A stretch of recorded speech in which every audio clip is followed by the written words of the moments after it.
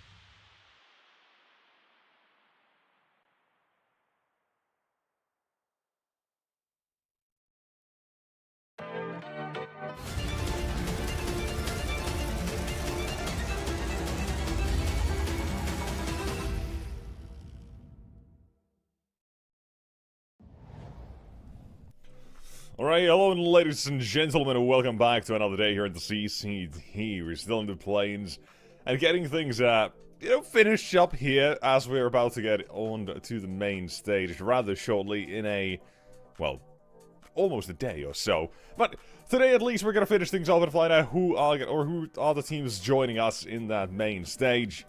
And it's 4 of the following ones on your screen. You've got NIP versus Cybershock. Then we take a couple of detours to Eyeballers Amcal, Fireflux Copenhagen Wolves, and Rebels Yano. To kind of round out the rest of the day as well when we get to the chance to do so. Some real good games coming up here, I think.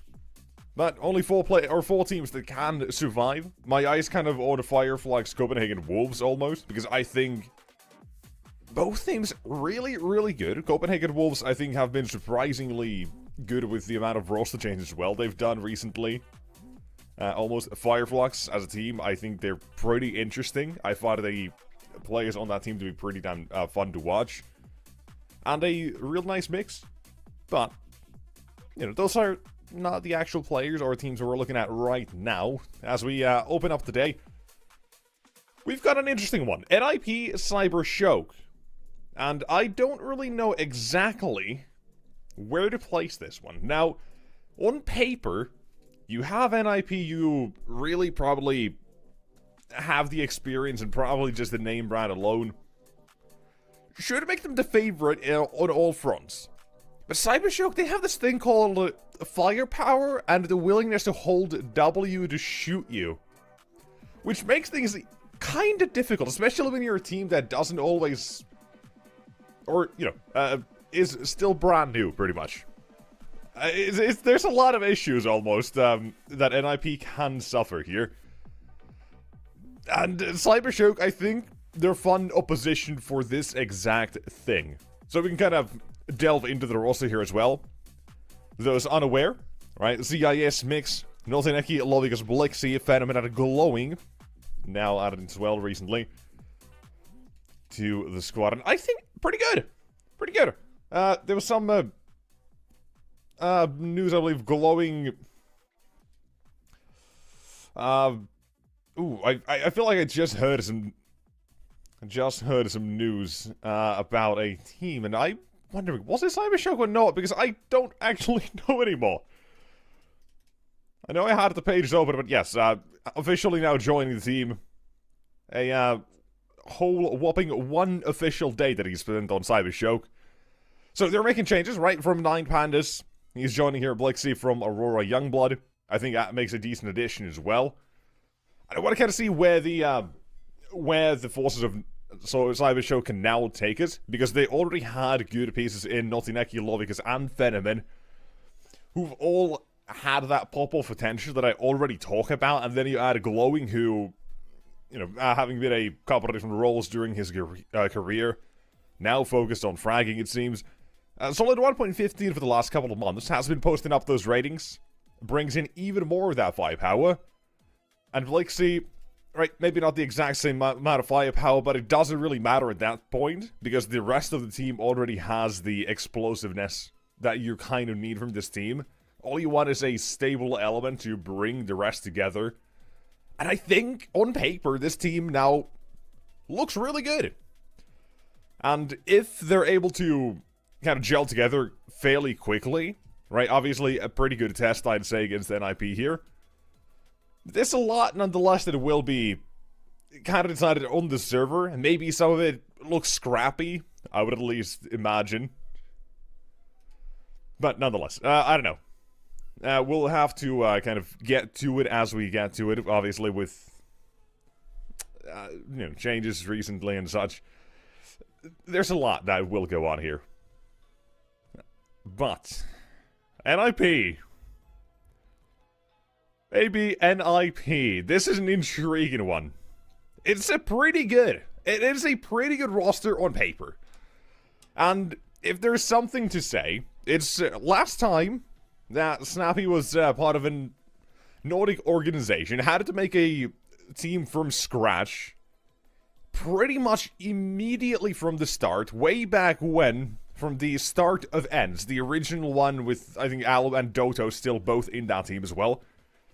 the team just clicked insanely good. So, I think in the past, Snappy's already managed to... He's managed to show that he can make these teams work.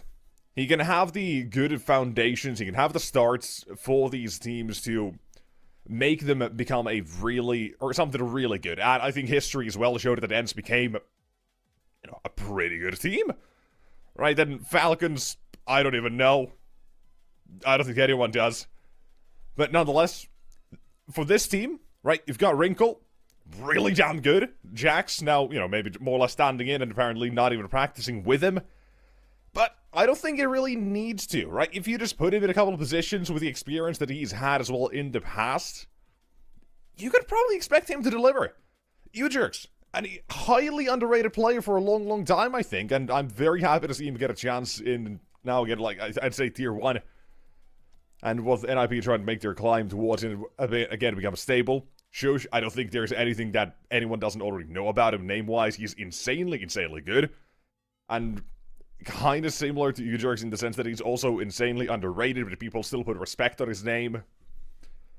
And now, onto a brand new team, right? There's a lot of exciting things here with NIP, and I really want to see how it looks. Just because of the history from Snappy making these, a couple of teams from scratch, or mainly just the previous ends, that looked good from the very beginning. I want to see what it looks like today, what it looks like in a week, and, in a couple of months. So, God, it's gonna be fun. But, nonetheless, we gotta find out what maps we're playing. There's a lot here. And it is the caffeine hitting me early in the morning at 11 a.m.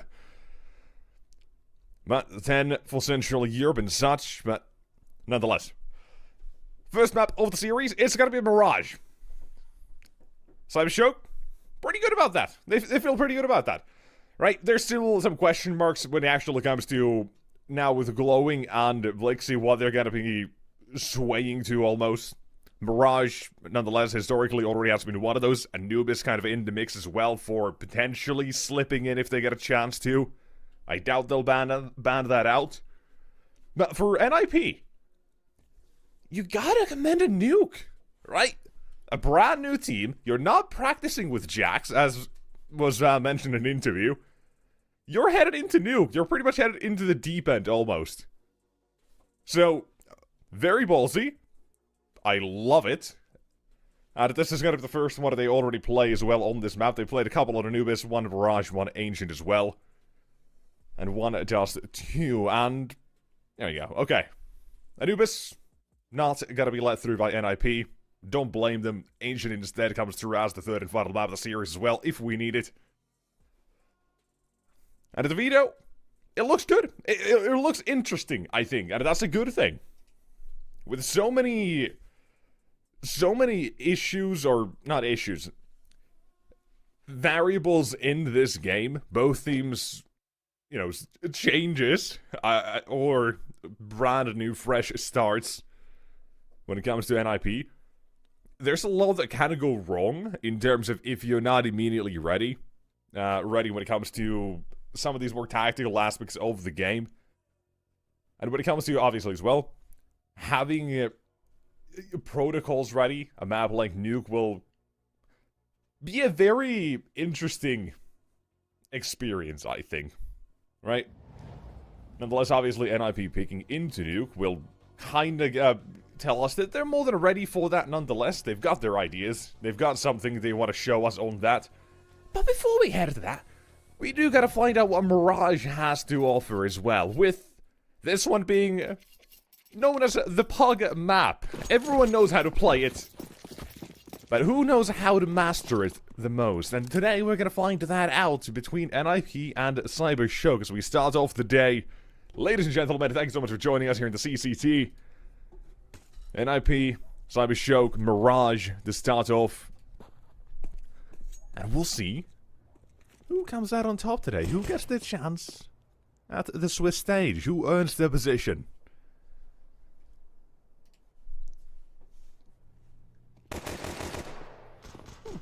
There we go. Opening. Lovigus delivers. Shush is down information and NIP. Reaction. Pressure more of mid. Smoke down and connector, however, makes that plan slightly disjointed for now. Well, Cybershock. They wait. Flash into Jax, they go. Pushed off the angle, one in CT as well. It's a two-man swing for the CT side, and they deliver one out of two. Trying to get that third, but it doesn't come as easy. Not immediately, at least. Forcing Glowing and Venom to explore other avenues as well. In the jungle, out they go. A wildfire starts, the A site falls, the bomb makes its way to B, and Ujerk's left alone.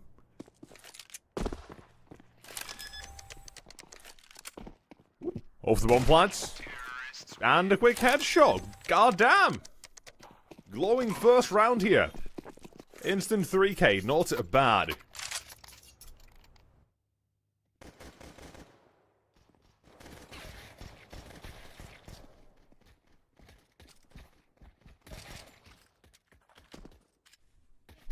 And round on the board. Right? It's almost a detriment how well the round is played out here for NIP to start off with the first 2 kills. Then Glowing just brings it back instead. Does very well as well to bring it back. And a force play immediately as well for the side of NIP.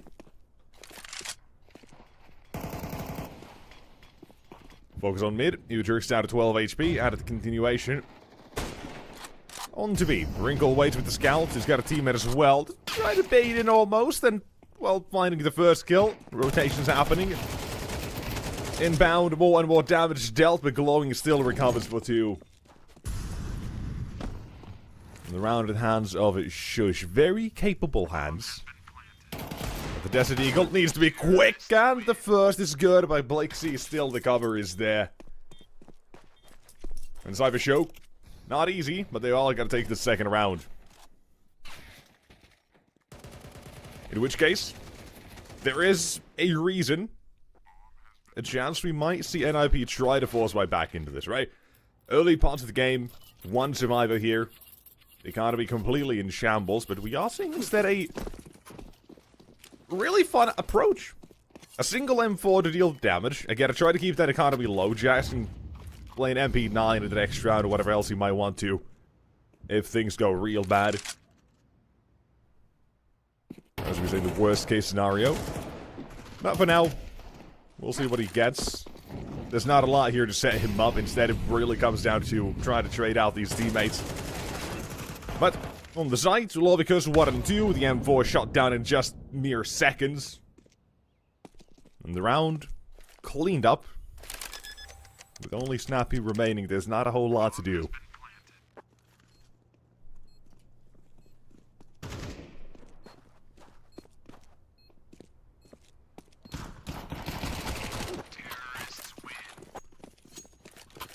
Heard some steps. Thought Glowing was going to run in, but not happening.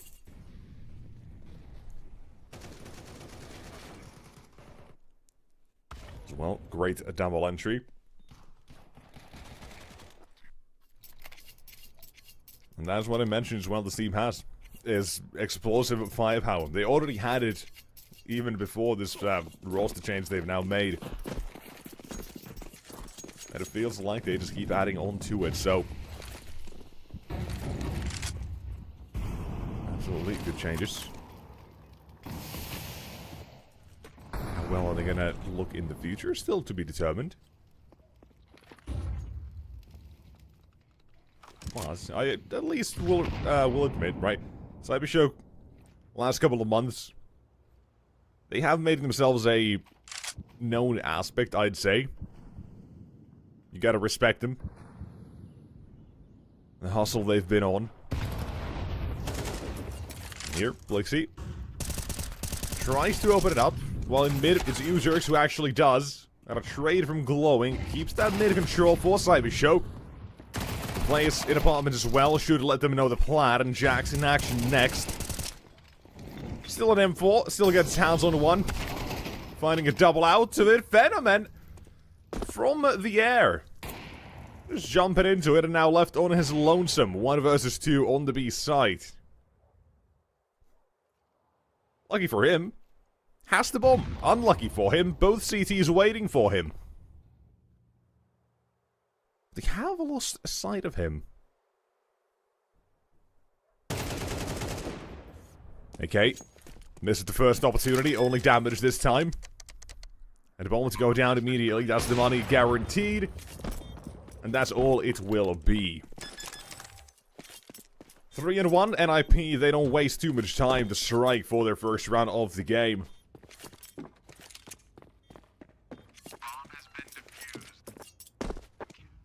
And into it just like that. That is a good round nonetheless for both teams, right? For Cybershock with glowing in the mid, Snappy, however, him finding this kill in apartments makes things so much easier for Jax, who again stands the test of time. 2 challenges heads his way, takes 2 down. His job as the B player done at that point, together with Snappy. Cybershock. First few rounds, I'd say fairly aggressive. Not afraid of anything. And why should they be?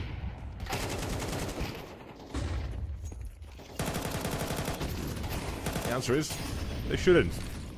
Opening, yet again in mid. Challenges keep on coming out of the, keep on blowing up as well. Double 4-1.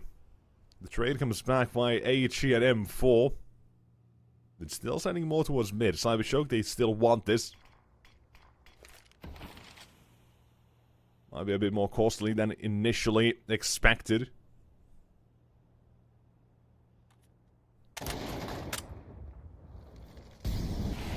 That's one window. Wrinkle will smoke himself off. My time to live. And in connector of Lixie. Spam the smoke. Shush walks into it just at the exact same time as Phenomen now on to be.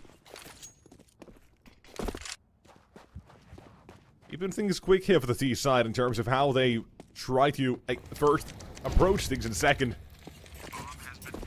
continue from those where things get back underway. And from slowing things down in mid from a 3 versus 4, suddenly the whole table's flipped.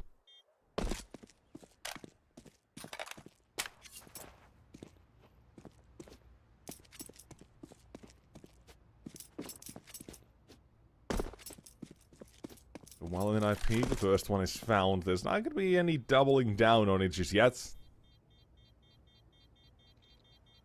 Instead, 2 looking to save, and even so, Snappy. Let's try to punish the T side. And hey, Phenomen. Down to the bomb.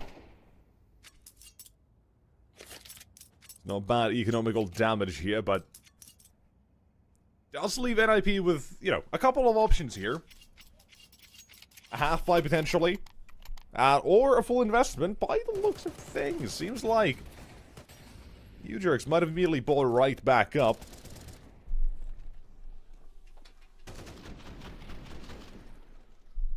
In which case, there's more questions. How much are they gonna be, or is NIP willing now to fight for mid control?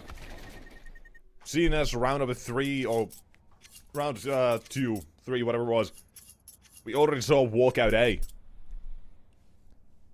If NIP changed things up too much, right, that could instead give a completely free bomb site over towards Cybershock, but, you know, the mind game's all part of Counter-Strike.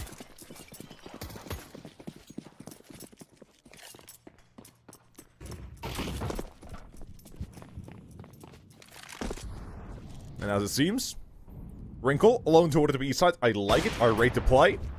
Get the AWP in action, or in the action. Let it defend the B side if it does head their way.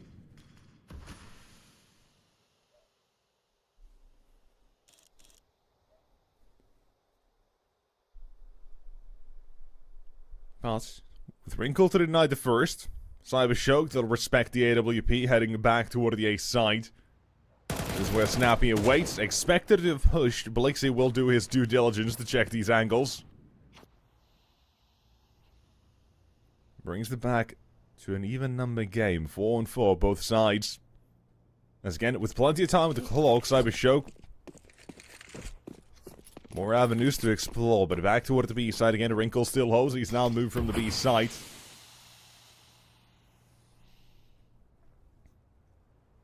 The steady hold of the early warning bells.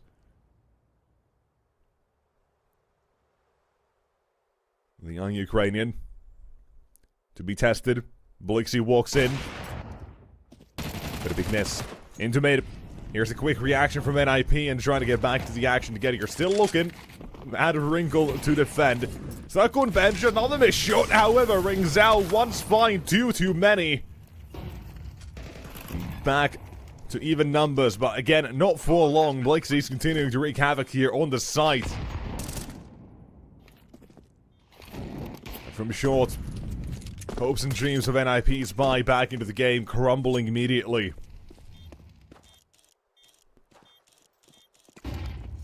And it really all comes down to Wrinkle hitting the shots. Nails even one of them. It's tied. Who nails both of them? It's suddenly left onto one.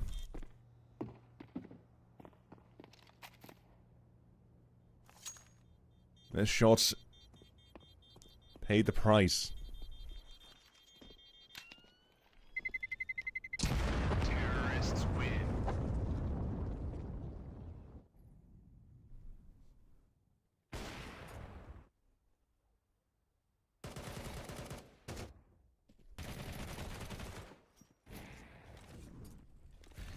Here. In terms of NIP as well, we talk about what sort of reactions are they going to have at Cybershock as well. But more in terms of NIP, in the sense that we still don't exactly have the have an idea of what they'll be capable of, right? With not a lot of practice or at all with Jags. You kind of slot them in, hope for the best. The rest of the team, nonetheless, practicing together. They're gonna have reactions, they're gonna have plays in mind. That's something I already mentioned as well with Snappy previously having experience on with ends. Making that roster click immediately when the team went international.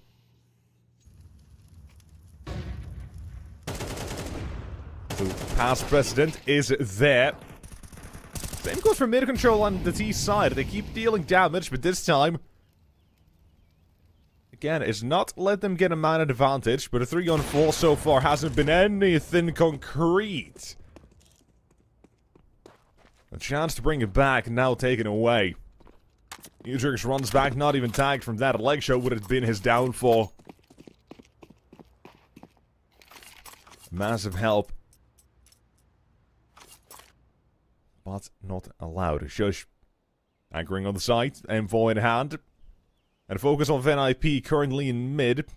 Try to figure things out if they can completely narrow that and block that out of their suspicion list. They'll have Ujerks assisting the site hold. Trying to bait him in. Should have a freebie. Takes the first. Swinging to wide. Now trying to buy time. 20 seconds. Spawning them running back onto ramp and nothing since. No steps, no follow through. This is gotta be a round for NIP.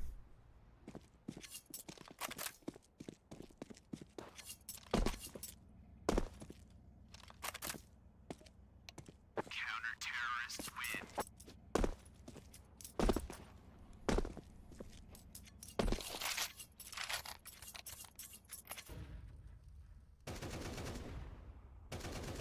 But again, at least one thing to note here is that Cybershock, when it comes to mid control and opening duels, they're very successful at it.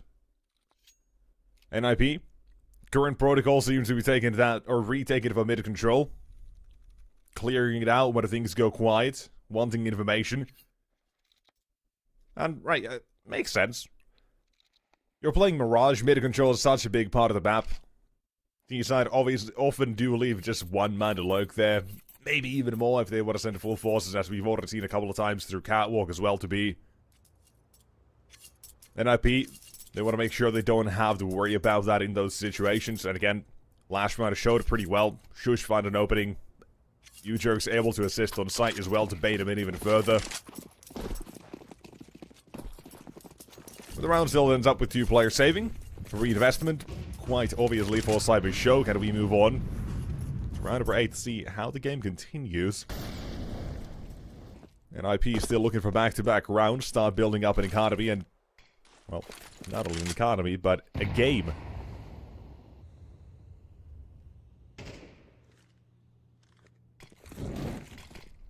Mid. To stop the T side from getting entries. Aggressive is the way to go, it seems. Wrinkle also joins the action with a kill of his own. HE's down and Jax up he goes.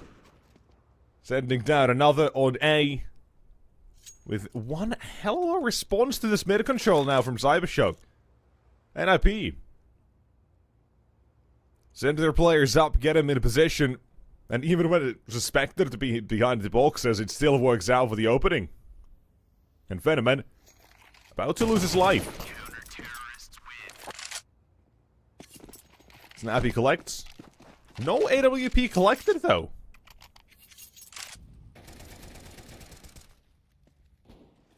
Interesting.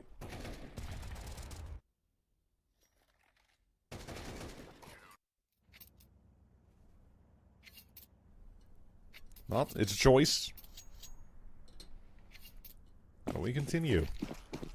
NIP, by the way, finally getting rid of that T-side economy. A couple of these rounds, right, they already made him costly. And eventually, nothing remains.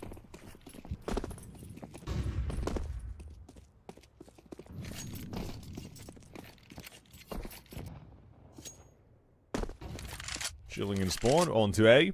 Then Shush waits again. Him and you jerks, they've got a push in mid. That's going to be the information collected by Wrinkle. And on to A. Glocks only. And I'd say... should have been easy. I would have said that. Thankfully, I did not speak too soon. Glocks still getting 2 kills. And here we go. There we go. We move on. Round up 10, a chance to tie things up. But now that NIP seems to have found a bit of confidence, some stride in mid, success in the game, it's on to Cybershock instead to start changing things up here. But one thing that's already been coming out of them is the aggressive plays. So how much are they willing to change on that? How willing are they to bend their own book in this case? Another missed shot, however. An opening chance missed, but U-Jerks makes up for it. Well, because doesn't get too much further than the first opportunity. Well, on A, you do have one man yet again to lose his life. But going the other way, back to a 4-on-4 instead.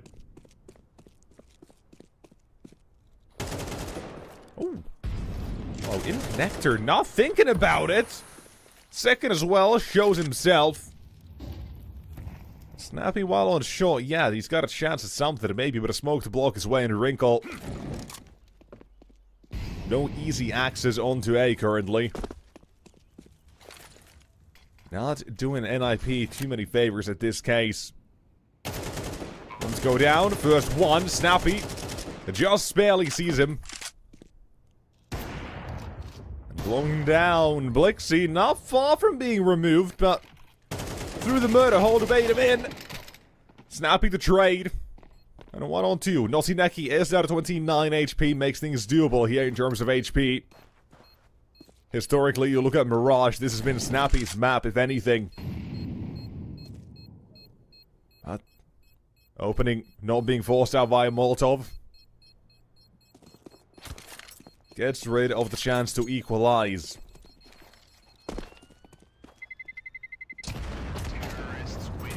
And lead back to Cybershock. Walking through connector.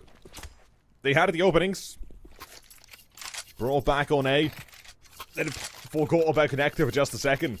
And that was enough to make things crumble on the A defense. So my question, are Cybershock gonna start flexing their own tactical aspect of the game any more than just what has been currently showed, and they are willing to take fights and they are very much aggressive? The answer is no. They're gonna stay aggressive. It suits them. It works. No matter the situation. can be brought back.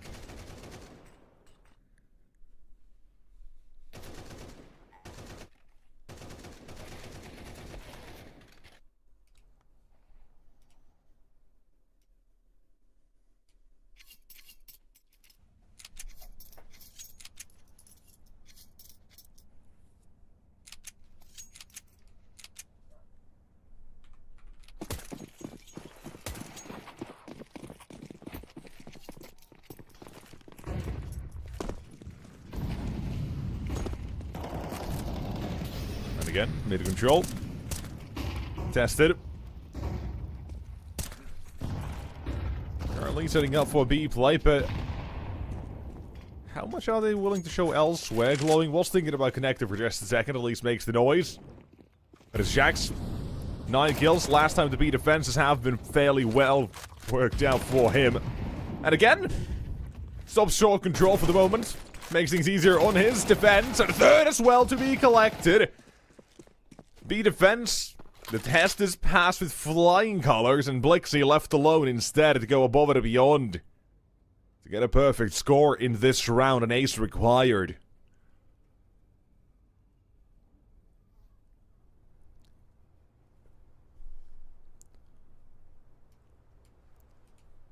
Mentioned as well in the in an interview given as well by Snappy, Jax deserves a spot in a good team still. A player with a hell of a career already. Still delivering some pretty damn good numbers in here as well. You're kind of getting to see that.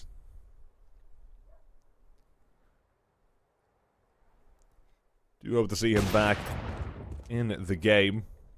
In a more active sort of position, right? He's been with the French for a while in Gen 1. Currently, not really contracted into any team besides NIP, just to help them with these wildcard invites. And you get to see, this is what you could have. A spicy Frenchman delivering 3Ks on short. And 5th round delivered to NIP. The last round at the half comes out here, and Cybershock, it's looking less than ideal. I think is a good way to put this. But I'm wondering, how much is this is the star for Wrinkle a concern? Missing a couple of these AWP shots already. Now opting for the rifle again for the second time.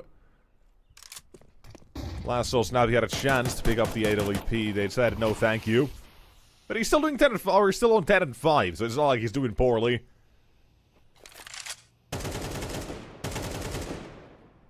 Just a couple of shots missed that could have got a long way, and previously could have won a round as well.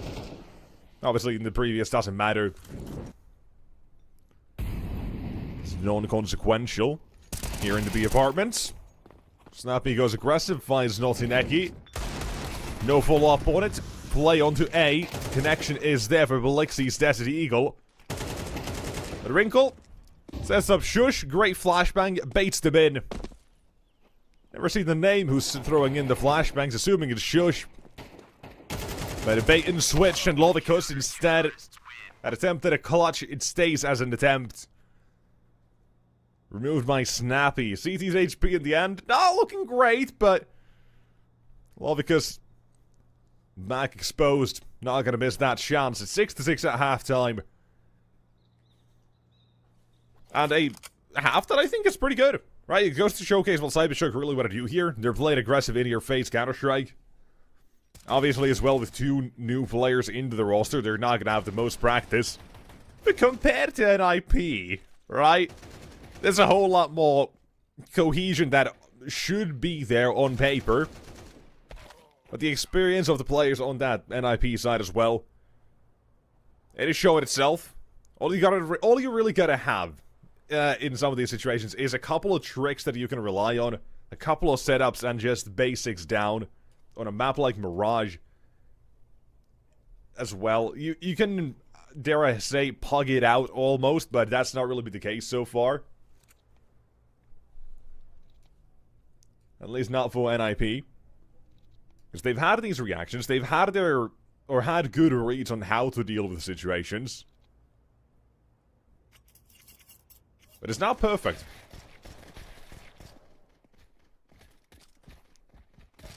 Also as well, this pistol.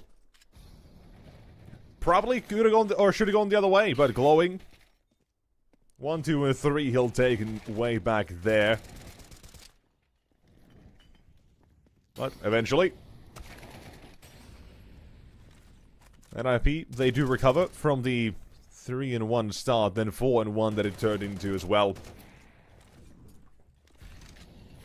And at this round as well, another chance where Wrinkle could have made this a second one instead. NIP possibly would have had the lead at the start of this half, but not the way the cookie crumbles today. And we'll get the second half started instead. T-side, NIP, what do you have in store?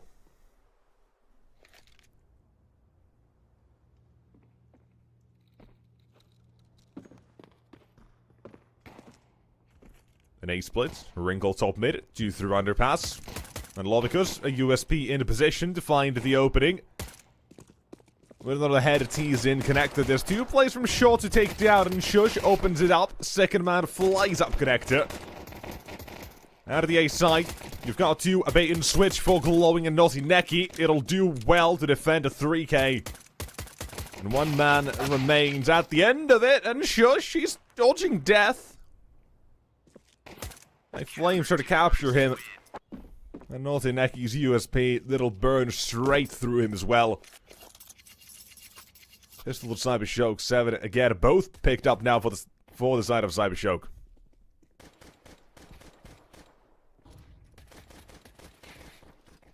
The attempt, pretty damn good for NIP. Glowing, his rotation changes things, however. Naughty Neki, a couple seconds before, would have been in trouble, but time well spent for Cyber Shoke to set themselves up for the A-side play. And what we see instead, a force buy for NIP. Overall, not a fan of force buys when it comes to the second round here. You lose a pistol, you force buy, but I'd say this is one of those situations where I say it's understandable and excusable.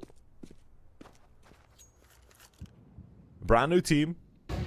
You're still figuring things out. You're testing, seeing what's working on what's not. That, and the game's not all too one-sided. But this is worst case. Gotta set that CT side up for something else instead, but robbed of 2 lives to start things off. On to be, Wrinkle might have been hurt. Blixie's gotta wonder which duel comes first. Head spotted, taken down, and now the apartment's confirmed. Bomb does go down, and things have been changed. Advantage to Cyber Shoke and dueling, it gets brought back to even numbers quickly. A dynamic on this post plant. Still on car, Utrix dueling, it dings both ways. No utility to make his life more difficult than it already is. And a headshot. A spray long range instead is what he finds.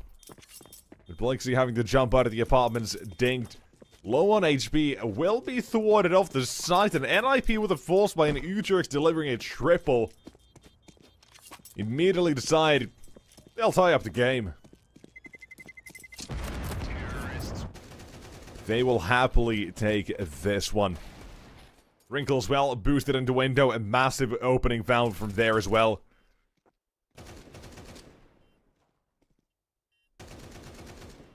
And then just this.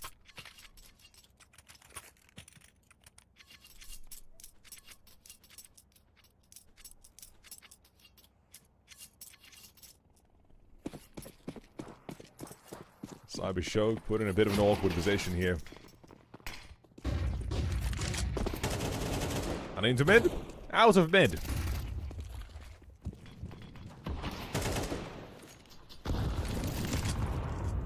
Attempt to have to follow up, but nothing forward just yet. Instead, is the map control to be confirmed. NIP did get what they wanted to achieve in this round so far. It's an opening. It's mid control. Cyber Show playing rotations, stacking on to B. Current situation does seem to indicate the B side is where the attack heads. The amount of manpower can attract the wrong kind of attention, however, on B, but there's that first finally delivered by Glowing. Trap sprung. There's the second as well. The tags are coming through as well. Plenty of damage dealt. NIP suddenly in trouble. Mom down, but shush, he'll put 2 down himself. Headshots are crispy and clean. 4 for total. Saving his team.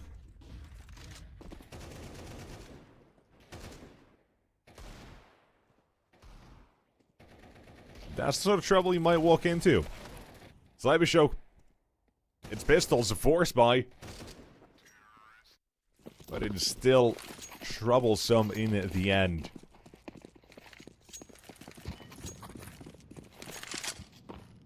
However, this one, no matter how you try to spin this, it shouldn't be an issue.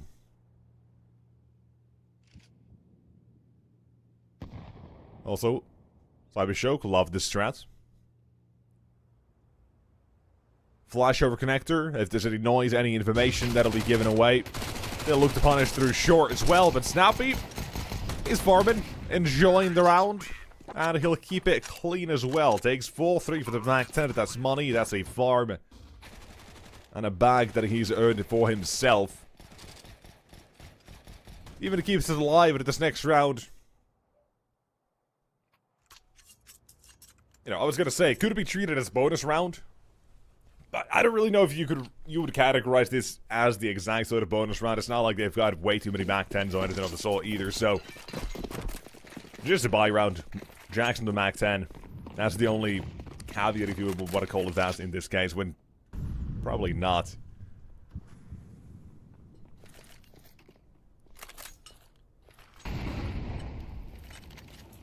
Heavy lean early towards B. Blixie the jump spots and the entries that they are going to try to find from this. And on the side, we had Jax defending from here previously. Now swapped with Lovicus on the Cybershock defense. Having opened up with the first, and Blixie now on site as well, but both him and Phenomen down and out from the round, and again, more and more keep coming in for the CT side. They lose the initial sight hole, but insanely fast rotations. It was the jump spot, the amount of util, and the entries that were initially denied, slowing down NIP just enough. And Glowing will push through instead.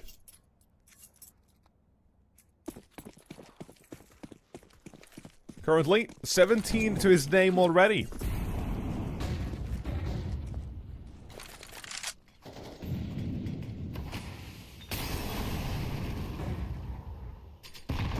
Late mid. We saw plenty of this from Cybershock. NIP are going to try to test the water similarly as well.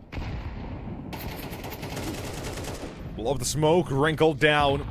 Glowing yet again, collects another head.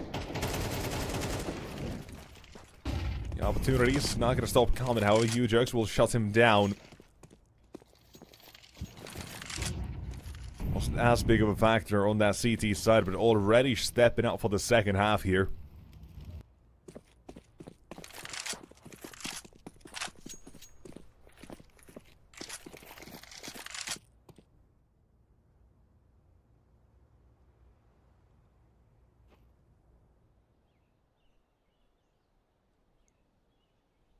Cybershock left with a couple of questions. They've got the setup on mid. Blixie wants that information from what I can tell. Clearing most of it. Similar to NIP's protocols of figuring out what's happening in mid. Make things easier on the side defenses. And now on A. All should be good. It's a quick lineup from Naughty Neki. Well, Snappy. Farm to 4K against the Nico. Now needs to go pretty damn big to farm up a 4K against the guns instead. And he's been put down to 1 HP. Spam through the boxes into the open and into Lovicus. Waiting arms.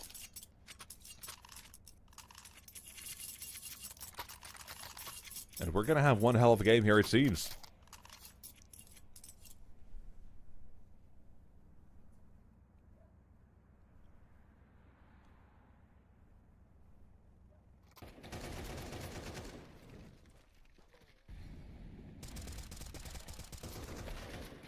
Well, NIP, what do you do?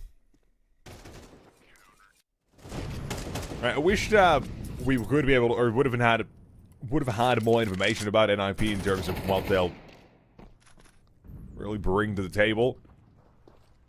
But as it currently stands, we really only have what we see on the server, nothing else.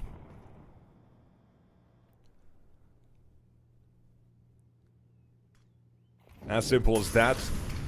We can't judge him off of any previous results, because that's not really even a thing for them. And playing with 4 out of 5 of the current roster. Still shooting back. Through smokes. Snapping to plant the bomb, but pushed from CT. Denied for a moment, and Blixie guarding it as well.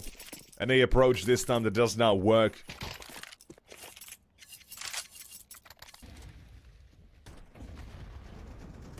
Effective at farming a couple of kills here, yes, but that goes both ways.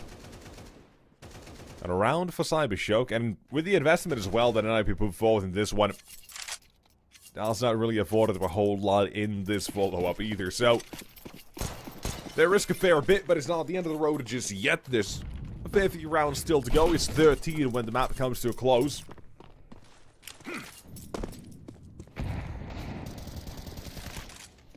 So plenty of chances. Venomman finally gets the chance of the AWP as well.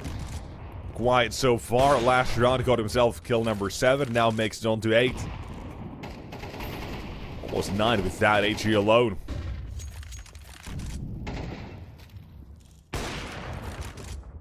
Quick on the flick. Pistols. Easily dealt with. And Venomman officially so welcoming himself to the game. But round 11 picked up here. Cybershock. Edging closer towards that ever so tantalizing 13.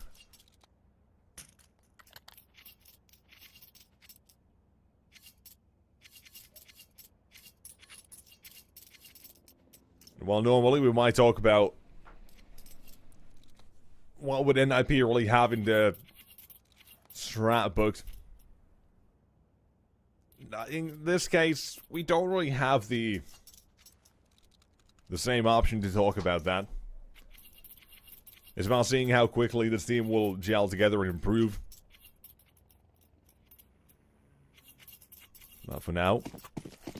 This is the round where they'll have to show us what they got. Goes on to mid. Approach for NIP and U-Jerks. Mollied behind the boxes. A great flashbang as well. The timing could not have been any better. The glowing ousted leaves mid control to start off with a man advantage on NIP's side. The double swing coming out as well. Utility is good. The trade as well for the CT side. And now turns to the advantage.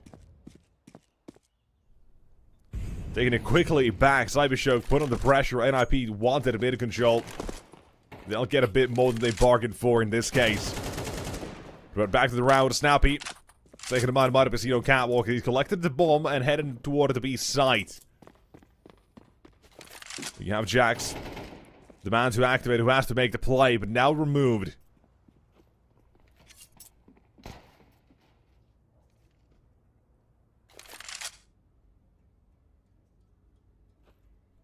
And into the 1-on-2. Venom into guard. Shot missed. Smoke for Snappy. Bomb gets planted. Mentioned this. Mirage historically hasn't been where Snappy has made some of his best plays ever. Statistically, this is it. Where he's shined in the past and again has to do so for the 1-on-2. But a quick trade is forced out. Venomman approaches it slowly. As Blixie does get baited down. But around nonetheless for Cybershock. They'll take it. They'll get to 12. It doesn't matter how in the end. Because overall, you look at that round, you say that's Cybershock every day of the week with the way they just collapse upon mid. But you still gotta know, NIP, I think they had a good idea there as well. They had the double swing for Catwalk. It was just a little too much pressure when it came to it. Molotov that forces out the initial flight from... Was it Shush? Might have been Ujerks as well, at Delpan. The name doesn't matter too much, but they had the idea of the trade. They wanted to speak together, but Cybershock, slightly too much perhaps in this case, and now relying on this potential final round of the game to get themselves what else they have. A 10th round, a possibility. Let's see.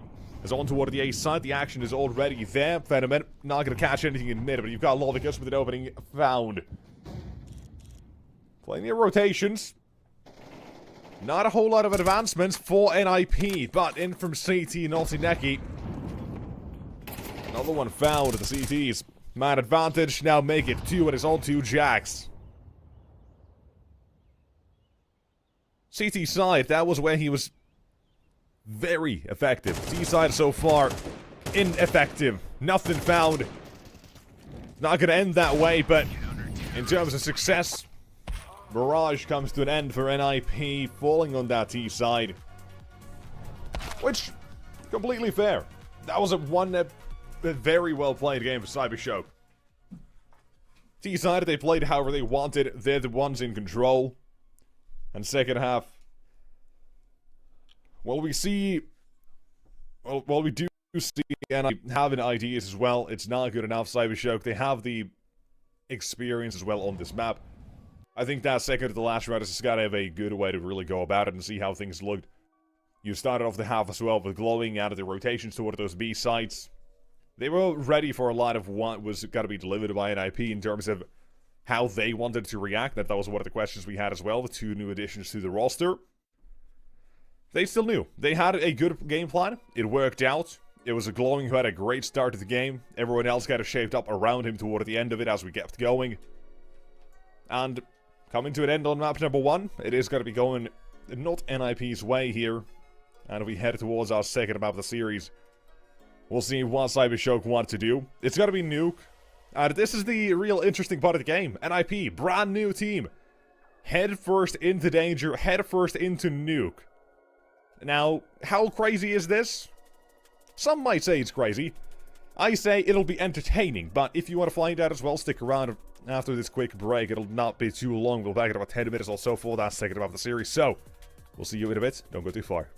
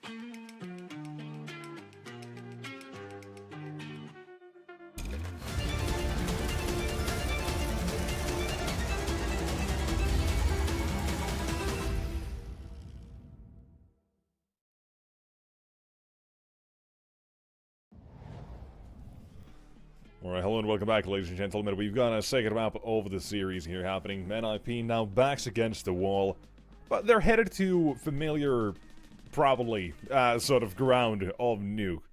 As that is the map, or their mapping, that's the one that they've decided to go for. After suffering their loss on Mirage. Cybershock's best map, that and Ancient, probably the one, or that and Anubis, the best maps they have in the pool. But Cybershock, they take that first map, they take Mirage, they make fairly quick work of that second half as well. Not too much in terms of struggles of closing it out as some teams might otherwise have. But NIP headed to Nuke is the intriguing part, because this, like I say, brand new team, and delving straight into the deep end of Counter-Strike pretty much in tactics and such. I don't know how it's going to look, but I can only hope for the best, and I think we should be good to go as well immediately into the game, so we can find out exactly what we have in store for us. It's the morning shift, NIP now, a rough way to wake up to the day, especially Jax. Had 12 kills in the first half, 1 kill in the second. Not really the start he was hoping for after as well, or after the first round came to an end, but NIP now leave Mirage in the past, start off with Nuke and Wrinkle on the kill feed already to make it 1, Shush to make it 2, and doors to be open, gentlemen at nowhere closing them however. And on the site, Blixie tries to make a difference at the end of it all, quickly traded out, and Pistol, T-side of NIP.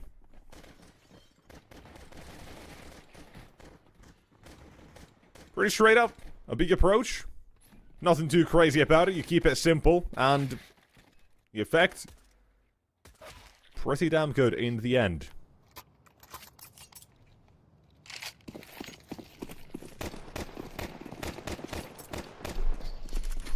And so, full-on eco coming out for the CT side.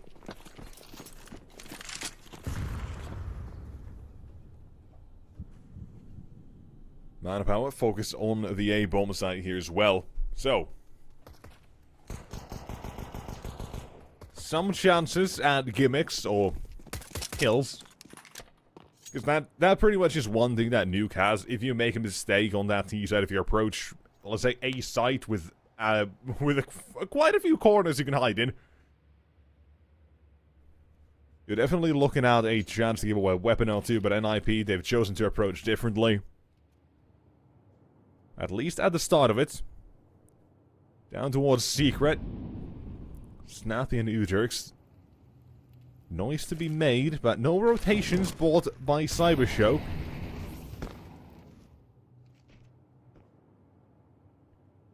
Ooh. There's the rotation. Waiting for it. Wrinkle joins the action. The CT side reveal 2 more towards A. One waits. Pre-fire, pre-aim. And on to the site. Zasnotineki here waiting in 30 seconds. NIP, all in all, should never really struggle to finish this one off, and there will not be any struggle. Knowing Notineki is somewhere on the site does not really make it any easier for him either to get the job on them. So, here, round for NIP. And what I actually wonder, right, as soon as we see the Molotov down on B, Ujerx throws it toward the vents, Snappy takes a tick of damage. We start to see the rotation coming into lobby. The Cyber Shock. I do wonder if that was intentional. I really do wonder, but who knows? Not like we'll have the answer. Man, here, the answer to the all-important question, who takes outside control? The answer is Shush. Oh. Okay. That was not the plan. Bowman still makes his way down the vent, as Snappy's managed to grab that. And suddenly this whole round has fallen apart. You do have Wrinkle from ramp. He's stepping towards this B side. Snappy waiting at the double doors as well for a chance. And given away on B. Shush had another one outside. A round that looked so lost for a second, now brought back with a post plant on B. Snappy upgraded to an M4 as well. Tossing the back to the side. Wrinkle going for the duel, taken down. And leaving on the Snappy, the post plant's perfect pretty much. The only thing this gets worse if they go towards radio, and that's exactly what they've done. The head could be spotted as well, and Snappy takes the first one. Shadow seeing around the side, Fenneman. In he goes and sends Snappy out. The defuse to come through. Well, it does get a little bit close. No stress about it in the end, surely not at all. All calculated, part of the plan, and just a split second makes the difference there. The Cyber Shoke are going to be taking it.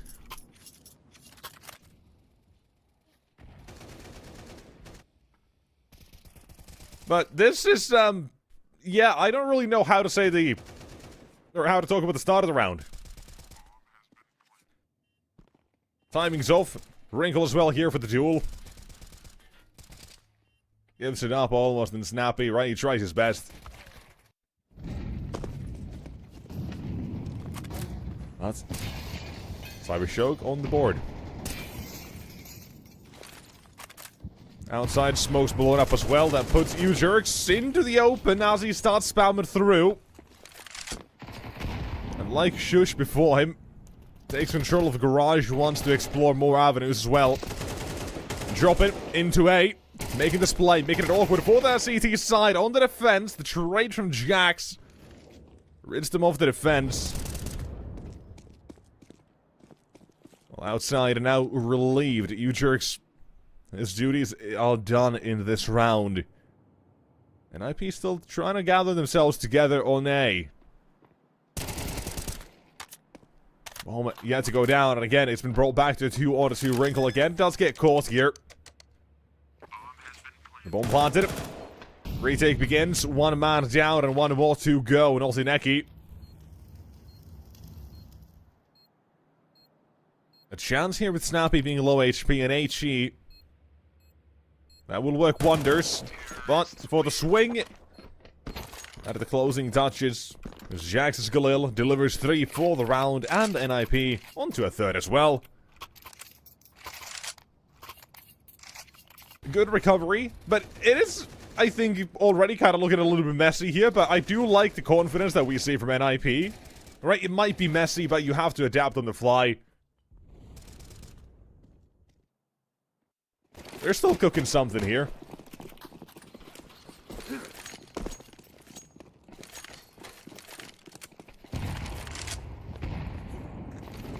By no means will I ever say, no matter how this game goes, no matter how this map ends, will I say this nuke was a bad pick, because I love the idea. No practice with Jax, barely any practice with the team, barely any time together. And you're headed straight into this. It's just a bowler move.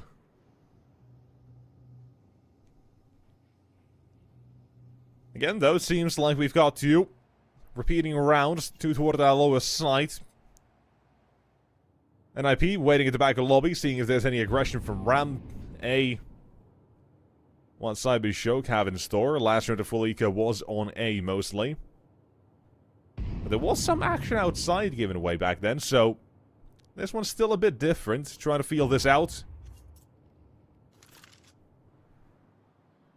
But from a secret, and seemingly NIP up vents onto A.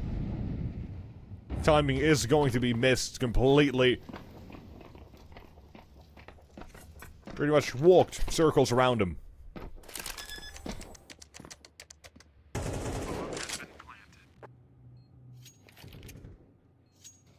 And on B, Cyber Shoke. Wondering what to do. You've got 5 USPs. I sure as hell hope they don't save, because I've seen way too many USP full saves. Or attempts, and sometimes even in this situation, T-side hunting these down for no reason. with all 5 in recent times. But here, spotted outside. Wrinkle maybe waits. Maybe they get a chance at a kill or 2, and there's 1 gone down. And okay, they'll save 4 USBs. And right, the idea is not to really save, even if they do here. It's to limit what gains the T side might have. For, let's say, Mac 10, so such to farm, and Snappy so far. I mean, hey, Mac 10, he's not bad with it. But I still don't like it. Because I've seen more and more of USPs being saved, and I will never get behind it. Just 1 kill. You get rid of 1 weapon, even if it costs you all 5 weapons or all 5 USPs.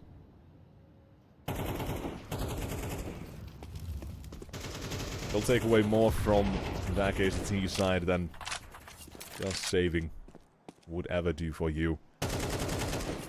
But here again, NIP, they managed to get 1 player aggressive outside in the secret stairs. That's with the U-Jerks now making his stay there. So now we deviate from the default we've seen a couple of times, with Snappy previously having joined him.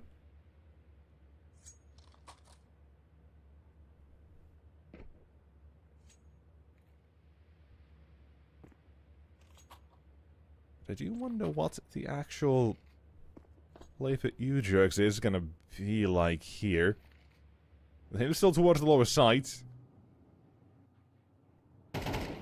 Is there a chance NIP fall down to the vents? No. Goes up instead, and on toward the side. Flashbang is taking the play. Blixie thinking of walking through a smoke, and it will get a chance to get something going as well, but only spamming through, nothing else. Almost like it's taken. Riddled of the CTs. And riddled now with NIP. All across the board. 5 is going to be found out here.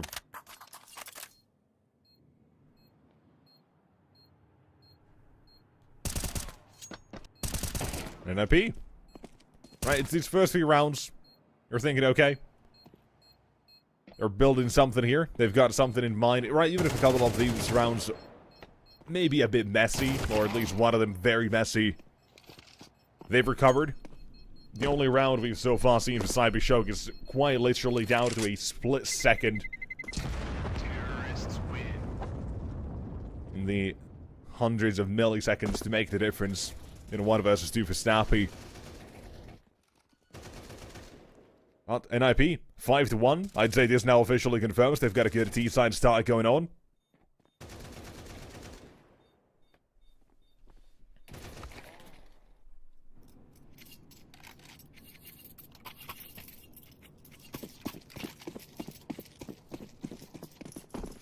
And Cybershock, maybe showing a bit of the unfamiliarity with the map as well now. I only haven't played it twice in these last few months. Not really been a priority for them when it comes to playing this map, so definitely some things that need to be focused on and worked on, perhaps in the future. But now focus on the present and a way to recover this first half. You've got very little to work with this round, but Phenomen has already made it look so much more doable than it already looked 2 seconds ago. Double opening found. NIP still lurking their way through secret stairs with the Jacks in a position. 1 in garage and shush towards ramp. Positions all over the place.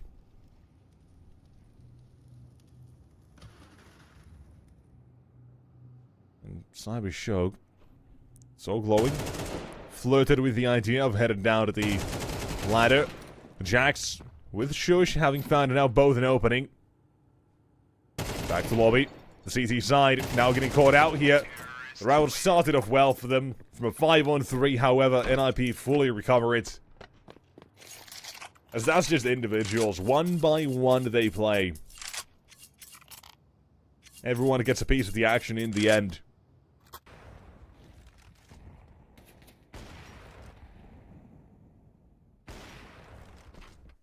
And round number 5 turns to round number 6.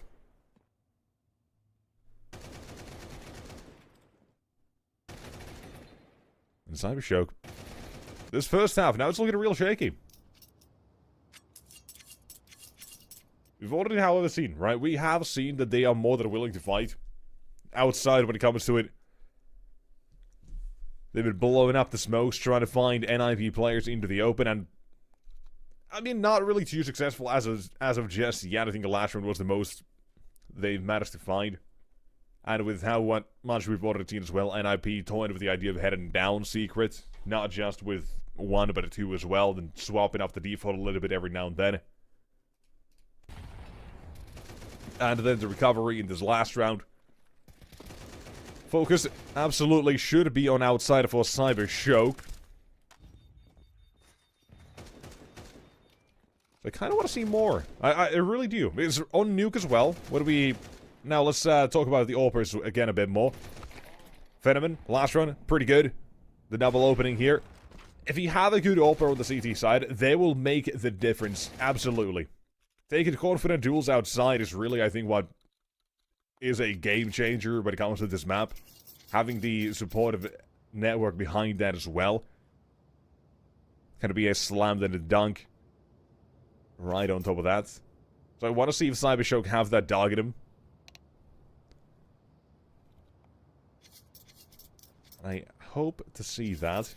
Well, currently, I was wondering, waiting for a bit of a timeout to come to an end. We've got some headphone issues at the moment. Chat ticks, I think we should be all good, however, given a second or two. Mostly a good sign. But nonetheless, we'll wait it out. We'll let both teams kind of cook for a second, and we are getting back to the game now as well. So let's see. NIP 6-1 T side, fantastic start. Could have been 7-0 had one split second going differently.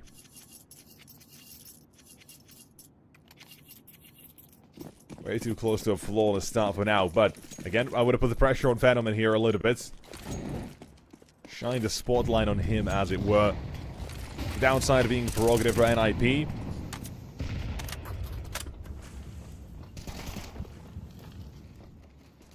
Let him try to get something going. Shush, a gap in the smoke. Venom at the trade. But the A site taking over. Position's not great, however, for the CT side, and Phenomen even worse for him now. Found out transitioning through the smoke. Another round that NIP seemed to want to bag here. Taneki fighting for a chance. Well, Snappy's gotten rid of him. Glowing's gotten removed as well. And NIP, yet another round in the bag, and this is looking flawless.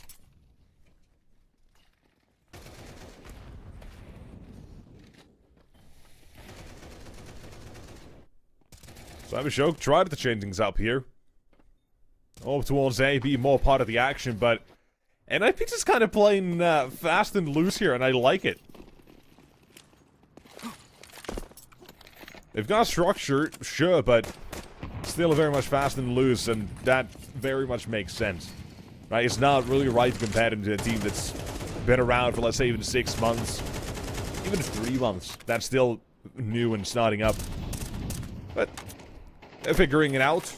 And so far, so good. However, for this round, we might see something changing. With one found outside, no one to cross for secret just yet on NIP's side. And from Cybershock, they've got one M4. That's spent outside. Few plays to walk up secret stairs. A second kill to be found. But again, another bomb plant to be done. Hopefully shortly, but may not be that easy. Or maybe it is.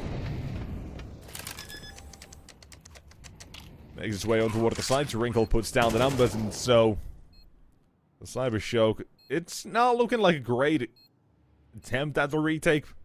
Current positioning, the timings alike. Don't know until you try it. They've got Lovicus, bit of util spent on A. Phenomen just seeing what he's got here. If anyone's willing to offer up a freebie. Shush beneath him. A second amount as well as CT vent to cover, or to guard and cover, but that's not necessary. Wrinkle never becomes a active part of this post plant. Doesn't need to. The teammates have this one covered, and NIP. Terrorists win. Still another one in the bag. It starts off slightly dangerous. The focus wasn't outside, I do like that. But NIP, this is the one round they decide, yeah, boys, we're not gonna go secret stairs. Smoke's outside, Cyber Choke, they kind of buy into it, and then a couple of good shots hit here to open things up, to make it more difficult for Cyber Choke.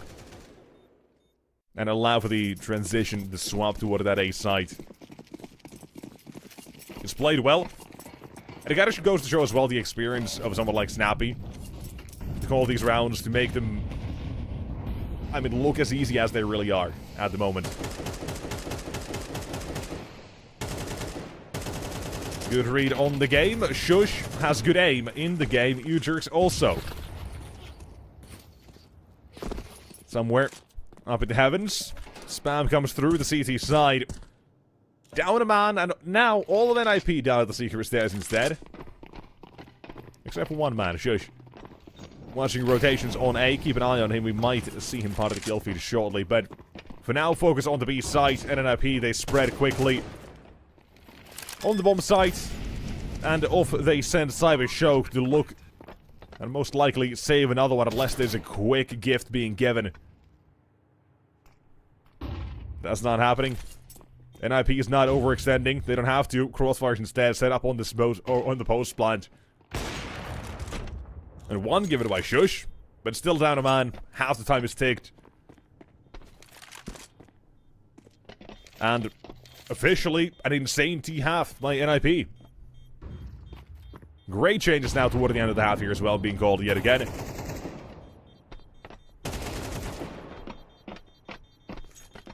Looks confident. Looks good. Terrorists win.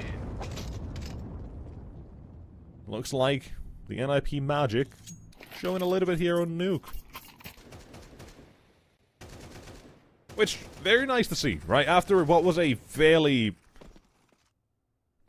poor T side, I think. Not by any means a terrible one when it came to Mirage, but just left a little bit lacking.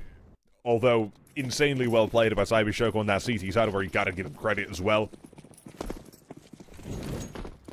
Nuke shows that there's a world of difference when it comes to the maps now being prepared by NIP to start off their journey in the game with this roster. And outside, hey, we finally can see this Phenomen taking part of the game, but it's an A play and an O-scope on the Jacks! Through the smoke, bye-bye, take a seat. Push towards A now as well. Slow down for a second. Up on the side, CT side, give it the fight. And out from the heavens. Sending a couple down, Wrinkle swapping between Keiki and the Orb. Styling on them with the both weapons. In the back lines, they're covered for, and up in the heavens.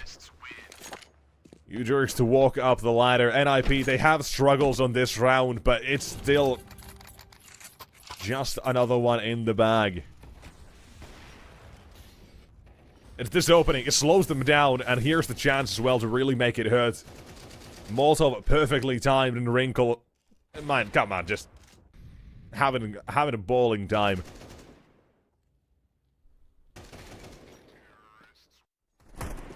He knows the game. He knows ball, as they say. And that as well. Alright, that's kind of awkward as well for Cyber Choke. When it came to the last round, when it came to how they changed things up, I said I wanted to see the Orb active outside more. As soon as you do, obviously it's got to be that A play, because why not at this point?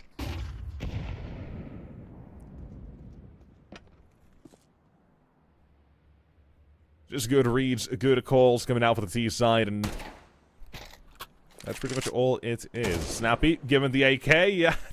God damn. Yep, okay.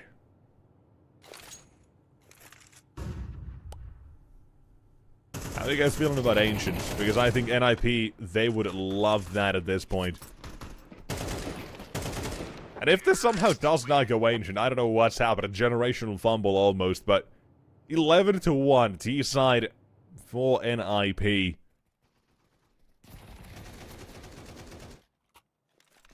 Good calls, good individuals. And Cybershock getting outplayed here. And doesn't help, or doesn't hurt when he can out-aim as well.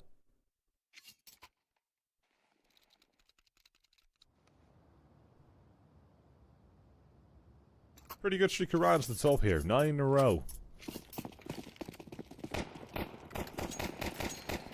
Second half. Yeah, there's not really hope here for Cybershock. But, you know, a couple of confidence rounds perhaps toward the end of the game. Prepare them for Ancient, as it were. They're going to be fighting the 9th round to get the start on the CT side, pretty much. Feel decent about your start toward the game. But to get there, to get that confidence, this pistol round could go a long way. The initial play as well on a ramp. Neatly packed up and denied. Opening for Blixie, and here's the continuation on to A. Going with the util. Blow up the door. Flash out, and now Cybershock onto A. It's Khalid.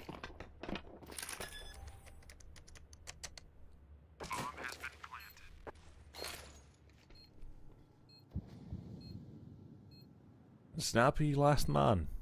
Maybe gets fit a kill or two.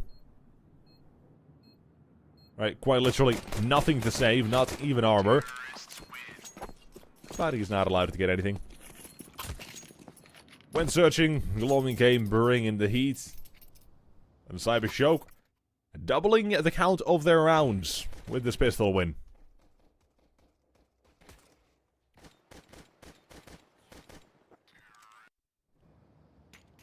And IP. I was thinking about it. Forced by own no, it seems like yes.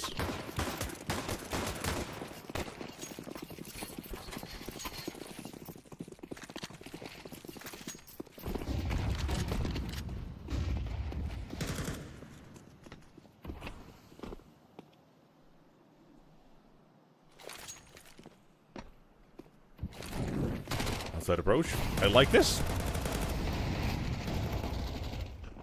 It's clean. And on to A. It is cleaning time. And apparently it is all but done here with this round. Oh my. Hey, shush. 3 being picked up and walking through towards A. A couple of them softened up as they walk outside. Shush wants the 4K. He'll get it. NIP, a force buy. And that is a 12 map point on their map pick, and it's not even difficult. It's easy. All too easy for them.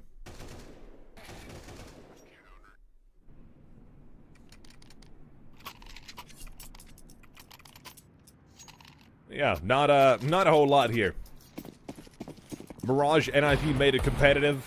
Cybershock, Nuke, not so much.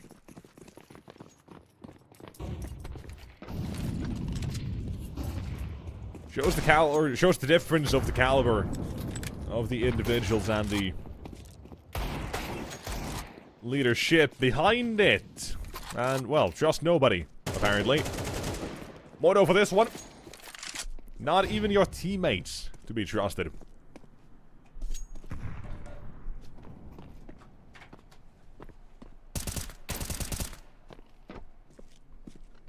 And so, ladies and gents, Ancient, it's calling us. Hello, Notineki. M4 left at the top. A second for Blixie. Maybe there is a delay until we get to Ancient. Maybe not, because the bomb under control. Jax waits and waits, and MP9. And this EZ. And 1 more to go.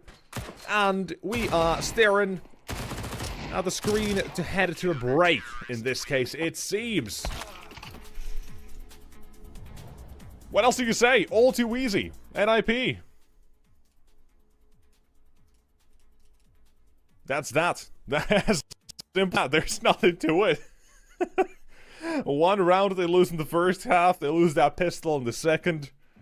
And that is that one packed up neatly and tightly for NIP. Brand new formed, and they make Nuke look like their playground that they've been at for a decent while. And yeah, that's it. I don't know. There's nothing to it, really. It was not really a map where Cybershow could put any real practice into, even before they'd made these changes with Glowing and Blixie. And it doesn't seem like there's been a whole lot when it comes to it right now. Either that CT side looks fairly uninspired. The changes they do immediately get called out as well by Snappy swapping things up.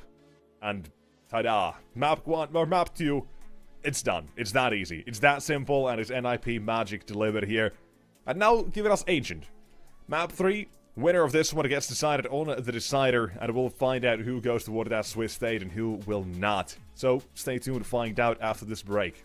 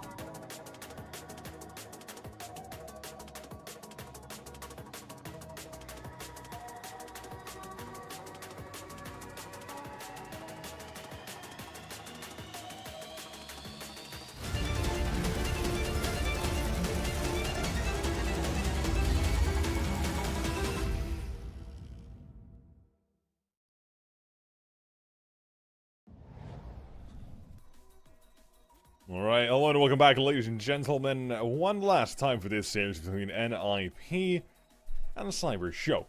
We have now Nuke ending insanely quickly, and we'll figure things out on Ancient, as NIP decided to strike back with an insanely decisive 13-2. They, had some struggles, they had some issues when it came to Mirage. First half pretty good, 6-6.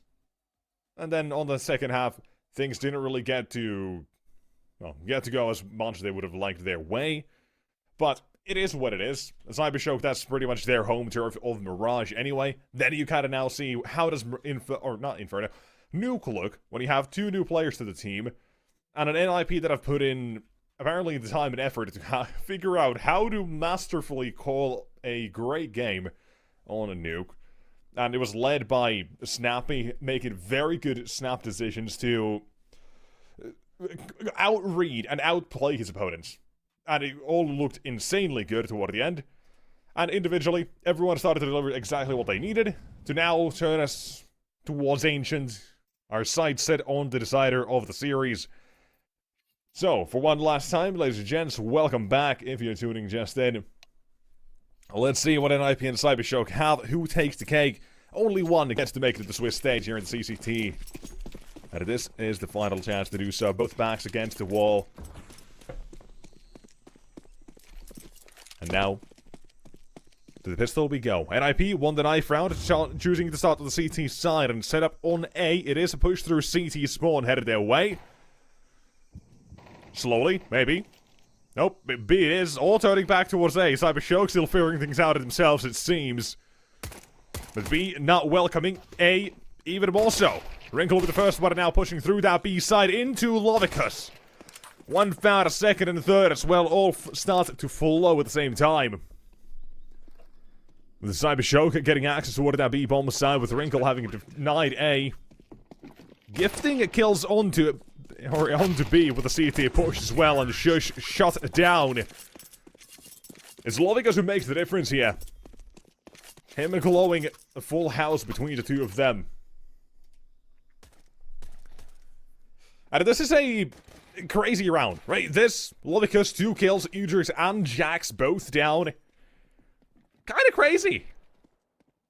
They hadn't gotten the full confirmation, it was gonna be the A side immediately. It was now smoke down that probably does deny them, make them think, okay, immediate turnaround toward that A side instead, but a big mistake, a whiff, but both tried. It wasn't a one-person push through a smoke, they tried it with 2 at least, so I'll say, that's worthy of mention. It wasn't a one-person mistake, it was at least them trying to trade it out and have that backup there in case necessary. Still failed, unfortunately. And now, headed toward that second round here, it's not starting off too hot for NIP. As Lovicus. Another double.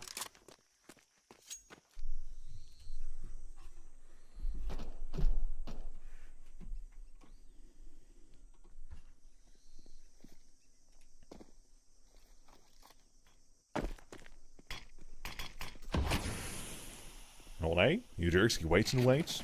Smoked off. Gotta be where he can already be pushed up on the site.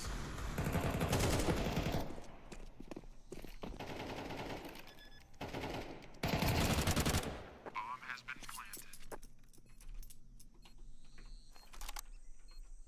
planted. And Wrinkle, well, he's off the same. FAMAS in his hands, glowing at his heels. Does have the chance to get the drop on him. In which, Cybershock will be alerted. Yep, he's off.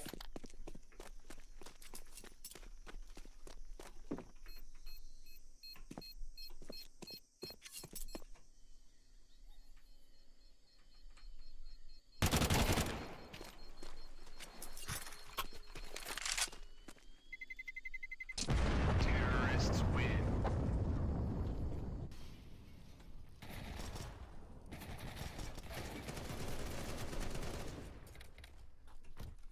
Second round, easy enough.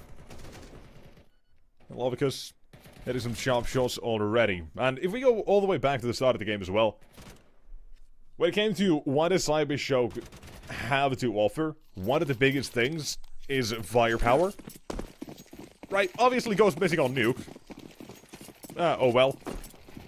But it doesn't mean that when it actually comes to delivering on other maps as well, right? Nuke is an outlier, I'd say, in all aspects. This cyber show, no matter what map they normally are on, can start to pop off, but outread, outplayed.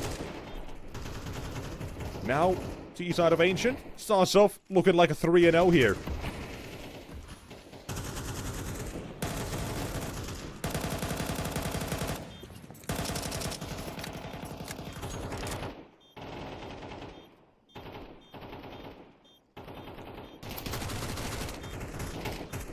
If we are to have a game, I would love it if we finally get to see, again, another competitive map.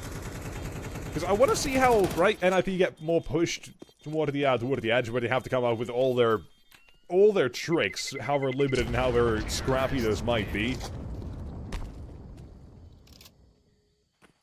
Will be interesting, but for now, round comes to an end. Is it NIP left in the dust, so to say, at the very start of this map? A tactical pause as well.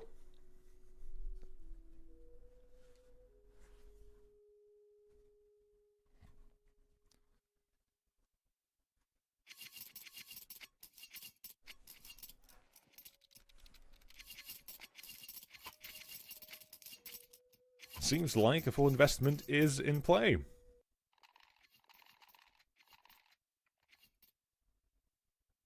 On Ancient, utility matters a fair bit. I want to see as well how Cybershock want to actually play out this T side. How much effort they'll be spending when it comes to taking over the A side, or at least challenging it. Because, right, I think all in all, important thing, NIP, their reactions are not going to be perfect. They know that, everyone else knows that as well. So, with the A side being a massive gamble altogether on this entire map, mid-control kind of falls to that same as well in conjunction. This is going to be a deciding factor, I think, in a lot of these early parts of this game. But for now, it's kills back and forth. It's Blixie to stand on top in mid. But not for long. Trades are still coming through while Snappy's been spotted. Gives a chance for U-Jerks, still taken down. Got a 2-1-1 with Snappy. CT rotation, smoked off currently. And a glowing staring right at him with Phenomen as well, coming toward him. Making noise, running through. And to the grave he goes.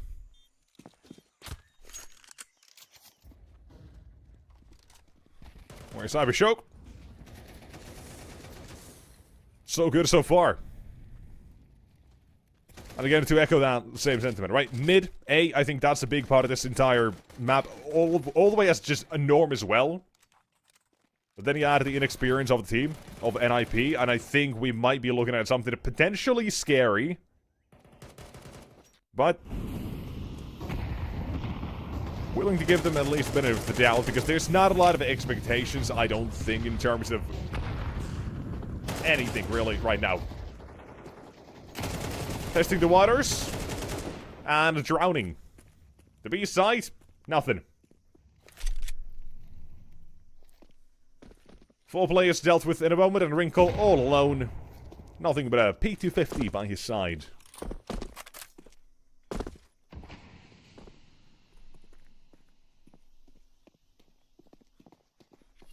Lucky if he gets even one. Oh! Very lucky. Gets 2. Neat. Good with the P250. But, doesn't matter. Consolation prize at this point. Lost bonus already having hit max for NIP. This round was gotta be full eco, or an eco no matter what here, so. Again, meat and potatoes. I want to see what the adjustment is gonna be for the CT side here. What of their plans are gonna be headed forward in this one. But for now.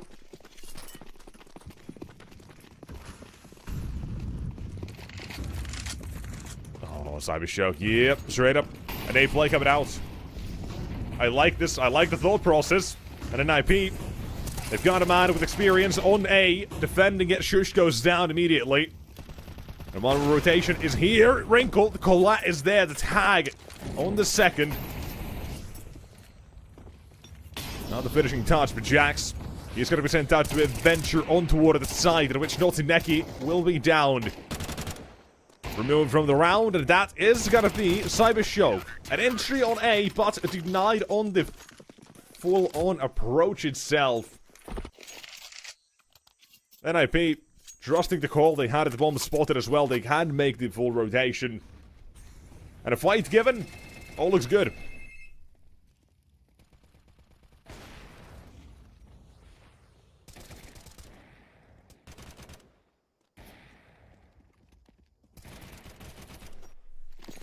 Apologies. Someone at the door, apparently, but oh well, we move.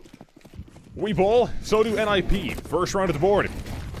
Obviously, a dangerous start here for Cyber Show, potentially getting, well, 5 on the board already, and then from there on out, the entire rest of the half still to be played.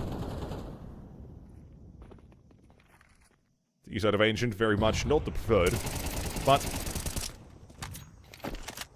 it is what it is. The cards you've been dealt with, and for now, Shush does well again to defend A. First one found, this time surviving, while on B. Snappy, without trigger discipline, it takes out at the first and traded immediately. They still retain the man advantage, that's all that matters now for NIP. All you gotta do is not throw away the lead, and Wrinkle will be trading as Ujerks jumps into it. Leaves Phenomen alone. His name telling you something of what he can do. He is a phenom. And he is also sometimes a demon. Noise been made. Sounds been heard by Wrinkle and Jax. He's all rotated all the way toward that A site already. There's plenty of time as well here. Phenomen can explore the other avenue before heading towards A. But up close, Wrinkle says no thank you. NIP, they're gonna take this one without further hassle. They play from the advantage they get. They trade effectively, and that's all that you gotta do. Wonderfully done. And this, yeah, it's kind of funny. You jerks, right? Jumping into it, and trying to offset the aim, and it works out, so... Hey, well done, nonetheless. If it works, it works. I'm not gonna criticize it too much, it's funny to see. Well, the second round for NIP, it's not just one that'll make it back-to-back rounds, and that is immediately gonna give them a chance to get a third with only pistols, suddenly, as Cyber Show.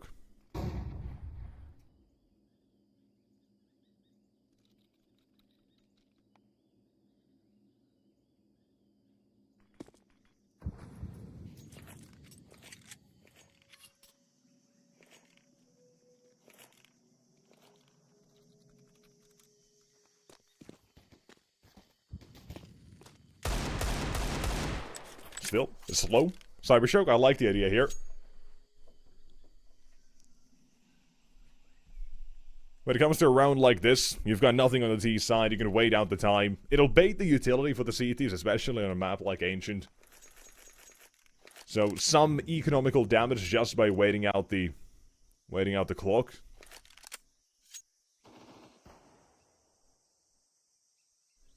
And if you get a kill on top, all the better.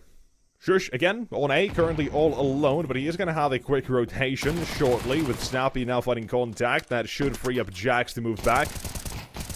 But Shush needs to survive for a couple of seconds, will be taken very quickly down. But there's the full approach. Through mid, it's Snappy and Jax both to get into the action. There's one, there's two, and there is all three. Down they go.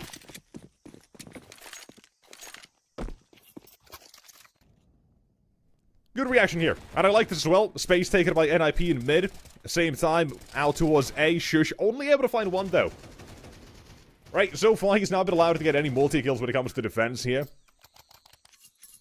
Singled out whenever they have attacked the site, pretty much.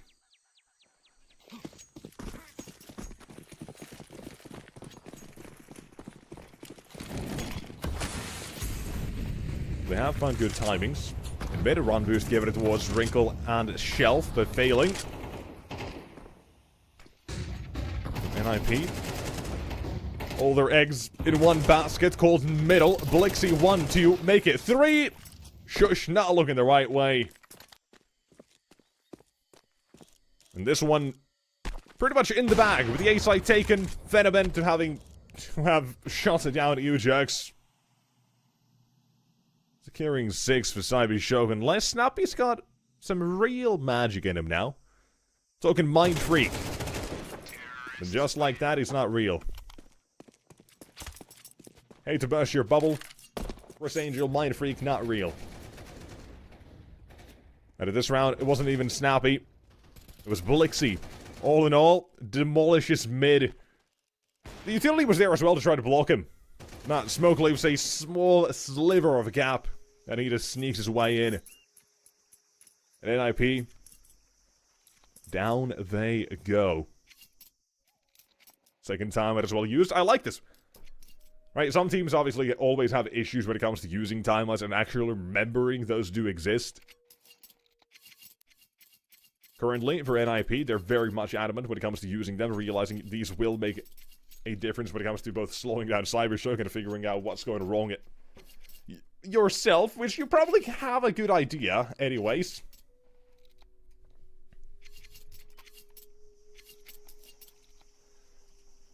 So, let's then figure out if there's a change specifically they want to do. Right, currently I said Strush being singled out whenever they've gone toward the A site hasn't allowed it to be given multi-frags. Maybe a change towards A?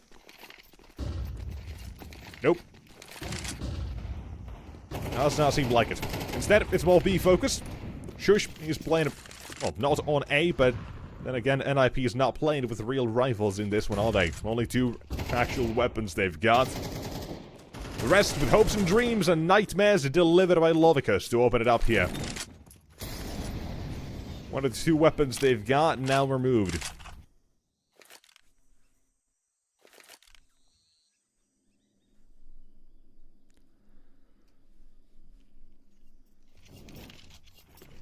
Oh, still continuing on to be.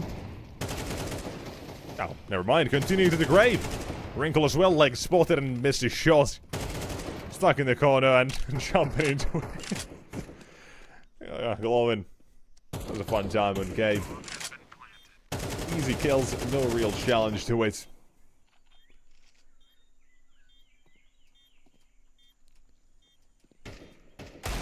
Round of the hand of Shush. Get something going on here. Alright, get some confidence. Get those Deagle headshots to the board, baby. Now push from a couple of different sides as well. Still finds himself another one, but that's it. Cyber Show. Right, when he obviously comes to the game here, they're all going to have the advantage. They have more time together and such, but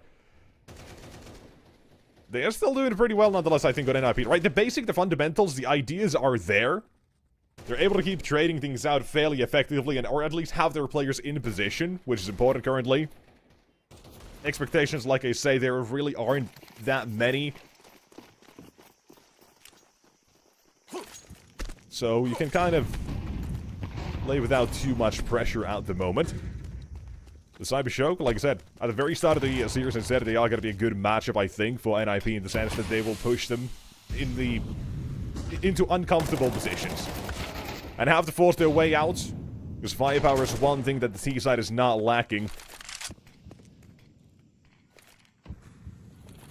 And here, in mid, you've got some duels. Jack's taken down after 1, but plenty of damage dealt to soften up a few more. The Cyber Show diverting toward the A site for now. Leaving B, Wrinkle's got this one as well under lock and key. Mostly.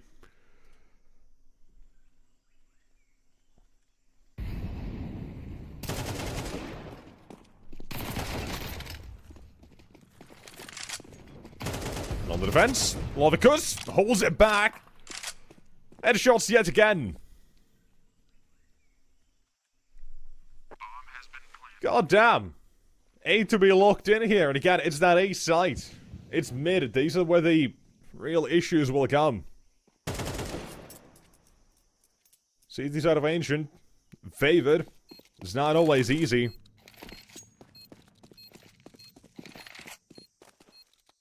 Gotta be on the same page in Cybershock right now. They're the ones doing a lot of heavy lifting. Blixie especially, 15 kills already. Fair few multi-kills for Lovicus.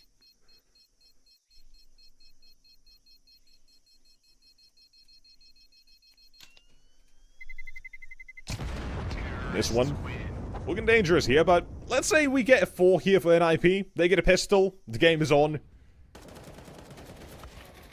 Even if they still only end the half of 3, I'll give them some sort of chance no matter what here in that second half. If that pistol is won. That really is just when most of the things, or most opportunities will come back. And will be given to NIP. But for now, let's see how the half ends. Is used onto mid. And seemingly, the default split is what they're looking for. Blixie's already found success when it comes to approach through shelf. Looks to repeat NIP instead. This is where the change has been finally made. They're instead of playing more passive towards red room. Testing the water, seeing what is up here. But it's a slower approach. Again, it's that default for Cybershock. Not gonna run into anything despite the huge lead that they're currently in. And that lead looks to extend yet again. If the Lovic is finding another in the CT, there are more to fall, and now the map has opened up here. 2 cut off. The bomb all the way still at the back of B. You've got 2 to defend at the side. Snappy and New Jerks, figuring out where's the approach coming in first. The setup is good here, or at least as decent as it can be. Both players ready to fight whichever angle they get the action from.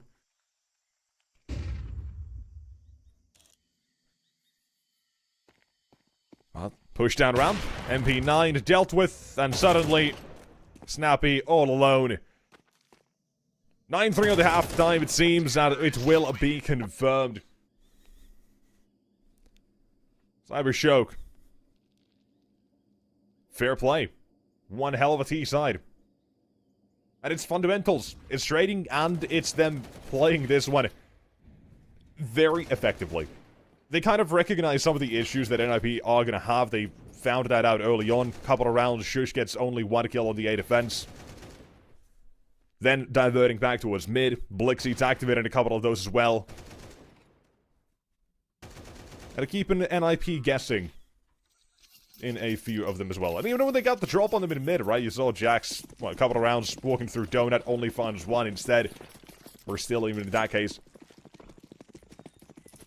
They were able to limit the multi-kill potential of NIP in that first half very well. Which now puts us second half, 9-3, like I said. The pistol. Let him cook. As we'll see how this continues to go. Flash into CT. Little looks to chase him. Ludicrous to deny and glowing with him.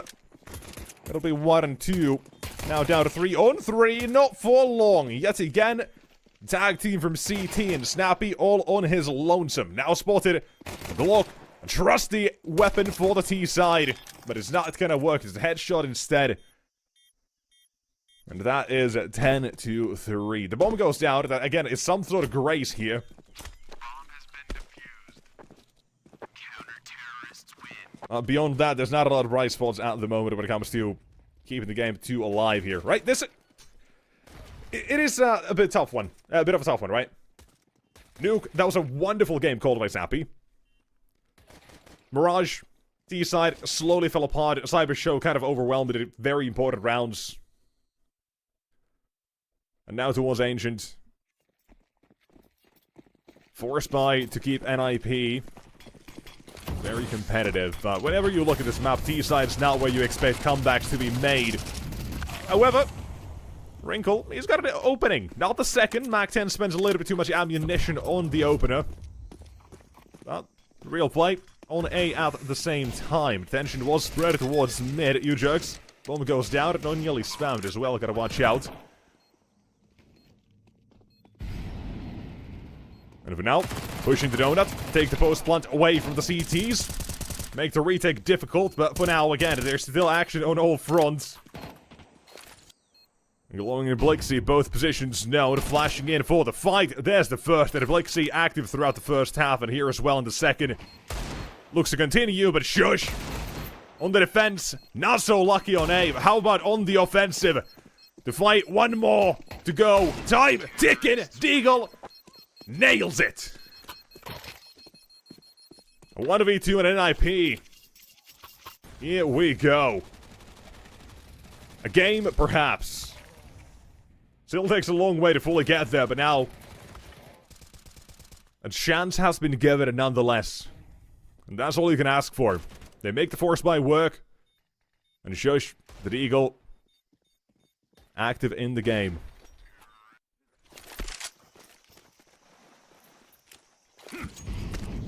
Force buy right back for Cybershock as well. You lose this. You are going to be going down to an eco. Let's NIP get some sort of runaway to get things going. And then it's just one round at a time.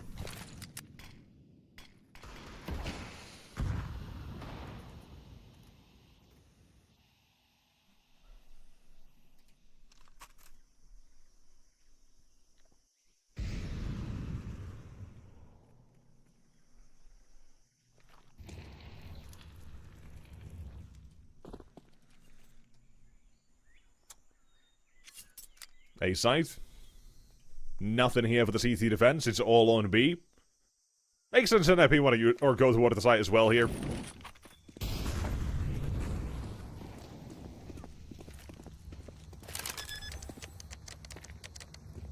has been planted.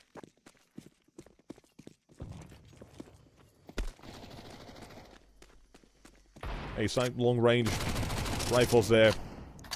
And B side snags, very difficult to actually effectively get rid of. Even if you have use, all the CT side really needs is one flashbang and they can stop fighting you from through smokes. Boosting beyond them as well, and whatever other cubbies and corners they might be hiding in on the B side. Kind of difficult, but here, it's now force bite. Completely gonna be saved for Cybershock, so what otherwise could have been a full eco in that next round is still a chance to deal damage.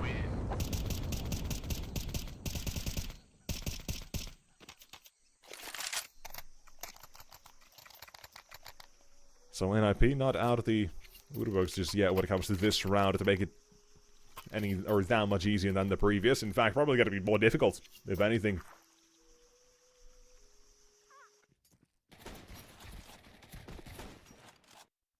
Cybershock not really having a reason to save.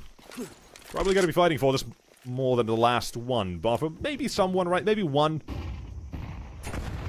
Venomman maybe wants to hang on to the armor he might have. But let's see how this one plays out. Because we do lose one man at the start of the round. It's Jack's gun in mid. Already hurts more than the last round at it starts.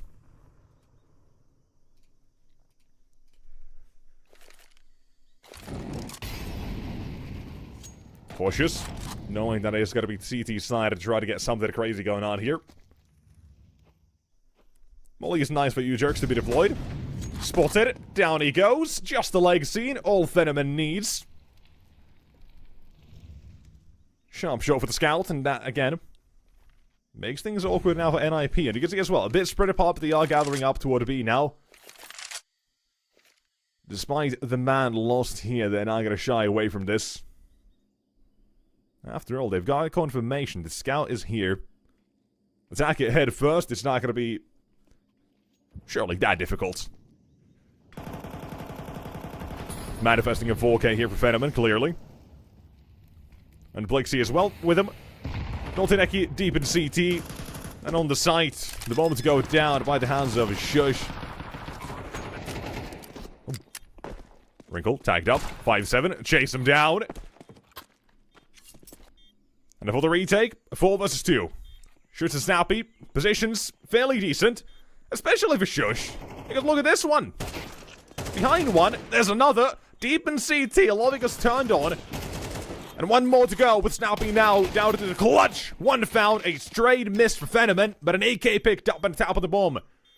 Snappy just buy into it eventually. Counts it down in his head, but this round should be done. There's surely no time. The kill goes the way of the CT's Venomman. Probably down to the bomb as well. It takes all 10 on the board to go down. But NIP Scathing from this one at just barely. Exactly like I said. Cybershock, no reason not to fully go for this round. They make it hurt for NIP. They make it expensive. So setting up for potential Cybershock victory here in this follow-up round, that could hurt NIP's economy even more as well now.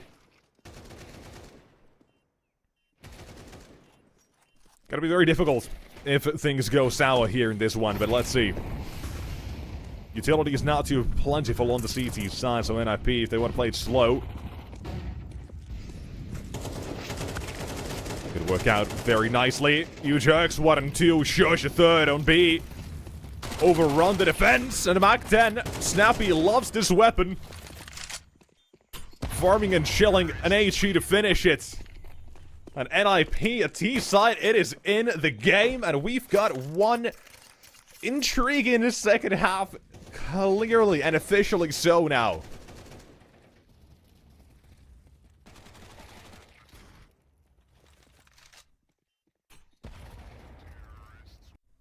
They make it look easy as well. That was the gun round, by the way. Just to keep that in mind. That was nothing for a Cybershock.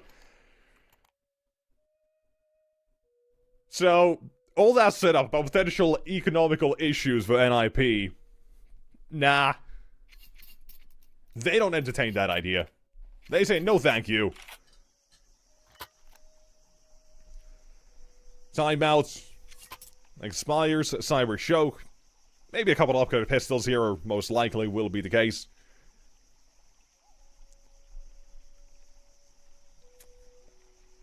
And now let's give him a chance. Right, multi-kill potential already. Blixie, Fenomen, and Lovicus all have shown that.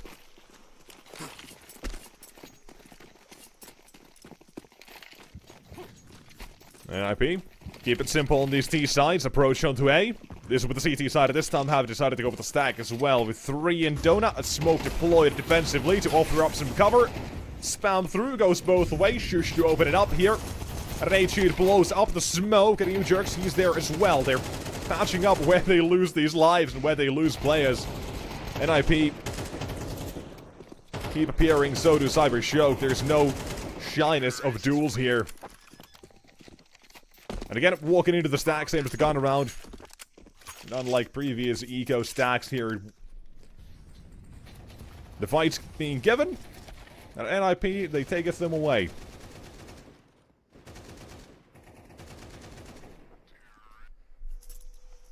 And if you ask me my bingo card, the T-side comeback by a fresh, brand new NIP on Ancient is not really on it, I'll say, but I'm here for it.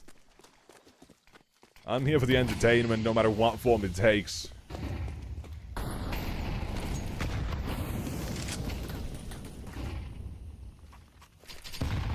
Although, seems like, hold on, NIP, yeah, they're going for a bit of a default now. Swapping it up here. Couple faster rounds as Cybershock may be conditioned to start throwing their utility more early. React faster to some situations and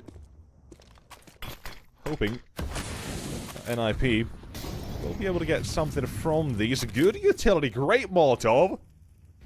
Stops the ramp push. Cybershock in the 3B setup now. Made move for the moment. You can also see that as such glowing. Kind of itching to go back, but he's watching Red Room instead. Flank now covered, but there's no one there for NIP.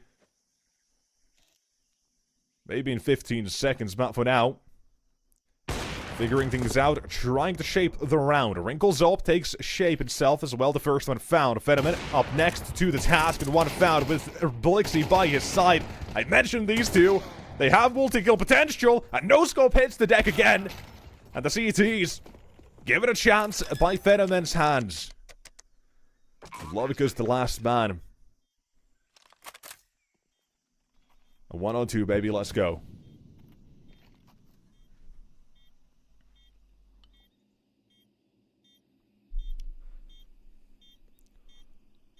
Smoke fade, CT combat 4 as well. And Wrinkle, quick enough. In good position to try to trade Snappy. If it would have come to it.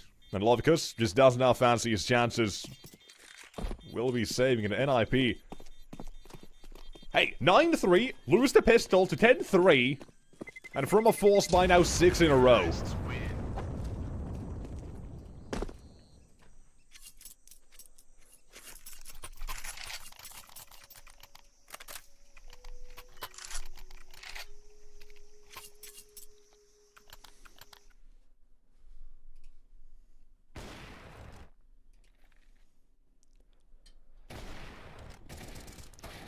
Venom and Blixie almost go crazy. Well, pretty much do go crazy, but still. NIP's man advantage. Kept for the post plant and not really too big a fan. But Lovey goes with an AK here again. He can do some real damage and has already in the past. But NIP now playing off momentum, playing off what really probably suits a team in this stage as well. In their brand infancy. Play off the momentum out of the vibes. See how things will go, but for now, Blixie's been allowed to walk through shelf. Having found a second, it will be traded. But damage already dealt here against NIP. Losing their initial mid-play, Snappy now left to guard the shelf. They're still figuring out the route and how it will look. 2 spotted now towards B, but bad advantage now suddenly onto Cyber Shoke. Over the side as well, Ujugs losing his life. It's 6 in a row, but against the pistol seems to be too much this time. AK picked up. No miss for glowing. And Cyber Shoke, finally a round they'll manage to get here. And it all starts off with this one. Wrinkle the trade, and Blixie. No one watching for it. That deep smoke in the mid makes Shush unable to trade immediately or guard for his teammate. No Molotov either, which is a bit of an odd one. Sometimes, most times, you'll see a Molotov there, but that's pretty much more reserved with those passive rounds where the T-side instead don't immediately challenge for it. Want to stop the aggression. But nonetheless, a small gap. A 5-7 finds another, and as Cyber Show. Playing 2 for 1 in pretty much every single duel from there on out.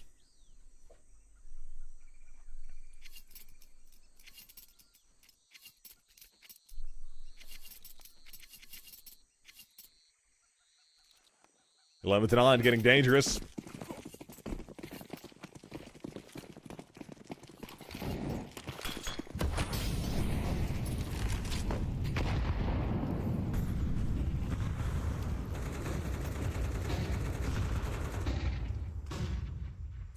Full focus. The B side is the play for NIP. Started off playing with his pack tactics, went to default, now back to the pack, the trade. Heads towards B, but the CT setup, dangerous and deadly. Advantage kept at a 2-on-3 for all the ninjas.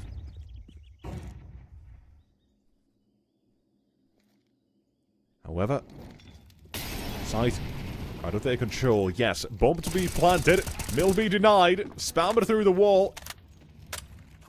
That's the default plant spot, and well, makes sense. Does get punished for it, and now on to Jax. Snappy said. Someone who deserves a chance at a big team yet again. Numbers he puts up. Game-changing at times, but now in a 1-on-3 with no HP to his name. Only the bomb and some dreams. Hopes of a better future. But 30 seconds. Escape the B side, can start running now if he wants to. But unsure where Cyber Shoke currently exists.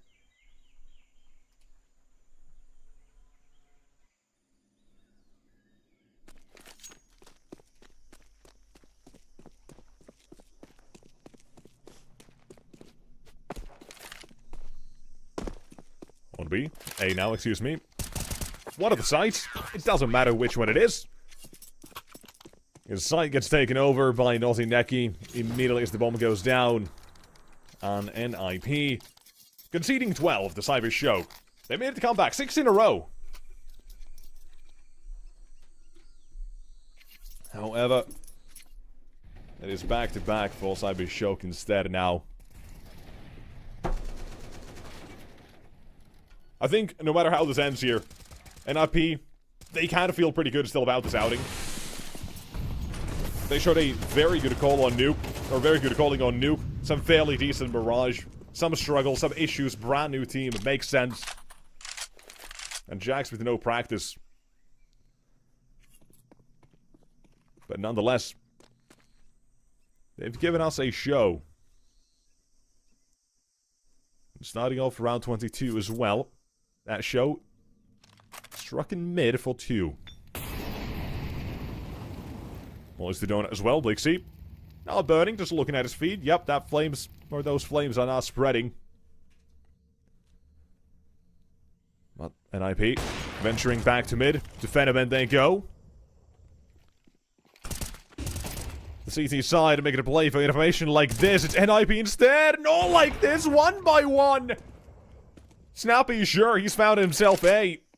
That Wrinkle needs to find himself one here as well, in which he has. The split towards me now through spawns, both CT and T alike. If Blixie caught in a rotation, Snappy's taking a position deep in a red room. This should be a swing, no miss. The shadow might be spotted. Gotta be careful here. But Blixie's not gonna spot it. It is NIP extending play to 10.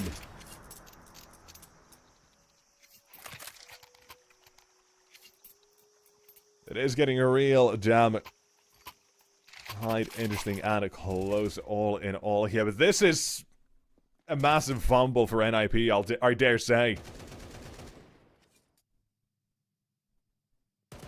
1 by 1, they start swinging into it. They know the AWP is there. They find out the M4 is there as well. 2 players' whereabouts confirmed at that point. Still trying to test Cyber Show. But now, 23, it starts. Naughty Neki keeps trying to smoke. Shush will eventually fall. And on be around, you've got Glowing. Open things up here as well. Through smokes. Into the CTs. 1 at a time. Same as last round, it's all onto Wrinkle. NIP, they come back, it ends here, it seems. Unable to continue. Play even further. Last round's mistakes. This round's exact by 1 they go. And that ends NIP out of their game here. Unable to make it through toward that Swiss stage. But nonetheless, I still think, well, what I said still holds true. A very good game played by NIP with very little expectations. They showed us some good Counter-Strike at times. Some rough ones, you know, that CT side of Ancient did shape up slowly toward the end with some of the ideas they had, right? The fundamentals were there, and that's pretty much all you can ask for from a brand new team. All it takes is a little bit of time. Let them cook. I think hope is here for Swedish Counter-Strike fans. NIP fans, most of all here. But Cyber Show, they're the ones nonetheless coming out with that W. Taking this series in 3 maps. Nuke, they get humbled for sure. But Mirage, hardfought 13-9 here as well. A 13-10 coming out in the end. So, well earned. Making their way towards those Swiss stages. But they're not the only team, because we've got more to go as well. It's just the first game of the day. We've got plenty more to go. 3 in total still remain. And Cyber Show, they can get ready for the future. For now, we, however, turn our eyes towards ours, which means we're going to be looking at what else we have in store. And for that, we can take a look at that schedule coming up as well shortly. So, what does that mean? We've got Eyeballers Amcal.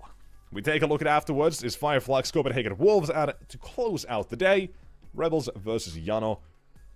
Counter-Strike all throughout the day. You know, Pro CS is back, baby. Player break, that was boring. It is what it is. But now that we're back, it is in full force. So, ladies and gentlemen, I want to say thank you so much for tuning in with us for now. But, like we saw on the schedule, we've got about 20-ish, 25 minutes to go until that next one. And that's what the pregame should be beginning. Dolan will be taking over from here on out. And then we'll, again, continue the games. So, for now, we're off to a break. When we come back, Eyeballers versus Amcal. Again, same stakes on the line. Winner to the Swiss stage. Loser goes out. But until then, hope you guys have enjoyed. And we'll see you guys in a bit. Bye-bye.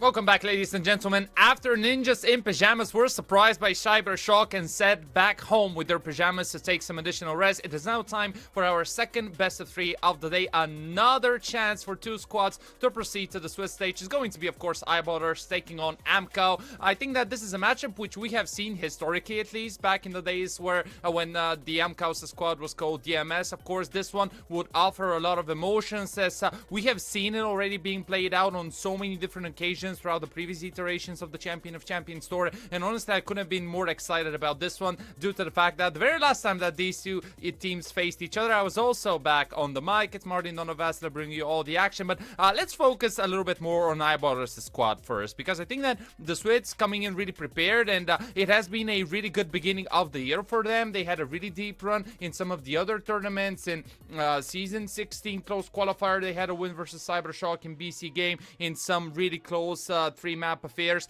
They had a deep run in Frost and Fire, ended up on 3rd place. They tried also going through a lot of the teams successfully in the close qualifier of that same tournament. And overall, I think that with players like Poi stepping up big time, with Dele and Dex being the extra stability, and of course the experience that a guy like JW has, this squad can have a really deep run. But of course the first more significant obstacle right now is called Amcal, and you know, if you want to be a solid Swedish team, you need to be taking down those solid CIS squads, because if you have a look at Amcal's names, we have a guy like Molodoy, who is extremely good on the OPA, one of the newer generation players coming into the professional Counter-Strike 2 scene from Kazakhstan, like for example guys like Pumpkin, or you know, even some other guys like Moon coming out of the same country. When you add AW's aggressiveness, when you add Kalash into the mix, whose capability of finding double kills is insane, and as Fade and Smed are also some extra aggressive players, I think that we have an Amcal squad that can get you off guard in so many of the different skirmishes happening on maps like Asian or Mirage, which are usually a bit buggier. So this is a team that loves playing aggressive Counter-Strike. This is a team that will consistently look for the fights, that will consistently look to shut you down early, then to keep the pressure mounting by finding some extra kills by accelerating the pace. And this is where Eyeballers will need to be really careful as to how they approach this best of 3, because historically both squads have played a total of 5 best of 3s. 3 of them went DMS's way, 2 of those went in Eyeballers' way, and all the maps, or at least half of the maps, I shall correct myself, have been quite close. A couple of those going in OTs, some others getting to 13-10s. Yeah, sure, some more dominant affairs for both Eyeballers and DMS on Inferno, Asian, and Mirage here and there, but obviously it will come down to how the individual plays. And when we talk about the map pool coming into this one, in my eyes at least, we already know the maps. It's definitely not going to be Nuke, probably Asian will be there, Mirage as well. We can either expect Inferno or Anubis to decide if Eyeballers want to switch it up and, you know, go for something different. Sure, we can discuss maybe Dust too, but I don't think that this is a doable pick, simply because it's Amco and Eyeballers. This is not a map that both squads play, you know. They prefer the buggier ones, as we already said. They prefer to go on Mirage, you know, to show their individual prowess, to show their firepower. I mean, come on, like, the individuals in this server and the individual level is going to be extremely high for 2 tier 2 squads. Like, we have a guy literally on the Eyeballers squad who is holding the record for most amount kills found in a single game. It was on Anubis, and it was against Zero Tenacity, arguably one of the very best teams on Anubis. Then for Amco, you actually have, as we already discussed, some guys that, individually speaking, are probably one of the best tier 2 players right now in terms of playing aggressive Counter-Strike, because Molodoy's positioning around the maps has been really good, and probably the success factor for previously DMS, now Amco. AW's stability and the way how he finds the gaps in his opponent's defensive setups have been really good. Kalash is the type of guy that, as we discussed, will already look to play in your face. He's not afraid to take the duels. He's not afraid to go in, to be the entry fragger, to be the guy opening the extra space. And if one of Smet and Esfede has a good game, This is where Amco theoretically can get away with a big lead and can shut you down with a 13-6, 13-5 scoreline. They could even be more dominant, even though I don't think that this could be particularly the case versus the Eyeballers, but hey, you never know. It's the CCT Series 16. It's the final day of the close qualifiers, and I think that having these two teams face each other in such a moment just makes a little bit more, adds that extra flavor to the history behind these two, because it is a matter of fact that whenever they have faced each other, they haven't gone to a third map, which for me it's quite surprising due to the fact that whenever I see these two face each other, it's always the toe-to-toe fights. It's always how close these two are to one another. It's how both squads have really similar playstyles on the CT side, and maybe the advantage goes over to DMS simply due to their T side. I think that as a CIS aggressive team, they love playing, you know, a little bit deeper. They love going for the fights. They love trying to open up the space, and even in the 4-on-5 situations, we know how Counter-Strike 2 works, which is in a way that even if you end up dropping the first person on the T side, you still have significantly higher chances at recovering. And I think that if you have a look at the majority of the percentages, this is going to be the truth. Now, let's see the map pool. This is where I want to get super excited, but this is where I think that we're really limited, because Amco's permaban is Nuke. Then on the opposite side for Eyeballers, it is going to be Train, a map which neither squad has played so far, and I don't think that we're gonna see Dust 2, probably something along the lines of Asian, then Mirage probably being brought up by Eyeballers as their go-to map pick, and as they're one of the very best maps that they have, especially now with the substitution of Train joining the competitive map pool, and of course, maps like Overpass and Vertigo being left out. There comes the Dust 2 ban, quite logically, and if you ask me, quite the expectation here shall be probably Anubis, if I have to be honest, because I think that Eyeballers tend to kind of have left Inferno a little bit outside of the context of the present best of 3, and there it is. No surprises overall. I'm really keen to see how the individuals are gonna step up into the depths of the jungle, and you know, I just want to really see a high level of coordination between these two squads, because sure, the individuals will definitely be there delivering the frags. They have the individual prowess and the extra firepower, but usually the big difference, as we discussed, is made on the T side, where you need to show the extra bits of creativity, where you need to be really well coordinated, where you need to have the clean shot calling and the clear ideas going into the rounds. Because once you get the economy going, once you start hitting, once you start firing on all cylinders, this is where you can actually apply the extra pressure, maintain your opponent's economy on the CT side under control, and then with those small advantages, you can kind of go for the domino effect. You know, you bring down one domino, which leads to another one falling, then the third, the fourth, etc. And this is how you actually get away with the momentum and the lead, something that both Eyeballers and Amcal love doing. This is their playstyle.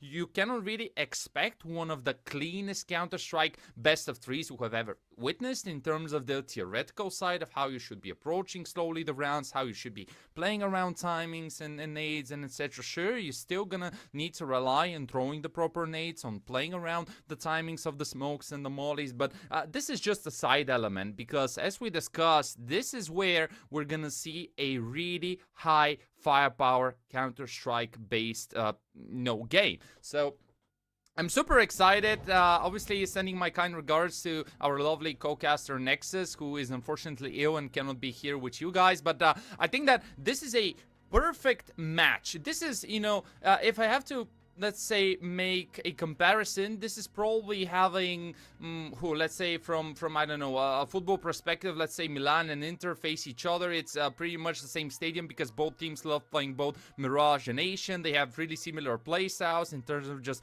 playing really quick, fast-paced Counter-Strike. And overall, I'm honestly super excited, because especially for a team like Amca, which we know went under a lot of criticism for the previous iteration of the squad not being able to deliver to the hype that we were seeing back in the days, and now to sign the full roster of DMS, this shows that DMS's guys have been really good, and the results have obviously been there, so that an organization like Amca can have a look at the market and say, okay, these guys are showing up, these guys are stepping up, these guys can do it all. But of course, we also need to have a look at the schedule, because Eyeballers versus Amcal is not going to be the only game, as we already saw, excuse me. It was Ninjas in Pajamas not being able to make the final step, falling to Cybershock in a surprising way, 2-1. At least I wasn't expecting to see Cybershock moving instead of Nip over to the Swiss stage. Of course, in a couple of moments time, we're going to be starting with Eyeballers taking on Amcal. Then at 4 p.m. Central European time, Fireflux and Copenhagen Wolves, two teams that I've casted a lot of, will face each other for a chance to proceed to the Swiss stage. And finally, it's the Polish squad of Rebels taking on Yano in our final best of 3 of the closed qualifier. And what a better way to set an end to the first part of Series 16, right? Because with the most recent changes to how the invitational system works, I think that having teams like Fireflux, Copenhagen Wolves, Rebels, Yano even, making their way back to the competitive matches, to the competitive tournaments, means that they are ready to grind. They are ready to show their A level of play. And I think that obviously 2025 is going to be the year for the majority of the teams, simply because this is where you will actually show or not show up to the task. Because if we have a look at just the teams, the 8 teams that we have left here at the closed qualifier, I mean, Cybershock went under a lot of difficulties last year, but never mind, I'm gonna stop yapping. Game is finally live, ladies and gentlemen. Let's enjoy some action between Eyeballers and Amcal. And here we go. First pistol round. The defuse kit already in the hands of Dele. A smoke as well to maybe go for a ninja defuse if we get there. Amcal on their side, quite a lot of utility brought in play. Immediately the red smoke is being applied. This is usually what they love doing. Stakes is odds showing that it's Amcal Esports being the favorites. JW goes for a bit of a push. Deep inside main, he will stay, but AW is on the opposite side, ready to get it with his team, and here comes the first headshot. The most experienced player on Asian is already down. Man advantage goes with Amcal. Still quite a lot of utility if they want to go for the A exec. A molly for CT or donut. Excuse me, a smoke for CT or donut. A molly for backside, even a flash to give them the extra cover. Sam is not going to be Eyeballers' biggest opponent. Seems like it's all just going to be a fake. 3 people standing on the B bomb side. Good utility thrown by Smet. 1 person spotted. Soon Amcal will enter the empty bomb side, and now they realize what has been happening around the map. The fake has been executed perfectly. AW will get the bomb planted. And here we go. The retake is on. The problem, Smet inside Jaguar, and 3 people going his way, being isolated at this point. If Smet gets a second, this is round done. And there it is. He grabs 2, looks for the 3rd, gives it over to himself, not being able to secure the quad, but it's Dale standing all alone. A pistol ace required. Molodoy with a P250 will put an end to the round. Amcal strike first on Ancient. Nice job. Such a wonderfully played round by Amcal. Smet cutting rotations, throwing the util to fake it out, to make Eyeballer stand on the opposite side of the map, and in the meantime, it was his quad just taking away with the extra space. Now Eyeballers, they're not gonna go for the investment. Instead, just a single upgraded pistol, the P250 in hands of Dele, and the rest of the squad playing with the USPs. Now, this is Amcaus' map pick. But of course, in the context of both these teams, it is also Eyeballers loving to go for the Asians. They also love playing Inferno as well. Another strong map for them has been Dust 2 recently, where they surprised actually the 9 Pandas squad in Frost and Fire. And for me, that was a really big win that they got early on in the season. Curious to see whether the Swedes are also going to start picking up Train to kind of keep the 7-map pool going. Kalesh. Just dancing around the smoke, finding 1, looking for the 3rd as well, grabs it, Heap with a USP. I don't think that he's going to be able to do a lot. Maybe he can try and go for a nice kill, catches Kalash's head, but this is not going to be enough as Amcal are already on the hunt. Mac 10 against triple AK and a Galil composition is never going to be enough. A quick 2-0 in favor of the CAS squad, as this is where the first more significant obstacle will come their way.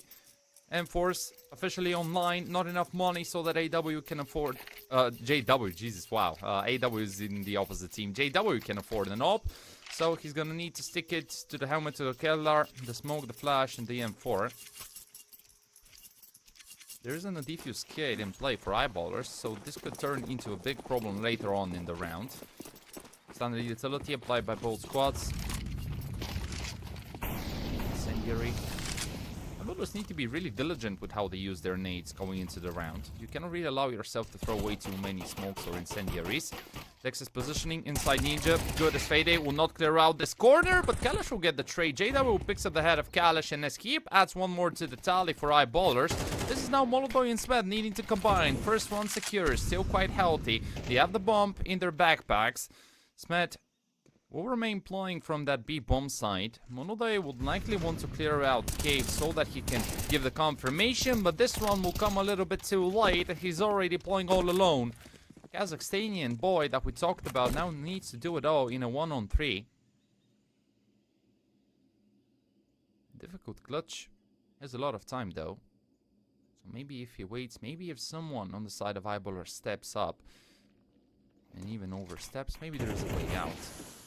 But now that he reveals his position, Heap knows Poi has the confirmation. They can just combine. Heiji, that will only scratch Heap's HP bar.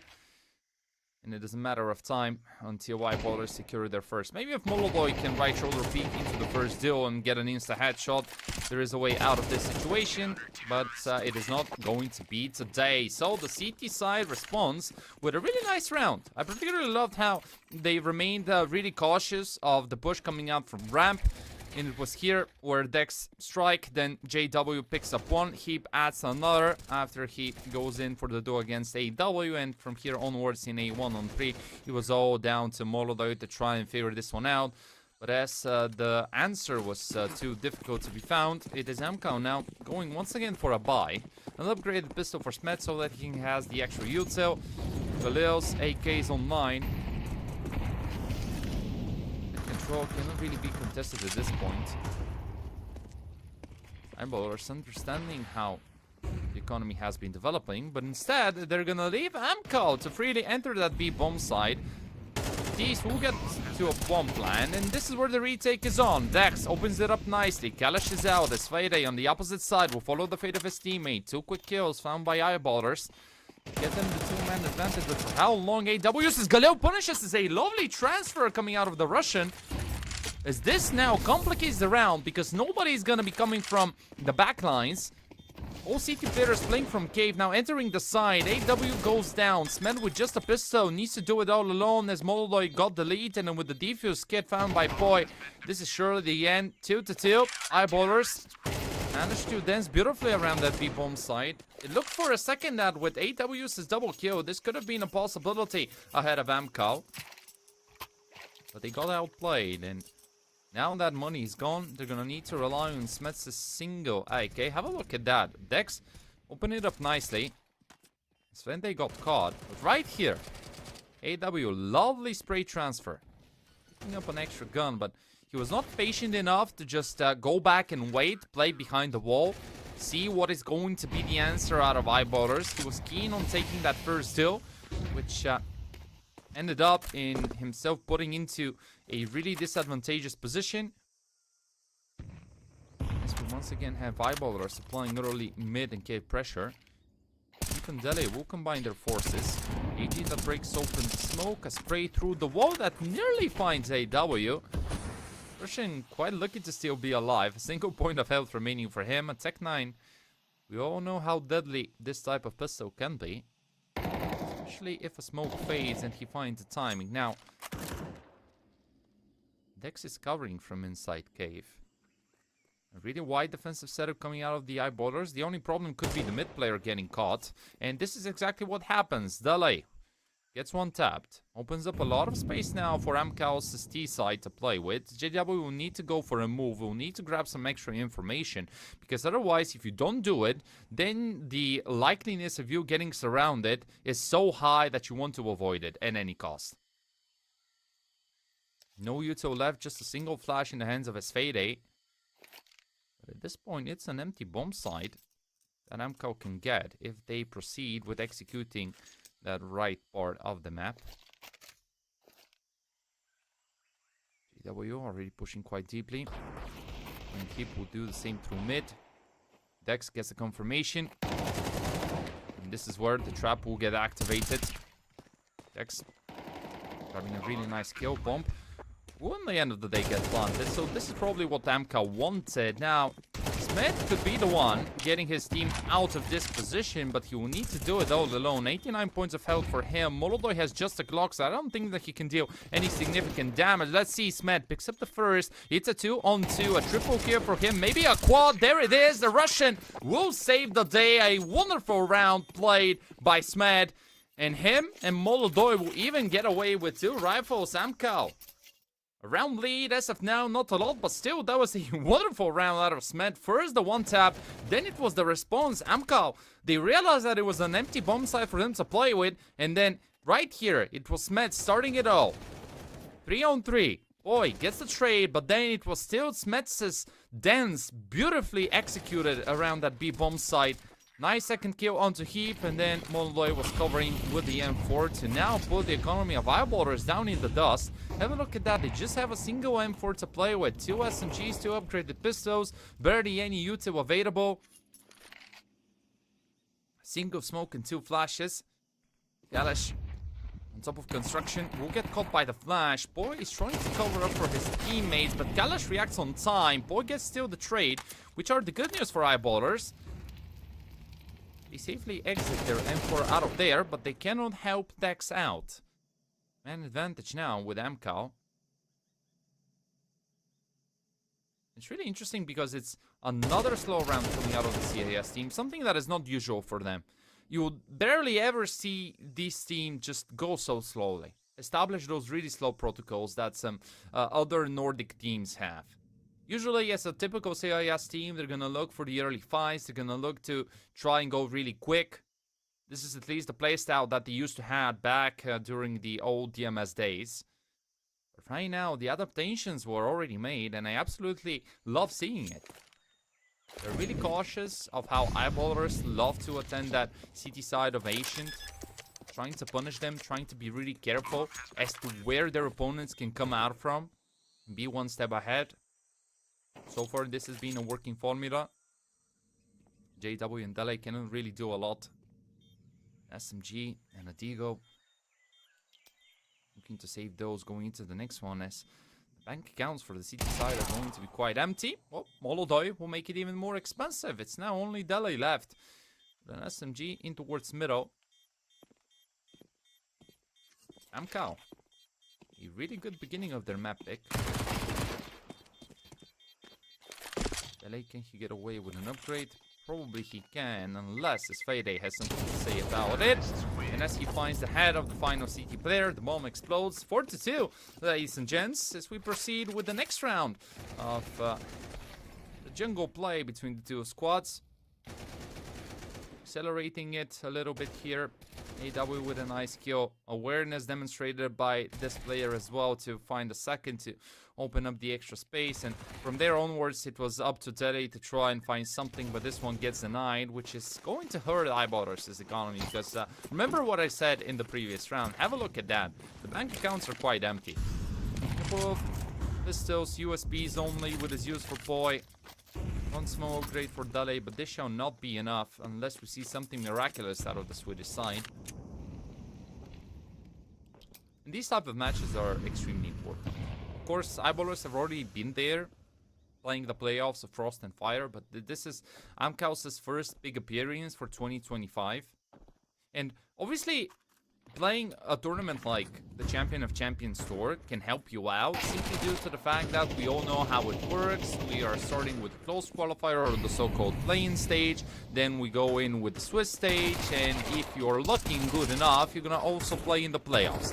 And one of the very reasons why I absolutely love the Champion of Champions Tour is because it gets to tell you so many different stories, and it is especially helpful for a young talented team like Amcal to get the extra reps in, to start, you know, the year properly with some more difficult matchups like the one they played against Snip, where they had really slow start and they got fully, well, they got devastated. This is the honesty that we need to bring into use right now. But then a nice recovery. I mean, getting to wins now, starting the Asian in the best way possible, and those are small steps that these type of young talented players need to start making if they want to climb up the ladder and if they want to prove to everyone that Amcal can go back where it belongs among the best teams in the world, right? But the same could be the story for Eyeballers. Of course, about the organization's history, we all remember how it started back in the days with, you know, JW having the extra support of his previous teammates, and now it is only him left from the older iteration of best Swedish players. But when you have the young firepower of guys like Boy, guys like maybe he, but I think that in the context of having guys like Dax and Dele, maybe Hip now is a little bit older, but still, those are the new generation of Swedish players. These are the guys that will make history in probably the next 5 to 10 years due to how the age gap works. And if you can get a leader like JW, if you can learn from his experience, if you can make the most out of it, and then at the same time improve individually and as a team, it could be, of course, Eyeballers also going to play, I know, in the top 30, for example. So overall, both these teams have a lot to prove throughout 2025, and this could be the year. Now, due to the technical difficulties that we had, and Svede disconnecting and restarting his game, of course, a quick reset. So here we go once again. It's another full buy round coming out of the Eyeballers.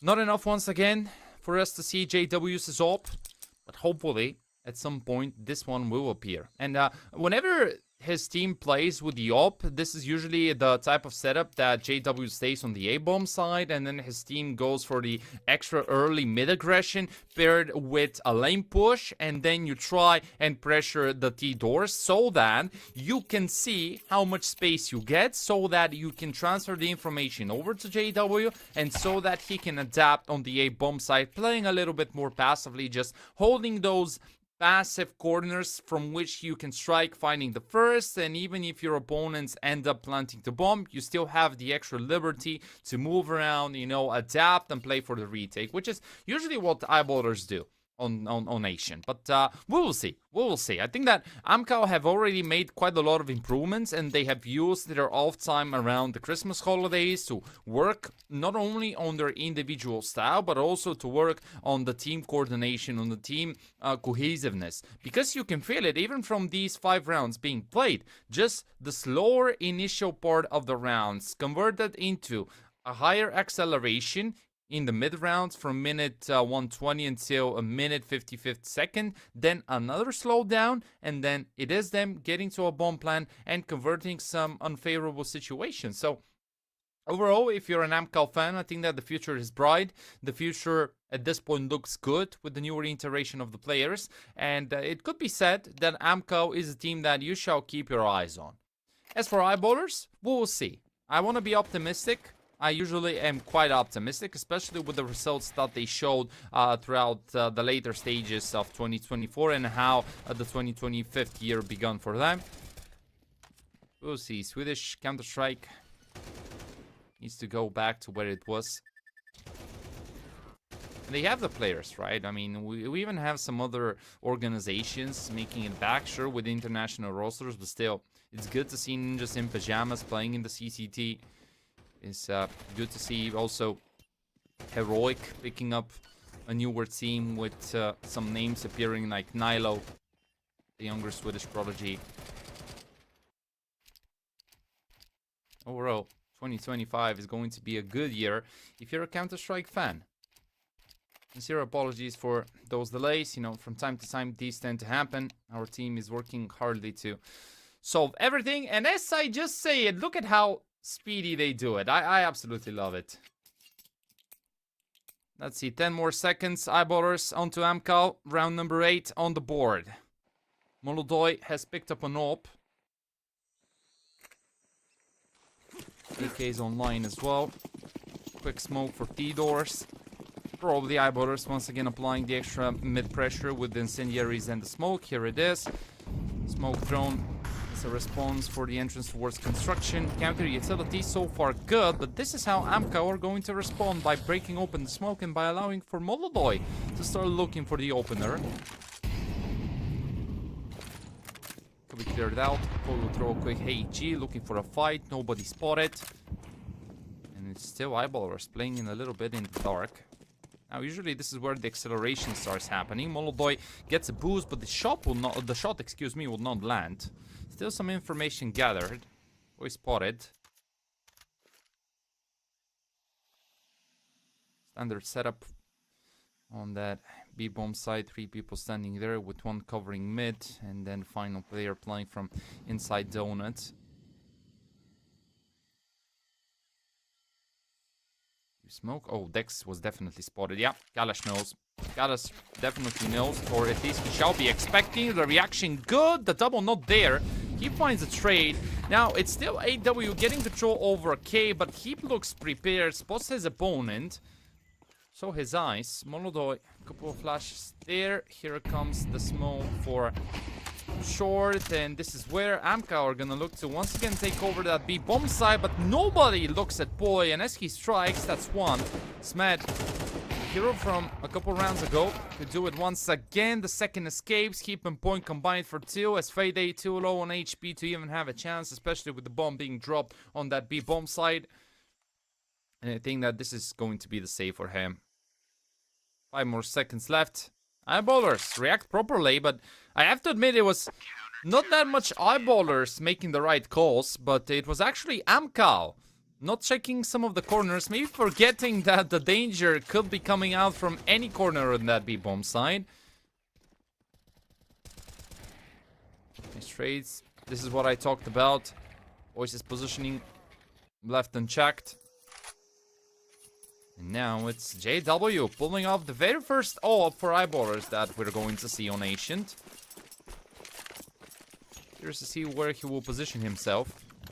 As we discussed, usually in these type of setups, he's the one playing from the A-bomb side as an anchor. Maybe this is not going to be the case in this round.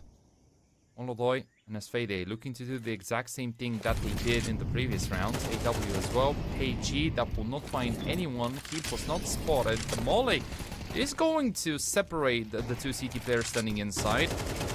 Kalash, spray, catches Dex's head. Lovely stuff coming out of Amco early on. A lot of utility deployed by eyeballers in that cave. And this allows for Amco to actually take the extra space on the opposite side of the map. It's once again nobody covering the bigger of the 2 bomb sites. Interesting decision. Now, I know that there is an angle for us to discuss it.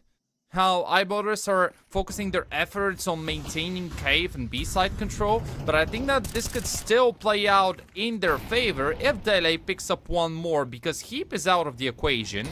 It's a man advantage going over to Amco. Dele dodges the shot, shuts Molodoi down. Lovely movement coming out of the suite. Smed not planting the bomb, instead playing aggressively, looking for the duels. One is good, but Boy shuts him down, and with Kalash covering with the AWP, he has a one-on-one against Boy. An AK that will go down. Kalash wins the clutch, wins the round. Amco once again relying on one of their Kazakhstanian players to do it all. It's Kalash with 11, Smet with 10. Good beginning of the map. Kalash even found the opener a little bit earlier, and it was right here where I thought that maybe there is an angle for eyeballers to go back into the round to recover after Delice's double kill. But the trades were falling left and right. Smet, I'm not really sure whether that was the best of calls to go in and play from inside the smoke. But as his teammate covered, he was Amcal. Now getting to a 3-round lead, likely a 4-round lead considering eyeballers' economy. And it's Dele going down. Now, especially when we are playing on Ancient, let me actually hold my breath, as this is Boy with an AK suddenly, who gets surrounded, but it will come down to the timing as he finds the head of AW. One more, wow! What a wonderful hold by Boy. Never mind. Okay, I was about to yap about Asian, but you know what they say in Bulgarian, that from pistols hurts the most, especially when Boy is alive in the server and firing on all cylinders, securing a 2-on-2 for him and Heap against Kalash and Molodoi.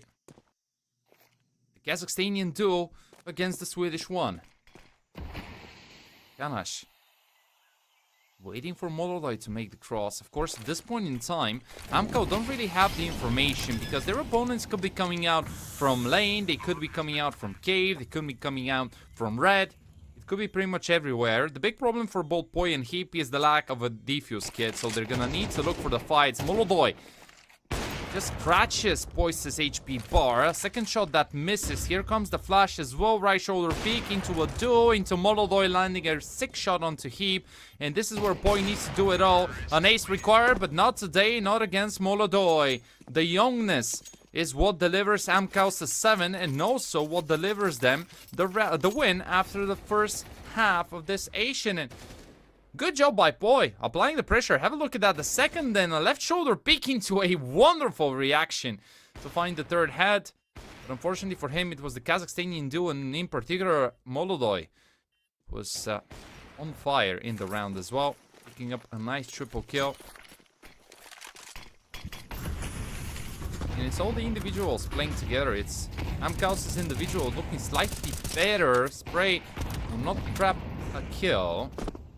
Instead, some cheap damage dealt onto Poi.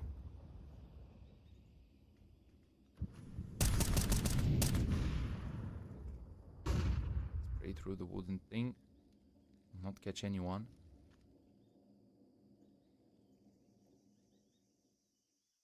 Once again, have a look at that. Look at how slow Amkau are playing this round. And by slow, I mean, they just spend the first 30 to 40 seconds waiting to see how much space eyeballers are going to get. And then they react based on that. Then they try and fight the gaps. Then they try and see how much space they can get back in response. And so far, this has been the working formula. Look at the amount of Jutsu left for eyeballers.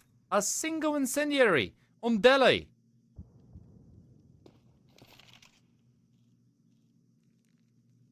And it's going to be an initiative through a main. Now, the jump was definitely heard as Fade not making the boost happening. Here it comes. Poi, closest to the bomb site, playing from Donut. Has the support of his teammates. Pretty good for the first. Opener found as Fade goes down. JW and Point combined for 2 more. AK picked up as Poi looks to find another wonderful round for him and his teammates.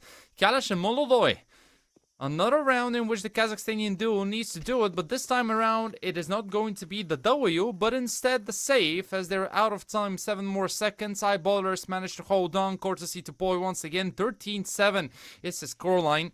Wonderful beginning of the map for the young Swedish player, holding the record for most amount of kills found in a single BO1.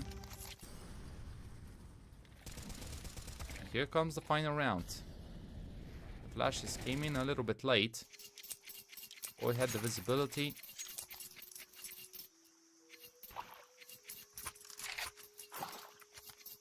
It's really curious the fact that JW has played with the AWP in just a single round. 12 rounds in, he hasn't been able to get enough dollars to afford something better.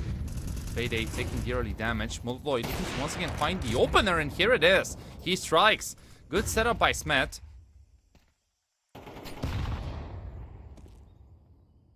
Keep holding on to his position inside Jaguar. This time around, a bit of a switcheroo on the side of the CAS team.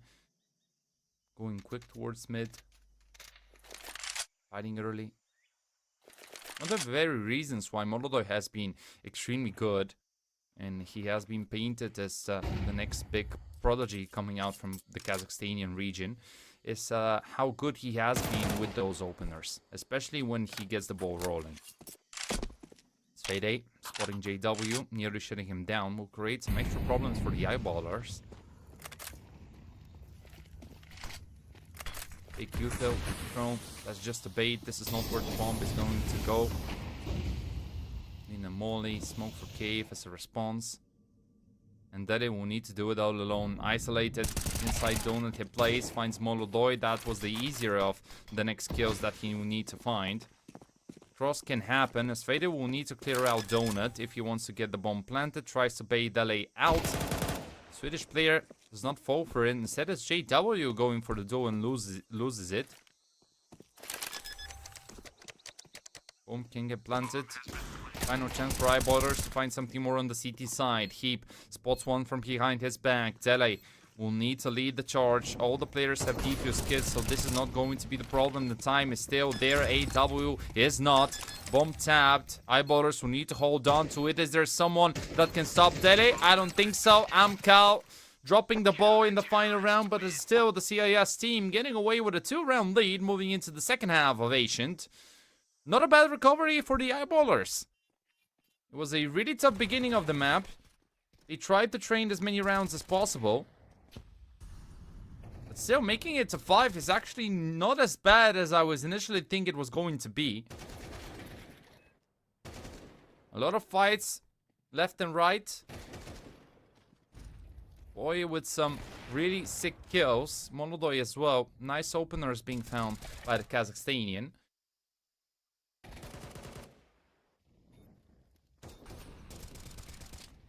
Let's see, only one of these two squads will end up winning the first map.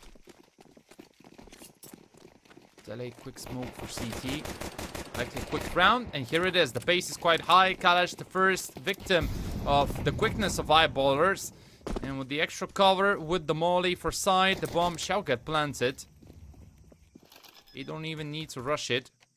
Monodoy has found himself a gap link from Temple. Spots Barrow, shuts Heap down, looks for the second, but gets neutralized by JW. As now, Smet, AW, and his Fade. They don't have a defuse kit, but they have a duelist in play. They have a smoke for main as well. As Fade's shots will not find the mark. He is looking, he's trying, switching between his A and D buttons. AW will do the same. The duelist will find a multi-kill as it is now Deli left to try and hold on. Picks up a nice headshot. AW is trying to bait, but he's already out of time, out of chances. And even with the kill that he grabs, he's known that the bomb will explode. Massive round coming out of the Eyeballers. Try and look for the tie at 7-7. Good beginning. Kalash getting caught in the wide open. Monodoy trying to bring his team back into this one, but it was still, you know, the way that Eyeballers played it. From inside main, trying to create as much chaos as possible. Trying to be nuisance, trying to buy the extra time after they had the confirmation that there wasn't a defuse kit in play. And quite logically, right now, the CIS team wants to go for a tactical pause just to take the extra 30 seconds to talk things through, to make sure that everything keeps on being really tidy, going deeper and deeper into this Ancient. Both teams have won Ancient in the previous matches. 13-5 in favor of DMS back in Series 9. 14-16 once again for DMS back in Series 15 closed qualifier. And it's so funny to actually see both these squads face each other once again in the final of a closed qualifier. In Series 15 and Series 13, it was Amcal, back then called DMS, winning the 2 matches, but it was Inferno being played. Ancient was the second map in Series 15 and Mirage in Series 13, but let's see how they respond right now as it is Kalash opening it up with a Deagle kill, but it's Dele and Boy grabbing 2 as a response, and this force buy is not going to pay its dividends. It's already Amco being forced to save as Eyeballers are finding themselves once again on the bomb side, and they will probably be successful at tying it up.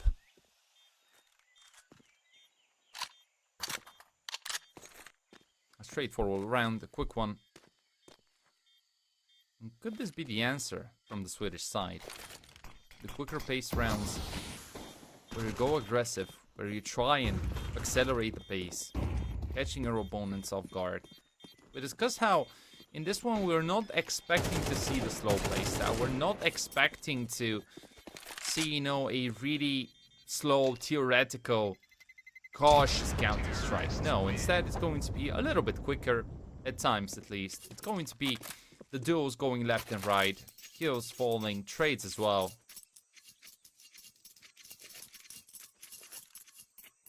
And unfortunately for the CT side, they're out of money, so this shall be another one going into the Swedish side's favor.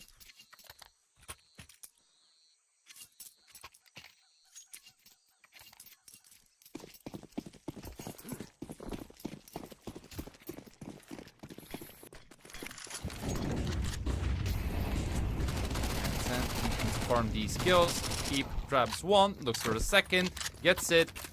Extra cash, even a small upgrade given over to the Swede as well. This is what you want to be doing in these type of rounds, because I know that usually whenever we watch eco rounds, the majority of you think that these rounds do not really matter in the long term, but actually I would, you know, respectfully disagree with this statement, simply because the way that the economy works in Counter-Strike is that if you're on the CT side, you want to get as many rounds as possible and you want to do so cleanly. But if you're on the D side, especially early on in the halves, you want to send your SMGs forward to try and grab the extra cash, because I'm sure that, you know, all of you know how with an SMG kill you actually get so much more money, double the amount that you'll get with an AK kill. And the reason behind it is so that you can get the extra safety and the insurance policy behind you losing a couple rounds in a row. And that was why Heap was being thrown there in the mix, looking for the kills. And by grabbing the M4 upgrade, this further facilitates the next rounds for eyeballers, economically speaking. So the only thing that they will need to worry about is how to neutralize Moloboy. Kills are equally distributed among Amkaus' squad. It's Fady the only one struggling. We discussed how it needs to be won between Smet and Sfade having a better game so that Amkau can pop off. Smet boosted. On top of 3 he plays from, and from on top of 3 he's looking to find his first. There it is, strikes with the M4 but finds just a single. In the meantime, Boy and Dele will bring the man advantage with eyeballers. Jump continues. Boy's covering from Donut, catching Sfade. The bomb will get planted, and I'm not really sure whether AW and Kalash can even commit to a retake. It's still risky. You don't have any dollars available in your bank accounts. Just 100 between the two. For the rest of their team, 450 available, so you better save those 2 rifles and hope that you're gonna be able to find something more. And remember that this is Amkaus' map pick, but we already said that it's usually eyeballers playing quite a lot of Ancient. So it's not like this is a new territory for the Swedish team.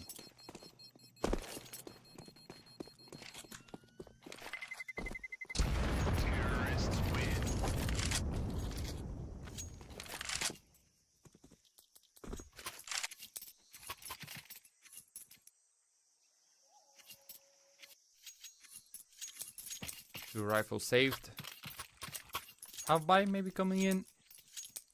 Kevlar, some graded pistols. Not a lot of util though.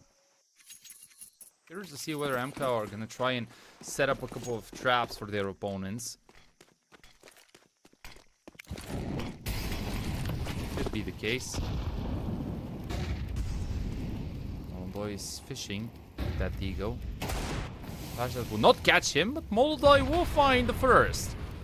Great job out of the Kazakhstanian youngster.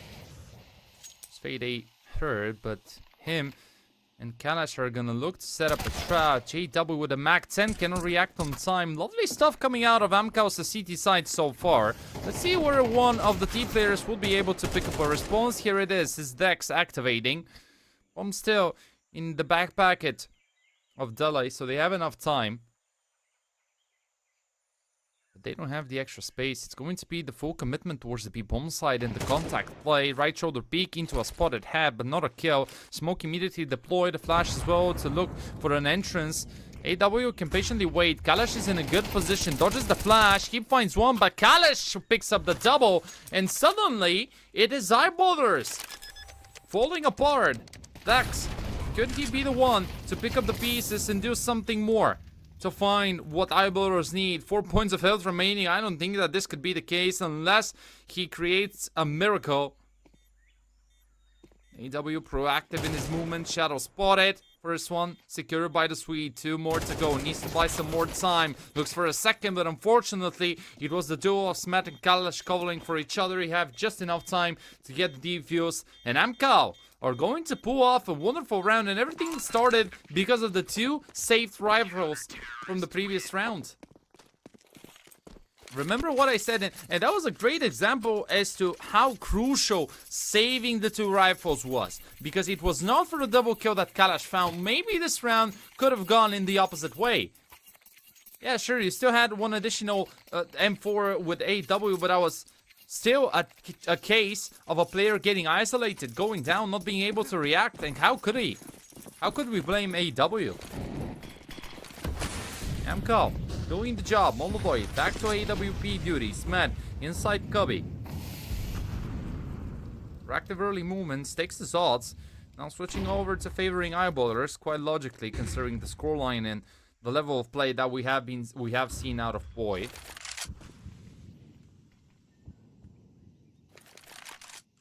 Swedes will slow it down, deciding to apply the same strategy that Amka was using on the T side.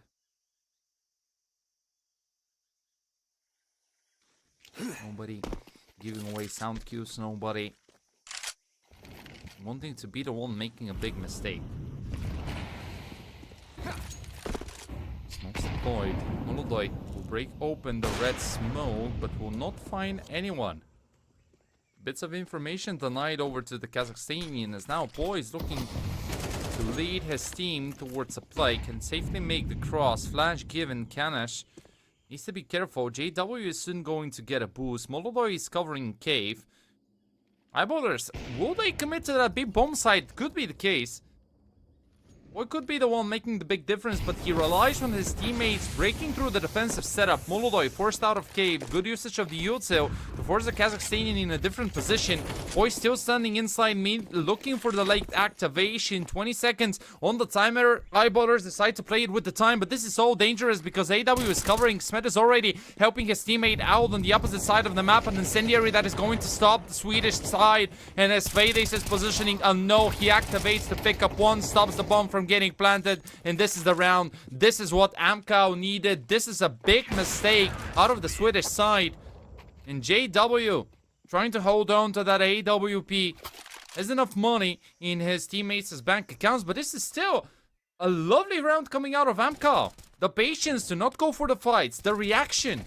The moment that they knew that it was an A play, they immediately sent Smet there. They immediately sent also another player covering red, picking up the first kill, reacting on time, throwing the incendiary. And quite logically, a tactical timeout needed by the Swedish side.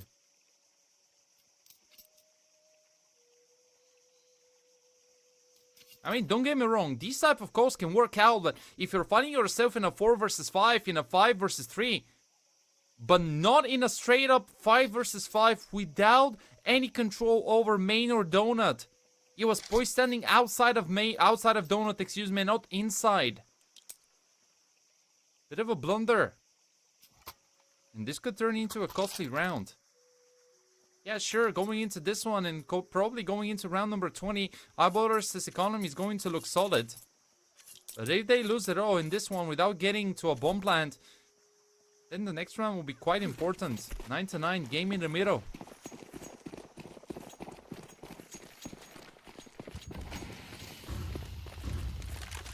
Flash, no incendiary thrown by his Fade, eh?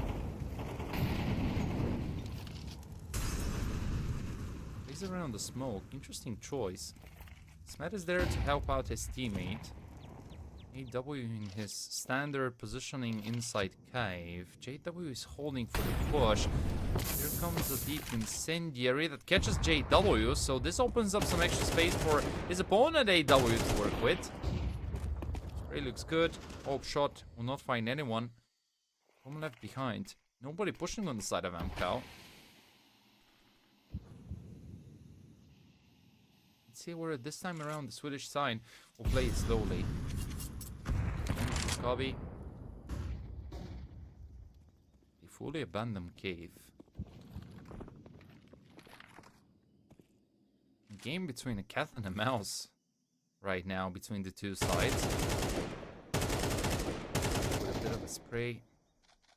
Molodoy's position is good. JW, will he go in for the dude? This is so dangerous, and the reaction is better for Molodoy. He got tagged, but his shot is the deadly one, and not JW's.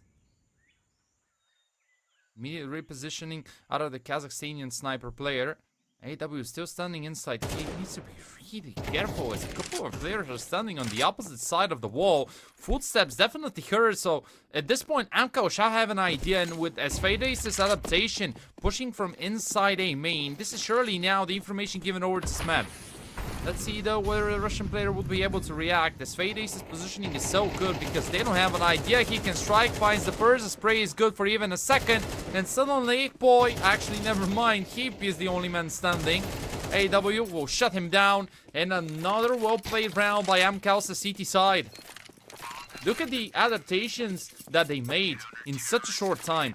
Knowing that you cannot really allow yourself to keep the mid push going, to keep applying the extra early pressure. Instead, just play it slowly, throw the reactive util, wait so that eyeballers can come your way, and land those really nice shots.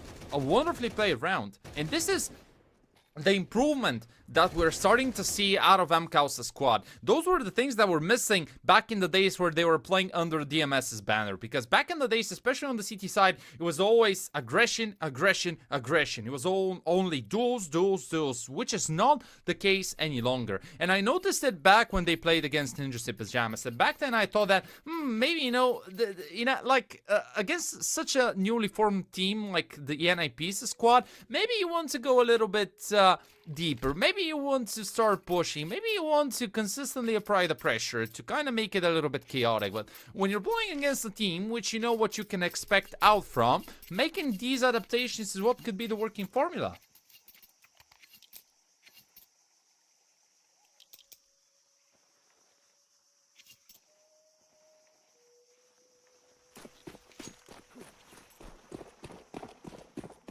Onto another round, and remember what I said in the previous? Have a look at that. Stakes is odds now immediately switching, favoring Amco Esports. And more than anything, look at the economy for the T side. They didn't plant the bomb. This is the crucial round. This could lead Amco to a success.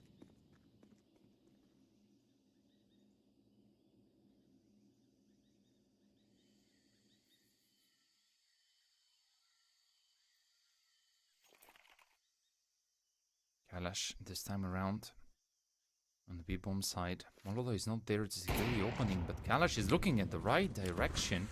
Touches the shot. AW prepares the flash. Here they come. That's the acceleration. They get caught by a flash. AW delivers the first. The trade happened for eyeballers. Even a second as well delivered by Heap. Smet in the meantime will take good care of his opponent. Boldway with a nice shot onto JW. And now it's everything onto Smet's shoulders. Heap and Dele on the opposite side. A 1 versus 2 required out of the young Russian player. And as he gets the first, there is a way out of this situation. Time is not his biggest opponent. He has the defuse kit, but doesn't know where Heap is hiding. AG, which is something that can deal the extra damage. Oh, maybe not any longer, but it's mad. Needs to be really careful and quick with his movement, with his reaction. He's keeping on looking for a kill. Can look and tap the bomb. He does react on time, and he falls. And I think that Smet has just enough time. He has it. What a round. At least eyeballers planted the bomb, but it's once again the clutch going in the way of Amco, and what a map so far out of Smed. The initial reaction good on Heap getting the double, but then right here Smed, the guy to find the kill. Molodoi lands a really nice shot onto JW, and you surely thought that this is it. It was a really difficult clutch for Smed to pull out. The reaction was needed, does it perfectly to put Amco onto 11th. And to make this map so difficult for eyeballers, the Swedes. Look at the buy, the Tech 9s, the AK, and it's Boy taking so much damage. It's Boy actually going to be the first person to fall. AW from inside cave strikes. And as Dex goes down and joins his teammates, the aggression will keep on going. AW with the second. As Heap and Dele, all that is left out of the Swedish side. A chance for Amcal to secure not only 1, not only 2, but 3 map points. Sure, it is still their map pick, but this could have been the closer situations going under the belt of eyeballers and them making it a tie, but instead Amcal, due to their individuals, pulling it off. Smet with 19 kills. AW also standing quite nicely in the double digits. So far, as we discussed, it has only been as Fade having a slower game, but each and every one of his teammates has been firing. And it's once again a good, not the optimal buy for Eyeballers, but at least something for them to play with. Boy with 20 kills, but it's JW struggling with 6, it's Dex with 7. This is not enough. Dele has a negative KD. Whereas looking on the opposite side for Amkaus' individuals, Smet with 19, AW 18, Molodoy with 14, Kalash with 16, Dele is covering the push, reacts so that AW can lose his head, as Fade does the same, dropping to Boy. Now this is a lot of space being given over to the Eyeballers. Molodoy is up, looking, except the first. The hunt keeps on going. Supposed to flash. This could force into a trap, but well, the trap is called Kalash and Molodoy, who combine beautifully. Both of them low on HP. Kalash will get deleted. With an empty bomb site, with Molodoy being so low on points of hound, I don't think that he can even commit to the retake. Maybe he can try his luck. Maybe he can try and look for something. HJ that breaks open the smoke. He's the one playing with the op, and this could have led Amkau to a nice clutch. Another one going under their belt, but instead it will be the Kazakhstanians saving that op. So Eyeballers are gonna dodge the first map point, but 2 more to come their way.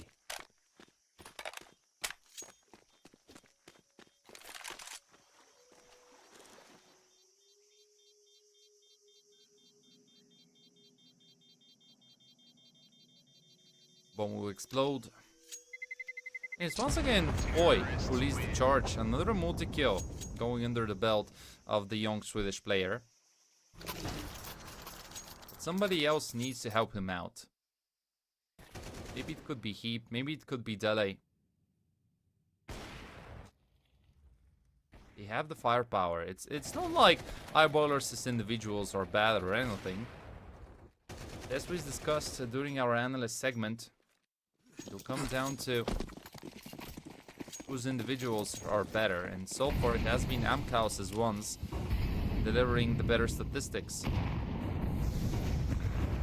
AG for Cubby dodged. Spade covers for Smed, but he doesn't need any cover as he strikes. Could this be the beginning? Eyeballers quick to take full control over the A bomb side. AG will deal some damage, and it's still Dex alive with 9 points of health. Finding the trade, the C4 explosive will get planted, and it's a 4-on-4 retake. Defuse gets available. Kalash picking up JW through the smoke. Nice spray. Once again, a Kazakhstanian doing the extra damage as Fade will join his teammates, and with the smoke for Dolan, this surely has to be the map for Amkau. So difficult. It's even impossible. Molodoy covers. AW picks up the final kill. This is map done. This is Amkau securing their map pick in a 13-10 fashion. Kalash leading together with Smet, both of them having a wonderful ancient. And it's still not devastation for Eyeballers, as this was just their opponent's map pick. But now on to Mirage. It's our second map of our second best of 3 of the day. And you know, I think that what we discussed in the beginning turned out to be the truth. We discussed how it will come down to how good Molodoy can be against JW, and there was clearly a big difference between the two Oppas. We also discussed the fight between, well, not Asfade, because Asfade and Smet were expected to be more the supportive elements, and while Asfade did not deliver, it was Smet having a wonderful match with 20 kills. I think that Kalash also looked extremely solid, whereas on the side of Eyeballers, it was JW missing. It was only Boy delivering the multi-kills. Yeah, Dele from time to time was joining with a couple of kills. The same could have been said for he, but it was not enough. It was a clear difference between the firepower of both squads. As, well, we discussed that Asian was a map that can go either way. It's once again the XDMS squad now called Amkau striking first in our best of 3, but there is at least one more map for us to see between these two. It's going to be Eyeballers' map pick of Mirage, but everything will happen right after the really short break.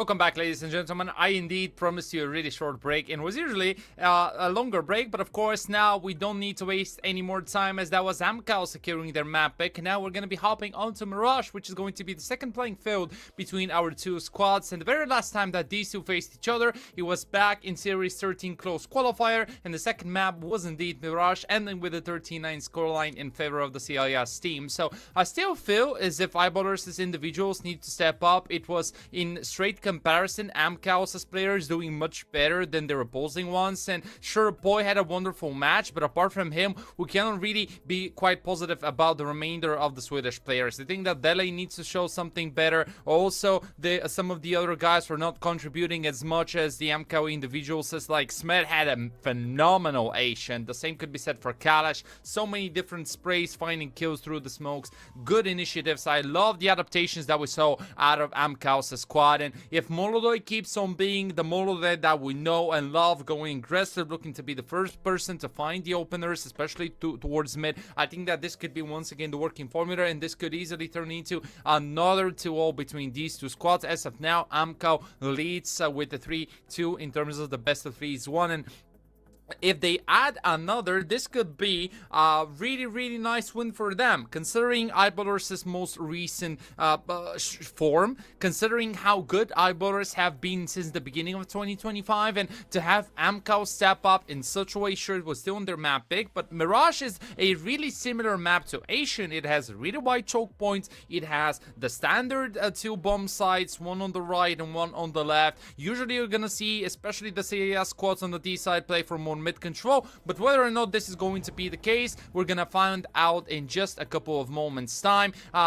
You know, I think that the key for Eyeballers is definitely going to be how they perform on the T side. This is the key. This is where they need to grab as many rounds as possible. You want to start by applying the early pressure, by going aggressive. Remember that they secured the second pistol round by going quick. It was a straight A hit. This time around could be a straight B hit. Maybe they can go for a bit of a split. They have the smoke, they have the two flashes, so let's see what the Swedes will bring on the table, as stakes as odds are tied, and we have something that I didn't see coming. AWS is dually standing on the B bomb side, and two more people playing around him, and my call is indeed going to be correct. Eyeballers going to accelerate. AWS duelists will dodge the flash, and here they come. He activates, picks up the first, spots a couple more, but he gets deleted. Kalash, good for just a single. Molodoi, last man standing, dances around bench beautifully, and Dele, he cannot do a single thing. Amcal neutralized Eyeballers' quick initiative, expecting it to be a B hit,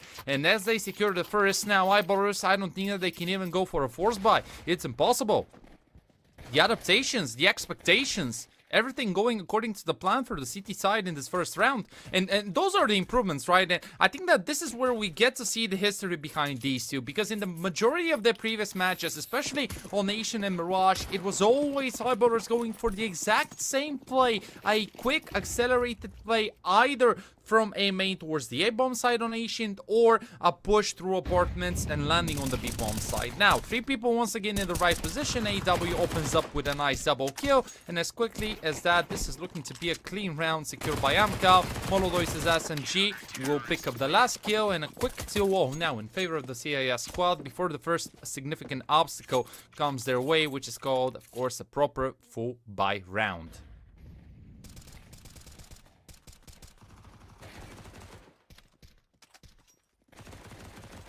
And I know that we're still early on to this Mirage, but there are some worrying signs for Eyeballers. So let's see where they're going to be able to adapt, because so far it feels like Amcal are just a step ahead of their opponents. Standard utility, incendiary for the cross. Double catwalk smoke with a flash. This could easily turn into a split towards the A for Eyeballers if they want to. Nobody covering connector. Three people once again being in the right place. Double AG. Deals some damage over to JW. This is where they will activate. Med goes down. Ninja spray looks good. Molodoi. Get unspotted. This could be a problem, but not anymore as Fade is out of the picture. Flash given. Bump. Finger planted. But when does Molodoi activate? He's making a move.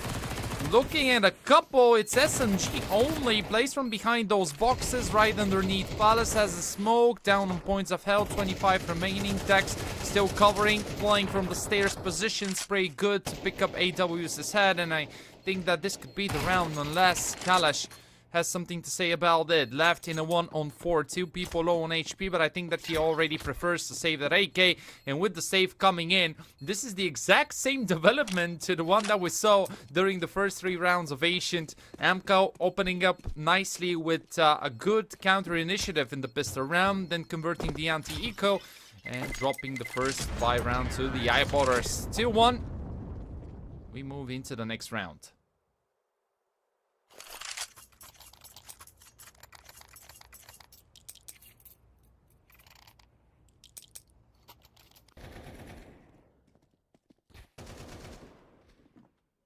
Nice pickup.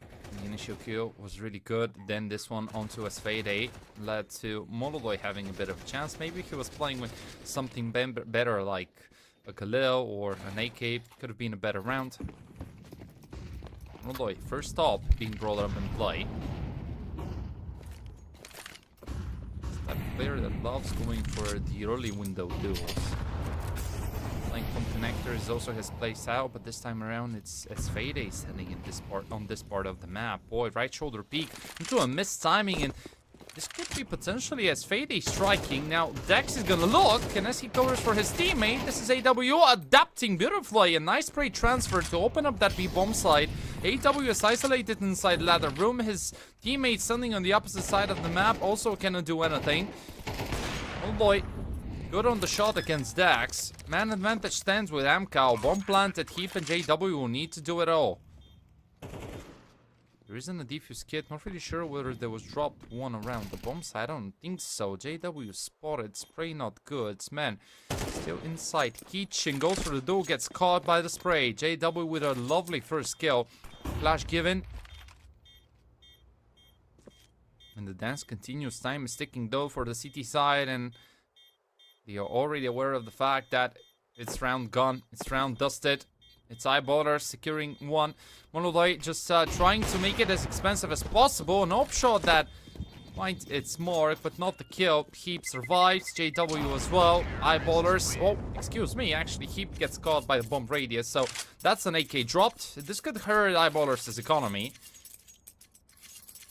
We will need to reinvest, we will need to rebuy all the lost guns. Still enough, but not bad if you ask me. I mean, Amco are following the protocols, trying to make it as expensive as possible. Nice spray transfer. Picking up the second was quite nicely done by AW and Kalash. Unfortunately for them, even with the man advantage, it was this exact shot that led to Eyeballers being the better squad in the situation. Mololoy, once again with an open play. He needs to be the big hero together with AW. And talking about the hero plays, the first shot misses, the second lands. There comes a double out of the Kazakhstanian. AK dropped. As Fade also going down. Mololoy will follow the fate of his teammates. And this is Eyeballers going through the defensive setup, breaking open that A-bomb side with a really nice accelerated play. I love the idea. They misplayed the initial 2 situations, not being able to punish Mololoy earlier, which could have been more beneficial for them had they neutralized the op. Kalash, Adigo with the lucky charm, but no more luck left for the CT side in this 5th round. The bomb will explode in any case. Smet could probably hope to find a couple more kills just to once again make it a little bit more expensive for Eyeballers. GW's covering, AK spotted. And a small lead going over to the Swedish side.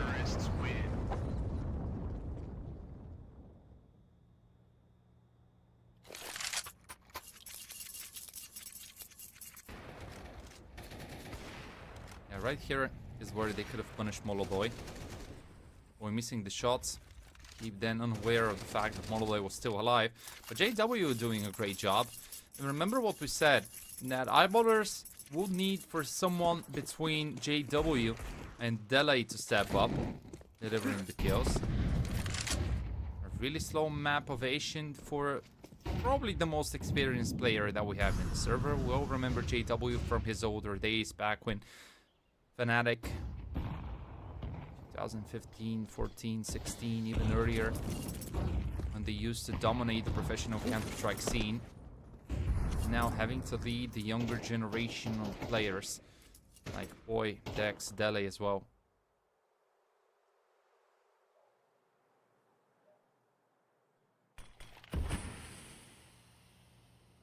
A wide defensive setup coming out from Amcal.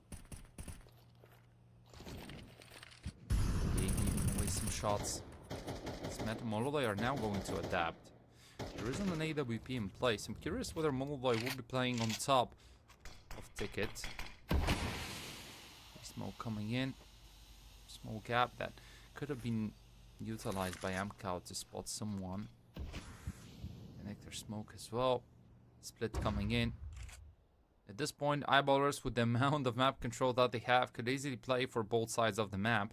Molodoi is thinking about it, but it is already the timing caught. Reaction is good. AW picks up one, but so does Boy. And as he doesn't spot anyone, Kalash will get pressured. Dele surely to go down. Spray transfer good for Kalash, says double kill. Maybe a triple coming in for the Kazakhstanian. He looks for it, but JW better in the duel. Securing his aid can get down to the B-bomb side, but it's AW. Similar names, but different positions. Molodoi will be joining his teammate. So will Boy. And as the cross doesn't happen now, JW needs to do it all alone. 4 more seconds remaining. The duels will not go his way, as this is Amcal getting away with the round. Good initiative, good idea, well executed play out of eyeballers, but it was Amcal's adaptations. AW's skill was crucial. Giving the information away, Kalash knew and he showed it with the spray transfer. Even though it was a little bit earlier, he knew what is about to come. And sure, JW won the duel, but it was once again AW and Molodoi being ahead of the play. Having the information, knowing, adapting. This is what you love to see if you're a fan of CIS Counter-Strike. And if you're a fan particularly of Amcal.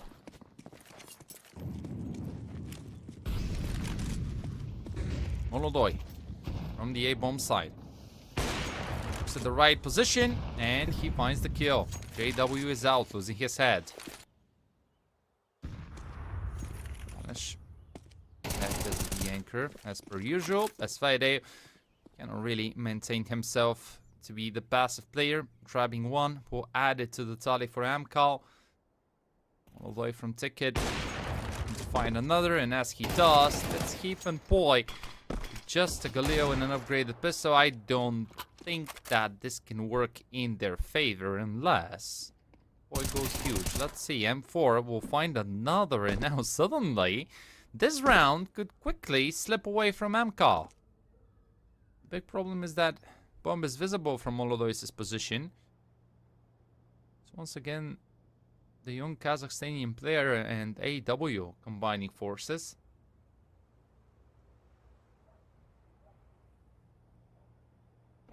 Positioning for the CT side player, and as he strikes, that's an easy kill. They already have the confirmation as to where Boy is hiding. Gave away his position, so the Swede is practically an impossible clutch, and there it is. That's a 4th for Amcal. Not bad at all. I feel like we're seeing something really similar to the Asian that we witnessed a couple of minutes ago. And while it was not the most optimal buy coming out of the eyeballers, they still did a nice job at equalizing and finding a way back. At least to look for a recovery. Keep and Boy doing their damn hardest to remain in the round. But unfortunately, it was once again the duo of AW and Molodoi, the two players which you don't want to be facing in these type of situations, especially when they're playing together.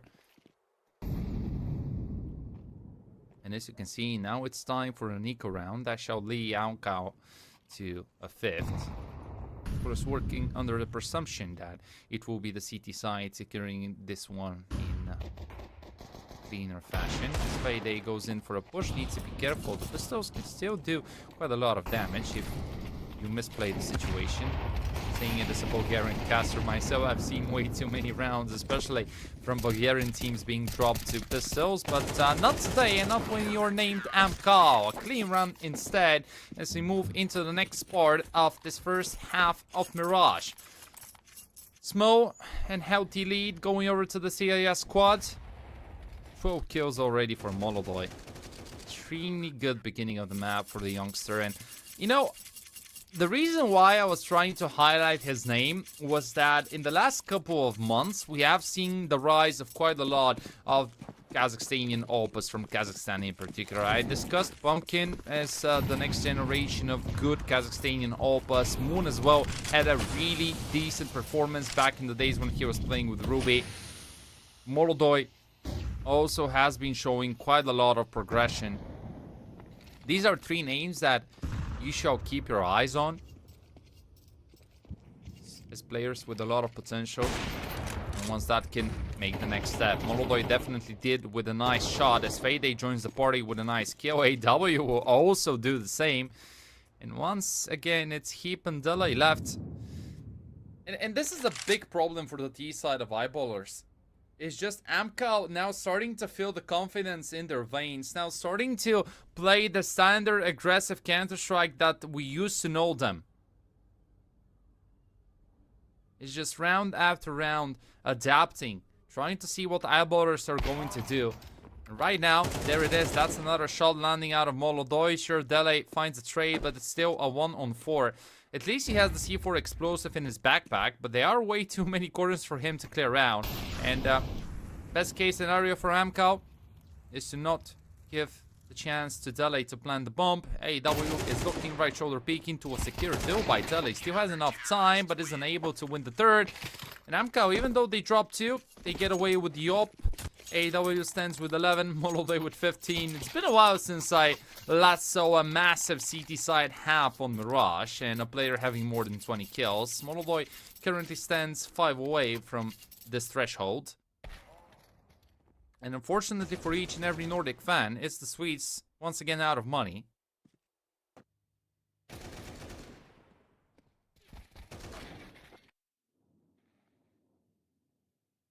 Boy, only 3 kills. Lowered down the level in comparison to what we were seeing on Ancient. Tactical pulse called by the Eyeballers. Difficult to be in those type of positions if you're the Swedish side. Remember that this is an elimination match and whoever loses goes out empty-handed. But if you win, you're gonna be playing in the Swiss stage of Series 16. Which is going to start tomorrow. And while we have had 15 series of the Champion of Champions tour, I think that this is the first one where we actually don't know what is going to happen. Because, you know, back in the days, in 2024, you could expect that some matches are going to end in a certain way simply based on the difference between the squads. But, well, that's a nice shot landing out. Boy, and I'm going to end my thought in a couple moments' time as Eyeballers can pick up one more, but Smed is not really keen on giving this one away. Neither is his Fade. HAW will shut him down, opening the extra space and securing a man advantage. Now, 2 people in the red zone in terms of points of health available, but it's Kalash and AW, 2 really explosive riflers standing on the opposite side, looking to deny the clutch. Boy, we'll need to combine left shoulder peek into a secure duel. Lovely movement, and the Eyeballers are actually on the verge of breaking through Amcal in a round that should never ever have gone their way, and there comes the confirmation. The pistol's doing so much damage. Okay, this is something that I didn't see coming. And just to end my thought, the reason why I think that Series 16 is the hypest one out of all the previous iterations we have seen here in the Champion of Champions Tour is due to the fact that we have so many different new names, so many teams that we haven't seen previously. And obviously the hype and level have gone higher, which is quite natural, which is what you want to see going into 2025, because this is the year, as I discussed previously. This is the year, the 12 months which you want to utilize, where you want to prove yourself more than anything. Because sure, already 2024 is behind your back, and you want to show improvement, you want to show growth, and you want to show that you're able to make the next steps in your growth as a Counter-Strike player. And those type of rounds can demonstrate exactly this. Eyeballers catching Amcal off guard. But still, the economy of the CT side looking more than solid. Oh, that's a double op setup. Okay, let's see how this one plays out. Kalish and Molodoi. The anchor and the Opa. Likely proactivity. towards apartments. But Kalash needs to be careful to not get caught. JW is in a good position, expecting the peek. And we say goodbye to the first op. Mololo is still in play. As Fade will need to cover that B-bomb side. Mololo does the same at this point from short. But it's Eyeballers not wanting to fully commit instead. Gonna go back. Gonna slow it down. Smoke for window prepared by Poi. There it is, one for connector as well. And the idea behind it is so that Amco can get caught by the fake. It's fake for a solo push, expecting heap. Deli still trades. Moldoy with a chance now to land a nice shot, spots the head, and deletes Poi. Good responses so far. Moldoy reacts on time. Good incendiary to push Deli away from apartments. But it's a 3 versus 3. Now, Smet, he doesn't know, so he pushes to try and gather information. Getting caught in the process is not going to help out Amcal. Both players separated. Mololoy and AW will need to do the solo hero plays if they want to win the round for their respective teams. AW's positioning not known, standing behind those two boxes, trying to be a ninja, trying to be as sneaky as possible. And look at what the Abolers are doing. It's a mole for Palace, but nobody's checking out this corner now. AW will review his position, immediately deleted. Mololoy can't do anything apart from just having a look at Code Zeris' AWP graffiti. And as he starts running away, this could be another 7-5 half going in favor of Amcal. I love it. This is a repetition of Ancient. This is another example as to how close these rounds are between the teams and how similar both their playstyles are. And how the individual stepping up can make the big difference. Bomb explodes. 50 Pierce. 3 guns saved. Economy looking more than solid for either squad. Mololay will be playing with an op any case. Well, maybe the economy is not that solid for Amcal, if I need to correct myself. JW with a really nice shot. Nice clear up by his Fade, but it was still Dele covering for his teammate. And even though Amcal were putting themselves in good positions to try and find the trade, it was the peak that we saw out of window that led to this disastrous end. 2 SMGs and a pistol, not a lot, but at least some util available for Amcal. AW and Molloy are going to be the heroes needed. The team wants to secure a 7. And talking about making heroic plays, Molodoi steps up deeply, adapts a quick scope, picks up 1. AW right behind his teammates' back. And now that they have the confirmation that it's going to be an A play, as Vader will need to react. AW keeps the cover up. Smet activates with an SMG. The pressure keeps on going. JW left all alone in a clutch that will never ever happen. 7-5. It's Amcal's CT side getting away with a small lead. As now we're gonna switch sides. Eyeballers trailing, but for how long? Just remember that on Nation, it was them securing the second pistol round, but it was them moving onto the T side and not onto the CT side. Good level of coordination demonstrated by Amcal. Moldoy with a huge half.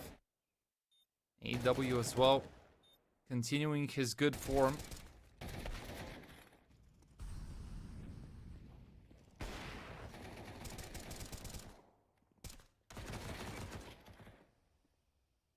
But only one of these two squads will proceed to the Swiss stage. Amcal putting up a good fight on their opponent's map pick. That's a lot of utility available. Smoke, molly, double flash. So many different options right now ahead of Amcal. They can do it all. Have a look at what they're doing. They're just selling out a fake. This could be it. Smet is standing inside Palace. He will activate quite light. The moment that Amcal starts throwing the util. Smoke prepared by Esfede. Here it comes. Double flash. Drone, Molly deployed, Smet isolated, but it's Boy who needs to deliver the duels. And as he wins the first, Kalash still alive, keep the pressure going. He finds 1 point trades, and so far the round has started to fall apart for Mamka. Molodoi, lone points of hell. That's a nice ding onto Dax, delivering a chance to the Kazakhstanian to keep the dance going. But he needs to isolate, he needs to be quick, he needs to be precise with the movement, because have a look at that. He will get surrounded, and Smet is so far away, he cannot do anything. 100 points of health remaining. A Glock in play. Sure, a person in the red zone in terms of points of health, but Heap and Boy are quite healthy with a smoke, with Kevlars, with USBs. Smet, that's a first. Massive pistol clutch ahead of him if he wants to send Amco in the zone of 8, because surely this is Eyeballer securing the 6th and getting away with the second pistol. There it is. 6-7 once again. As the bomb gets denied. No plant available for Amco. No financial injection going to the way of the CIS team. And likely a 7-7 appearing in front of our eyes.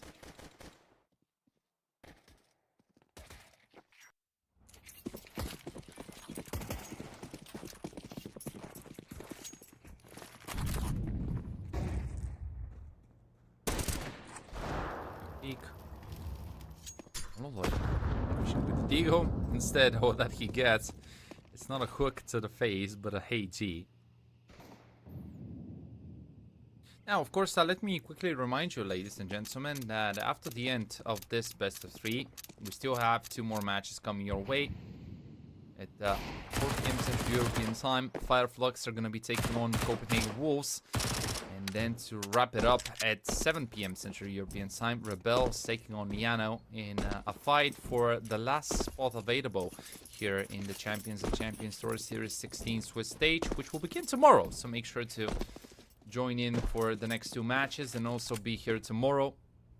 A long, exciting week full of Counter-Strike action here in the tour. As we'll get to see one of these 2 squads. MCAL. Trying to be creative, trying to get somebody off guard, but this is not going to happen, at least not today, not in round number 14. And overall, so far it has been JW, the single player with a positive KD. Boy has slowed down. He has just 4 kills, Dex with 6. Okay, Keep is looking to get some more on his count. JW uses scout, finds a leg shot, adapts, nice headshot onto his Fade. Confirmation as to where Smed is standing. He will also fall following the fade of his teammates. Now, it's a tie, it's a 7-7. But let's see what Amcal can bring on the table going into their first proper buy round on the T side. The creativity required is quite high. I remember having a conversation with a person related to Counter-Strike about Mirage, and we were discussing how this is a map that really relies on either side getting away with mid-control, because by securing this part of the map, it's so much easier for you to react if it is going to be a retake on B or A, or just a play coming out from the T side. Especially if you're a T player, it gets so much easier for you to play around the map, find the timings, you know, have the extra surprising factor.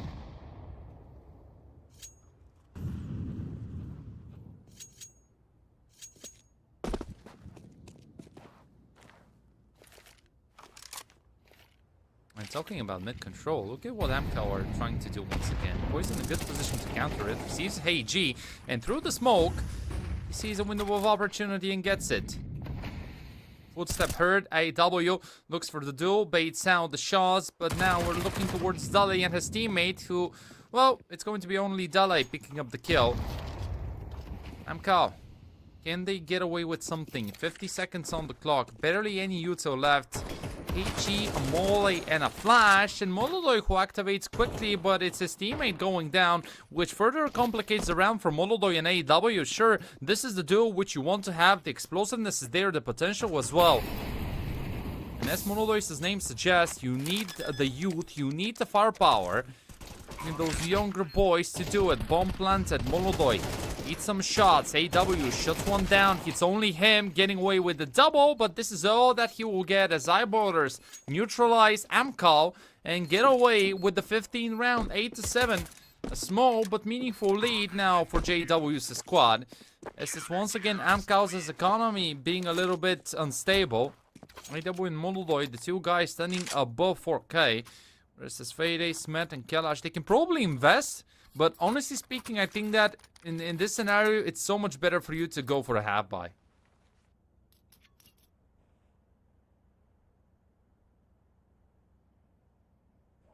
And there it is. It's going to be just the upgraded pistols with a lot of util. Quite logical. But it will come down to how quick Amcal can be, because boy is definitely really quick with the jumps. Good dip incendiary. Molodoi prepping the flashes. Will Amcal once again accelerate? This could get tricky. A HG that deals a lot of damage. Boys covering from short. Here they come. Kalash leading the initiative. He falls. AW needs to jump around the bomb side, but as he gets spotted, it's also the bomb carrier being noticed by Eyeballers. Quick adaptations. Dele and Heap will combine for a quick double. Smet and Svede left. A Tech 9 and a Digo in play. Now, the Tech 9 will get an upgrade. But the same cannot be said for Smet, who's already deleted. And now, this is suddenly Eyeballers with a chance to go 2 ahead of their opponents. Svede, his position known. It's really difficult because in these type of rounds, it's so hard for you to properly accelerate due to the amount of util available for Eyeballers. Maybe it would have been better if Amcal had tried to go for a default A play. And I only say it because both teams know each other, so we saw how prepared Eyeballers were to actually respond to what Amcal were trying to do. It was a play that was lacking the coordination and the proper acceleration, because whenever you throw the flashes, you want for your teammates to go in as quickly as possible, to jump out of apartments, to try and figure out where the positioning of the B defenders, and then to isolate the duels, apply the pressure with the Tech 9s, maybe pick a kill or two, so that you can then slow it down, play around the extra smokes. But this didn't happen. Instead, they were going one after the other, which allowed for the short player to kind of calmly get away with the duels, spot the players, and now that the save comes in, Amcal will need to do it in the next round. And this is what I talked about. Kalash going in first, getting caught, and Molodoi was logically slowed down, getting caught by an 8 as well. And while it was Svede picking up a nice kill with the Tech 9, this is all that Amcal got in the previous round. But let's see. Open play for Molodoi, 19 kills for him, 16 for AW. Those two firing on all sides. JW with a nope on his own. Single AK and 3 M4s thrown into the mix. Catwalk smoke given, Molotov connector, and JW, even through the flash, is able to pick up Smet's head. Lovely good shot, catching the proper timing, neutralizing his opponent.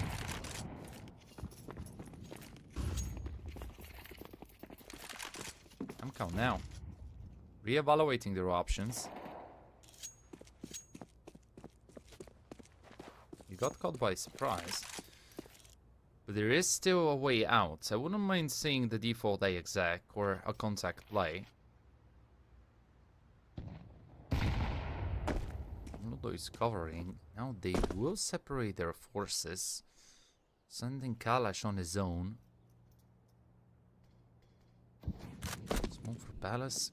Good awareness demonstrated by Eyeballers and Heap in particular. They're relying on Dex to hold on. Kalash is trying to sell out the fake. This could be dangerous. Dex doesn't know. They will push through the smoke, catching him off guard. And this opens up the A bomb side for business. This is risky. This is so risky. Eyeballers deciding to play in the retake straight on. JW with a nice shot onto Svede, but this is still a 3-on-4. He picks up an upgrade. Molodoi stumbling and not getting caught by the flash, but AW will fall. Molodoi finally activates, but it's JW with the trade. And with the amount of smokes with Kalash standing on the opposite side of the map, this is it. This is Eyeballers getting to a 10. Now, don't get me wrong. They still win the round, but this was really sloppy and this was really risky. Because the gap was there. Even if it was not for Amcal's full squad playing from Palace, Sure, nice opening by JW, catching the timing onto the shot, but right here, you leave Dex all alone. You know that there was a smoke, and the professional players, they love exploiting this exact type of a play. A push through a smoke that is used for covering a palace. And you allow for the extra financial injection into Amkaus' bank accounts, but it's Boy going deep, catching one. The spray not good for a second. AW trades. Molodoi with 20. Still not spotted. Kalash covering under. Another positioning so far out of everyone. And saying about playing standard Counter-Strike, no longer the case. Eyeballers will push, grabbing AW in the process. Interesting adaptations happening for both sides. Dede, all alone. Good position if you're the B anchor at this point. Calling for some extra help. Kalash spots him. Drop found. Kill as well. Dele out, but so is Kalash. And now Smet and Molodoi. Can they convert it? First one found. Op shot lands. Molodoi against JW. The duo that we wanted to see. The youngster against the experienced guy. Kazakhstanian or the Swede? A Nope against an AK this time around. Bomb will get planted. A duel that can lead us to something bigger, and now Mamcow relying on Molodoi himself, relying on the youth, and the one who needs to do it, who needs to be the firepower. They get to a massive round. And it started so nicely. The idea was really good out of Boy. Unfortunately for him, there were a couple of players covering. Another great adaptation coming out of Dex and his teammate. But right here, Kalash's awareness was great. Dex landing a nice shot. Smed picking up one. Making it not to a second was Wall. That could have been it for Amcow. But it was still Molodoi, the guy with 22 kills. That keeps on firing. That keeps on being the driving force for Amcow. And now, suddenly, have a look at Eyeballers' economy. This could be the round. This could be the breaking point for Amcow. The one that gets him to a recovery, to a full recovery.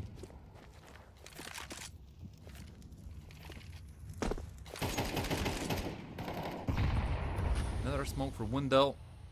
Boy, this time around switching his position, standing inside ladder room as Fade has the awareness. Good molly to force out Boy into a duel, and now that drop was heard, they will punish him. There comes the first forced mistake out of a CT player. There's not going to be a second up until this point as Molodoi punishes his Dale. Getting the trade, maintaining the man advantage with Amcow, but AW, oh, you sneaky AW, will catch AW, and now heaps around it. Will need to do it. Spray transfer not good. Instead, it's Kalash shutting his opponent down, and Dax cannot really do a single thing apart from watch how the bomb gets planted and soon how the bomb explodes. A wonderfully played round by Amcal. And this just keeps going back and forth. Remember what we said about the CT side's economy. It's now broken. It's now into pieces. They will need some time to recover it, and they will surely need that M4 if they want to have better chances going into the next one, because this is Eyeballers' map pick, sure, but Amcal, as a typical CIS squad, know how to play properly on the T side of Mirage. And it's actually the CIS team's map advantage, excuse me, is what creates a lot of problems for Eyeballers. Because at this point, you cannot really make any more mistakes. It needs to be as clean as it can get, especially when you're on the CT side. And have a look at that, the awareness, the first kill on Boy. A forced mistake. Dele tried, but Monolith with an extremely quick shot and the AW. Catching his opponents is Opa off guard. Trades come in. Round done. Amcal even now calling for a tactical timeout. 23 kills from Mololoy.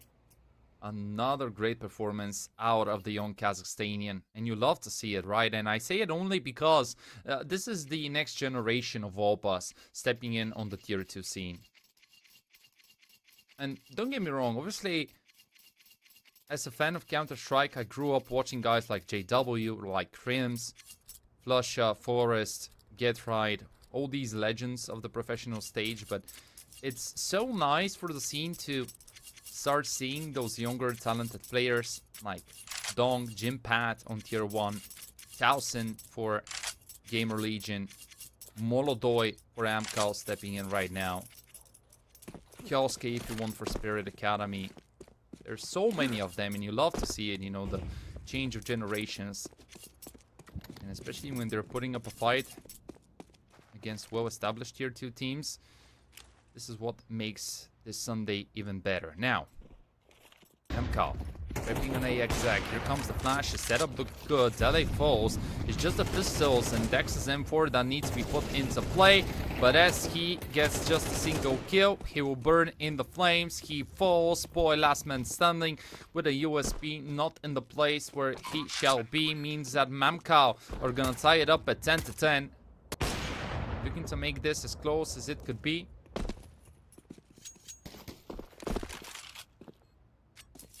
One more shot needed. Send the boy back to CT spawn. And here we go. It's a tie. It's a game in the middle. And it's once again both squads delivering an extremely interesting map.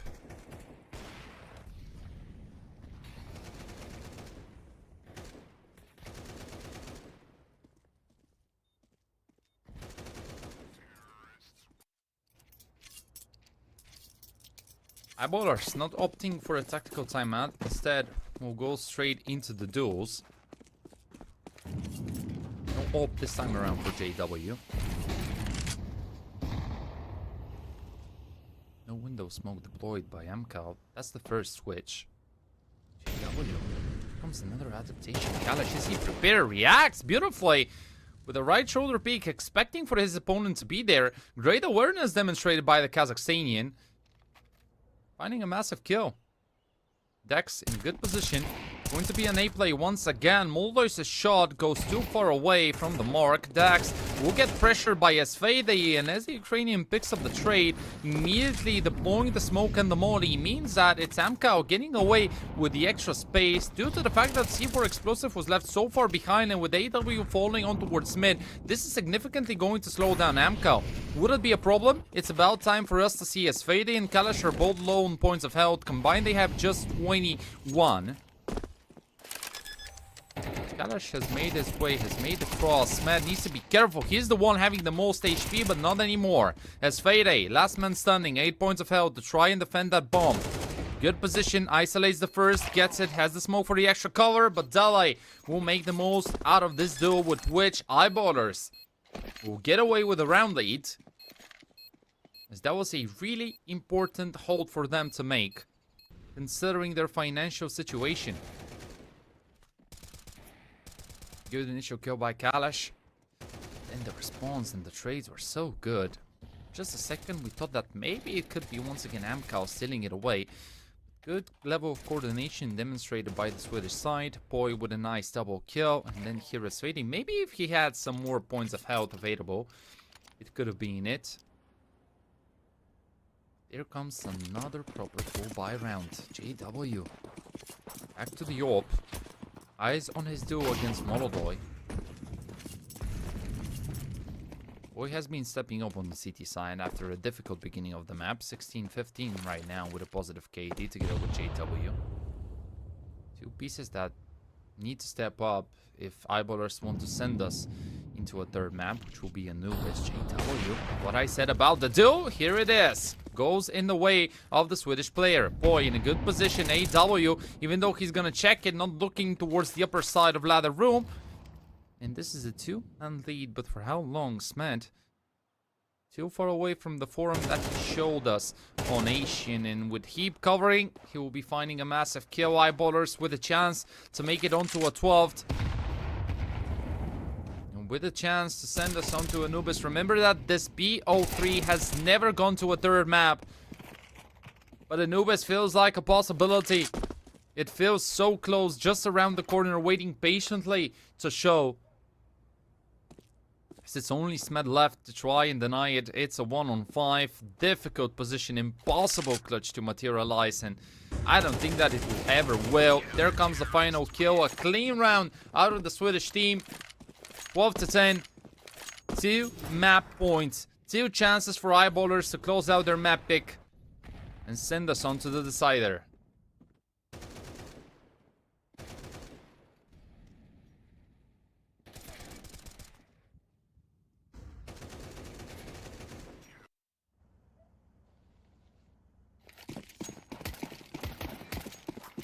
And it's not one of the most beautiful buys we've ever witnessed.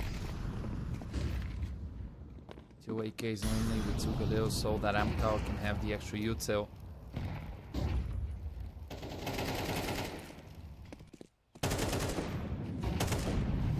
This time around, the difference once again comes out from the individual play.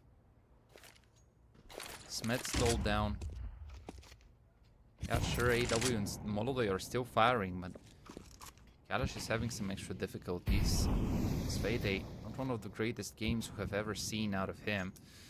Whereas Boy found his form on the CT side of Mirage. JW with 19 kills, having a positive KD is definitely going to help them out, but it's AW waiting for a peek, waiting for a chance. Boy, on top of the box he plays, and on top of the box he finds the first. Spotting as Fade adapting beautifully. That was such a nice adaptation coming out of Boy. Putting all the pressure on the shoulders of Amcaus' trio. What can they do? Barely any util available, and look at the positioning of Dex. This is so good. I don't think that there is a way out of Amcal, and this third map surely feels like it is about to come. Last Monoboy has something to say about it. Gets one. It's heaped down. Short player spotted. Dex still standing inside. Well, big kid, not for long, as he gets deleted. Smad will pick up a second, and could this be it? Down to a 2 versus 2, but it's JW looking with the op, and as he strikes, puts Kalash into the clutch. 12 seconds remaining so that he can pick up the bomb and so that he can get it planted. Needs to be extremely quick, but I feel like JW has the edge, goes in through the flames. He strikes 13-10, ladies and gentlemen. We're gonna be going all the way. We have seen Eyeborders and Amcal face each other on so many occasions here in the Champion of Champions tour back in the days when Amcal's squad was called DMS, but this is the very first time that we're gonna see both squads getting to a third map, and what a better way than to have two 13-10s. Everything started on Asian with Amcal securing the map pick, but then Eyeborders stood taller than their opponents, closing it out, and it's once again a really close map that we had. It was not like Amcal were out of opportunities, but it was the individuals stepping up for the Eyeborders, especially throughout the second half, especially on the CT side. Boy, what a recovery for him in particular. JW was so much better, whereas the same cannot be said for Smet, and I think that this sets us beautifully for our third and final map. It's going to be Anubis. Remember what I said, I promise you a really short break, but when we come back, it's going to be the final map, the decider between Amcal and Eyeborders. So stand with us, I'm gonna see you in a while.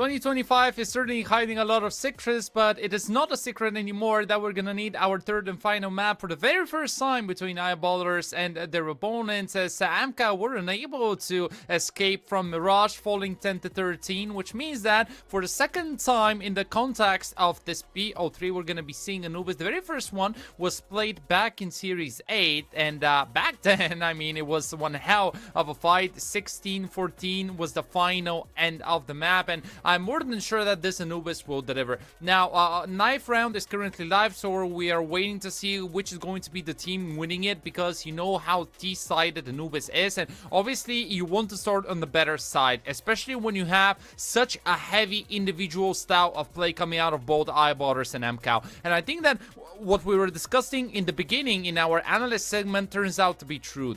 Whoever has a better individual game wins the map, because on Asian it was clearly Amkow's individual doing a better job in terms of the fragging department. Then a bit of a switcheroo on Mirage, with sure a couple of really nice coordinated plays coming out of Eyeballers. Their CT side, individually speaking, was much better in comparison to one coming out of Amcow, and especially boy JW stepping up meant that they can be the sole guys making the difference. And you know, two maps that end up with 13-10 score lines means that the difference comes out of these really close situations, because on Asian the majority of the clutches were secured by Amka, which was not the case on Mirage, where it felt like the game, well, yeah, excuse me, I will just stop yapping. Game is live, ladies and gentlemen. Forget about Mirage and Asian, as Anubis will be the decider, and Anubis is going to be the map that decides which out of these two squads will proceed to the Swiss stage. Just to finalize my point, now that we have 5 extra seconds of time, whoever plays better on the CT side will likely be the team getting away with the win. So let's see. Utility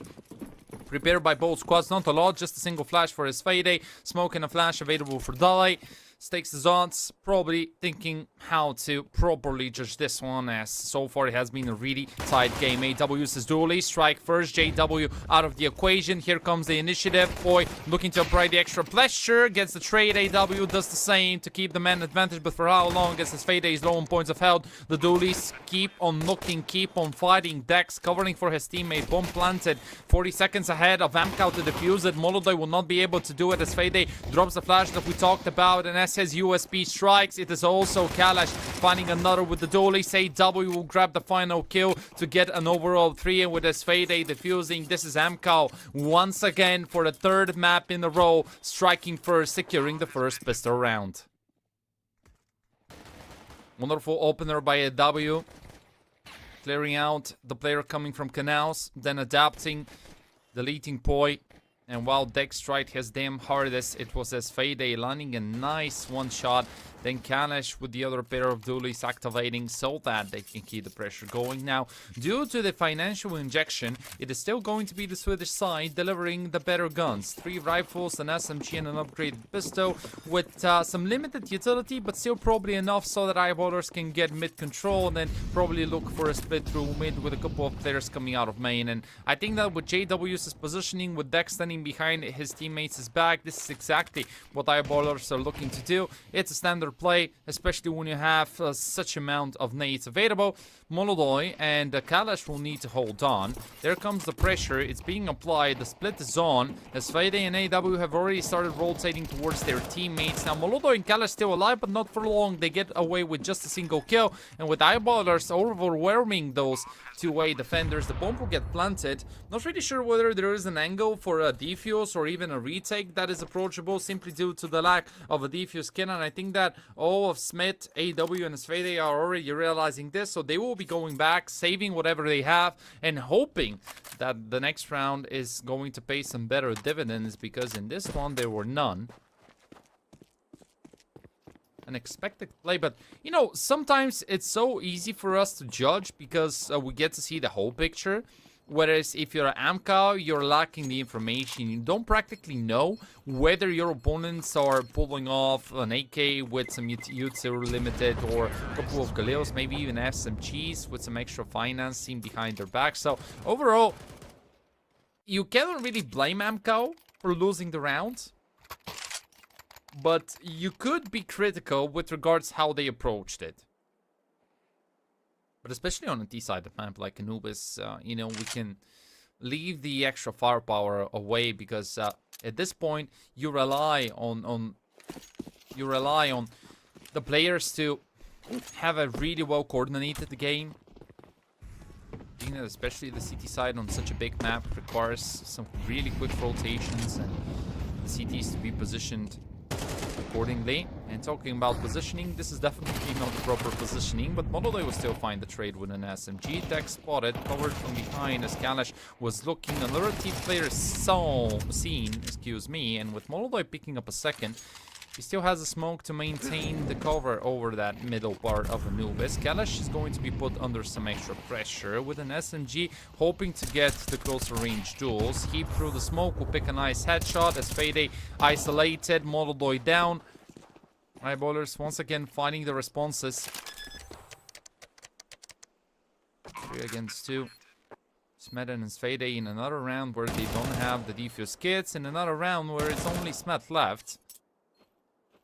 And I think that he's already willing to save.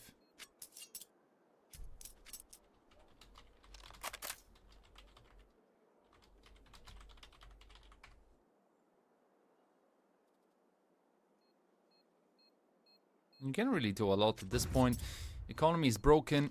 AMCA are going to be playing with barely anything available, and I think that it's so much harder for you if you win the pistol round and then drop the second one to a forced buy for the CT side. It's so deadly because it literally puts you in a much worse position if you had lost the pistol round and then played an anti-eco. I know that theoretically it's still the same disadvantage, but it just hurts so much more. AW getting caught in the wide open. Molodoi with a great initial kill, then dancing beautifully, even jumping with an SMG in order to put himself in the better position. There was still Heap finding a kill through the smoke, reacting for the second, adapting to the third as well. Lovely stuff, and there comes AMCA's first act.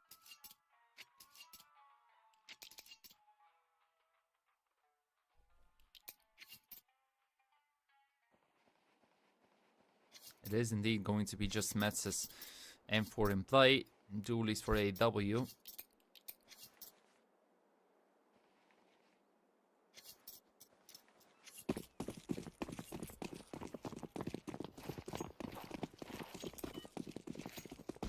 Interesting map that we have as a decider. Obviously, it was expected to be either this or Inferno. Considering that it was Eyeballers left with the choice, maybe they feel a little bit more confident in their Anubis rather than that Inferno. Because Inferno was played in nearly each and every best of 3 that they played so far. Actually, in each and every best of 3. Most recently in the Series 15 close qualifier, 10-13 for Amcal. Previously 9-13 in Series 13. Eyeballers secured it in the match they played in the Swiss stage of Series 10, 13-10. But apart from that, it has been DMS dominating. And considering that they have played Anubis just a single time between each other, this is probably the reason as to why Eyeballers wanted to bring something newer on the table.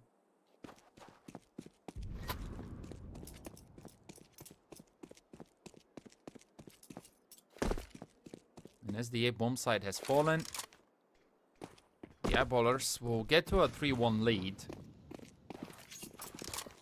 Smet's already thinking about saving the M4, and you cannot really blame him. It's been a well-executed round. Nothing given over to Amcal. But this is a map where you cannot really make any mistakes if you're a CT side player.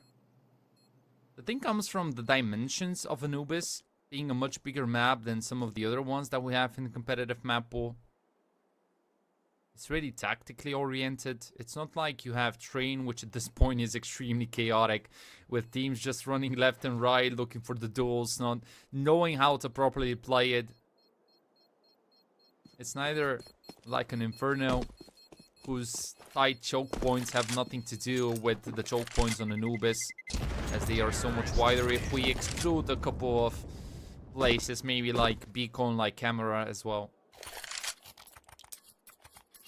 A map really similar to how Overpass used to work back in the days, at least in my opinion. But now that the Berlin situated map is out of the competitive map pool, we still haven't seen either Amcal or Eyeballers step on Train, and they will be stepping up on Anubis now that both sides have the better guns. First open play from Molodoi. Couple of M4s available as well. U2 deployed.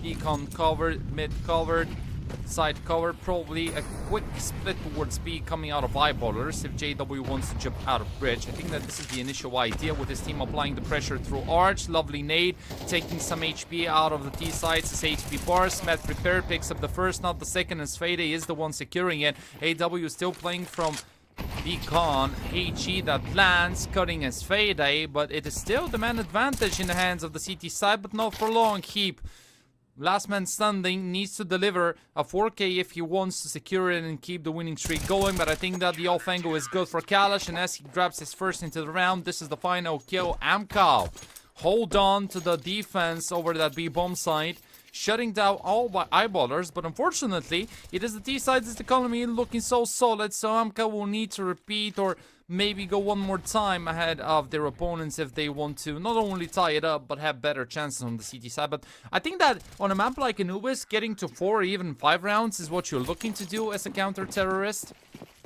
Op was saved, M4's there, even an AK added into the mix for Kalash. Kalash probably coming out of Kalashnikov, and Molodoi, ooh, that's a nice second shot. 2 quick openers found by the young Kazakhstanian, looking for the third as well, and Dale is gonna give it over. As quickly as that, this round looks done and dusted for Eyeballers, unless Boy and Heap have something to say about it. But away from picking up the C4 explosives, Met spotted his opponent, but is unable to win the duel. Switch duel still quite healthy up until this point. The USB shots will do it against Heap.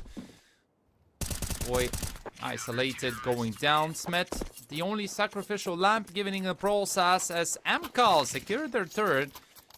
Now suddenly the picture starts looking totally different. One more round that they need if they want to get the lead, and more than anything, maybe double it up, considering how low on finance the Eyeballers are. Really nasty second shot out of the Kazakhstanian Opa. Continue to play aggressively. Landing another.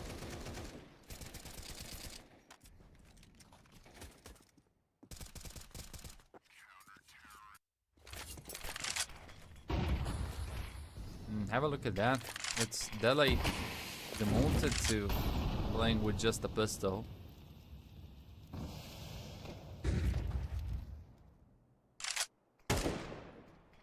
Okay, there. Okay, I like that. I like that. That's a way to give a Molotov over to your teammate. Full investment coming in. Eyeballers relying on making this round work. Nice AG onto Molodoi. Chipping away some extra damage. Probably another split coming out from Eyeballers. In another situation where Kalash and Molodoi are going to be isolated. Now that Svede has moved in, but Molodoi has stepped up. Kalash dancing around the bomb site. Getting away with a kill. Double for Molodoi. As Eyeballers once again struggling to even get to a bomb site.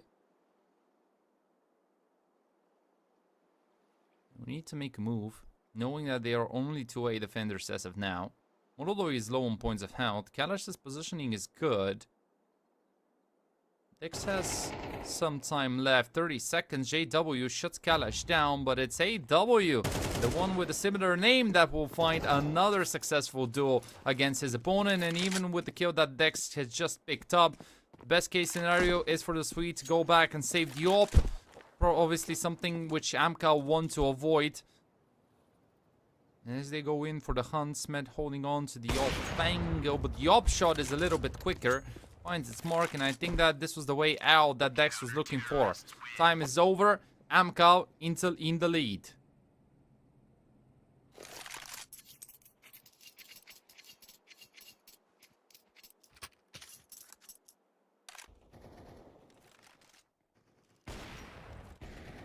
Nice quick shot out of Molodoi, working together with Kalash. Hold on. Still, props to Dex for fighting his way out of this situation. 6 odds, thinking that Amco Esports are in a better position. They already have secured 4 on the CT side of Anubis. That's quite a lot if you ask me. Looking towards the 5th as well, as long as they avoid JW's op. Right now, the Swedish player playing all alone towards middle. Quick checkup just to see what is happening outside of Beacon. Making sure that those canals remain clear. They will play together. Now, the only way in for Eyeballers is if they set up JW for success. Not impossible. You have a smoke for the left side of the bomb side. You have a molly in case somebody stands inside Ninja or for Tempo, but you're gonna need to shut Molodoi down, and as he strikes, this is the op gone. The Kazakhstanian still covering. The shot will not find its mark. Deli is looking, hunting with the Deagle kill. Smet immediately deploying the smoke so that he can deny the visibility over to his Swedish opponents. And the op is retrieved. Keep needs to make the cross if he wants to save this one. A push coming out of Kalash as well in the meantime. It just gets really complicated for the Eyeballers right now. That heat goes down. Smet will keep the clear up, and as he gets them all, this is Amkal securing a clean round onto the 5th. And another significant obstacle coming their way, as Eyeballers are gonna take the extra 30 seconds to talk things through. Something is simply not working. I cannot really think of what has been the case, because Amco have been really good in finding the responses. It's once again the adaptations that we're seeing out of the CAS squad that are simply neutralizing Eyeballers' initiatives. Molodoi with another great performance. Surely the MVP of Amco gets away with a win.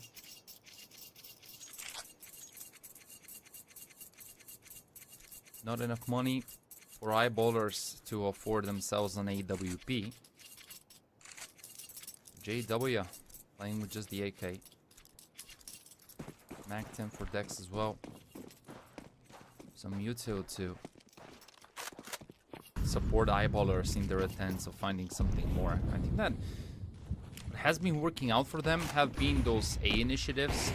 Splits through mid. Probably they're thinking the same way, especially with Dex picking up Molodois' head. Oh, giving up for free. As Fade looking for a response, and as he finds one on his own. This is mid control still in Amkaus' favor, but for how long? Smed and AEW are going to be playing together. A split likely coming towards that B bomb site. Couple of players coming out of Con. AEW burning in the flames, goes in for a fight, forced to make a mistake, and here it comes. The trade happens. Boy brings the man advantage with Eyeballers and with the Molly and with the bomb plant. This is now Kalash and Asfede probably thinking about going in. Easy duo, one to Heap. 2 more to be found by the CT side. Shot giving away Asfede's positioning. JW in a really good position. Has a flash as well, supported by Boy. Both of them playing from the exact same spot. That's the confirmation. Now Kalash knows Incendiary that comes in at the right time, but so does JW to clear it out and to secure this round for Eyeballers. For so that the difference remains just a single round. But the CT side economy is still solid enough so that Modoloy can get back to playing with Yop. Good acceleration by Dex, picking up the first. AW needed a multi-kill that escaped from him. In the moment that he fell, it was evident that Eyeballers had the better positioning. Another mistake coming out of Heap. But Boy and JW are playing together and meant that Eyeballers had everything that they needed to find the trade and shut their opponents down. Still, an expensive round, and once again, it's the acceleration. The A play comes in as Fade, last defender standing on the bigger of the 2 bomb sites. Molotov deployed immediately, and as Fade will go down, giving away an M4 to Dele. A lot of space already secured, bomb planted, and I think that we're once again headed towards a 5-5.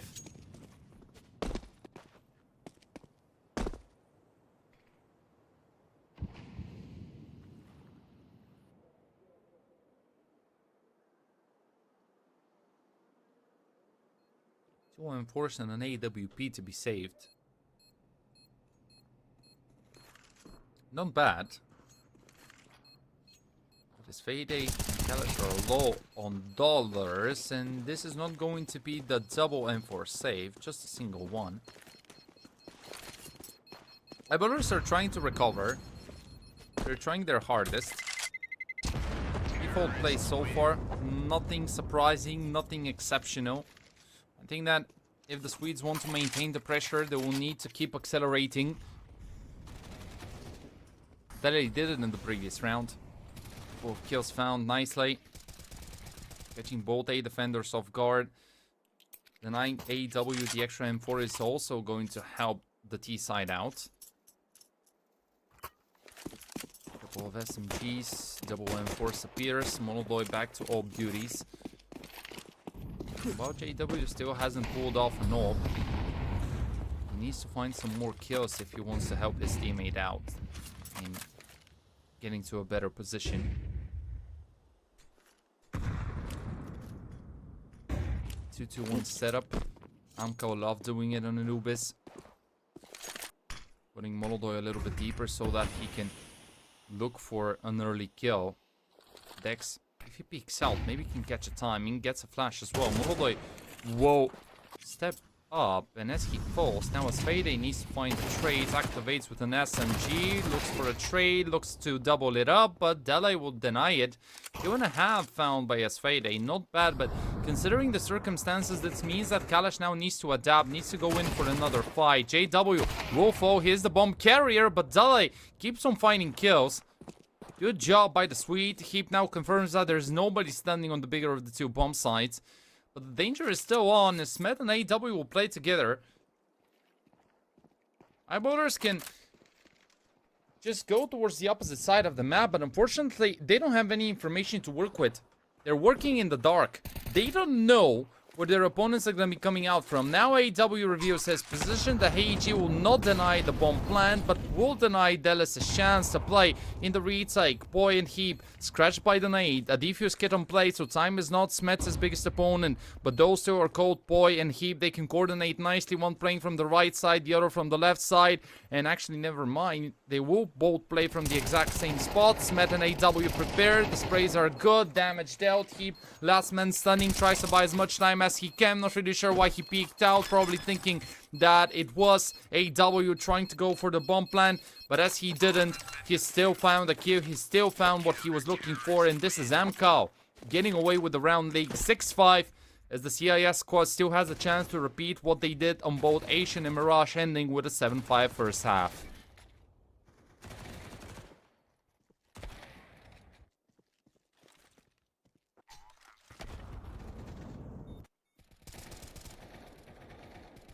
Recovery, good Heiji, and right here probably, yeah, he definitely thought that it was his opponent, just not going for the duel but standing on the side.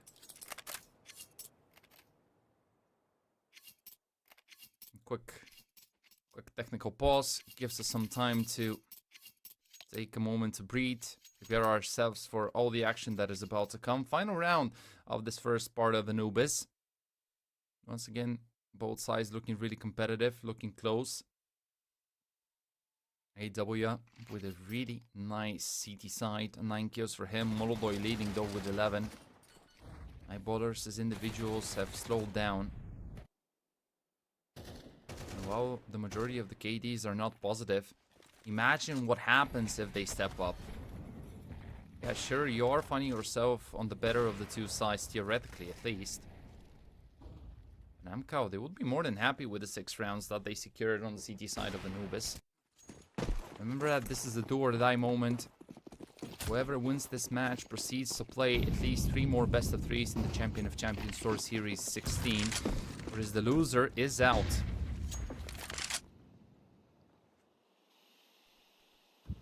JW now having the op to match Molodoy. JW that's the smoke. Poi plays ahead of it. There is a bit of a time. Mori given extra space. Found by Poi, who strikes, but finding just a single kill, which is not enough. At least he gets a confirmation. Now they keep the pressure going. Now it mounts. Now it starts to shut them all down. As Samkau break underneath the weight. Kalash and his Fade, the ones that still have a chance to pick this one up and to bring Amkau back. This Fade dodges the shot, picks up the kill. JW will punish his opponent, and now Kalash left with a really difficult task.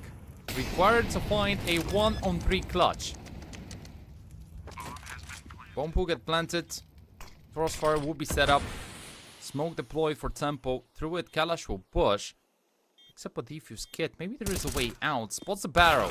Picks up the first. But unfortunately, JW was covering. So, this is Eyeballers tying it up. 6-6. As we move into the second half. Things start to get heated. Our second decider series of the day, delivering what we wanted, which is a really high level of Counter-Strike and quite a dramatic Counter-Strike, if I have to be completely honest with you. Of course, we were expecting to see something crazy. We were expecting it for be back and forth. We knew that it's not going to be as clean as some of the other games which we have seen throughout Series 16 so far. But this is what close Counter-Strike 2 feels like when it comes from Amcal and Eyeballers. Takes his odds, favoring Amcal Esports. Now that they find themselves in the better of the two sides, a lot of nades available. JW and Heeb look to punish, look to find the initial kill. And now will Amcal accelerate? They have just enough util. Double smoke. One for window, maybe one for camera. A molly for backside as well, possibility. A flash to set themselves up for success, to blind their opponents. But instead, it is actually the slower paced approach. Amcal will slow it down. Not forcing the issue. Playing together. A defuse kit and a smoke and play for delay. Similarly to what we saw on their CT side pistol round. On Asian and it's GW spotting ahead. It says Fade, the bomb carrier that will drop. Bomb can be retreated still, but this is where Delay will start rotating to help out his teammate Dax on that B bomb side. Molodoy deleted as well, and a wonderful second kill coming out of the Swede to put Smet in a 1-on-5 ace required out of his Glock. 43 seconds, enough time on the clock, but I just don't see a world in which he isolates all the duels. He will need to land some incredible shots if he wants to make this one a reality. But maybe it is not meant to be. And while Amcal secured each and every first pistol round, it is going to be Eyeballer securing all of the second pistol rounds to now get the lead on the CT side of Anubis.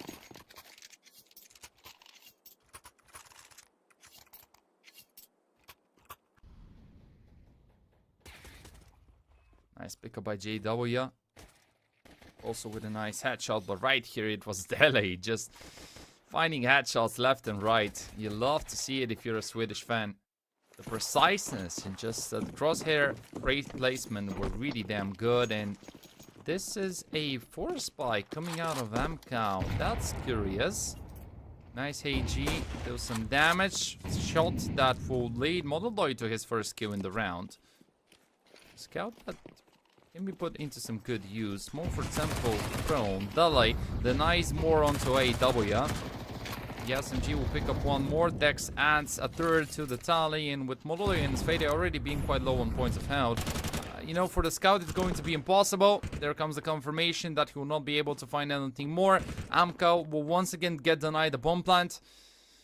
Unless Sfade finds a way, which I don't see how it will happen.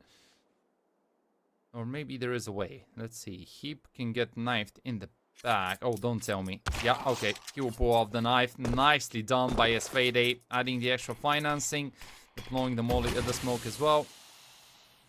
Push through it. Dex needs to remain silent. Needs to remain playing from behind the pillar. 1,500 additional dollars secured by the Ukrainian. Not bad if you ask me for such a round. And now that Dex has repositioned, a bomb plant can likely happen. And this is essentially okay. It's not going to be it. For just a second, I thought that maybe Sfade can get the bomb planted. He was not really sure as to where eyeballers are going to be playing from, and this is the reason why he decided to check out the corner. But had he gone for the bomb plant, he would have gotten it. And more than anything, this would have been a massive financial ejection, which were going to be some really good news for Amcal.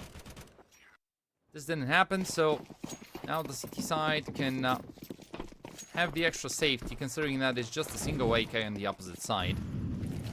One kill to be found, and from there onwards, they can have a 9-6 lead, which is quite a comfort to have, especially when on the CT side of Anubis. A map which the Swedish side loves. They've played it on so many different occasions.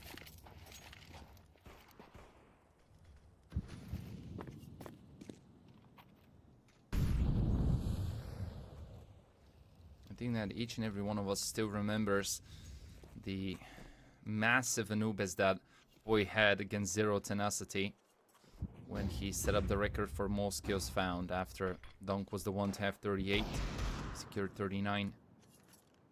JW with a FAMAS. Nice kill onto AW to finally return the favor after it was the Russian player finding so many kills onto his opponent.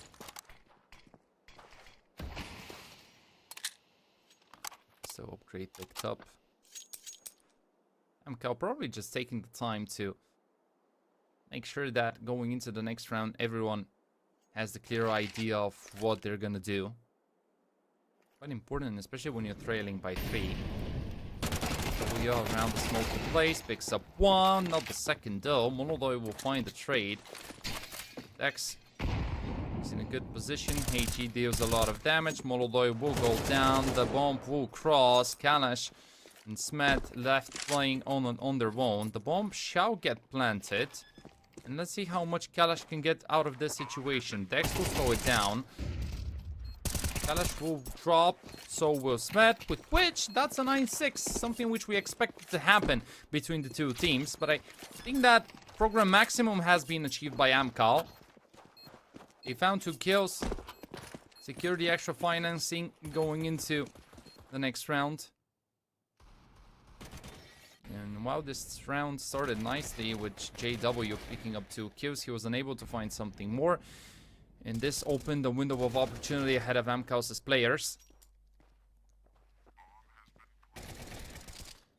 Nice couple of kills found. And here comes the time for us to see another good duel between the two teams. Molodoi and JW playing with the Ops. M4 AKs and even a Galil in the mix for the remaining players. Takes his odds now favoring Eyeballer slightly. That doesn't mean that Amcal don't have a chance to come back.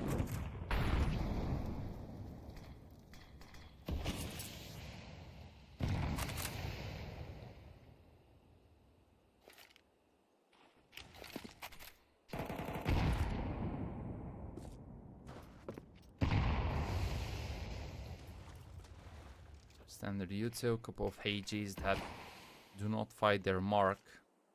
Now it's controlled, secured already by AWS. Met is covering canals. There comes a bit of a push on the side of Dele and Boy looking to adapt. It's a T-player standing on the opposite side. I'm not really sure whether Kalash was hurt, but he's definitely aware of what just happened.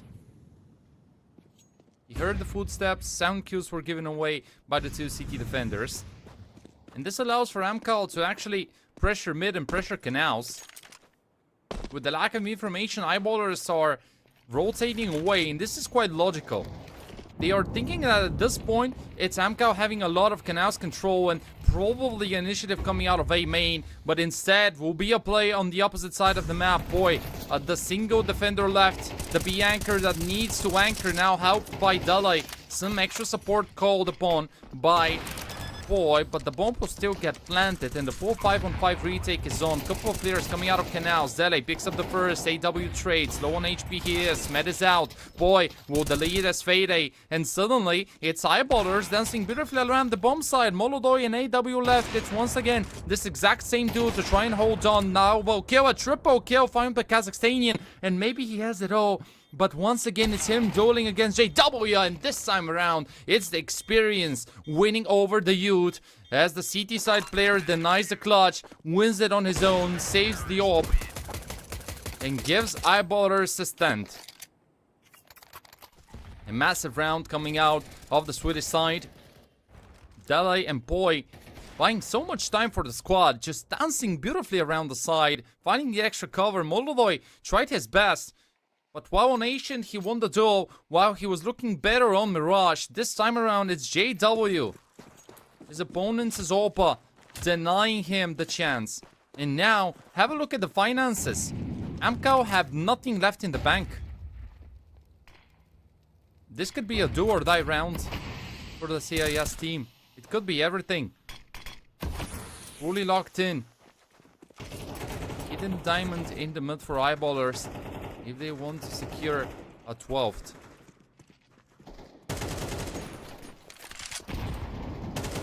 Nice shots landing, and Molodoy with a nice kill onto Dax. Spray through the smoke, pays its dividends. We're still standing inside Beacon. Push get neutralized, or at least slowed down on the side of JW and his teammate.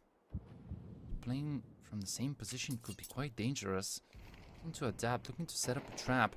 Now that Boy begins to burn, his teammates will make a move. JW punishes his met. Nice shot landing, but it's once again Boy, the target of the pressure applied by Amcal.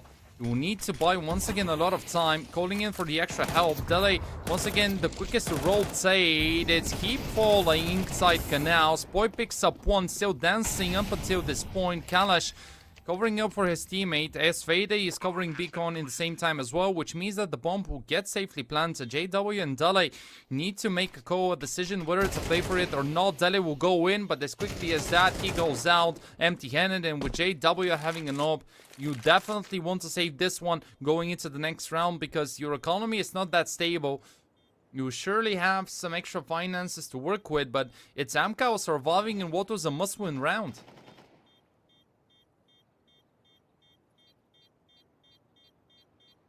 And it's finally Amcal fighting their first T-side round. 4 straight for eyeballers, 1 for the CIS squad.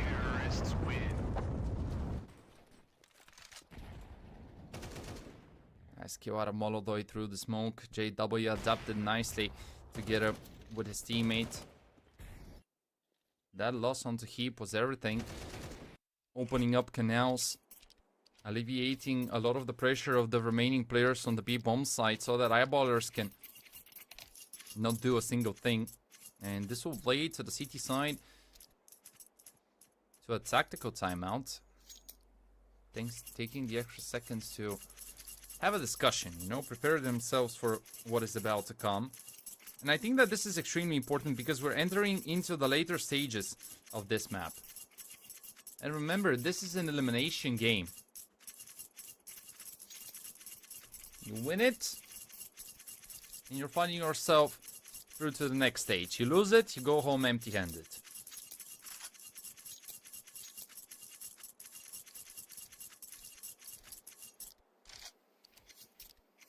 onto another full buy round. This time, Molodoi is not going to be playing with the AWP, instead having to go for the rifle. To upgrade the pistols and an SMG for Eyeballers squad.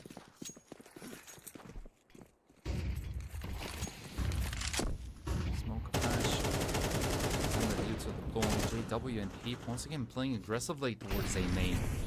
Trying to set up another trap, knowing that they have the AWP advantage and the longer corner works better for them. 40% mid. Will Amcal go for a mid split? This could be a possibility. I don't think that B hits were particularly rewarding when it comes down to the success found. Sure, in the previous one they managed to break through Dele and Poi, but this is not going to happen in that many occasions. Excuse me.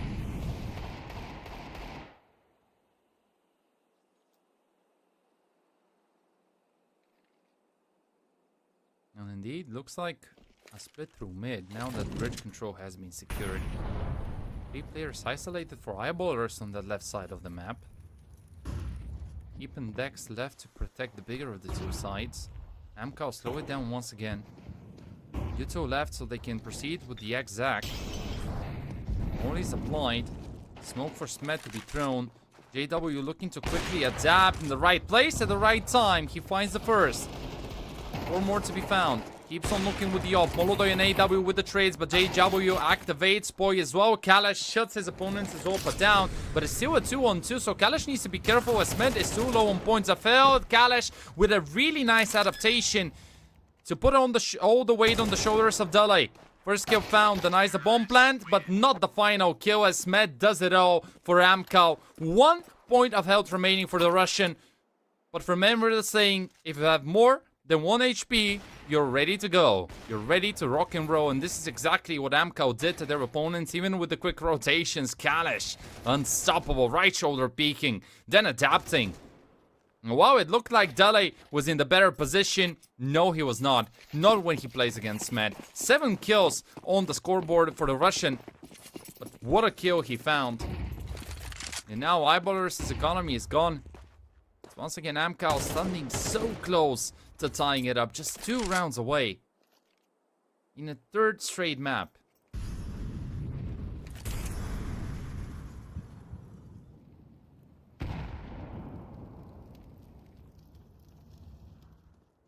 And what has been the story for both squads in Series 16 so far?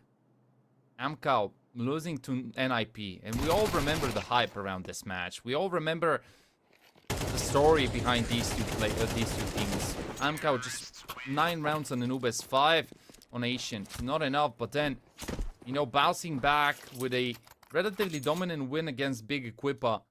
A 2-0. Nice showing, 13-6, 13-3 on Anubis and Dust 2.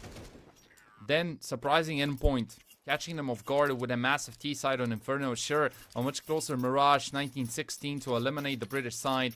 And to have a chance to play against the Eyeballers. 10-9, another full buy round. Molodoi with an AWP, JW without it this time around. There isn't a defuse kit on play for the CT side.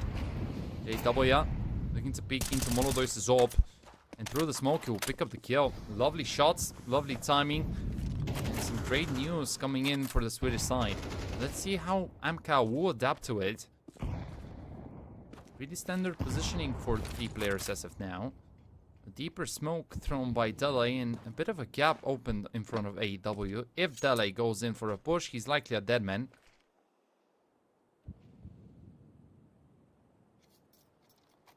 You can feel the slowdown. Nobody wants to go in. Nobody wants to be found. Dele thinking about going in for a push. Now, it's Kalash holding on with the knob. The timing is good. The cross will not happen. Some cheap damage dealt to Kalash. That was Dele, the person being on the lowest HP. And with the smoke given for the side, maybe it's Amcal going to try and hit that B-bomb side once again. AW together with Smed looking to lead, looking to give an example. And SAW gives one. It's Dex doing the same for Eyeballers, trying to create some more chaos. A winning duel for the Swedish player. And as he swaps over to the 8K, it's still Kalash looking to fire with the AWP. Picks up a trade. as Fade acts as the bodyguard. Dax left all alone as Fade knows the positioning of Dax, and with the confirmation that they have, they can get to a safe plan. But this is where things start to get tricky, because it's Dax and he knows how to strike, he knows how to isolate. No util available for Amco, and as they go in for the first deal, Kalash drops as Fade. Can he hold on? Dax is the type of guy that can react quickly, but not when Asfade has the upper edge with the positioning. So there we go, ladies and gents. A third map in a row where we get a tie. It's a 10-10. It's this BO3 delivering once again an extremely interesting map for us. And this is just the second best of 3 of the day. We still have 2 more coming our way. In 15 minutes time, it's going to be the third, and then at 7 PM Central European time, Rebels versus Yano to close out the day. I love it. You shall love it as well. Your friends, family, dogs, or whatever else there could be shall also love it. Another equal round, so likely the T side taking away a small lead.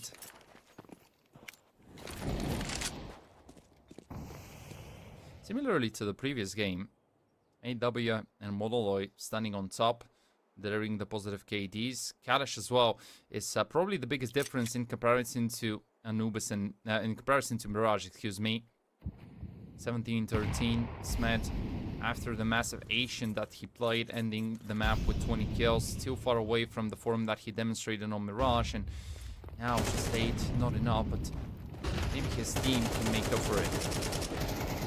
Sprays through the smoke without any problems. Kalash, AW, and Smed pick up 3 quick. Keep a Digo in hand. Lands first couple of shots. A nice second, but not the third. And with which this leads us into an 11-10 for Amcal. Final chance for Eyeballers. They will need the next round, because otherwise it's going to likely be another 13-10 to wrap up this BO3 and to send Amcal into the Swiss stage. But let's see. It's not done until it's actually over.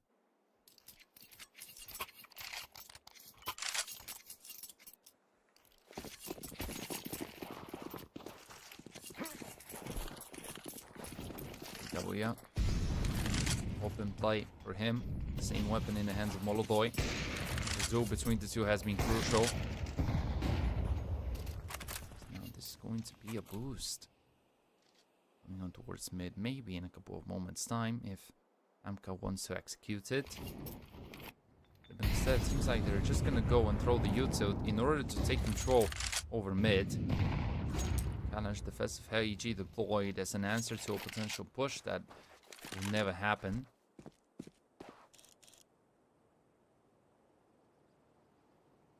Defensive positioning of the Eyeballers as players. Only for camera. Immediately trying to see what would be the response out of Eyeballers. Hit control secured for pretty much free, and here comes the first strike. It's Kalash with the first headshot. Smed will round up Delhi, and as the CT player falls, this is now the green light for Amcal to once again go for a B hit. It's JW standing there with an op. He needs a heroic stand, he needs to isolate, and more than anything, he needs to remind us of the good old days when he used to be the big difference maker. First one found. We'll go back and play behind the smoke. Spray is good. Dax, some damage taken out from his HP bar, and as Molodoy keeps on looking, Molodoy will keep fighting. The spray is not good for a second, but Smed covers up, and I think that this is everything that Amcal needed. JW's head secured, with which this is Amcal standing just a single round away from eliminating Eyeballers and securing a ticket for the CCT Series 16 Swiss stage.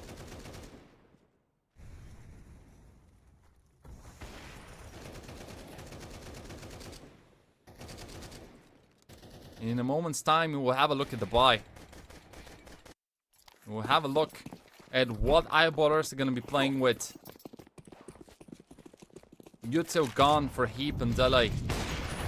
Limited, and the push towards mid will end up with Amcal picking up the first. Molodoy deserves the MVP. Absolutely the man of the match. Another 20+ map for him. Extremely solid, and I think that he stepped up to the expectations that we had for the youngster.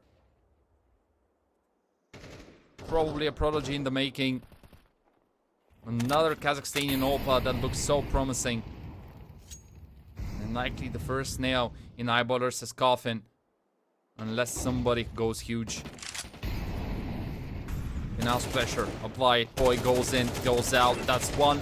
That's not the third though, as Dex will not fall still, but JW is gone, and I think that this is it. It's a 4 versus 2. It's the B-bomb side now secured by Amcal. It's Med fighting the penultimate, and we keeps his positioning. No, this is Oshiro. 13-10 in favor of the CAS squad as Amcal become our second team to make it out of the close qualifier here in CCT Series 16 playing stage.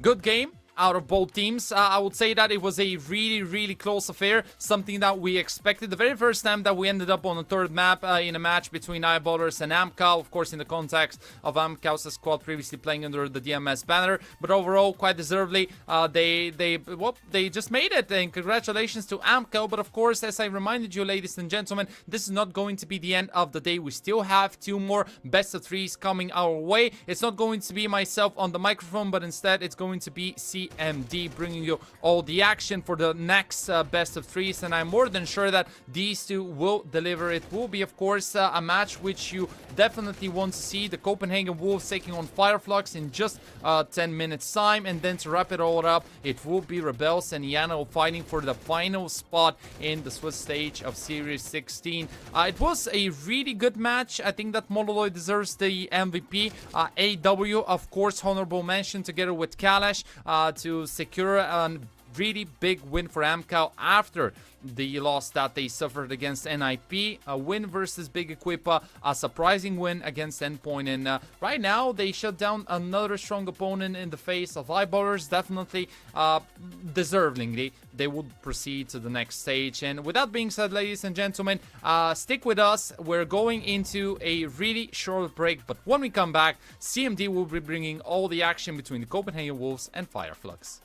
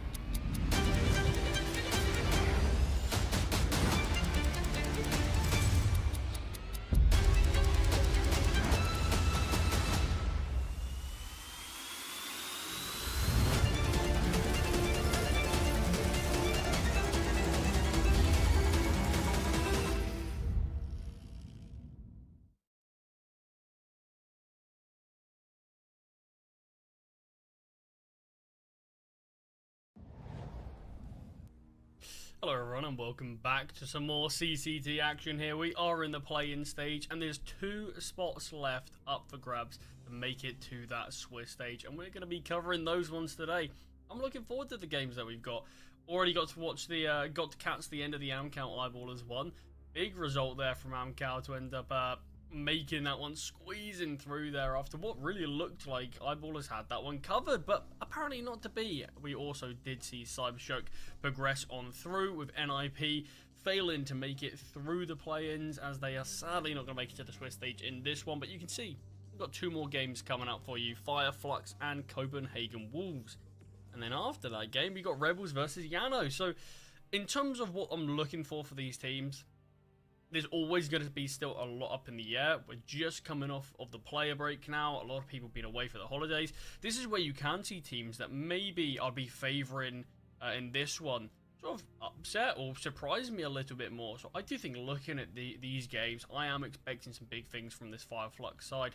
The Copenhagen Wolves have had a lot of time away from the server, like every other team, and it really just depends. How much practice have they shown? How much work have they put in over this break? Because you can see a lot of teams that people were sort of counting out and weren't really sort of having too much highs for, come out of nowhere and just absolutely surprised everyone. But we are going to be kicking things off with this Fireflux and Copenhagen Wolves game. Obviously, Fireflux did come from Group A. They topped that group, just needed to play 2 games. Got the total 6 points there, where on the other side of things, we did see Copenhagen Wolves play all 3 games, but they managed to get out of the Group D in 2nd place behind Rebels. But delving a little bit more into this Fireflux side, in terms of the roster that we are expecting to see today, these are the guys on your screen, and they've been playing pretty well. From what the games that we have seen so far, they have looked very good. They've had some decent results. I mean, the Fluffy Gangsters game, sure, it got a little bit more competitive at times, but it felt like Fireflux were always going to take that one, even if that did go to that 3rd map. And they did play against Alaska, which did go all 3. Once again, similar close result. But this team always does have that habit of making things work out and able to cross over with the line. There's a lot of players that you're going to be aware of in this team. Players like Paz, been around the scene for a very, very, very long time now, all the way back on that Space Soldier side, progressed for a lot of these Turkish teams, and it feels like this is his next project. These are the talents that he's looking to work with, see what he can sort of tried to find from this one. But it is obviously a little bit more international now, the other Turk being Soulfly, who is playing at an unreal level. I think he's going to be a really important player. There are obviously no more second chances here. If Fireflux fail to convert this game, they go out. That's them not making it into the Swiss stage. So really, really important for every team to play at their best. And I think Soulfly is a player in this team especially that we need to see him play at a really high level, because when he's on form, there's not really many teams that can stop him. But the team that are going to need to try to stop him today is obviously going to be Copenhagen Wolves. In terms of what to expect from this side, this has been a team where I think a lot of these players we've seen on some decent rosters, but it feels like they've never really hit the form that we wanted them to. Players like Jaquinho, players a little bit like Andu and Gamer Legion as well. We know that these guys can be really talented players. It's just being able to see it work. But luckily for Andu, he's been playing at I think the form that a lot of people knew he could play at for a while. Obviously, it's just the last 3 months that we've seen. It's not the biggest sample size, but since being on this Copenhagen Wolves side, it feels like he's really hit his stride and is playing at that sort of top level that, like I said, I think a lot of people expect him to. So positive signs, at least from his side of the camp. Other than that, we have seen a couple of newer additions, that obviously being Jaquinho and Bailani. We've only seen this confirmed, I think, less than a week ago now, that these 2 guys are going to be joining this roster. But the games that we've seen Copenhagen Wolves play, sure, they lost to Rebels recently, but other than that, it's only been positive signs. I think they've only lost 1 series since bringing these 2 in. So there's a lot of positives to take away from Copenhagen Wolves, and this is the thing. I think a lot of people were underestimating what this team could do. We saw going into the player break that they weren't on the greatest of form. They always could make it deep in some tournaments, but just could always seem to fail at the last hurdle. We've seen 2 changes now. We've seen newer additions, and this is where we can see teams like Copenhagen Wolves finally hit that potential that people have been desperate to ask for. So I think this 2 games between these 2 teams, I think they're in a similar spot. We're seeing Fireflux. They've got a lot of decent players on the team. But a lot of their games are coming very close. And Copenhagen Wolves, I think this is going to be a really good pick competitive for this one. I mean, I'll just say this now. I'll be surprised if we don't get to 3 maps. But I think the only thing that might change my mind on that will be the vetoes. So let's bring it over to the vetoes and actually see where things could be lying with this one. In terms of map pool, what we should be expecting from them, obviously, like I said, Copenhagen Wolves have made some changes. Maybe they want to change their map pool slightly. Maybe that could be something that they're looking to do. But you can't imagine in just less than a week we'll have a huge shift in the map pool. So we can see Firefly's bringing out Anubis, Copenhagen Wolves bringing out Ancient. I'm loving this map pool so far. If only Train was still left in, and Dust 2 as that decider. Those are what we have seen. Fireflux picking Anubis is a bit of a no-brainer. It is their most played map. It's one of their most positive maps. They have a lot of success on it. But what we have seen from Copenhagen Wolves, they have played this map recently, and they haven't lost with this full 5 yet. So it's a pretty decent map for both sides. And when you look at Ancient, it's a kind of similar story. Both teams are more than comfortable to play it. Both teams have it in their map pool. Obviously, Copenhagen Wolves wanted to play it. It is their most played map. But it's a similar situation to Anubis, where both teams are pretty decent at it and pretty similar level. Fireflux, we have seen them play it reasonably recently as well. It'd be a bit more of a mixed bag of results, but they certainly can get a decent showing on it. With Dust 2 being a decider, I think we've already touched on some of the individuals that can and are stepping up in recent time.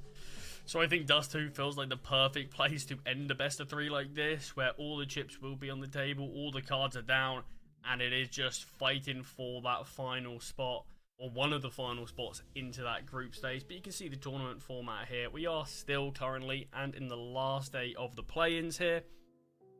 And this is where the magic really happens, because this is where it feels like a lot of teams can catch you off, and a lot of the teams that you do think are pretty, you might sort of hedge your bets that they're going to make it through. That's where a lot of surprises can happen.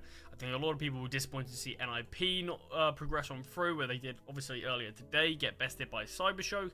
I think a lot of people wanted to get a bit more game time and a bit more reps under that NIP banner and get to really see what this team's looking like, but failed to convert. So that's the magic that can happen here. But we've obviously got 2 more games left of the play-ins before we will be shifting over to that group stage, which will be going on for just over a week before we make it to the all-important playoffs.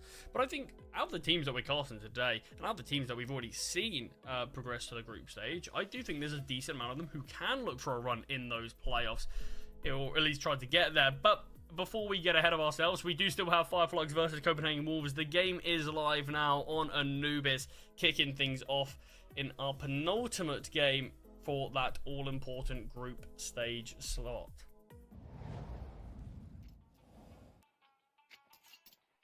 And instantly into things here. Obviously, Fireflux's map pick, it's got to be a decent start. They're on that CT side.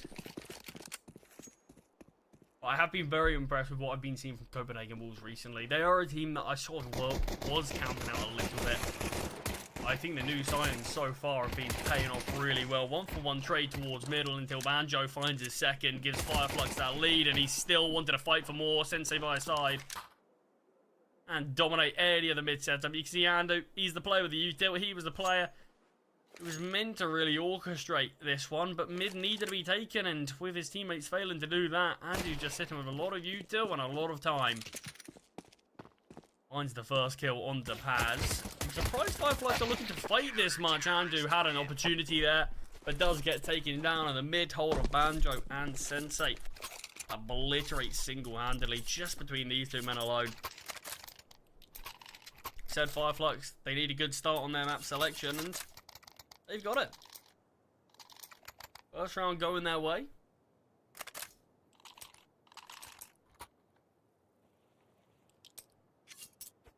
And just a couple of pistols invested for Copenhagen Wolves, but nothing too much. No force buy wars going to be happening here. I do feel like I've seen, since coming back from this player break, I do think I've seen a lot more teams willing to go for the second round force buys. And that's something I always do love to see. It's always one of my favourite parts of the game. The chaotic, scrappy force buys, the pistols trying to come out on top, but not in this one by the looks of things. And you can see, it is just the T's here. Searching for a little bit of a kill, but not overextending anywhere. Trying to waste as much util of the Fireflux side. Try to burn their economy slightly. Where the pistols are going to struggle to find kills, at least, you know, the economy damage that can be dealt just by forcing them to waste util will deny them getting too much of a cash injection in the next 1 minute mark. And we've got majority of the T's lined up outside B. Sabre, though, is actually towards the other side of the map. I don't know if this is going to be attempted to be some sort of a fake, or at least some sort of presence being made, or maybe just trying to snag a kill off of his teammate's presence on the other side. You can see the clock is ticking down. All the util of Fireflux is almost being fully wasted, so the T's have done a good enough job there to burn that. And they do find Tapeware towards A, but it's the B hit that's starting to come out now. No kills are going to be found, not a single point of damage dealt. But it's not too big a loss for the T's. Like I said, the main role of a round like that is just to burn as much util as you can, and they burn every single piece. I think bar one flashbang on Banjo, so yeah, bare minimum done there. The weapons finally in play. First full buy round for the T's. You can see they're up against still those 3 MP9s. So I wouldn't mind seeing Fireflux maybe take the fight to the T's slightly. Give a bit of a setup, maybe some sort of push through somewhere, but it doesn't look like we're going to see anything too extravagant just yet. Oh, in fact, I say that. Scrunk has actually managed to get himself into B main, and look at that freebie he gets there. Going to use this util, but the chance of him surviving now is going to be slim. Needs a bit of backup from Paz. Util at least. And I mean, Paz does throw the util. Decent bit of nade damage that's he dealt there to Jaquinho and Bailani, the 2 newest additions on the team. This Tapeware lurking through the smoke. Once the second, Banjo does get the trade, but towards this pillar with just the MP9, Andu comes out on top, and the B hit is in full swing now. Man advantage for the Wolves. And will be planted.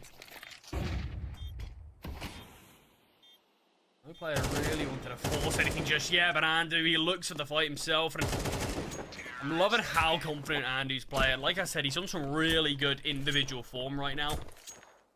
He's been looking really sharp in almost every game that he's been playing. And it feels like you can just really see that in how he's wanted to play, how he's looking to take these fights. But it's a great initial kill from Scrunk. But you're sort of torn in that idea where we obviously know if Scrunk probably did just run instantly back towards the B-bomb site, he'll probably make it out alive there. But he just doesn't have that information. So he delays slightly, uses a bit of util, calls for Paz for a bit of support. Sadly just does go down, so the initial push only yielding that 1-for-1 trade. I like the idea of the boost here over the smoke. It might actually pay off as the CTs are edging their way closer and closer. Soulfly is actually starting to have a little peek out now, but he's so aware of the boost. Finds the first kill. Great second to get and just slips away.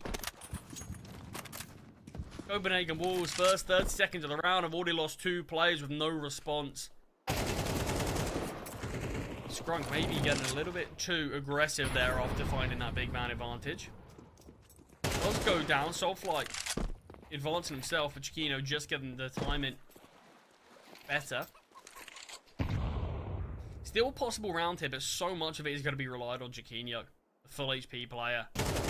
We're seeing so much fighting from the CTs here. They feel very hesitant just to hold, and with Sensei finding Tapeware, sorry, it is just Chiquino left to find full HP rifler. He's given up exactly where he is. Backup's arrived, and Chiquino is now low HP Sensei to face just with the MP9.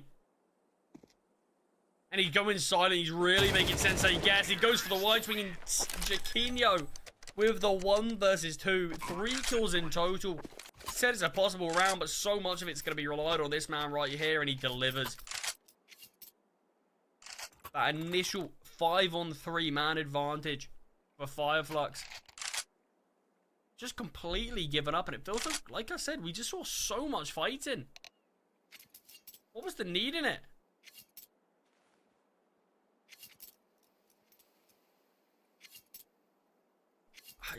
I really don't understand the intentions there from Fireflux.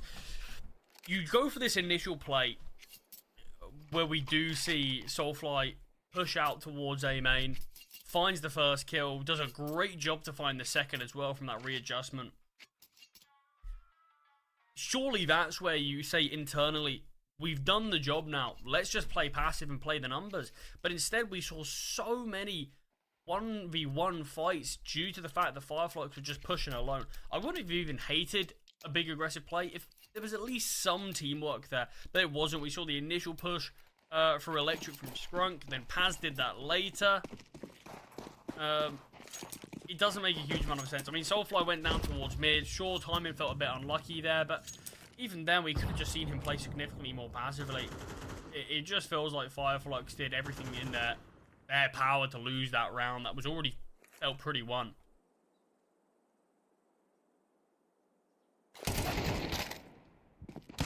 Gain from Pad, but it's actually the contact towards A that's given Copenhagen Wolves this initial success.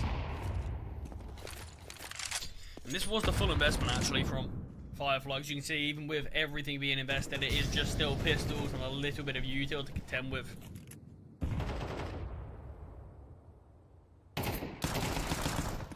Then does go down to Paz. But it's the push after that wanting to retrieve that AK that costs Fireflux the even trade, and Skrunk's in a really difficult position now. 3 players coming from Canals. Take wet towards A main, but he just opts to back away. Wait for his teammate to arrive in Sensei, but he's been spotted now. Low HP with the Deagle does go down. The 5-7's location's been marked, and Tateware might not have realised, but he did spot both of them. Zandu coming in to clean things up with backup of Jaquinho, and Copenhagen Wolves best in that force by there. They're going to have an easy road in the next, just up against even weaker pistols, just likely the USPs.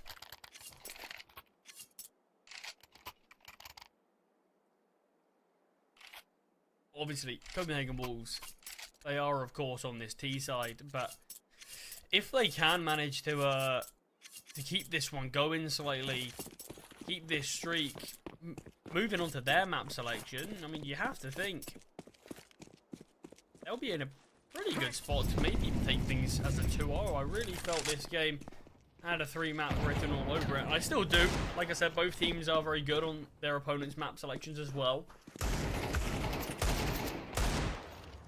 Rogue's going to double this Eagle. There's never any guarantees in CS. Even a weaker buy like this, do need to still have the T's be careful. Andu desperately wants to peek out, finds Scrunk, but he doesn't want to get time in. Finds the first and instantly readjusts back. Filani by his side to support. And what looked a little bit dicey, dealt with well.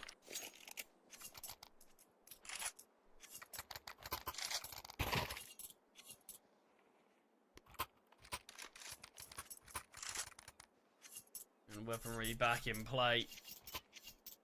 And it's Jaquinho's Orb that I think should be the headline and act here.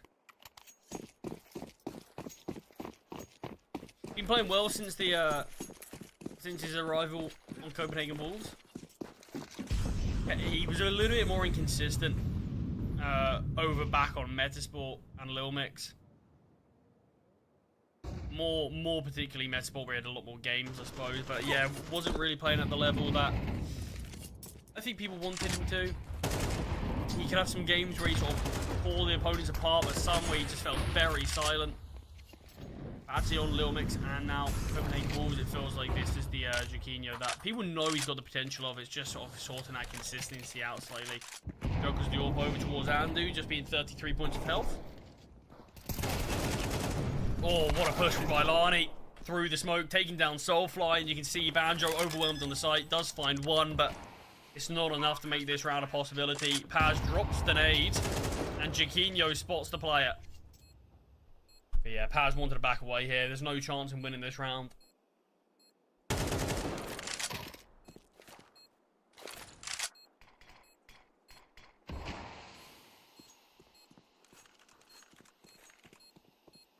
Yeah, very impressed with at least the early performance that we are seeing from the Wolves.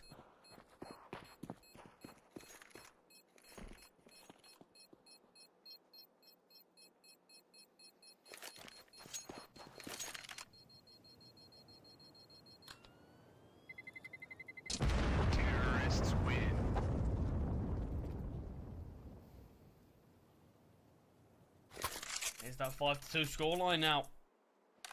With the saved weapons, we can see an investment out from Fireflux. It will need to be, obviously, having Paz and Skrunk drop over M4s. And then one of the two remaining players having to take somewhat of a hit on weaponry. I think they're just deciding that now. Sensei is the one to retrieve the M4. Banjo retrieves the MP9. I mean, it's still a decent buy. It's still a very competitive one.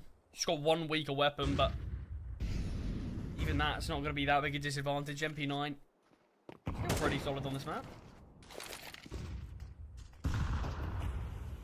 But there's a point where we've got to start to see Fireflux showing us why they chose this map. So they won the pistol round, won the conversion, but not a round posted since. The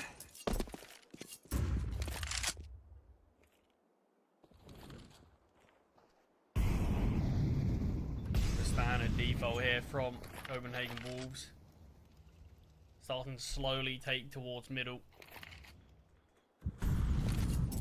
No one holding towards B. Fireflux actually look like they're aiming to take this space here.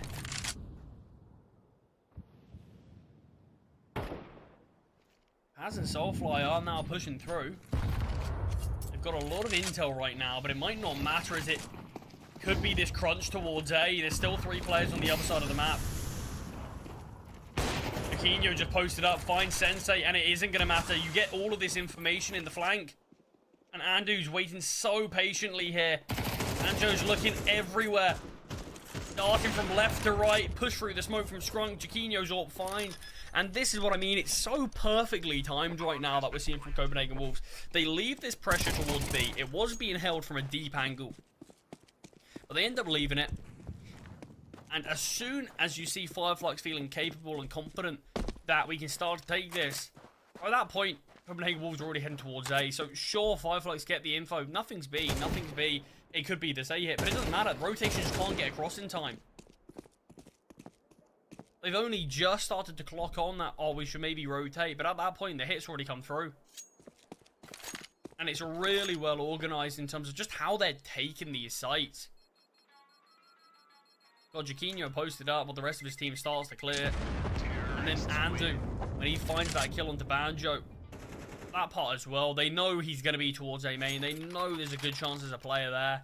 But it's just how methodically they go about clearing it that I think is a real impressive look to this side. Tactical ball was being used. CT side. And I think it's about time. Fireflux, they can't let things continue like this.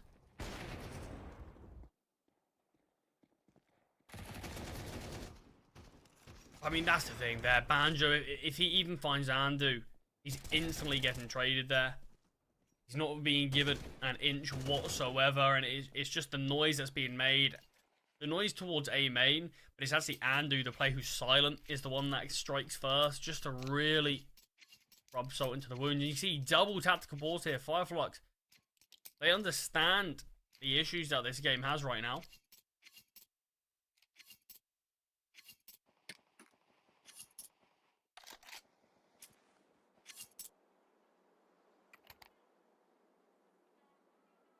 It's about finding that solution. If it takes a couple of tactical pauses, so be it. Shane's not even actually having a particularly great game, but he's really not being required to. 1 in 7 right now, but it's Jaquinho and Andu that are looking great. Some moments as well from Bailani and Tapeware, but it just feels like it's fundamentals a lot more than individuals. From the Wolves. But we've seen the tactical pauses being made. We see this strange investment. We've got the UMP on Skrunk, Soulfly with the M4, Paz and Banjo with a little bit invested. But it is still just this half buy.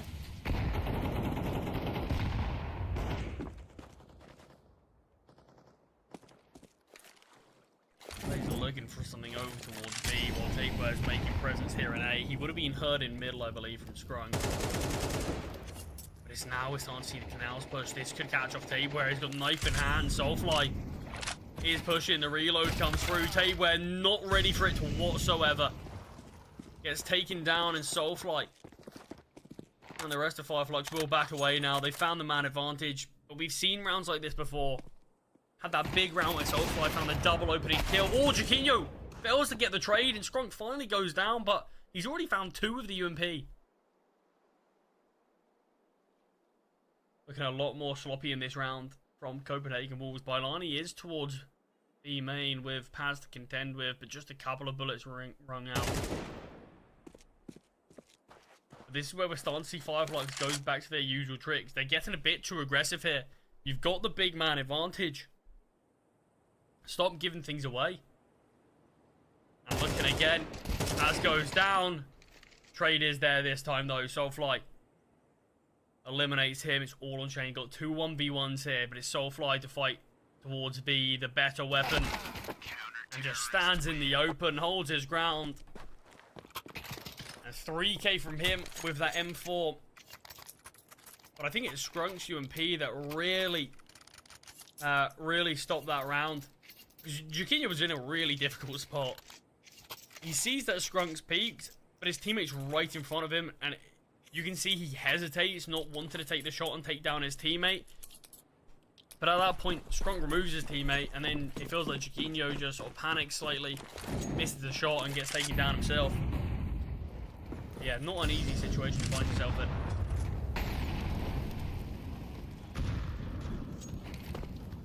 Much heavier lead here towards the middle. Flashbang is great though. Jaquinho, all posted up, means nothing. Looks like we were going to see the push through the smoke, but opted against it. Scrunk was there waiting. They've now got Banjo to support mid.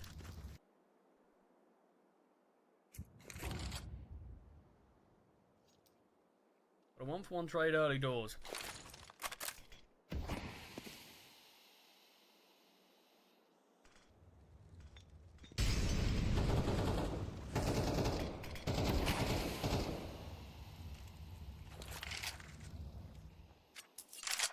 Wolves lined up outside of E-Box. I mean, this would be a big round for them to win, because you'd once again, you can deny anyone saving. You make the money of Fireflux really awkward. Good chance you go on to find at least 8. This could be one of these swing rounds. If Fireflux want to take it, that's them bringing themselves straight back into this game. Flashbang from Paz. Scrunk dropping down as well. Oh, only 1 kill. The push looked brilliant, but only managing to find 1. It is Sensei posted up with this AWP, so the 2 low HP players might not matter so much. Tabeware finds the first, spots the second, and Tabeware with a retrieved AWP finds 3. That looked so excellently planned from Fireflux. I cannot believe that has failed to work out. Has flashed in, and this dropped down. I can't believe the 2 players only managed to find 1 between them. Absolute madness. Copenhagen Wolves do win the round, and you can see it has affected the money of Fireflux, but they've opted to go for the full investment, actually. I had much better money than I thought. Loss bonus must have been a decent bit higher. They do still have the AWP out. Is being glass cannoned. But Soulfly has been a really impactful part of the rounds that Fireflux have won. Only got 7 kills, only 7 and 7, but yeah, the kills he's had have really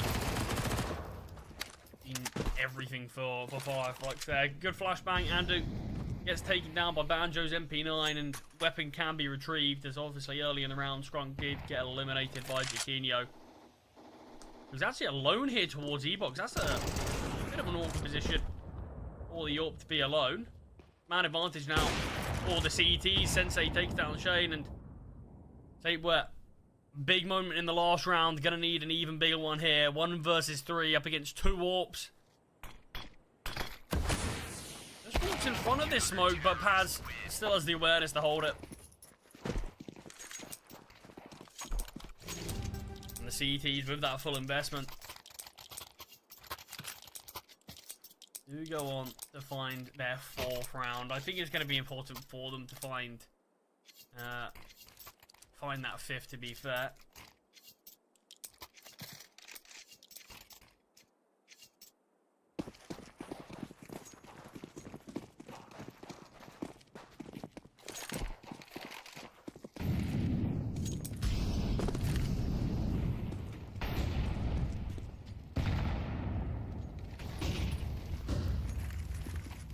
Much heavier lean towards mid in this one. It's a Mac 10 to strike mainly. Low HP on Soulfly, but he actually does a decent amount of damage on Shade before going down, but it's still the 2-man advantage for the T side. Setting themselves up very nicely to go on to find their 8th.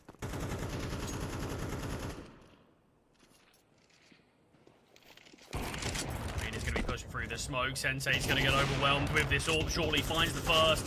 No instant trade, but Tape Ware does finally come in and dispatch of him.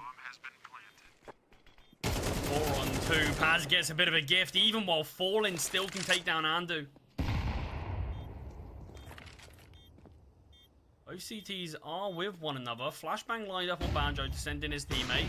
Tape Ware just dodging both of them, and actually the second one looked like it caught Paz. But it was going to be a difficult round anyway, and Copenhagen Wolves do finish the half with 8 rounds to their name. And when you consider the pistol round also went the way of Fireflux, it's not been a great showing from this side just yet. On their map selection as well. Hopefully we would see a little bit more from them.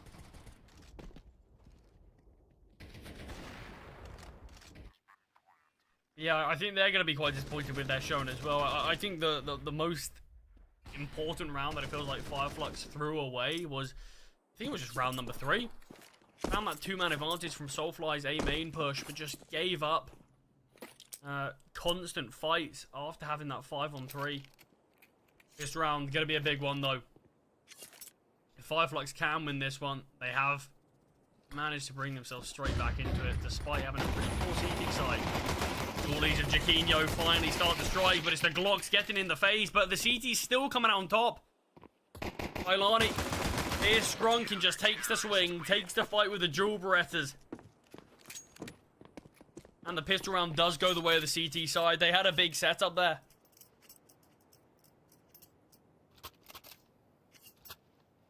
And I mean, it was the initial util that looked good, because Jaquinho couldn't really get into the round as much as he probably would have liked. Just being flashed off while the push was initially happening, but as soon as the flash unblinded from him, just swung out, find 2 kills, and then backups arrived. It is going to be the eco from the T's. They are going to be giving up 10 rounds. It's going to be a 10-4 lead.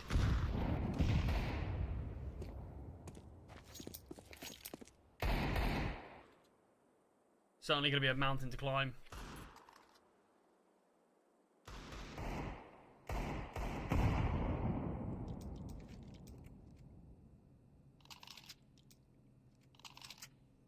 Just once again, though, we're going to see a lot of teams do this. I mean, we always do see a lot of teams do this when they're on these ecos.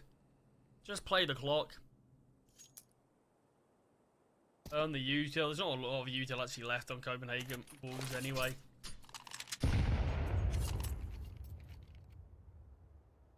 But it all adds up.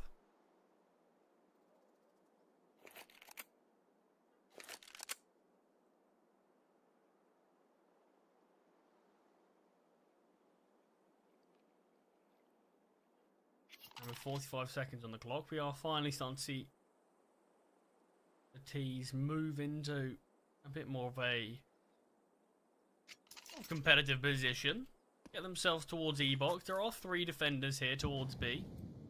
I actually like the setup from the Wolves. They've given up mid control entirely, allowing them to strengthen the actual sites.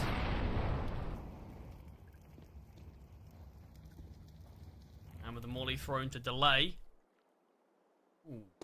Green doesn't get aggressive here. Could get caught out. Finds nothing with the MP9. Bailani's M4 finds first. Takes down the second. 3 kills found. Ace not going to come through, but the bomb plant will. And what a successful round that one is there from the T. 3 kills found and a bomb plant. Yeah, certainly not an anti-eco Copenhagen Wolves are going to be too happy about.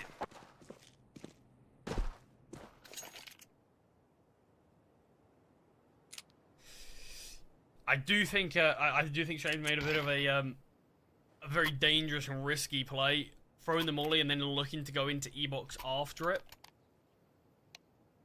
Just as you can see, he's caught in transition, just in the open, unable to find even a single kill, and not a huge amount of damage. Yeah, it would have definitely just been better to have him hunker down on the site with the rest of his team, and we probably end up seeing a much better showing there.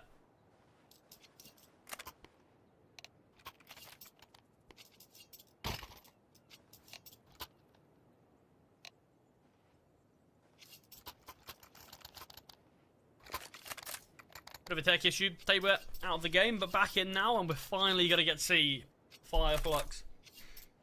A bit of what their T-side is about. Weapons in hand. Sensei's got the AWP. Well, we're seeing a tactical pause just before that, though. And this is a good idea from the CT side. You can see they don't have a lot of cash in their reserve. So they're going to instantly have to go for a Force Bar or an Eco after this. This is the best time to use your strategies, because if you can go on to win this one, I mean, Fireflux may as well say bye-bye to Anubis.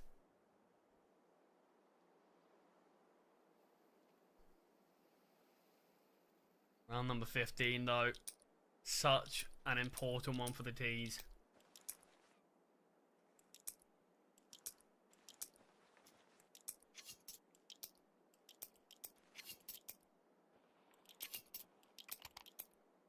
Certainly going to need to do whatever they can to win this one.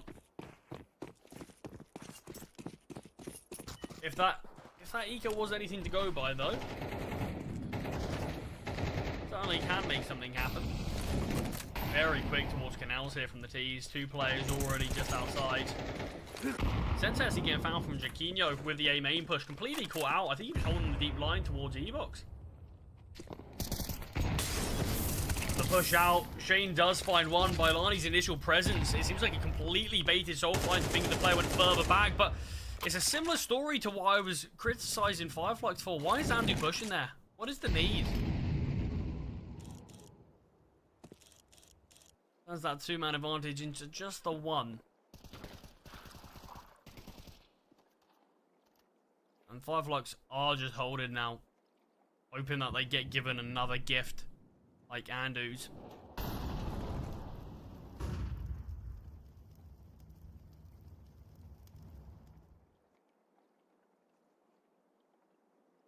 You can see they're actually going further and further back. Shane and Bailani towards B.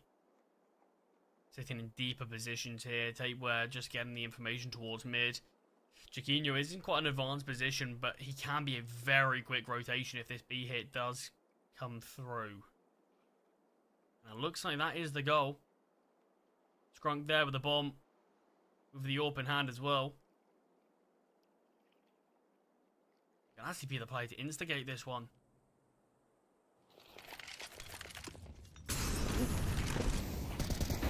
Still comes out now. The molly onto Bailani is so good with the flashbangs on top of it. And what a sight take that is. Look how little time's on the clock. But the util's excellent. And Jaquinho, I mean, I said he's a fast rotation. He's out of the round. It doesn't matter. 3-on-3 on that B bomb site and not a kill to be found. What a late round execute there. But it's going to be one of those things that I have to say again. Copenhagen Wolves, they would have had another man advantage. They would have had another player to contend with. But we're just seeing these sort of sloppy pushes out towards A from Anderson. There wasn't even a lot to make of it. There wasn't a lot of util to support him at least. There wasn't Jaquinho by his side to get a trade. I just don't get the idea. I understand you want to sort of press the issue even more, but there's a point where you've got to do it in a certain manner.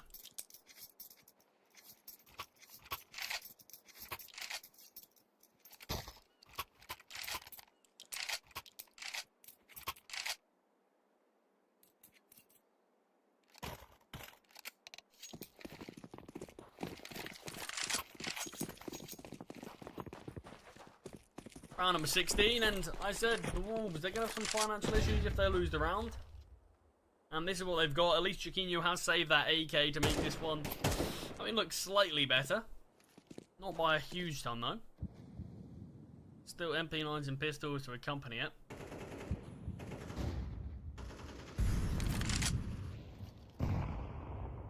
Did have a game very similar to this, though. Just the previous one. The Eyeballers game against Amcal, where it was a similar scoreline. Big lead from Eyeballers. They were 10 rounds, 10 to 5 maybe. And we ended up seeing Amcal bring that one all the way back. I don't believe they dropped a round towards the end there. Chiquinho, this is a really aggressive play. But the two T's are ready for him. Thought we would at least be able to find one. Bailani's going to be seeing what he can do now. Flashbang's good. Bailani does turn. Just adjusts and re-looks back in time. 16 HP, but that's Chiquinho's AK gone. This could be a really good setup. Flashbang's going to come through. Oh, no, it's not. In fact, it's just the contact, but Tapeware finds a double. It's man advantage now.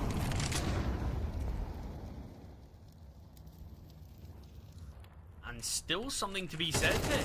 Jane towards middle finds Paz. It's all on the AWP of Sensei. He knows he's got an empty bomb site here towards B and will get their bomb down. Bailani's a quick rotation, as well as Shane, who's now in E-box. All three Wolves players are coming from a different angle, but we'll see how much it impacts it. Shane, massive fight to win. Sensei had the right idea, posted up, but just unscoped as soon as the rifle are swung. I think if he found that kill, I'm confident Sensei wins that one. What a turnaround though from Chiquinho going down towards mid with the only real weapon in that round. You've got two MP9s and two 5.7s left with a man disadvantage situation. But it was just that A setup. See Andu go down early, but that didn't really matter. That felt like that sold the presence. Then you see the player towards stairs just make that contact, and it allows Tapeware to go for the swing, find the double to 5.7 with no issue. And I have to say, I am loving that both these teams are fully making use of their tactical pauses. Sometimes in these games, you can just see teams heavily neglect to use them.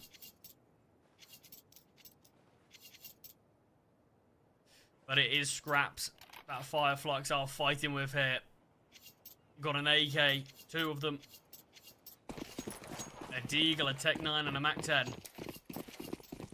But they prioritised a lot of utility though. And we saw how good that site take was towards B in that 3 versus 4 disadvantage. But they managed just to obliterate the players with util alone. So I think it's a good call. If they can have a similar execute like that, you've got no complaints from me.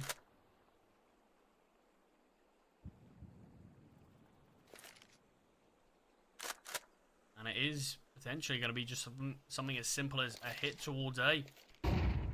Flashbang in to clear this initial noise. HE grenade won't do a lot of damage. Look thrown out now. It's going to delay. It's going to split the attack. And Soulfly doesn't want to go in alone. Tapeware finds a double. Flashbang comes out. Andu is blinded and forced off the angle with his teammate now eliminated. Alone in the site. Backup has not arrived. And he will go down. From 2 HP. Look at the push through the smoke. Look how quick this is. All 3 players. Doesn't give Fireflux a moment of time to settle. And that completely captures them off. Look how little damage those final 3 players took. All of them just made the call. No util. Let's push through. Had a player trying to plant the bomb. The other one looking towards A main. And one just caught out in the open.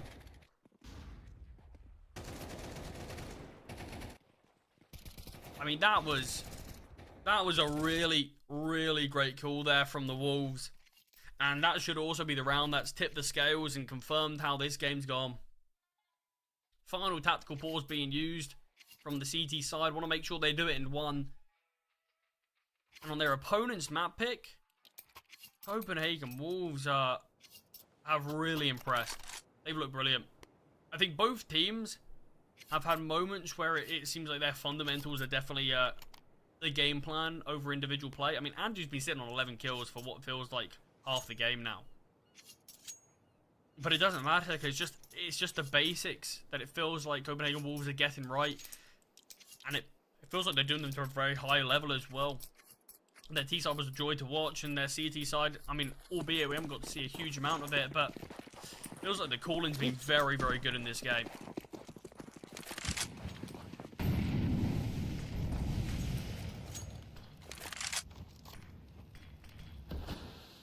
Boost up in middle, but nothing to be spotted.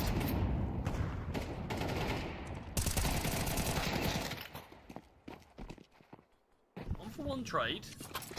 Decent outcome for Fireflies.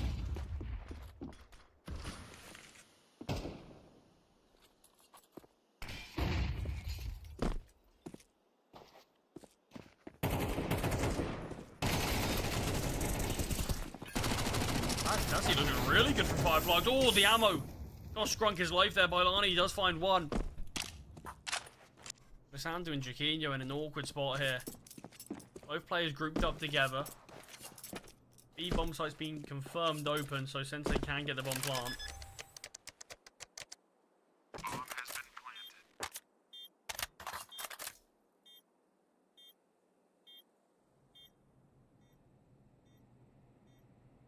And it should just be the save.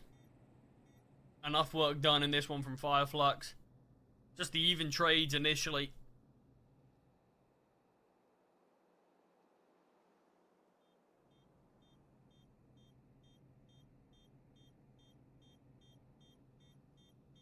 Well, I said it was going to be an uphill battle from when I think it was a 10 to 4 half.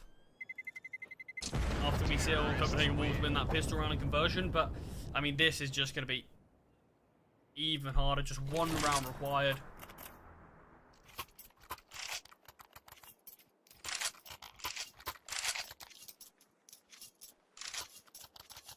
But I really do think the call-in's been very good from Copenhagen Wolves for the majority of this game. Sabre obviously deserves a lot of credit. I imagine Jaquinho is a bit of a vocal voice since joining in this this roster as well.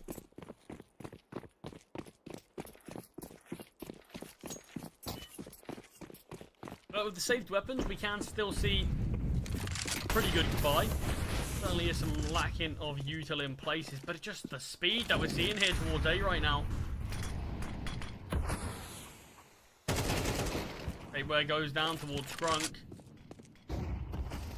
Andu's thrown a decent amount of util to try to delay this, but look at this position that Scrunk can get. Could push through the smokes if he wanted.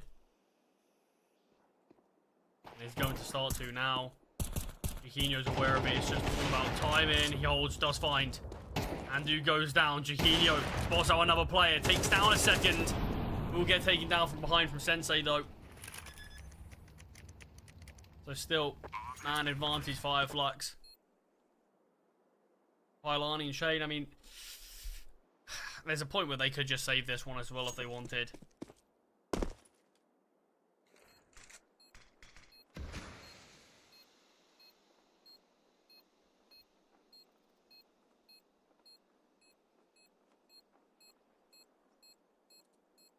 But Fireflux, they're not going down just yet. Nice double from Jaquinho.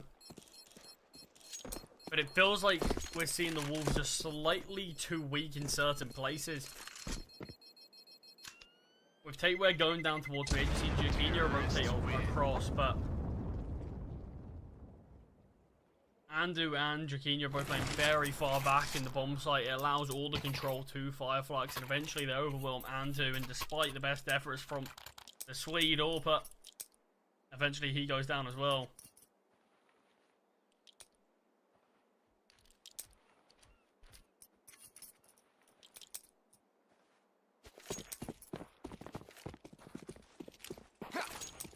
Five rounds to go. If there's any chance to bring this one to overtime.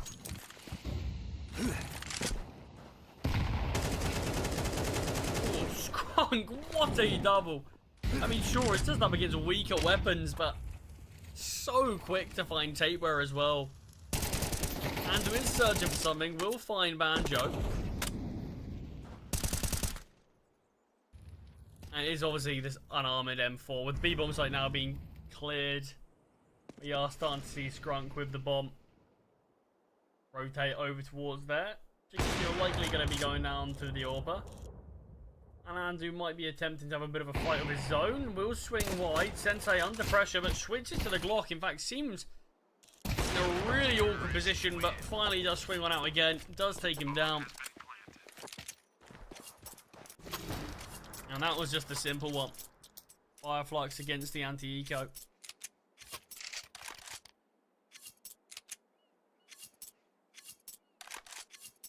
But 4 more to go.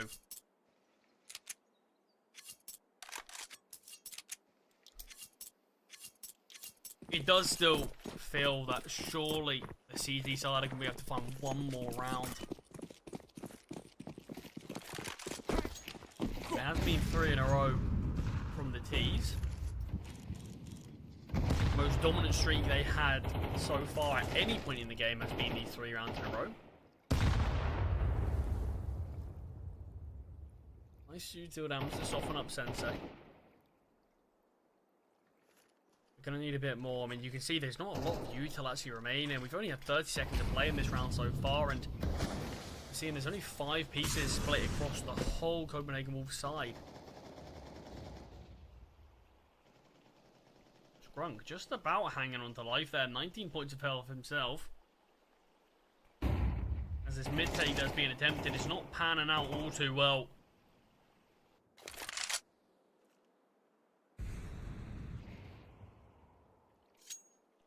Anjo thinks better of peeking into Chiquinho, but actually goes back for some more. Orpa is posted up here. Anjo is slowly clearing closer and closer. I'll be waiting to get flashed in. Sensei might be the one to take the fight instead. Golfly will find a double towards B. Chiquinho finds one alongside Shane and Tabeware and gives this one the advantage to the Wolves, but they might not be ready for Paz in middle. Fight comes through with just the 1 bullet needed from Paz. Chiquinho finds one, not ready. Not able to fire off the second shot for Paz. And it's the 1v1 here. Bomb just about goes down. Shane makes steps. But it's the experience, the veteran Paz wins the 1v2 there. I mean, Chiquinho, you see how ready he was for the swing of Paz, but the AWP just not able to be fired again in time. And it's a close round, but it's still a victory for Fireflux. They're getting this game closer and closer and making it more and more competitive.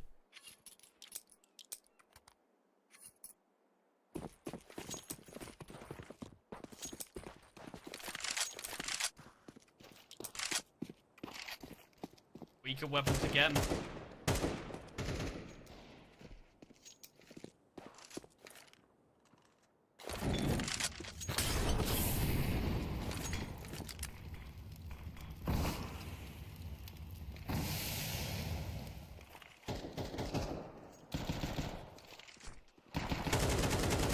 Why? Looking for something towards Ebog, but nothing coming up his way. Rounds like this, I've said Copenhagen Wolves, it feels like majority of their game plan is just set around these strong fundamentals. Rounds like this is all about individuals. There's not a lot you can do with next to no utility. You just need to see players like Chiquinho hit some great headshots. Someone like Andy with that 5-7. Making just a good individual play, but it's a gamble towards A. And the gamble looks like it is going to be wrong, as Util is starting to make his way out towards B.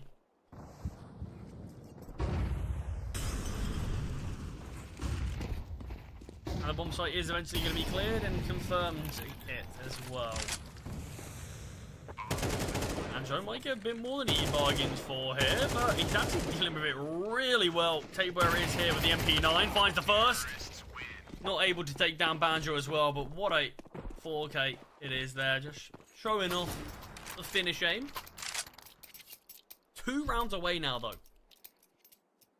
Copenhagen Wolves have to really start to feel this pressure.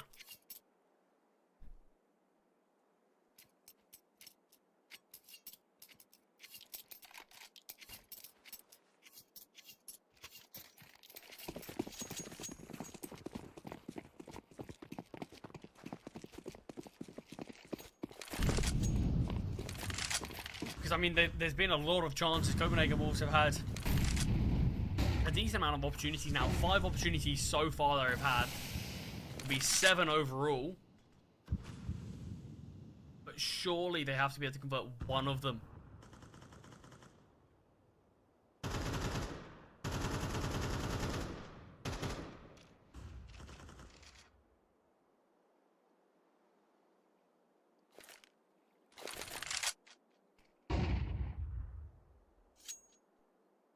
Again, not a lot of util remaining.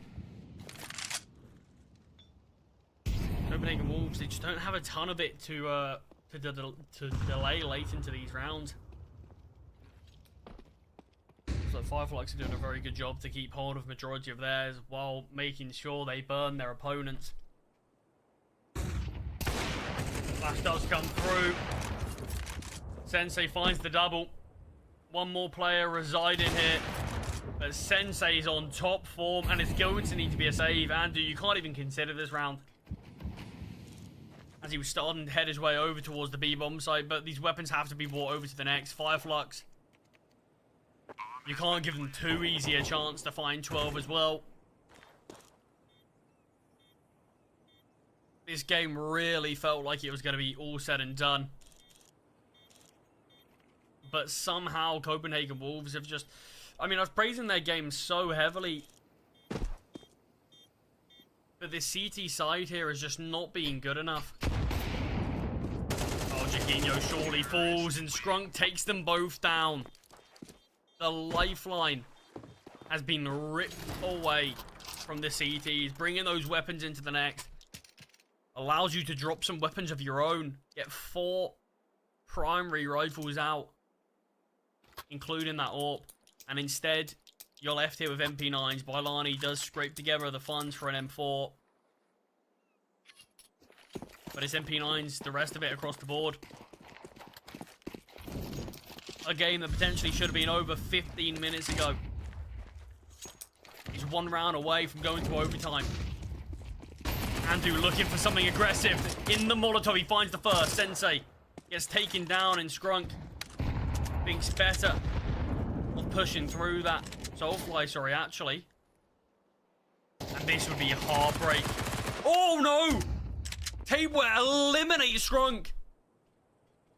This would be devastating if this is the round Fireflux lose. Paz, great find onto Bailani. And Soulfly, easy kill, gonna be onto the aggressed Andu. And it's, again, similar situation. We're just seeing a couple of kills being thrown away.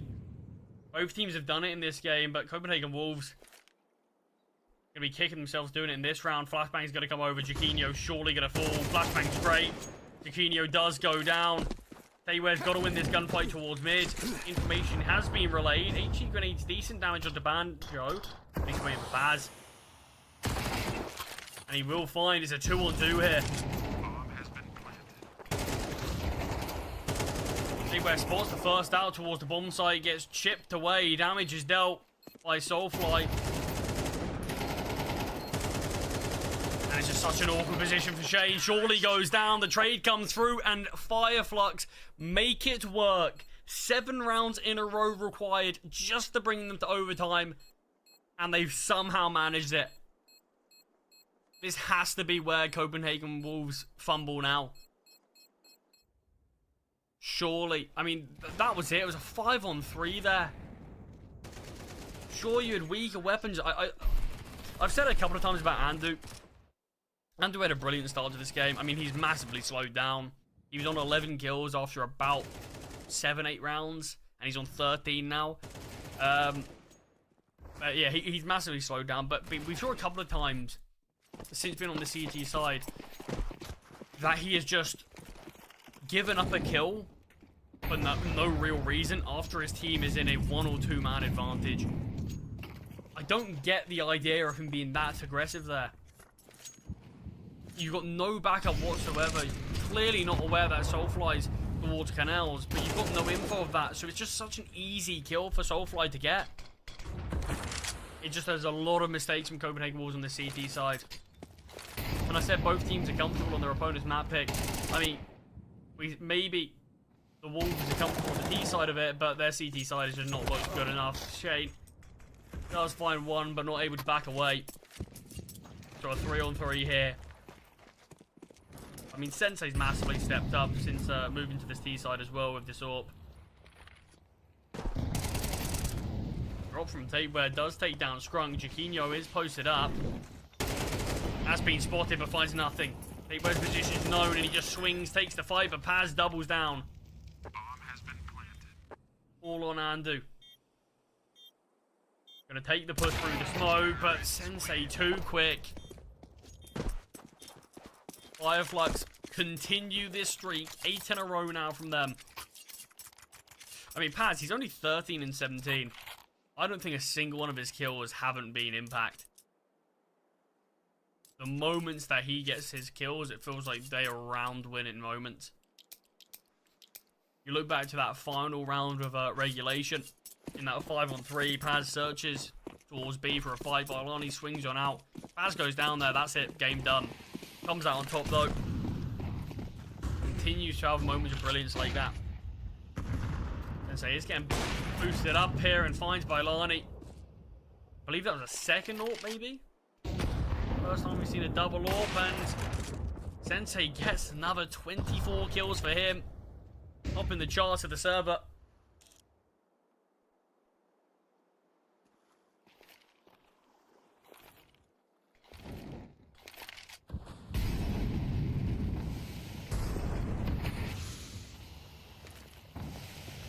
Yeah, it's been a real disappointing finish to this game for the Wolves. There's not been a lot to talk about. Andy will push through the smoke and catches off Soulfly to get 1 kill back. I think just the pressure that they felt, not being able to close that game out. I don't see a way. I don't see a way back that they can go on to win this now. I mean, maybe they can prove me wrong.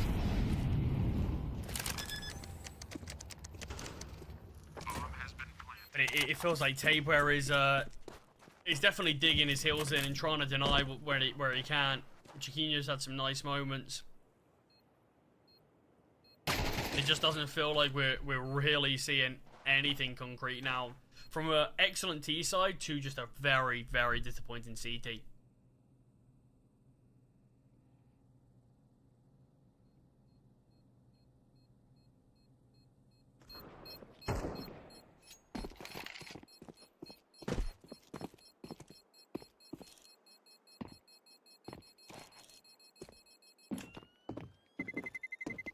And it's going to be another round slipping away.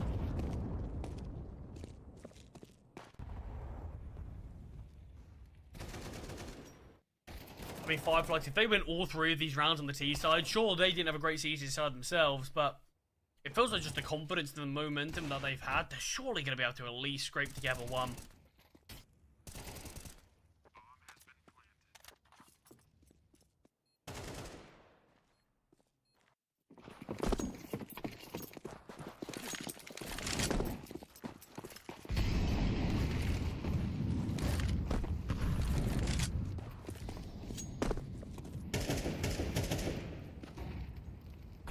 A lot of presence lined up outside B for Fireflux, searching for one of the 3 players there, but not coming to them, so they will back up and look like they're going to line up for a basic execute. Soulfly spots the first, takes him down, trade from Jaquinho. The Sensei is really proving his worth. And it looks like it is going to be all 3 rounds on this T side of OT going the way of Fireflux. Bomb has been planted. With Ancient looming on the horizon. Copenhagen Wolves had 7 opportunities to bring it to Ancient and Regulation. With them leading 1 map up.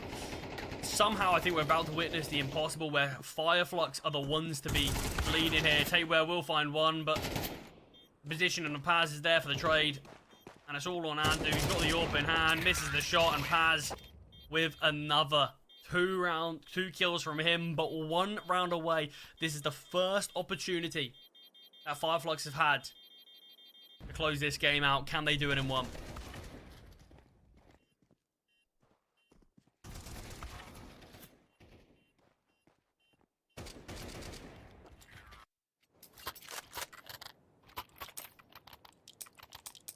15-12 for Fireflux.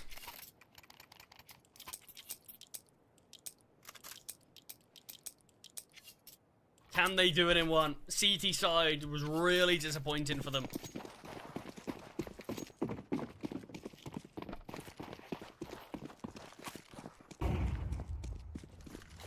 I mean, they've just gone on a streak, 10 rounds in a row. I mean, this is ludicrous.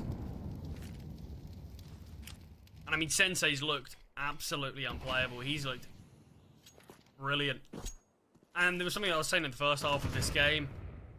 I don't really think Fireflux had any individuals that were just stepping up massively. We had a few moments from Soulfly. We had a couple of nice kills that sort of led to Fireflux winning the few rounds that they did. But other than that, there wasn't a lot. Grunk in middle. Peeks into Jaquinho and does get found out.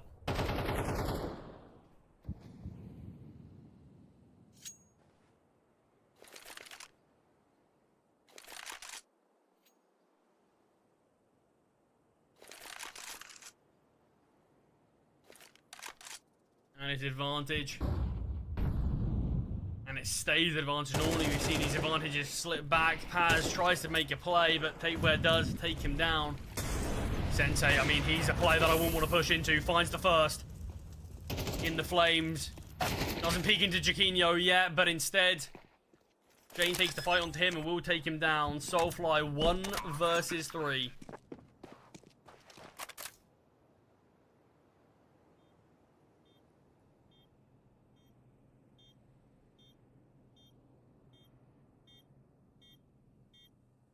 Soulfly, 3 players to find. Shane gonna be the first test. And just swings on out. Soulfly not ready for that. Expecting him to tuck. Copenhagen Wolves finally break the streak, but they would be hoping to finally get that round a long, long time ago.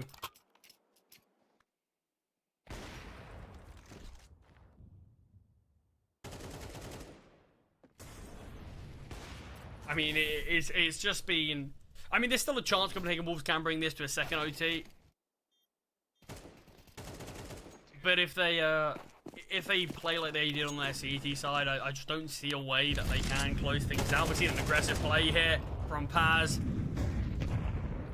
Shane didn't look all too ready for it, but got his gun out in time and came out on top of that duel. Nice advantage again for Copenhagen Wolves. I mean, Fireflux, yeah, they really don't have a great CT side themselves. Gotta expect it's their map selection. There's gotta be a reason for it. Takeware tries to make a hero play out towards A, but gives up his life and gives up the man advantage with it. Sensei posted up here now, finds the first. The swing from Soulfly is good. Jaquinho does eventually get the trade, but it is man advantage and Sensei strikes. Jaquinho gets one back and it's a 1v3 for him. Turn 1v2. Surely this is the moment. Both Fireflux players grouped up. Playing together here.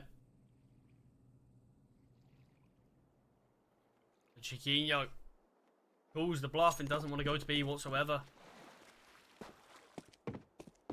My Fountain will be heading towards A.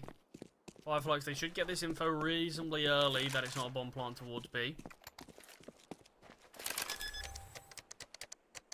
It's just going to be about playing it together. Not allowing Jaquinho to separate you. Taking this aggressive angle here. There is a smoke grenade on Banjo. That could really be what changes this game. Changes this round. Dropping that towards A main. Dropping that on the bomb. Anything of the sorts. Just how quickly do they clock that he's there. You can see they're literally tied to one another. Banjo does have a defuse kit. Smoke down on the bomb. Jaquinho turns. Has been spotted. Has been found. And Fireflux find 16. It takes us a long time to get to this moment. And I think myself and many, many other people at home would be thinking Copenhagen Wolves would be the ones to take this. Somehow, Fireflux make the impossible possible. 7 rounds in a row required just to bring us to OT. And as soon as they got there, only dropping 1 round. What a showing that was. And bringing us now over to Ancient on their opponent's map pick. I think it's not even how are Fireflux going to be feeling after that one, which I think they're going to be feeling great. I think the momentum's going to be there. I think they're going to be feeling very confident after what was a pretty abysmal first half. But I think it's more importantly going to be Copenhagen Wolves. I think they're going to really struggle with trying to pick up the pieces of that one. It's obviously still a new 5 altogether here, but there's a lot of experience on this team in general. They've got to massively show what they can do. They really have to mentally reset after that one, because that is a really, really rough comeback to concede.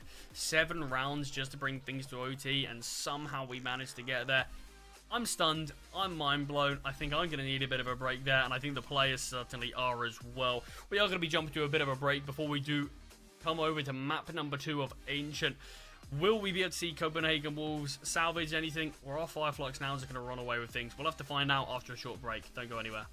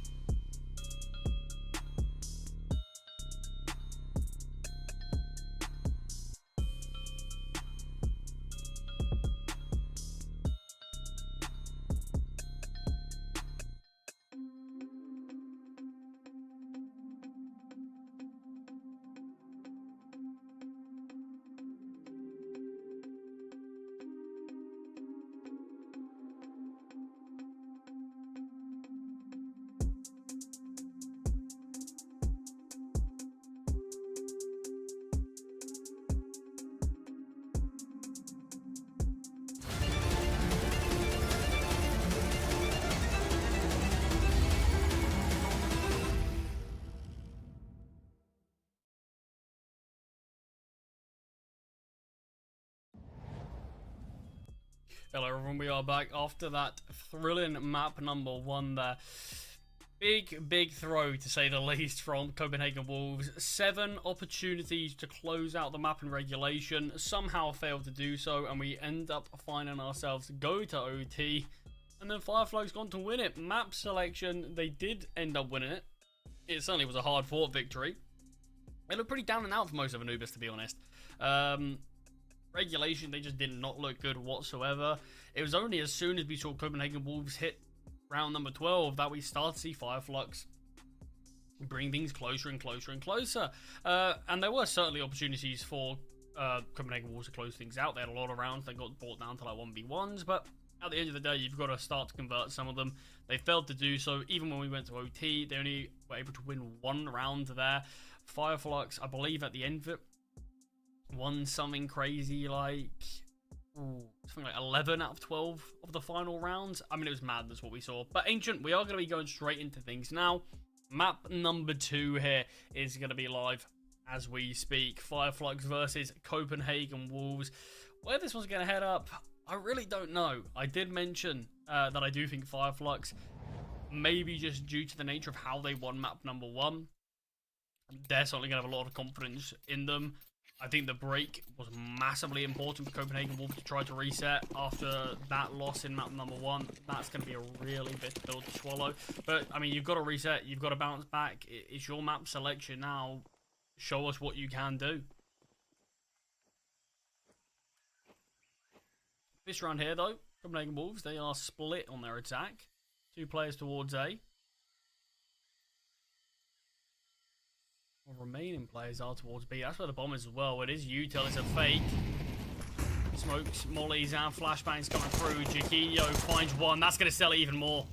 And you can see the B bomb site is completely open for the taking. Tapeware goes down. Jaquinho can honestly maybe just back away here, keep himself alive, because the bomb's down on B. This is being taken, but instead he's going to now operate as this flank. So much space can be taken. Andu, he's going to get closer and closer. Util, say, being thrown out by Strunk while Banjo looks what he can do, but Banjo, great kill to be found. Shane almost went on to find 3 there, does find 2, it's all on Jaquinho. E250, there's no defuse kit, he finds the first. Banjo, 31 points of health. On the right side of the bomb side, Jaquinho connects the bullets, and Copenhagen Wolves win the round with a 1 versus 2 clutch from Jaquinho. Great find there from Jaquinho, the first kill. The all-important one. I mean, this was a great kill to sell the fake. Because the Util, already you start to see players rotating from that. But as soon as the only player to actually get intel of how many players are out goes down, you've got no choice really but to rotate.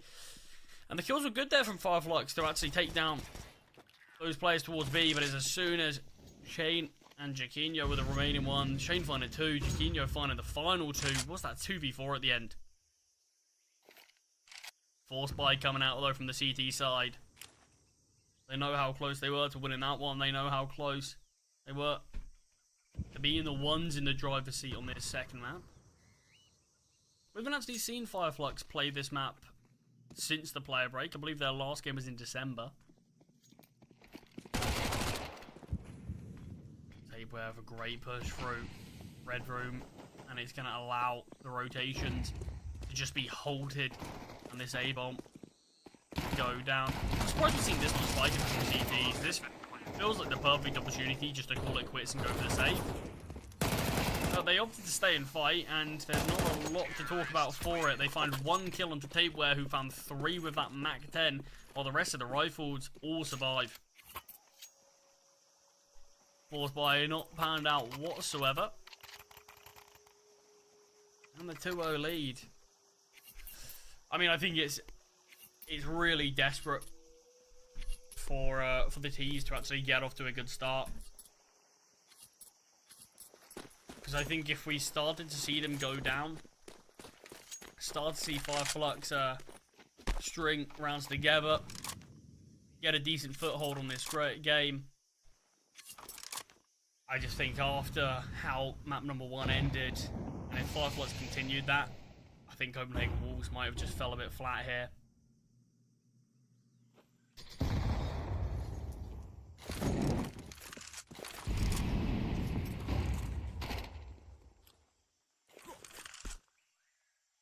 Sensei has been chipped away at. It is obviously just this full eco. You've got one Deagle on Soulfly, but everything else is just his USP. So it should be an easy cleanup for the Wolves. They can do a good job here. Keep players surviving. I mean, Andrew's got this Mag 10, so he is going to be actively searching for a few of these kills.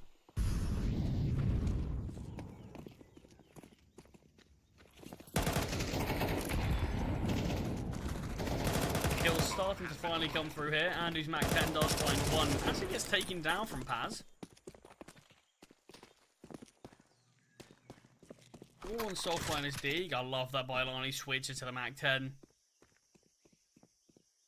Wants to get the kill. Wants to get the extra kill reward money. Soulfly now, actually. Can be flanking two of these players. Chiquinho could end up just finding, but he's low HP. Does go down. That's an AK retrieved. Can he get away? Sadly not. Bailani swaps over to that AK in Copenhagen Wolves. Lose a couple of players. But it's still another round on the board, and you can see their money is still looking pretty solid.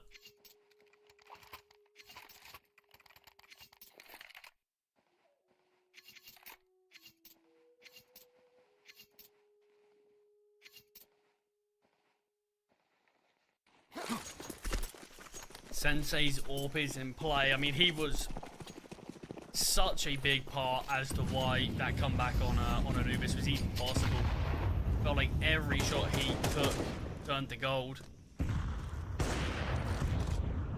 He's really impressed me in this series. To be fair, because he was pretty absent for a lot of map number 1, but it felt like when players needed to step up, he really was there. He really did come alive.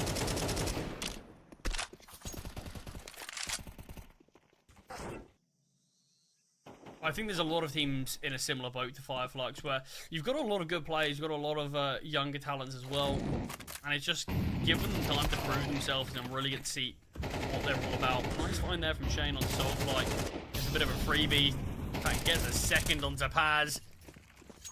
Andrew will grab one back just to keep this round competitive, but Shane's not done just yet. It pushes through towards Cave. Could get one of the Skrunk, but gets bested there. 3 on 3. Bit of an awkward round now in terms of the intentions of the T's aren't entirely clear, with Shane going alone slightly. But Chiquinho now with this AWP, he's low HP and does get punished due to that. Sprunk in front of the bomb site. All the players have now rotated over towards B. This has to be a Fireflux round. And do 1 versus 3 required. Comes out on top of the first one. Banjo is low HP. And do just not enough time with the clock low. Has to look for the fight. Sensei posted up on the angle. Takes him down, and the CTs with their first round on the board. As soon as they get weapons out, that's where we get to see some impact. But obviously, we've had a lot of moments throughout this series where both sides have actually given up big man advantage rounds. That was another one of them there. Was a 3 versus 5. Did very quickly turn into a 3v4, but before you know it, that 2-man advantage that the Copenhagen Wolves had instantly went to a 3 on 3.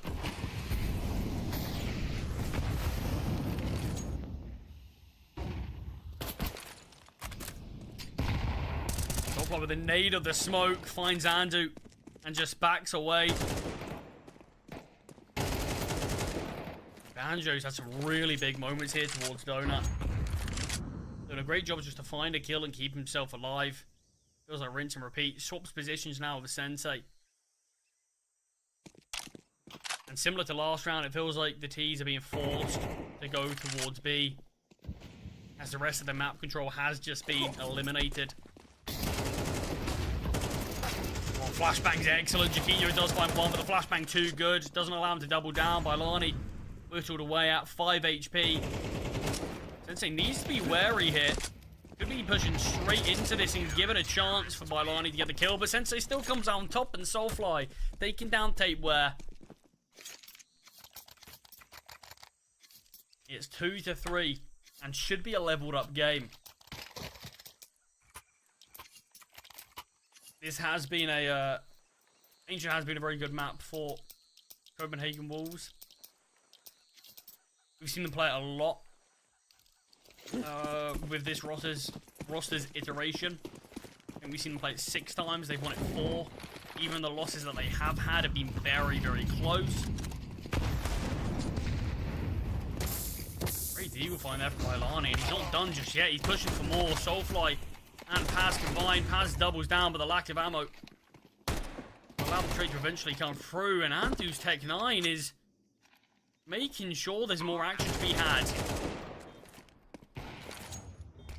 But Banjo and Sensei find the kills before the T's are able to set up into any sort of a post plant. Wasn't a great buy there from the Wolves whatsoever, so the fact they did bring things that competitive, you've got to give them the credit for. 3 kills, 1 plant, all started from Bailani's entry though. Finds the first kill and you can see just the lack of hesitation.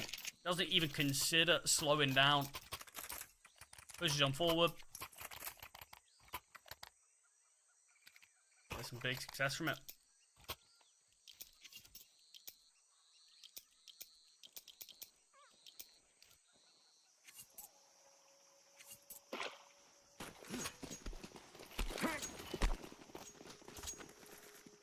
So we are in a leveled up game.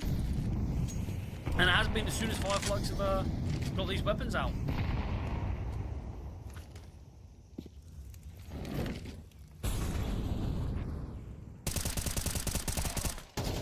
Soulfly finds one, but it takes a while to do so. How was he turned? Had the actual opportunity to find 3 there. Probably the worst kill he got was the one he was most favoured in. The kill he couldn't find, I suppose. Tabeware taking him down there. I mean, Soulfly finding the first is fair enough. The fact it takes him a while, it feels like Andu is guaranteed to get that trade, but somehow Soulfly turns and takes him down. We have seen the T's take a lot of liberties out here towards A, though. A lot of room to breathe.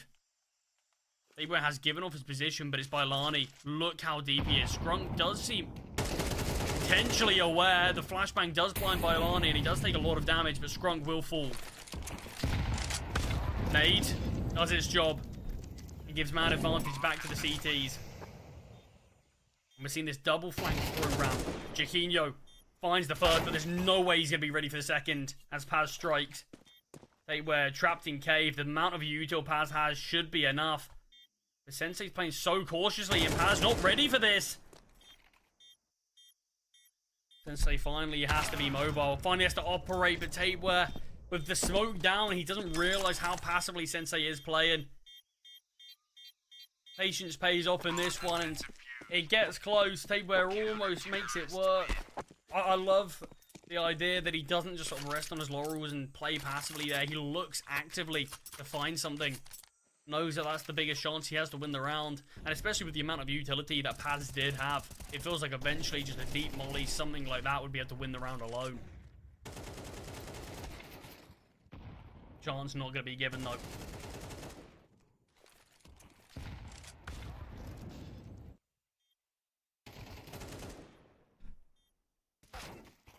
It is Fireflux in the lead now. They lost the first 3 rounds. That was obviously due to the 5th round and the 4th fight, but this is a good start here for the T's. They got the opening kill. Since they took a lot of damage, Paz, a lot of damage onto Andu just with the spams there. So hasn't grabbed the kill back. So level playing fields. HP is very similar on both sides as well. Paz is not done yet. He wants more, and the double lineup could be a possibility. Finds Jaquinho quickly, and Andu can't get the trade quick enough to keep his teammate alive, but does ensure things remain level. Behold actually seems pretty weak. It feels like Fireflux are looking to operate elsewhere. Oh, Drunk a little late to react. They should be aware that Shane's hit towards ramp. They've got information on both these final players. If they can take down Tapeware towards cave, this one is done. And it feels like it has to be Shane. Has to try to contend with the Orpa here. And it will do so well enough. It's surely going to be all about the spams. But no, Shane's actually just called it. Maybe not, actually. think maybe hoping it was a fake or something, but you will be able to save the AWP into the next at least. Haven't been able to see Chiquinho on the AWP too much this game. Maybe not at all, if I'm remembering correctly. Just money hasn't been great. As soon as we start to see 5 like win rounds, Copenhagen Wolves have just been hanging on. I mean, this was a big kill from Scrunk. Andu being chipped away at slightly is the only reason that kill came through. And then, you know Fireflux, they've got all the information. They just played the trading game and they just kind of locked out of the round. Paz, he's going to be pushing out towards middle, finds the first. I'm not sure if the nade of the smoke actually got Paz killed or if that was the intention to get Soulfly set up. Soulfly's not done yet, though. We'll find Andu. And just the aggression, regardless of how it worked out well. 3 kills between those 2 players, only one of them fallen. There's no need to get too aggressive. We've mentioned these teams have done this in the past, and Soulfly just looking for more. There's not a lot of need in it. There's no teammates to back you up, no one's even remotely close, and you just weaken this hold all over the map, because now Scrunk has to take some sort of an aggressive angle, while in the meantime, Tapeware's clearing out towards B. Oh, timing's not good enough for Chiquinho. He will get another chance, though, as Scrunk pushes forward. And you can see, this is all started from that Soulfly push. And it's so difficult to credit a player who initially found those 2 kills just to throw it all away. I don't get the intention. We've seen it so many times between both of these teams in this series. You're in such a good position to win the round. Why are you just pushing alone? Just hoping for something. Hoping to sort of win the round yourself. There's no need. You've won the round already. I'm giving you the credit for it, but at the same time, I've got to say, just Soulfly taking that fight, he's also lost the team the round. So, sure, there can be a world where the CTs play it differently and they'll still win it, but it just puts your team in such a difficult position. Because I mentioned how split they were. You see, Scrunk feels uncomfortable, so he takes the push towards ramp. Allows Tapeware to get a deep control. Timing's good for him. And it just really unravels it all from that moment. And look what that's done to the money.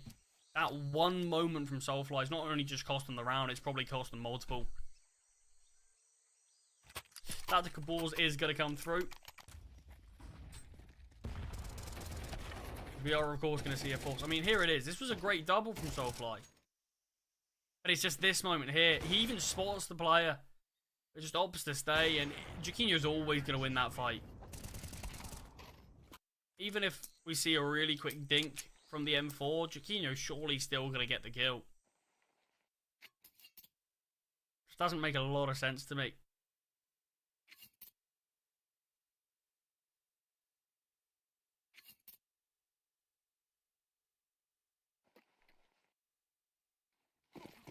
This is the force in play. We've got Banjo on the AK, for Mass on Soulfly, and MP9s and pistols to fill up the rest of the gaps.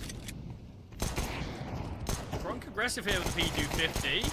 You can find 1 kill. This is great. That's he gonna be hanging around. Doesn't have a lot of bullets in the mag, but finds another. Scrunk has done so much work here, and the smoke, sorry, just being dropped from Banjo is good enough work to force back any sort of push that we're going to see as a follow-up. What a moment that was. Soulfly here with the Mass will find Andu.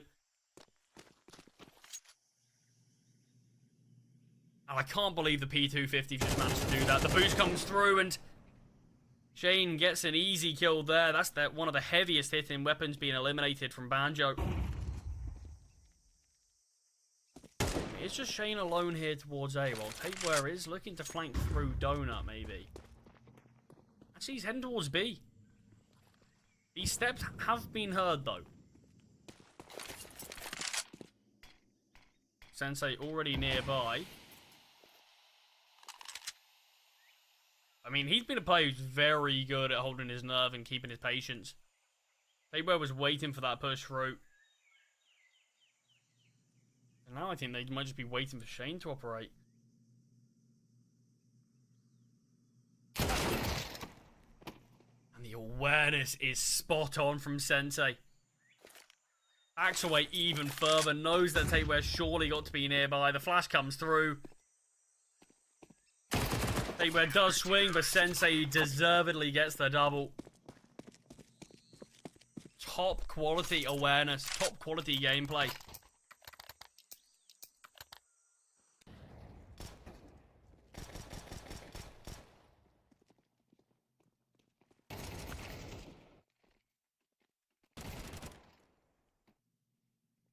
I mean, it was the double from the P250 that really set that round up for success.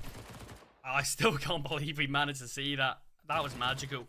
And I mean, that moment at the end from Sensei as well just tops off what has been a really great round from Fireflux.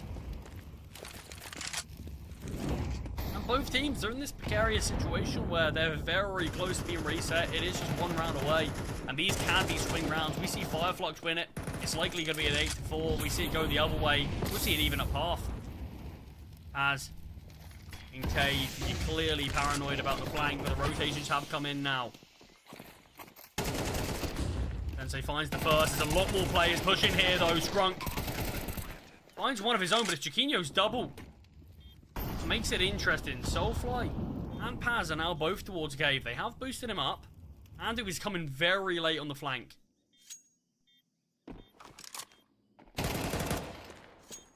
Andu finds the first. He would have heard the second. Chain strikes, and this feels like this round has just gone perfectly for Copenhagen Wolves. Massive kill for Andu to find the positioning from Shade. Gets him a nice, easy kill, and like I said, it's probably going to be the victor of that one gets a double.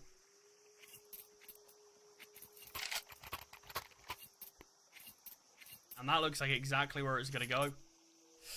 And it's going to feel rough if that's the case for Fireflux, because they probably have looked better, to be fair. But there's just been a couple of mistakes that really cost them.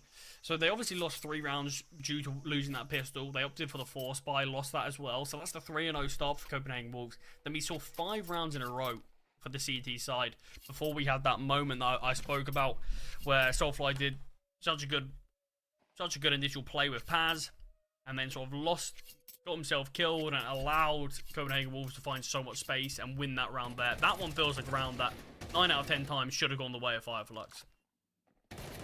And we also wouldn't be in this position remotely if that was the case, because Copenhagen Wolves wouldn't be able to have invested, and we would also have had Fireflux far more stable in terms of finances. But it feels like it's their own doing that they're in this spot. But it does feel like first half, most of the time, their actual game plan has been better. But it's just the pistol round that yielded a lot of success for the T's.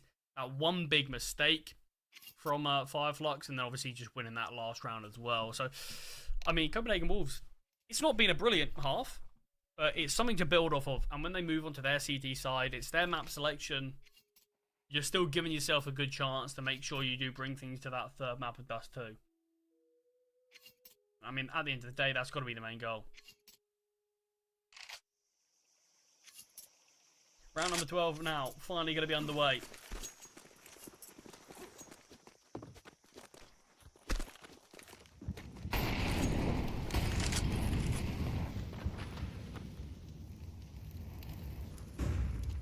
Andu getting flashed out towards middle. Soulfly having to back away, takes a bit of chip damage from Bailani. Oh, but they've got him pinted in here. Soulfly will go down. Does get dropped, and the speed in this one's been great from the team. I mean, could be excellent for Paz, though. We'll find one with 5-7. And the bomb is actually towards B. Scrunk makes his position known, and Banjo just about loses out that fight to Andu. 6 HP now, Chiquinho. In the meantime now, is pushing out towards B. The bomb goes down. They've got this information. They don't know exactly where he is. Util's been retrieved. No defuse kit, so speed is going to have to be the game plan. But 2 smoke grenades now being retrieved.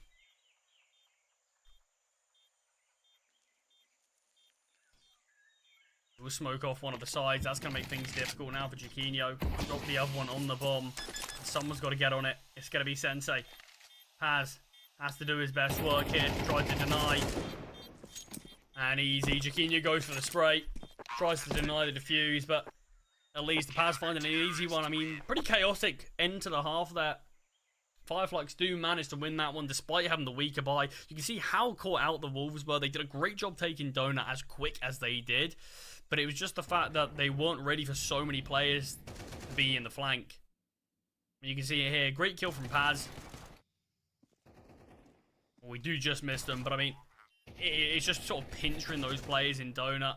They constantly went 1-for-1 trades, but it was the amount of damage that Banjo dealt to Andu that Andu... There wasn't a lot more he could do.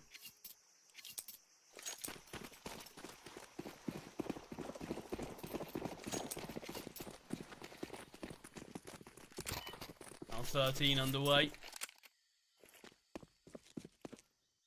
And is this pistol round here? Fireflux, of course, are one map up in this series. They're on their opponent's map pick right now. They are leading. A pistol round give them a big lead and a big advantage in terms of closing this one out in this 2-0 match. It was Chiquinho towards Donut with these dualies. Had a lot of success in that one with these. And it's looking to again. Paz just can't seem to connect these bullets. Finally will do so and absolutely eliminates Chiquinho. Oh, it's the positioning from Banjo though. Takes down Shane on the flank. Going to confirm that A potentially is now going to be clear. Be aware of the CT position. And that's exactly where the final two are coming from. Great information from Banjo. Important lurk as well, just holding those rotates, and it's a 4-on-2. Pistol rounds can be chaotic, but this should not be around that Fireflux let slip. Definitely not anymore. Sensei finishes it alone. And we will see the T's now win this pistol. We saw a force buy from Fireflux after losing the first pistol in this one. What will Copenhagen Wolves up to? Looks like it is just going to be the eco. I think that's the smart call in a position like this. It's your map selection. Obviously, you lose this game. You don't make it to the Swiss stage. So they are quite desperate to get these weapons out as soon as possible.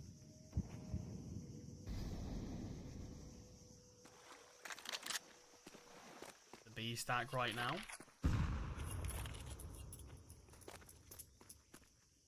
Fireflux seem like they've got a decent idea of this. I mean, it's going to be a ramp push, so someone's surely going to find this out soon.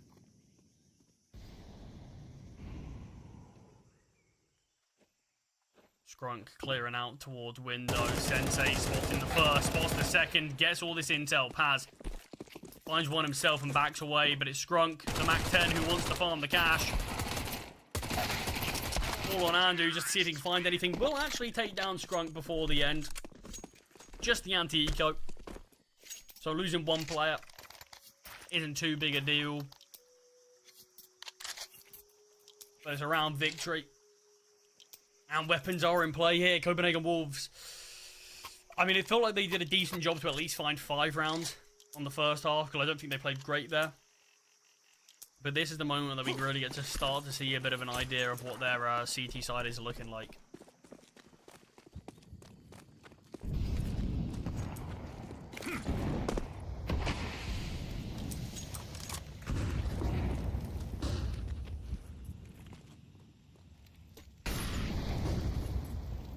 Chiquinho towards mid. Is he pushing through this smoke? Well, it looks like he questioned it for a moment. He smoked towards window. Chiquinho is going to be spamming. Catches out Paz perfectly.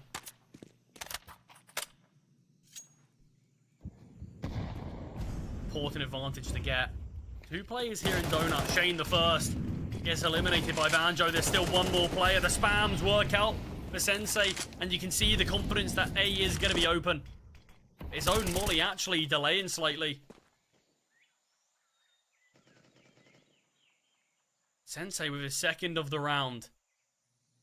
You don't need to see Fireflux rush this one too much. Banjo's in a great position and will find Chiquinho. That should be the round confirmed as Bailani was spotted and sighted on B. And I don't even think he'll attempt a round like this. He's certainly making his way over towards A. Bomb's still yet to be planted, so the lack of defuse kit isn't actually going to be an issue just yet, as he's already towards A main before this bomb's even down. I don't mind that he's giving it a crack. Or at least having a bit of a look in. Skrunk is just jump peeking though. I think as soon as he spots him, that's going to be it there. If he had a bit of a chance to take the fight onto Skrunk at least, I think he would have. But just the jump spot, there's not a lot you can do against that. Still remaining towards A main. Banjo does get found, but that's likely all Bailani is going to find.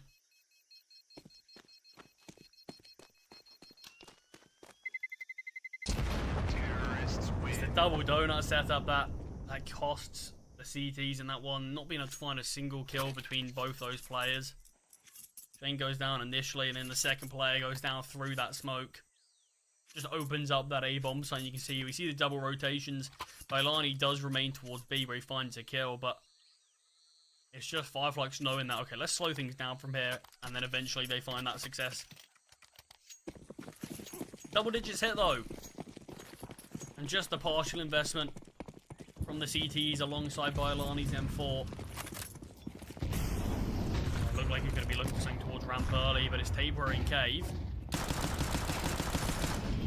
Great find onto Soulflight. Not a lot of work needed to find that.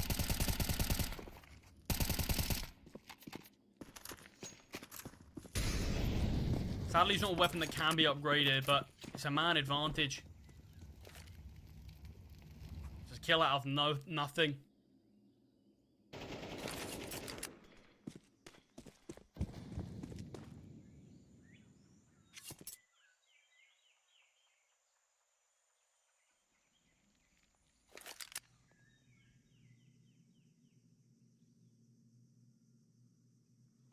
Is this 4-on-3? Players on the T side are still very split. Skrunk towards Donut. It's a lot of space for him to operate around, but you've got to be careful not to just go down for nothing. Starting to back away, wanting to join towards his teammates. And it is the B-bomb site that is open. I think if this site gets taken, the chance of Copenhagen Wolves winning this round is going to be significantly lowered.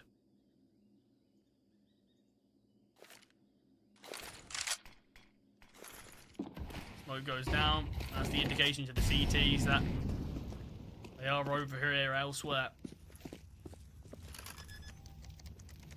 Bomb does go down. There's not a lot of Yuto actually remaining on Fireflux, so there is still the chance for the Wolves to win it, but it's like the defuse kit that could hinder them. Great find from Tabeware.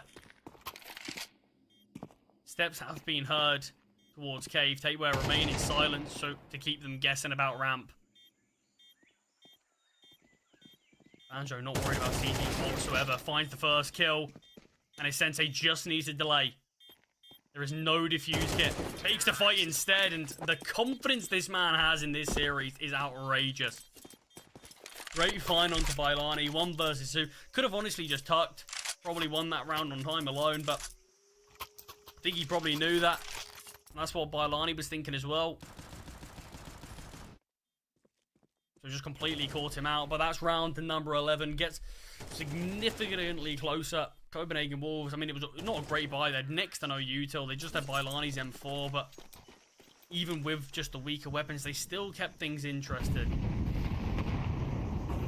We're not far off the time in map number 1 where we saw that massive comeback from Copenhagen, from Fireflux. Maybe Copenhagen Wolves can do the same thing. And, I mean, it's sort of what they're going to need to do if there's any chance here.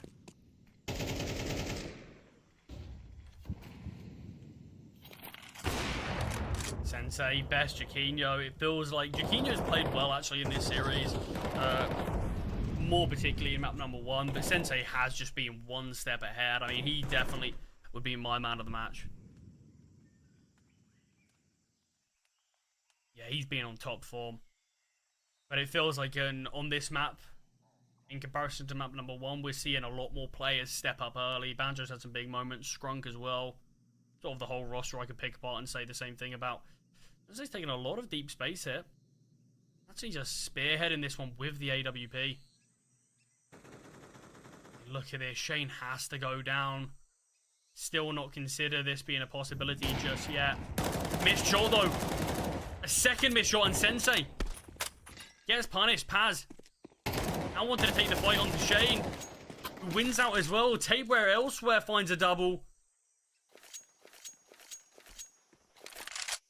And what a strange turnaround this one's been. Tabeware will go down to Banjo, but there's so much more work to be done by Lani. If he was found there, there was a possibility.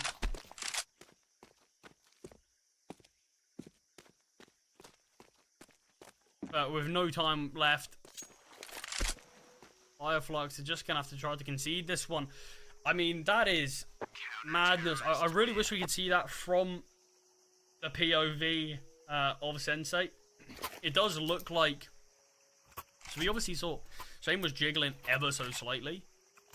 It felt like Sensei probably tried to shoot when he was jiggling, rather than just going closer to get a better angle. Which I'm not really sure why he opted to do, but got punished for it. Got taken down. I mean, that one kill would have changed around. That's an open A bomb site.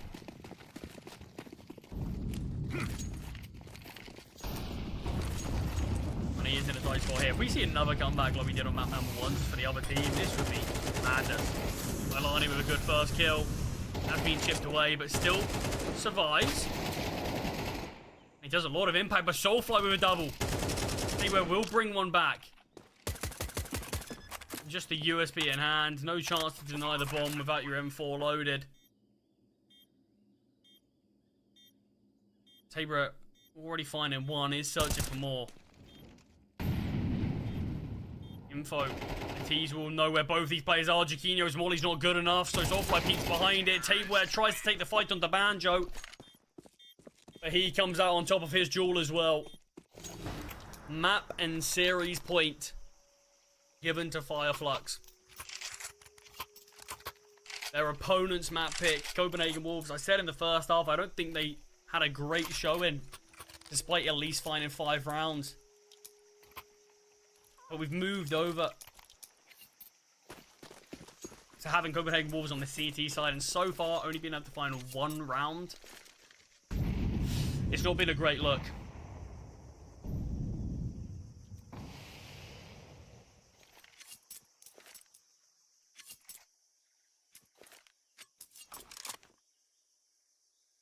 Five kills away from Fireflux, taking this game and advancing to the Swiss stage.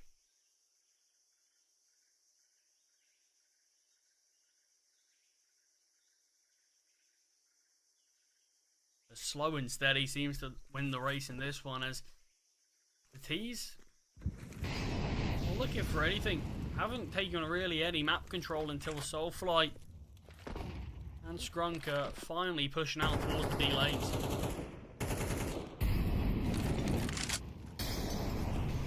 Looked like they were just anticipated the Wolves trying something somewhat aggressive, but you can see the CTs don't have a lot of util to do anything aggressive.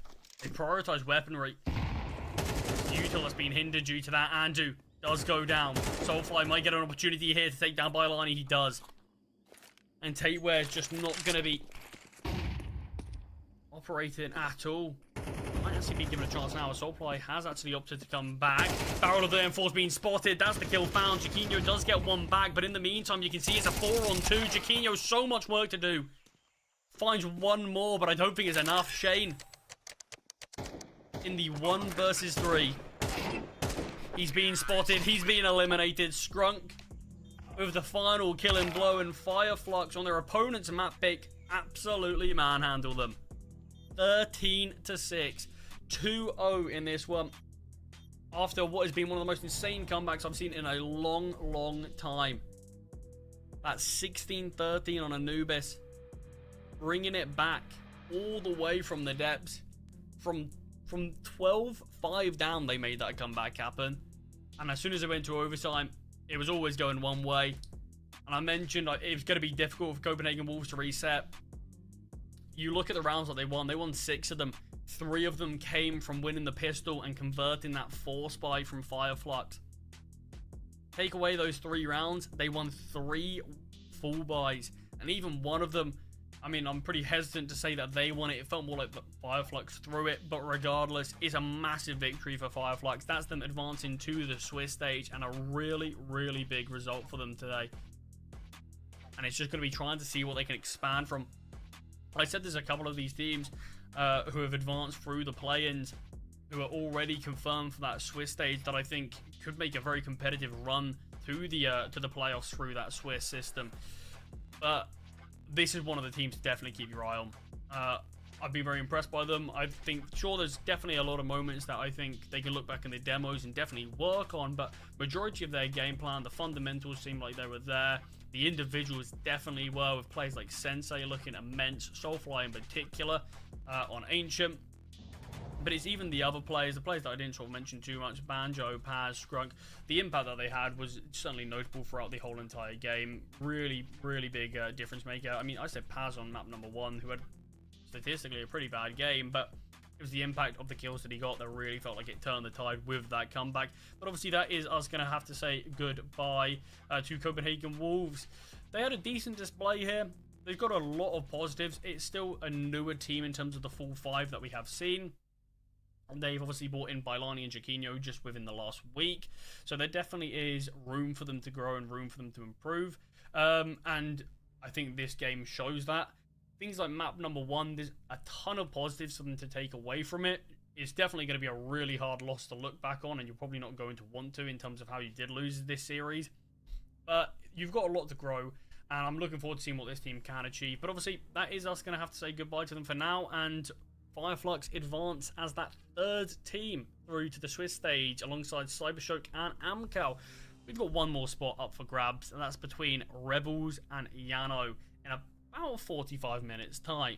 So we are going to be jumping to a short break before we do see the outcome of our final play-in stage game. I'm really hyped for it. I'm sure you guys are at home as well. But don't go anywhere. We're going to be jumping to a short break, and we'll be back with our 4th and final game of today.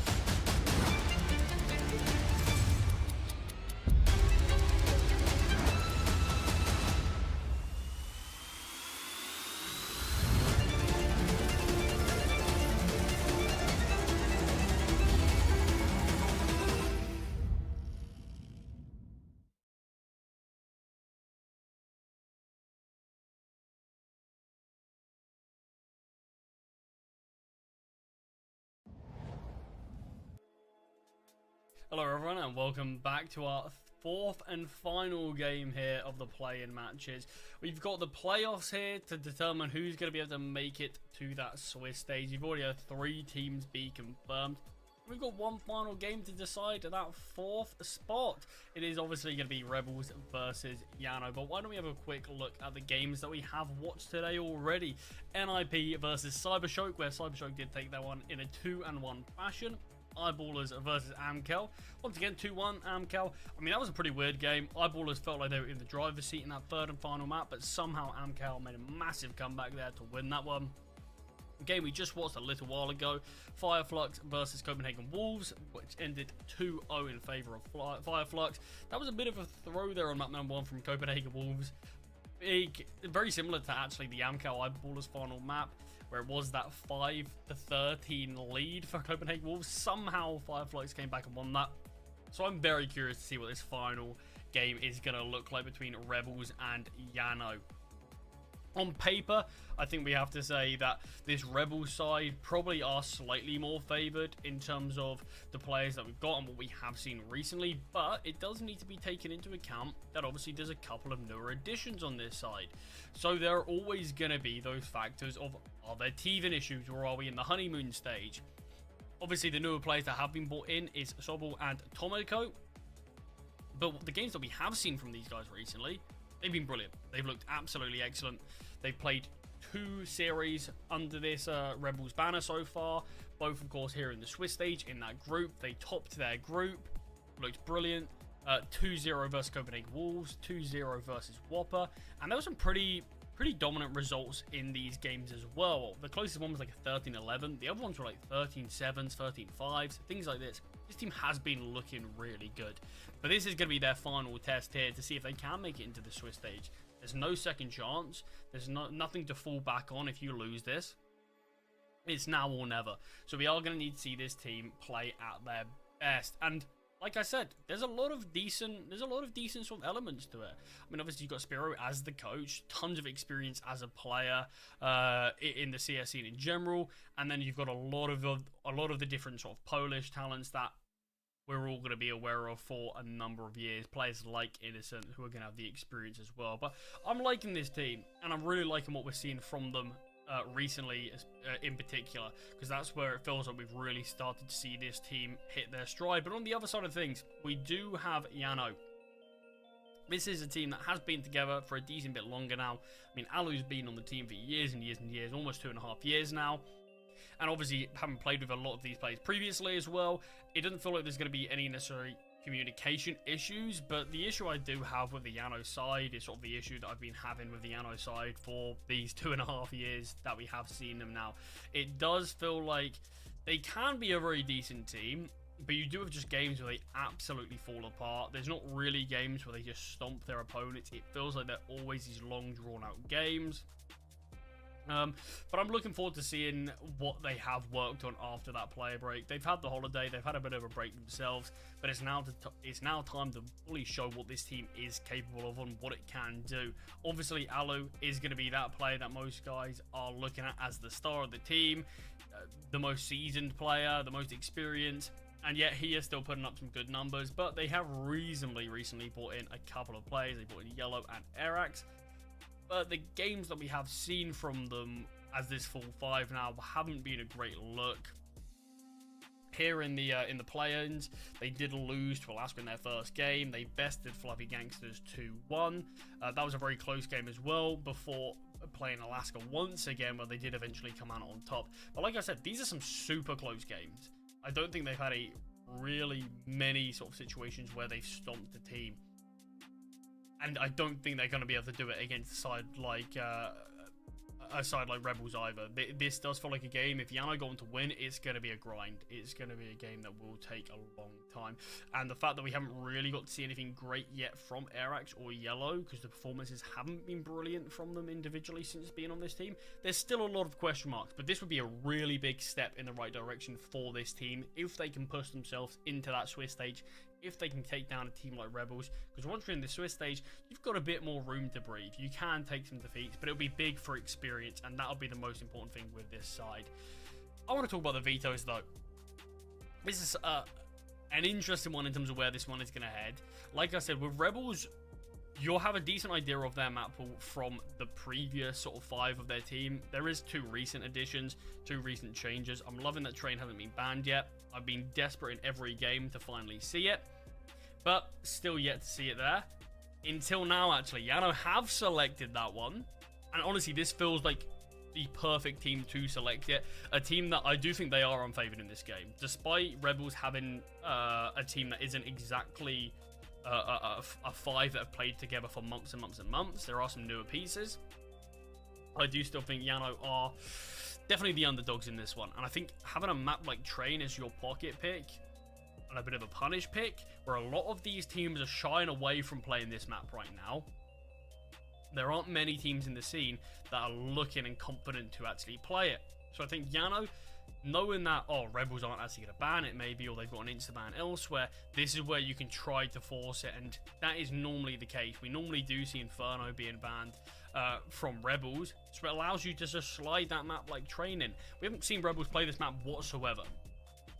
We don't know how much practice they have, but you've got to imagine they've got to have some sort of an understanding. The fact that they are allowing the map to slide through, there's a good chance they would have banned it in the second round of bans, but we'll never really know. So Rebels, in terms of what we're going to see from Train, it's going to be a surprise today. We haven't seen them play this map whatsoever. Yano have had a number of games played on it.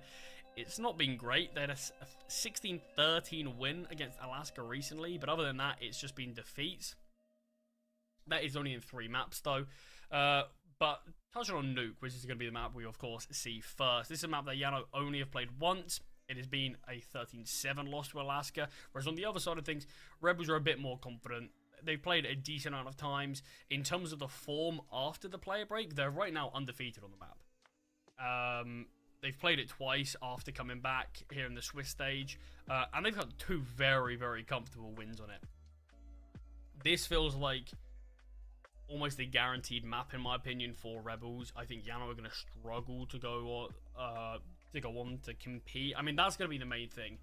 Can they compete on Nuke? If they can go and do that, then moving on to Train, as long as your players are warmed up, as long as your players are confident, then I think you've got a decent chance to take things there. I think best case for Yano, it's going to be going down to Dust 2.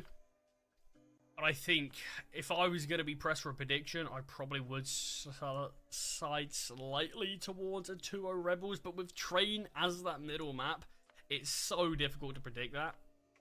I think there's a good chance we do go down to Dust 2. I think there's a good possibility. And Dust 2 would be a brilliant map to see between these two, because neither team have played a huge amount. After the player break, we've only seen these teams play it once, and that's been Yano just about winning it. We haven't actually seen Rebels play it after the player break whatsoever. So this could be a really chaotic final map if we do get there. I do think Rebels are sort of nailed on to take Nuke.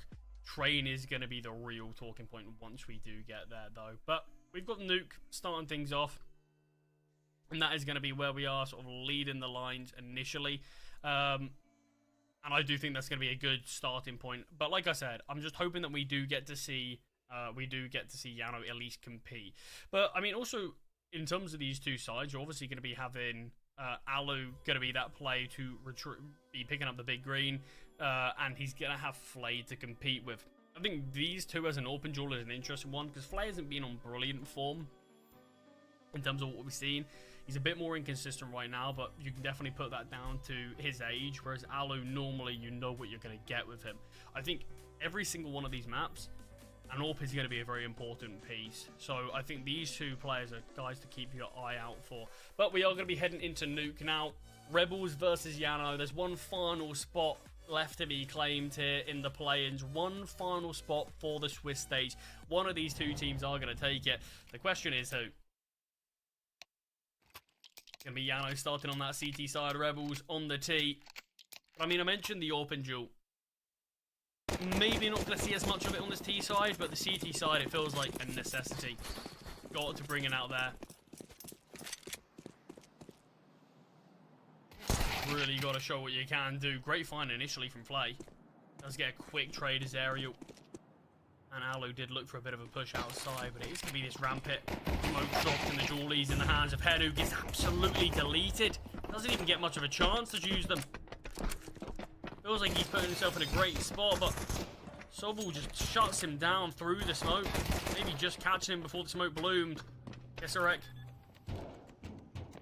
dropping down and taking this space. Nade has been dropped, forcing him back, but he goes back for seconds. Can't double down himself.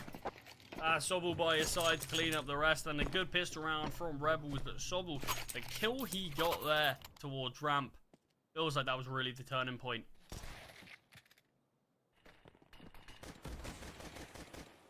I mean, yeah, it was fully through the smoke, literally saw nothing. I mean, a bit of luck, but I mean, sometimes that's how the rounds go. I mean, through the smoke, you've got the jewellies in hand. It feels like you're at least going to find a couple. But we've seen the force pipe. Yeah, no. They don't want to just admit defeat. They want to really press the issue here. Not seeing a boost up through ramp. It seems like a decent call considering we've got a good bit of early ramp presence from the Rebels team. A flash outside, setting in area. Kisarek does go down. The boost finally operates, but a bit late, arguably. Plays after his teammates both go down. I don't know if there's a flashbang to come through that denied any vision. That's what delayed the player on the boost sort of going off. Bomb has been planted. There's a good position. Aerial has been spotted. Does have that AK. So he can hit the quick headshot. His HP might not matter. But they've got info of these final two players here. 2 players towards control for Rebels. It feels like they can just play off one another. Aerial backing away. That is going to indicate the save. But it also tees up what is going to happen for Yano in the next. You've got 2 AKs that you've saved across from your force buy. Are we going to see another attempt at it? We could see another force if they wanted to. Aerial could drop over an M4 even. It feels like this isn't a bad spot to actually give a force a go.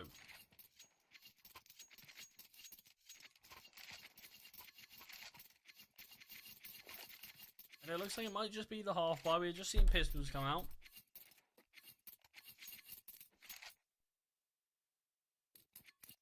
Yeah, not going to be pressing the issue just too much. I think Alu will just about have enough money for an AWP in the next if he goes down. Well, the 2-0 start, a round like this still can certainly slip away. With 2 AKs, you've got players with armor as well. And they can easily recycle those weapons across. Or even just cause damage themselves.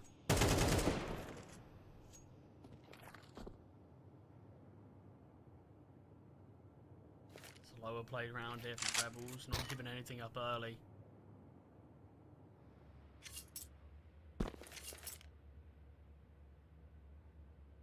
See, potentially slightly paranoid about some sort of aggression.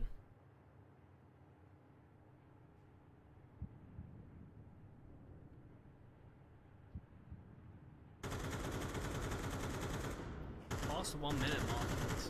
Not a lot of action or map controls being taken, but we are finally starting to see Rebels take some space outside.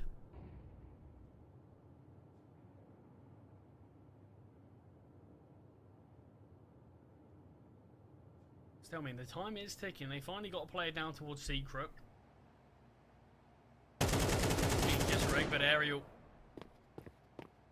sparks to life outside, taking down Innocent.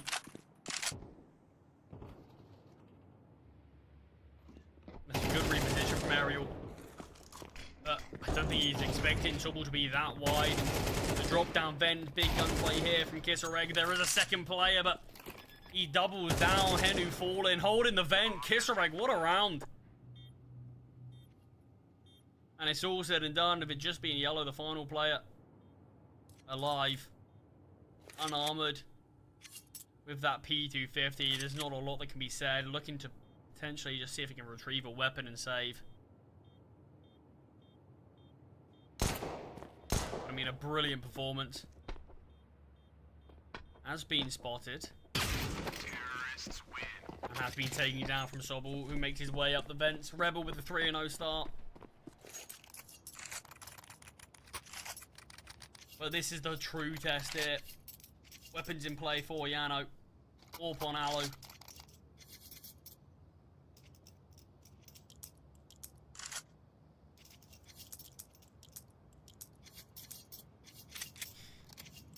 Finally, get to see a bit of a test of what this team's all about.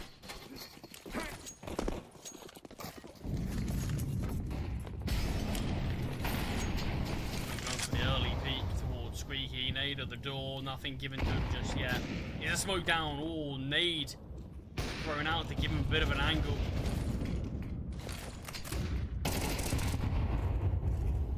Trouble looks to take the fight onto Arax, but does get bested on this occasion. That's man advantage for Yano in this first weapon round. Something they've got to make sure they can clinch onto.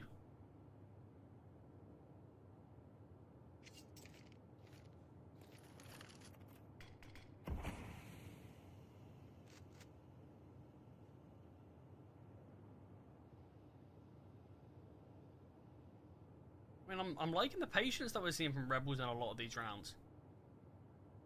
They're just playing slowly, waiting for Yano to make any sort of push, any sort of mistake. But Yano themselves are being quite disciplined. I haven't seen anything too aggressive from them whatsoever. I mean, it could be something eventually that we come back to and say they're going to need to take some sort of initiative in rounds like this. But they've got the man advantage. There's no need to make any mistakes. Kisrek up the vents. Had a chance to take down Arax, actually, who had a piece of util in hand. Tomoko going to be spearheading this one. Takes down Arax. And dropping down the vent, or attempts to at least. Alu with the double. Might have made this round feel a bit more concrete. Bomb will be going down. Yano not going to do anything risky to try to deny that. Just try to confirm the round. Kisrek's position has been made known now after finding the kill onto Aerial. Door closed, opens it up to isolate the angles.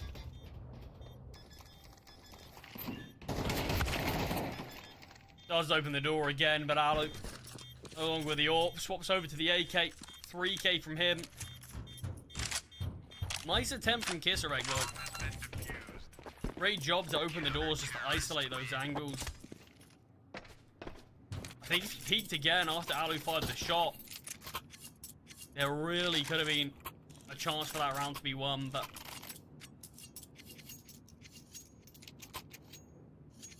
regardless, it was still a close attempt.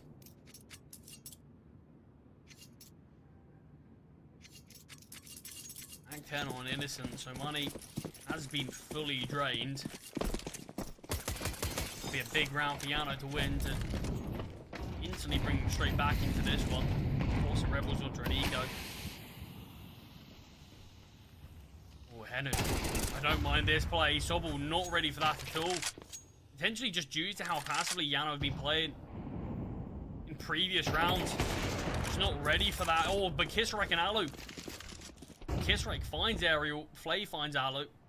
Both go down outside. And I mentioned I wanted to talk about the open duel between Flay and Alu a little bit. It's going to be an interesting turn, but Tomoko outside just gets all of the information. Henu not being quiet and so snappy.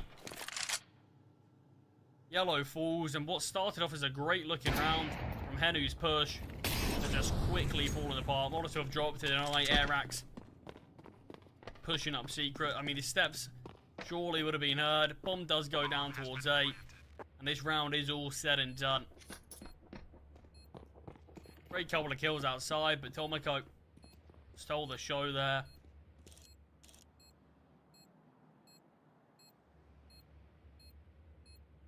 I mean, Arax is just in a tough spot because it's not even like he can make his way towards anywhere to find a decent weapon.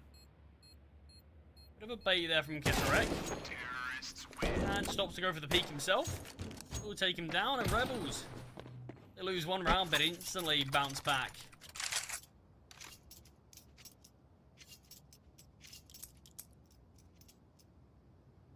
I mean, this is the biggest issue. Every time I felt like I've seen the Yano team, and I hope they do prove me wrong today, but it does feel like there is a severe lack of firepower on Yano.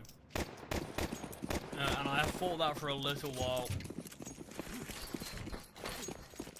feels like a lot of their moments can be relied on Alu and Aerial.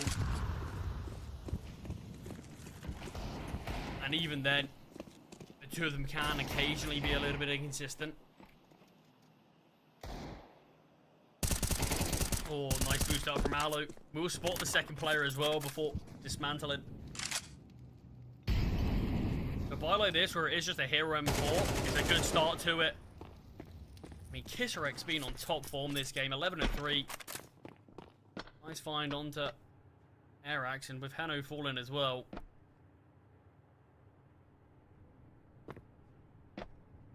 Alu's repositioned to try to find some more impact, but we can see just using the X-ray. He's a bit out of the action right now, and he is the player that, and the only player that can really turn the tides, but might have a chance to find Flay. Just evades the timing.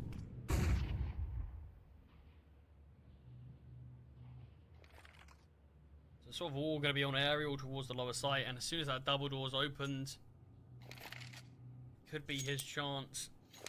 Go on, but going back up the vents here. I mean, Rebel's been calling a very good game so far. Using the vents perfectly, go up and down. The smoke's excellent. Just forces yellow off. And I mean, the understanding of this map from the T's is so evident. Bomb has been planted. We will find his second of the round. He's a big portion of that HE grenade. And just has to back away. Tried to save this gun, but Flay looks like he's got some other ideas. Takes down Alu. M4 has been retrieved from Aerial, as is that information.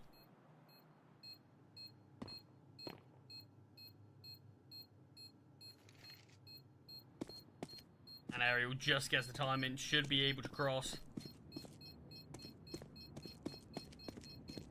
So that will be the M4 being able to be retrieved into the next at least. I mean, the calling's been very, very good from Rebels. I mean, it's clear to see why this is sort of a go-to map for them. At least in a lot of situations.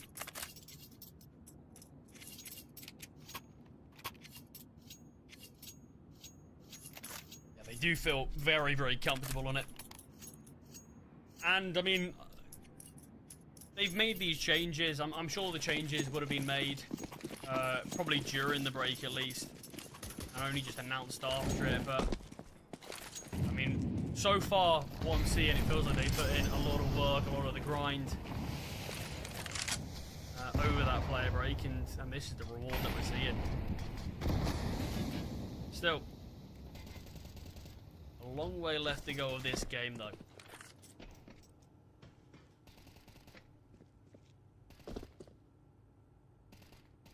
You can almost just shoot at any time and it will get at least a tag.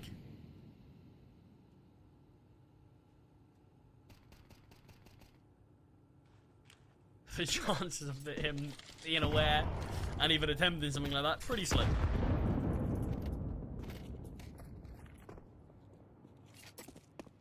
Rebels, yeah, it's just sort of back to what they're familiar with. Slow things down. Wait to see if there's any sort of mistake. Wait to burn as much util as you can before you do anything. I mean, look at the utility that Yano have remaining. Got a smoke, a flashbang, and an HE grenade. That's all.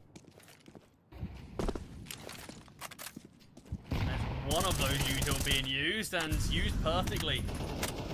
Aerial finding Kisarek. Fight towards A is kicking off, but it's the T's that come out on top. Tomiko doubles down. He's aware of Henu potentially being here. A slight chance to find the kill, but just off. The spams through the smoke, come back to haunt Henu as Innocent. Oh, there's a couple of bullets of his own. Alu 1 versus 2. How many times has this man been in this position in his career?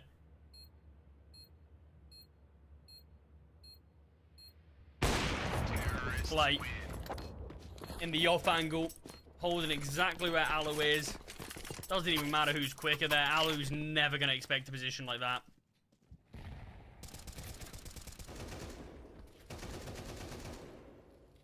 I mean, Tomiko's looked great.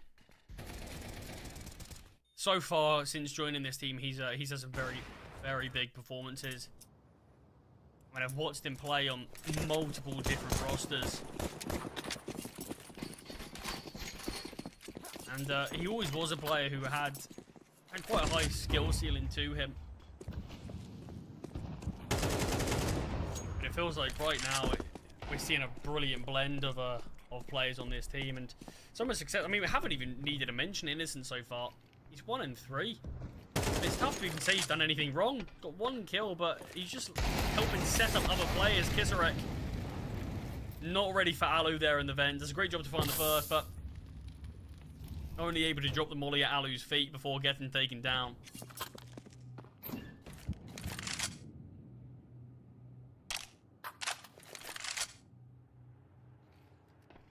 I mean, Kisrek's doing a great job just to double down in every position. It feels like Henu is surely at least going to find one. The trade does come through from Sobel.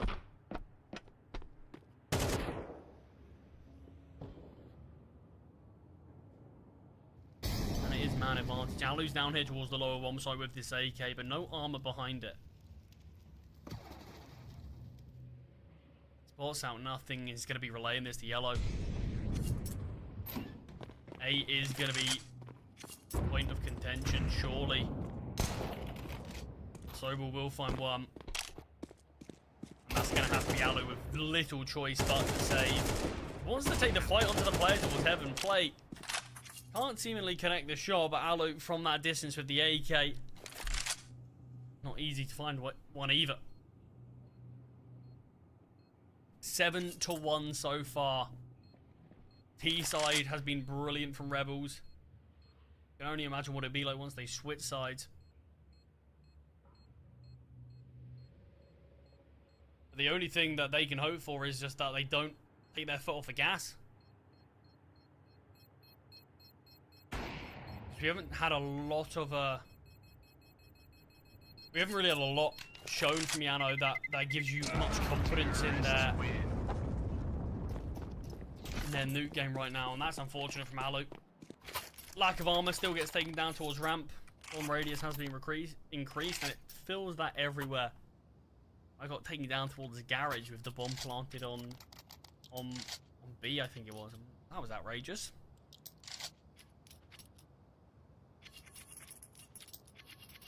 Weapons in play again, and a ton of util. Everyone's got literally everything they could ask for in this round. The most important thing, Yano needs to start getting some rounds on the board. That's been their biggest issue. They have found one, but just not a lot since then.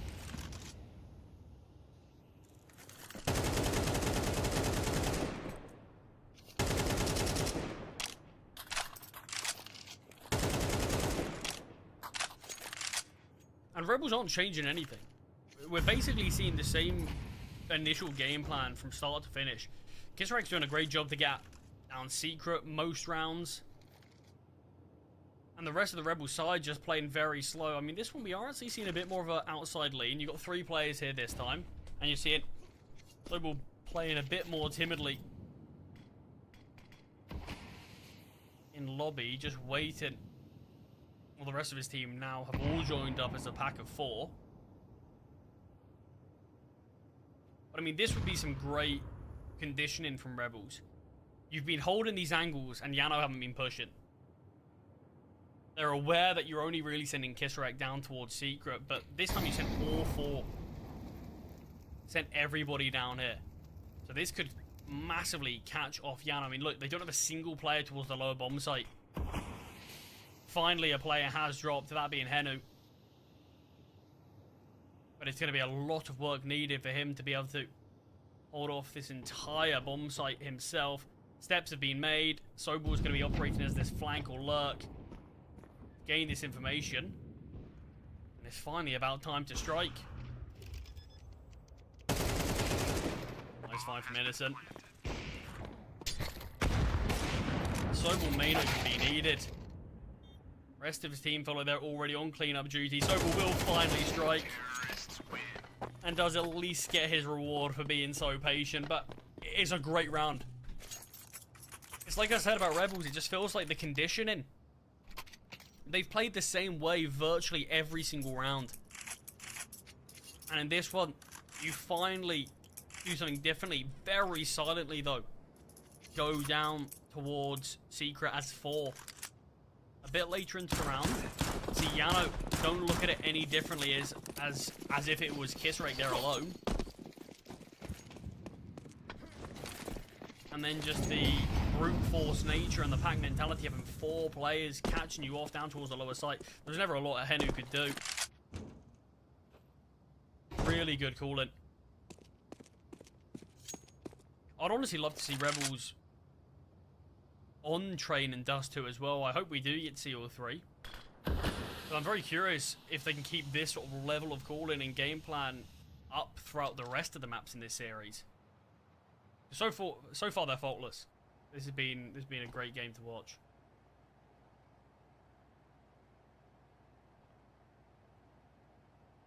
Play this time, posted up. Watching outside, missed shot there. Won't miss the second. You see, it is a decent bit of an outside setup. There are a few players here. Alu towards the generators. Aerial.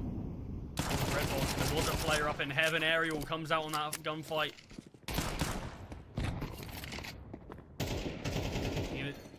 A bit worse for wear, but it's still a kill to be found. Flay has to drop down secret, but it's all the presence that was made outside, but the bomb was going down towards B. I mean, it was always going to be a difficult round for Yano. It was the half buy. So they might just look to save these weapons again. Their economy's been a real hindrance. Constant buy, half buy, rinse and repeat. But they got a bit of a chance. Flay will find the first. Kisrek by his side, and Alu just going to be back at a way to save this AK now. Rebels don't want to let that happen though. Kisrek jiggles out, base out. Alu, Flay will get the trade.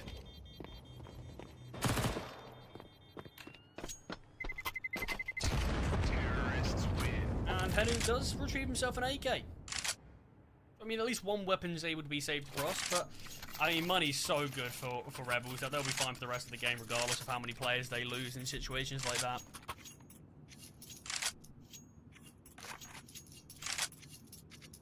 I mean, the fact we're going to see or we should be seeing a double-digit half from Rebels on the T side of Nuke is such a statement to other teams here.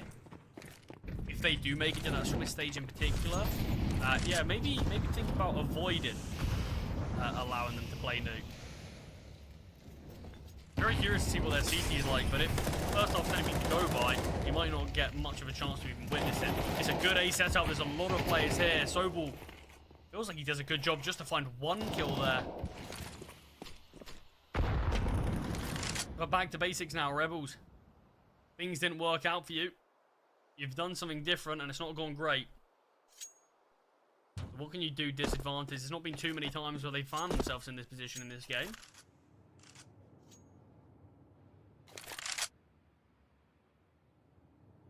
Seen Util be juggled around slightly. Innocent's going to be the player to throw the majority of it. A lot of this round's going to be relied on Kisrek. Going to be the player to actually entry into this bomb site. He's our split in Flay with this AWP. Going for the peek, misses the shot.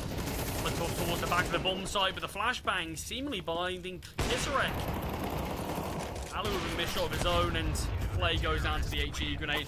I mean, there were opportunities there for Rebels to win that round, but the missed shot from Flay never helps anything else. But it looks like the flashback from Innocent blinded his own teammate. It feels like that happened. See, he was in a pretty good spot, but yeah, nothing to be found. But a slight bump in the road, final round of the half. Like I said, money's not going to be an issue for Rebels.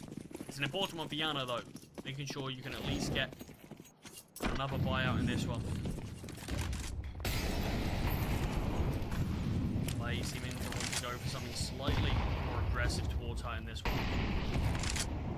But we just haven't seen Yana take much of an initiative on this map whatsoever. That's sort of the most of it that we've seen. Aerial getting it slightly aggressive towards outside, but other than that, it just sort of has been sitting on the bomb sites and hoping with the lack of information. So it feels like it's just been Rebels dictating and controlling the amount of info that Yano have had.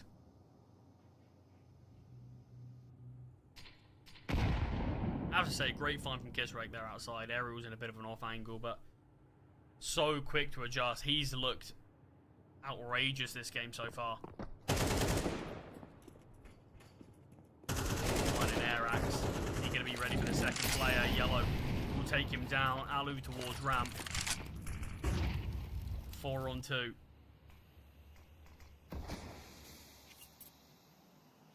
Yellow will get a freebie onto Innocent there.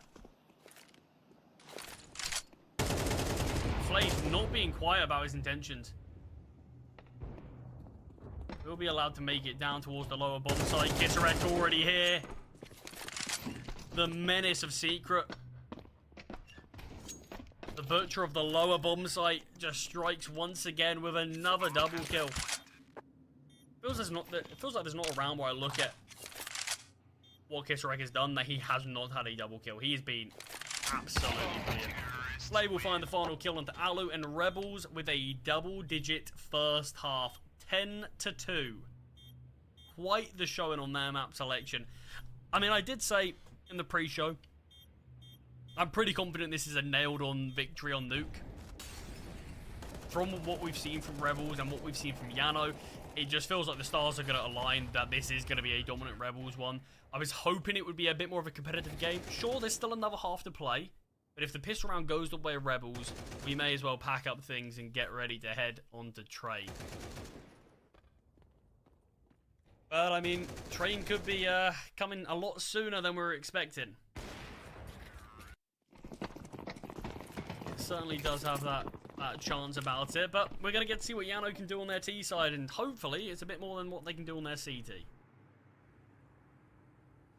But, I mean, like I said, this pistol round, all it takes is Rebels winning it, and then we are basically at the end game already.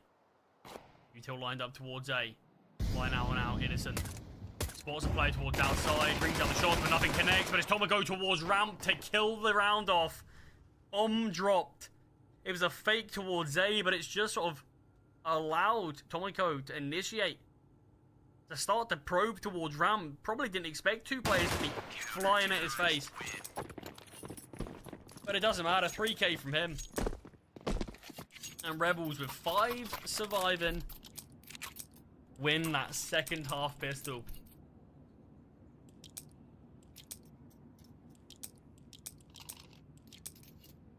I mean, this has been an unreal performance. There's nothing but credit that can be given to this team. I mean, Innocent individually hasn't had a brilliant game. Hasn't needed to with the players on his side, but I mean the calling from him has been so strong.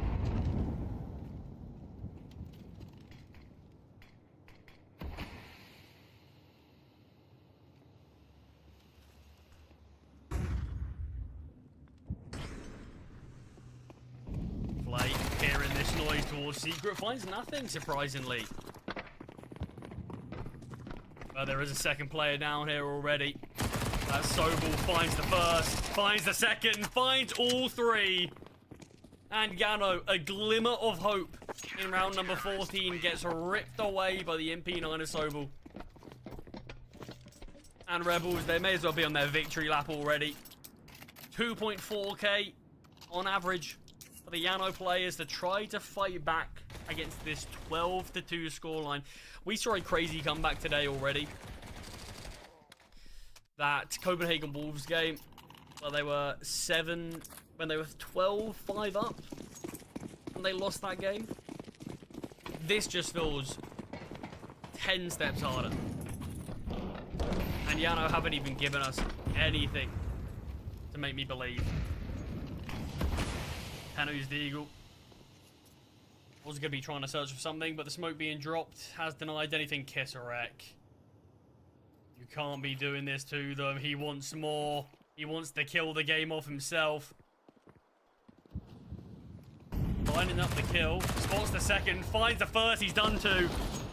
And Kisarek has just caused chaos for the T's. Flashbang drop.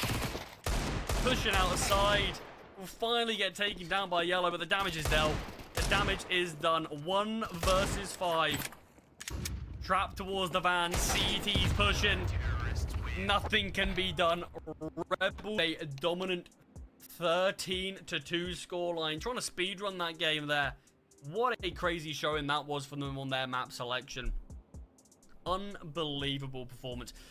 We're going to be moving to Train. I mean, I'm hyped to see Train in general. I haven't got to cast it yet, so I'm looking forward to seeing that. But, I mean, I mentioned in the Copenhagen Wolves game that I think they're going to need to reset after failing to convert a game that they were 12-5 up. Yano are going to be in a similar boat where they've got to reset quickly and move on to their map pick, because you've just got bullied off of the server. There's not a lot for us to even talk about. It's been the Rebels show. The calling was brilliant from Innocent. It felt like they had a really, really well-organized T-side. Very, very disciplined. They had a game plan that they wanted to do, and they executed it perfectly. CT side, there wasn't a huge amount for us to talk about. We barely even got to see much of it. It was a 10-2 halftime score. They won the pistol, and the game was done before we even knew it. But in general, the T side that we did get to see, that was some of the better CS that I think I've seen. The fundamentals were really there, and like I said, it felt like the system that they set in place was perfect in terms of what they wanted to play. Kisserek looked brilliant individually. There was a lot of players I could talk about individually. Everyone had their moments. It felt like the only player who didn't is Innocent, and he'll probably be the one to get the least credit for a showing like that, but his calling was top-notch that game, and very, very impressed with what I saw. But like I said, we're moving to Train, and we're moving there a lot quicker than I thought we were going to be after that 13-2 domination. But we're going to be jumping to a short break before we do find out the outcome of map number 2. So don't go anywhere, and we'll find out if Yano can bring this one back or not.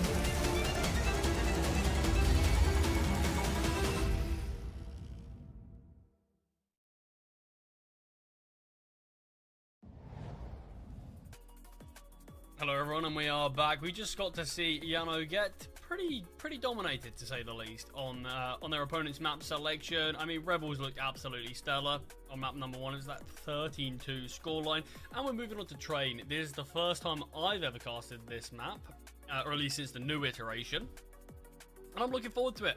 I mean, I said it in the pre-show. I think Yano in a series like this do need to make some sort of wild card pick, and I think Train's a decent way to do so.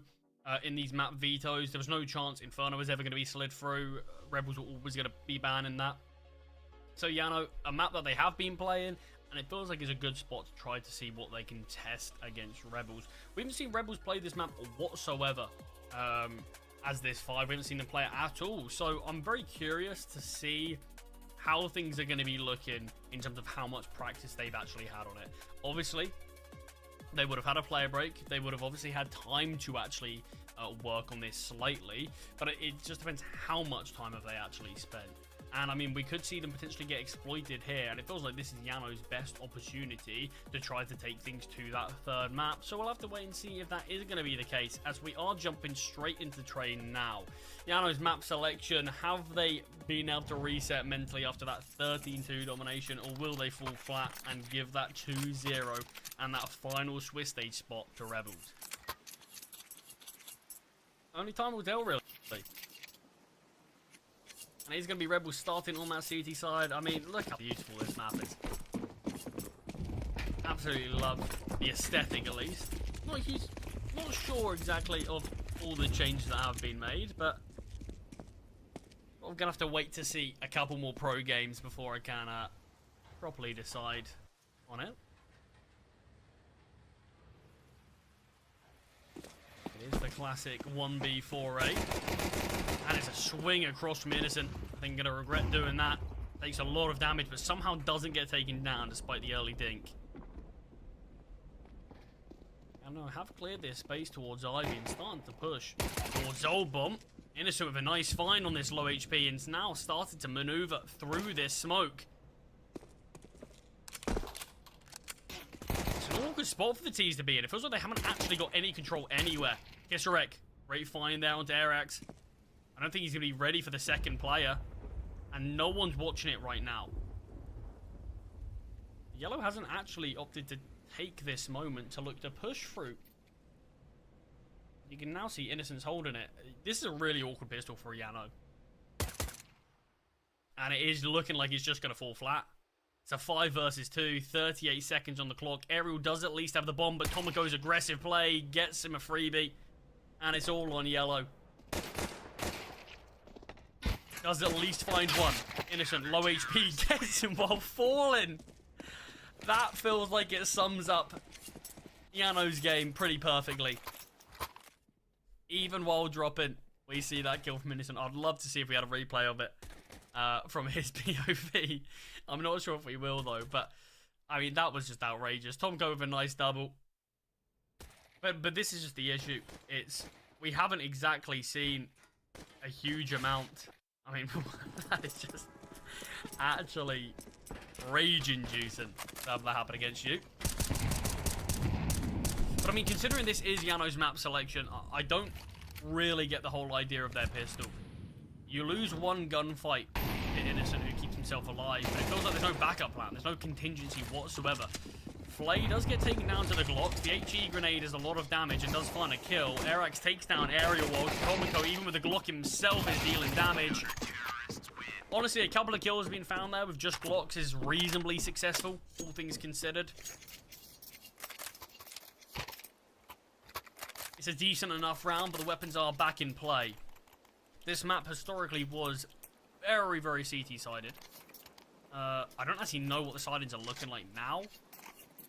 I'm just going to have a quick check to see where the sidings are favouring. Because, yeah, still super CT-sided by the looks of things. Yeah, at least on HLTV it says CTs right now. 59% of the CT rounds to the T's 41. That is significant. I think that would make it the most CT-sided map in the map pool currently. So Rebels, they're definitely starting on the favoured side. Definitely going to be looking to have a good start. But it's this gun round in play. Alu does have the AWP nice and early. You can see his glass cannon in it, and there's not a lot of util for the T's whatsoever. So a site execute's not going to be easy with 2 mollies and 2 smoke grenades. So they've got to make sure they do hold on to these. I'm not sure if Arax has just thrown one. Yeah, he has. He's thrown it towards Ivy. It's a lean towards the B site. Sobel with Molotov in hand. He'll throw both his molly and smoke before repositioning towards upper. See, Innocent has rotated in as well. B site is being strengthened by 2. Sobel, the nade comes through.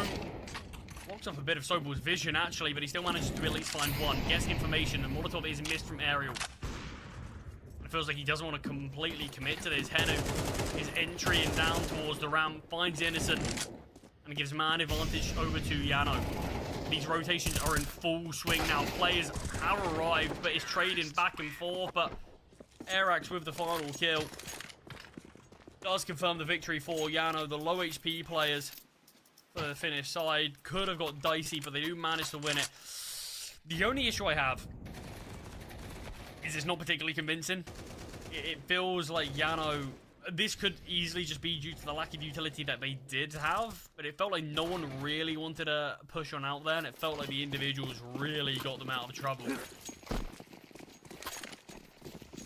But Mani's instantly in a bit of a dire spot for the CTs. Flay has the AWP in hand.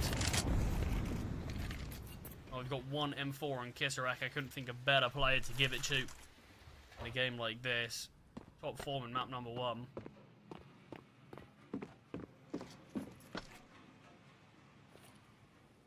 Flay has to really hit the ground running around like this. Cheeky angle being held from Innocent there.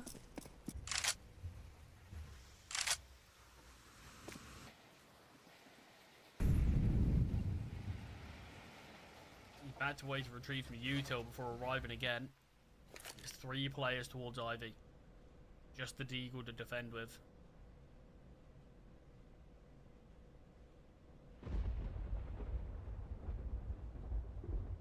It's a slow round here in general from Yano. Has spotted one, but Henu too quick for him. Yellow finding Tomoko. Flay's going to have to find a lot of players here. 3 players pushing towards him. Finds the first. Full reposition, but back is exposed to so many players. Shrek will find one. Got Aerial to contend with in A main, and he can't pass the test of that one. Flay. Under Heaven will find his second of the round. Aerial posted up. And getting the trade. 13 seconds on the clock. Time is ticking, but it is just the Deagle Sobel. Needs to find his first kill onto Alu, and the bullet's not connecting. Yano go back to back. And surprisingly, and not a great start to have, they go back to back for the first time in this series. Able to string 2 rounds together. I mean, it makes sense, I suppose, when you consider they only got 2 rounds in all of Nuke. Just gonna have to be this eco here from Rebels.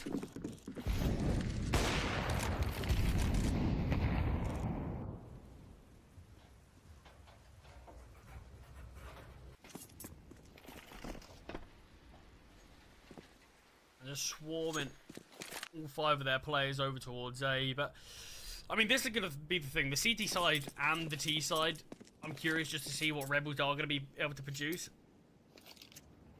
Because it's their first official on this map in general. And I'm wondering, are we actually going to see any sort of structure? Or is it going to be a bit looser than what we saw on Nuke? Which I feel like Innocent called a very, very good game there.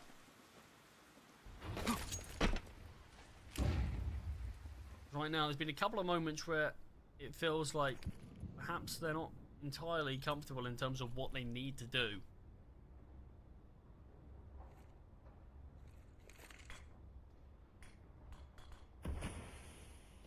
Once again, very patient from Yano.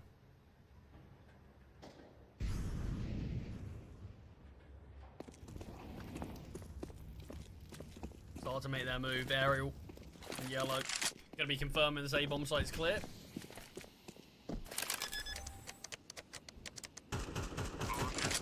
And with the bomb planted now, Rebels honestly don't even need to go for this.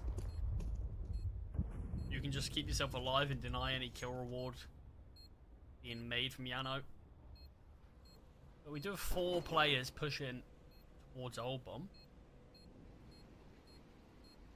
With no one watching it. Not sure what they're particularly aiming to do.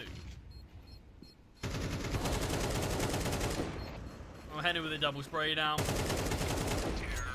Yellow finds Flay and Aerial at the end does take down Kissereg. So, not a lot done there from Yano, apart from just delaying the round finish. But Yano take the lead. In a decent spot here, feels like they have a lot better understanding in terms of what they actually want to accomplish here on Train than what they did in map number 1. Of course, we didn't actually get to see much of a T side from them whatsoever on Nuke. The game was already lost on their CT side. So I would have been curious to see how they actually wanted to play that map. But the vision feels like the T's in this one. Just to take your time. Don't rush anything. Earn the util before we push into a site. And if that's the case, it's very similar to how Rebels wanted to play on their T side of Nuke.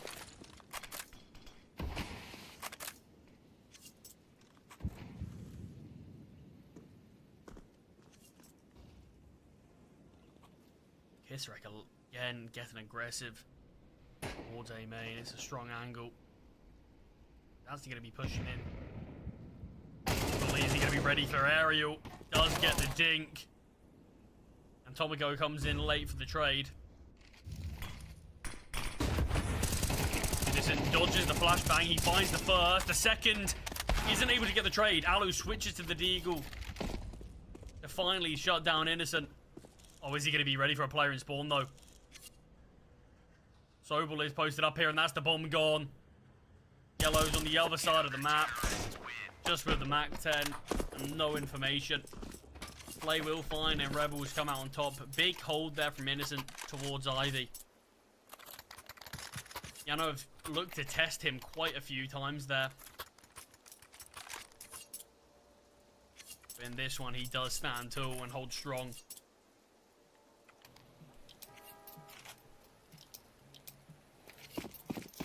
Three to 3. I don't really know what I'm expecting the halftime score to be. I obviously looked on HLTV what the sidings are looking like. But I'm not sure between these two teams what I'm expecting scoreline to be. But Kissereg with a great double there. A little bit individual from Yano in this round. It feels like the cracks might be showing here in this one slightly. The smoke drop towards A main, nothing being given, but Kissereg just with the spam onto Henu. Here's the noise from Alu. And individually, just this aggressive stance towards A main has found a lot of positives. Innocent maybe getting a little too overexcited. But with the bomb dropped, you've got 1 minute on the clock. Alu and Yellow have their work cut out for them.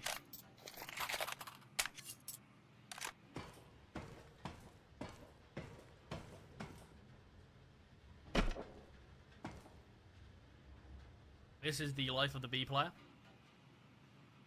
He used to be the life of the B player as well. Sat back grey. And just held. Obviously could play closer, but that felt like a pretty defaulty thing to do. So 25 seconds on the clock. The two Ts aren't going for much. It looks like it is going to be saving of these weapons. And Rebels will once again reclaim that lead. But yeah, in that one we definitely saw a bit of a different look to Yano. We saw that initial molly being thrown out from the CTs towards Aerial's feet. Started to chip away at him. He opted to push out of A main rather than going back or smoking it off or anything. So he went down initially. And then we just saw that push from Arax as well. No support, no util, and guess right, the form that he was playing in this series, I wouldn't want to do anything as a 50-50 fight up against him. I mean, here we have it. That's that initial molly. Well, that's the second molly, actually. There was already one down. And Arax, I just don't know what he was looking to do. Just hoping he can maybe find something. But that final kill, or that third kill, and kiss Rek onto Henu. A bit of luck in that. A great awareness to go for it. And it is a tactical pause from Yano. It's a little bit back and forth in this game.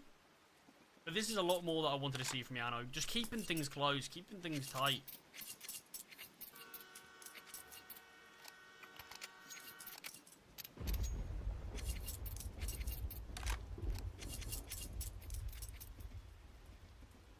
Yeah, I mean, it is just going to be the eco around these weapons.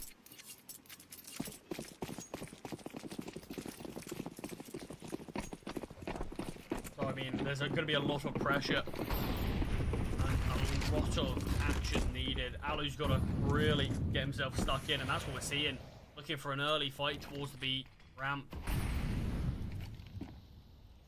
I feel like that's what we needed to see. Got to see Alu and Yellow take some initiative. And a map like Train, which can be really great for AWPers. A lot of very long-range angles.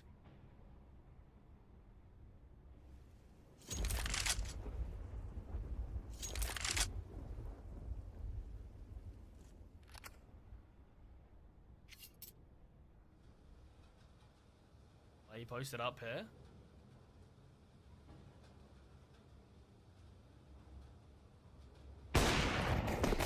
Shot, and this is when the start push comes out. Arax's Glock will find, and the one will go down.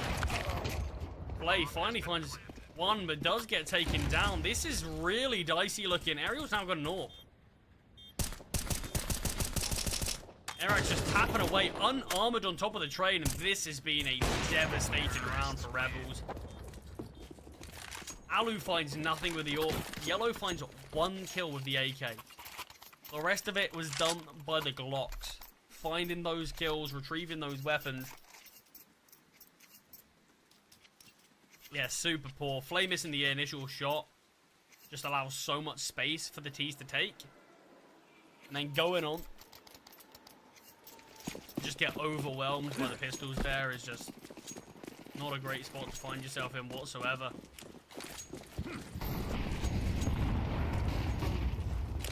Definitely sort of feels like it shows the lack of experience that Rebels do have on this map.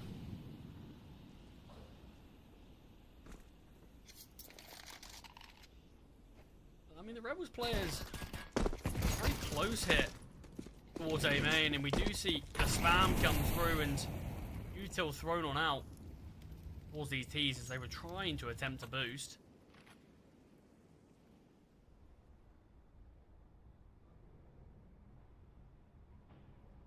Ball deep towards heaven. Yellow knife out, and yet barely gets punished for it. In fact, inflicts far more damage onto his opponent.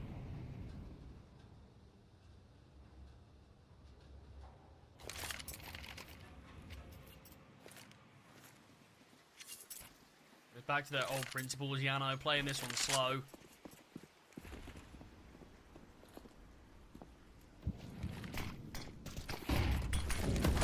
Drop. The keys are going to push in front of it.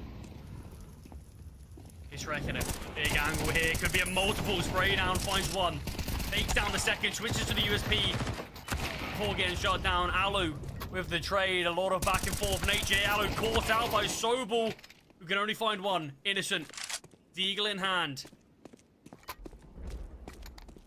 Up against Henu. Found 2 kills already. Some will get planted, just a tap in fact. Nothing shown. Innocent connects the Deagle shot. And an AWP of Alu will surely be retrieved. Rebels do win that round as Innocent bails them out. But I mean, just back and forth trading throughout there.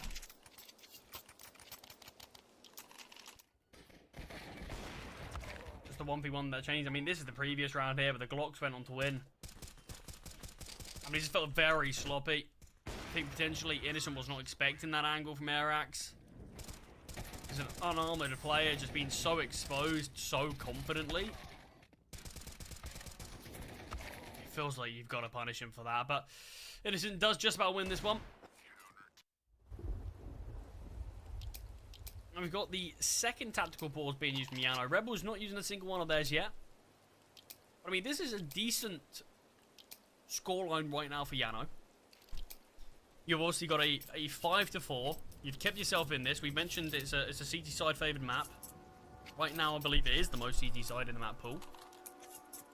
So if Yano can sort of keep toe-to-toe with their opponents, you feel like once they swap sides, as long as they're confident in this map, which I mean, they're more than happy to pick it, there's a good chance of that, but that's probably why we're seeing this tactical pause. They realise how important this one is, not to let Rebels go on just to start to dominate the half. Tomago getting aggressive, finds Yellow. Got Kisarek by his side. They retrieve the weapon and Will just looks back away. Oh, Step has been hurt here. Airax, I think he's going to think better of that now. Opening kill found by Rebels. You can see their money is still in a bit of a dicey spot. After Innocent won that 1v1, just having one player surviving. Hasn't done wonders for him. Still thrown out now. Plays posted up towards Pop Dog. It's a great flashbang, and Tomoko and Kisarek once again combined as a bit of a hitman hit squad, sorry, the two of them. I know Alu's all here. We could see the double peek. We see one. Alu, no chance. No time to fire off another shot. Very clean round there. And 2 rounds left of the half, with Yano being forced onto an eco now. Rebels can actually look to take a decent enough lead going into the second one. Must have been, I mean, that was why Yano went and took that tactical pause, because they realised they lose the round, they're on an eco, and this close game can start to look a bit more one-sided.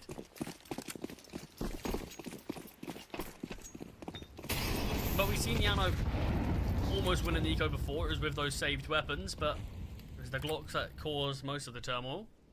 So we'll have to see what happens here. Innocent finds the first kill onto Alu. That changes the diversity of this round. Innocent caught out, but still manages to find one, and a nice easy cleanup of the rest. Looked like Innocent could have got caught out, but CTs do stabilise, and a 7-4 now. Final round.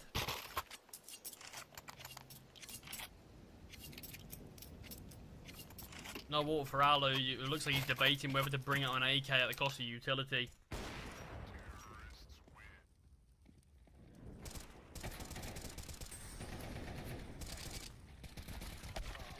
It's been an interesting half here. It feels like if this does end a sort of 8-4, it feels very reminiscent of the old train.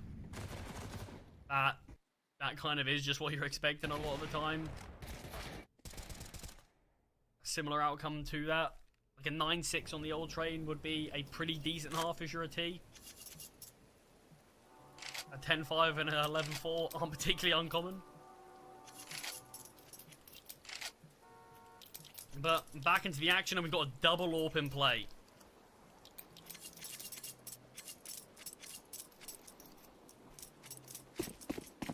Bit of a staple of the old train as well.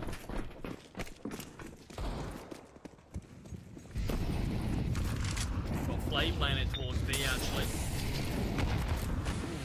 Decent bit of presence shown from the T's, but in the meantime, Rebels want to take space here in A main. Confirmed it's clear with the utility.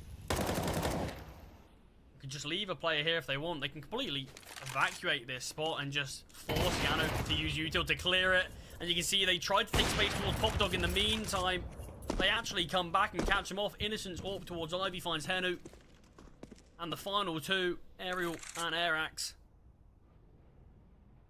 towards upper B. But that's where Flay's posted. Finds the first. Chance to hit the second shot. Aerial will get the trade, but 4 more kills to find. The HE grenade dunks down on him. 25 HP remaining. And Kisarek, the one to seal his fate. Rebels with an 8-4 half. Well, it's a very close game at one point. I mean, it still feels like anything can happen. It is Train. 8-4, chances are Yano's probably thinking this is a pretty good half. I mean, they're definitely going to be a bit disappointed considering how close it was. We were obviously at a point where Yano were in the lead in that 3-2 scoreline before we made it to a 4-4 scoreline as well. So it was very close, but it's those final 4 rounds going the way of Rebels that have definitely given them a bit more of a foothold on this game. Which is an impressive showing considering it is their first time playing this one competitively. But pissed around. Noise is being made from Sobel towards B. Just 1 bullet being fired. Nothing too fancy. Flay, P250 in hand. 1 bullet. That's all he needs. Henu goes down. He's a second target here, and Flay with this P250 is causing a lot of damage. Now it's going to be, can they really... How much experience do this team have? Will they be aware of Alu? Well, Flay certainly is. This is a masterclass from him. 4 bullets, 3 kills. Bomb goes down, and Rebels... It looks like they've secured the pistol. Not even a point of damage has been taken. I mean, this would be massive for their economy as well. Having 4 players with cheap upgrades to armor.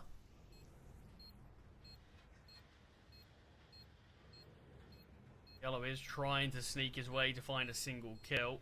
Is behind Kisarek. It's all going to be about timing. Steps have been made, and he might just lose his chance. Kisarek is going to now be peeking into him. Yellow will have found at least one.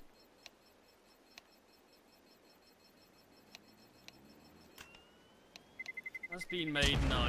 Tomoko will eventually take him down. So, actually only 1 player is able to upgrade their armor for free.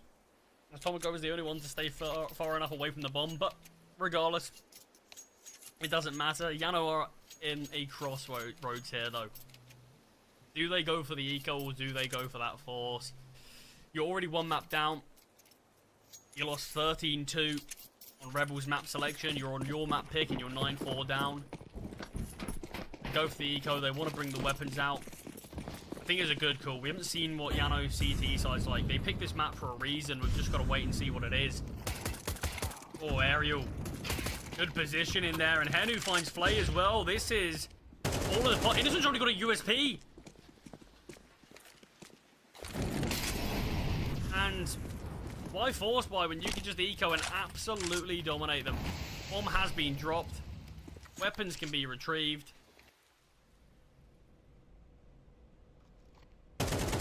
Tomoko will find one on yellow. That's one of the rifles gone. Arax is positioning, and it's just this. Just the amount of angles there are is just catching them off. There's a smoke grenade down. Sobel's Mac 10. Just gonna have to wait it out. So 1 versus 4 for him to try to win. This is a Mac 10, and there'll be 2 players to face, and they've both got USPs right now. If Sobel's confident, there is a chance. You can see the players are split here. Alu and Henu are both holding towards his angle, but it's unarmored USPs. Though we have already seen what those unarmored USPs can do.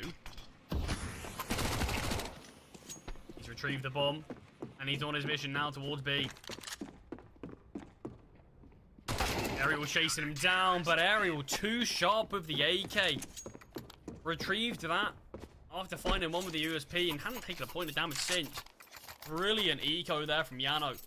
To instantly apply that pressure straight back to Rebels. And we're going to have to see the force in response.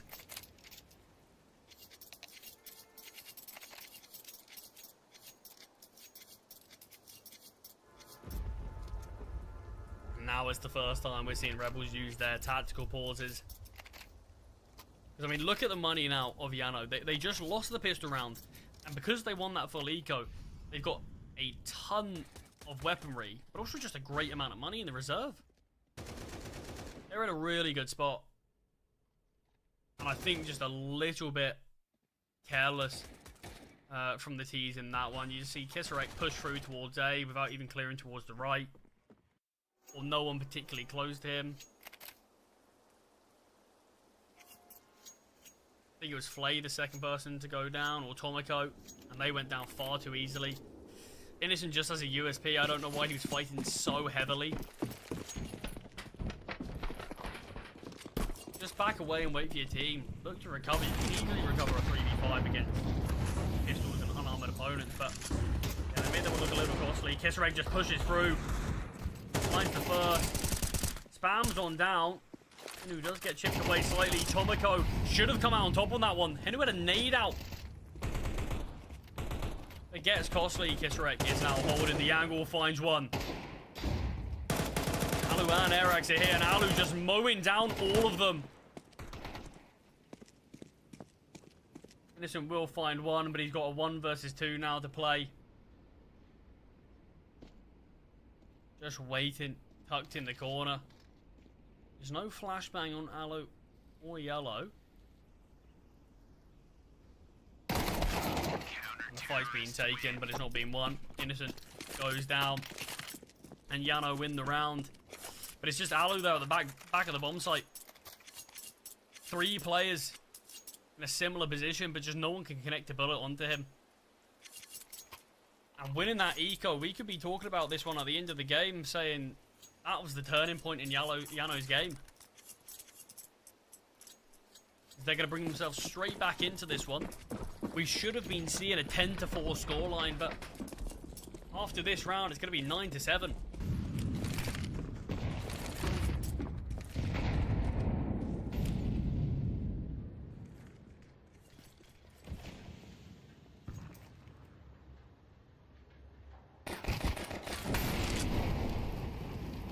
The damage dealt onto Yellow, who's forced to drop the Molotov.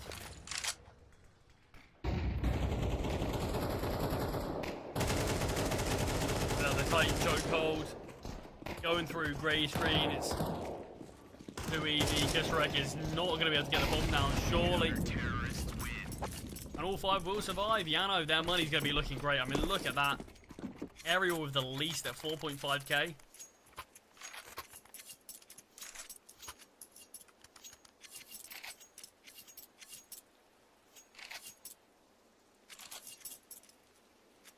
Weaponry is in play. Rebels. First proper weapon round on this T side of train. This is going to give us a bit of an idea of how much research they've done. How much prep have they had coming into this?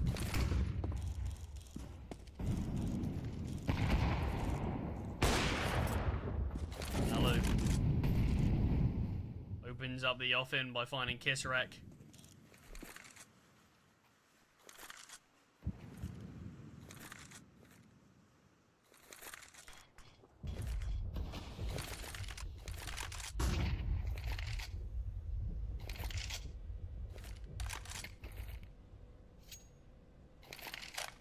Not a lot of faith being taken from Rebels. They are just waiting, hoping that Yano are going to give them something, but there really isn't a need for that. Waiting out some of the util as well, perhaps.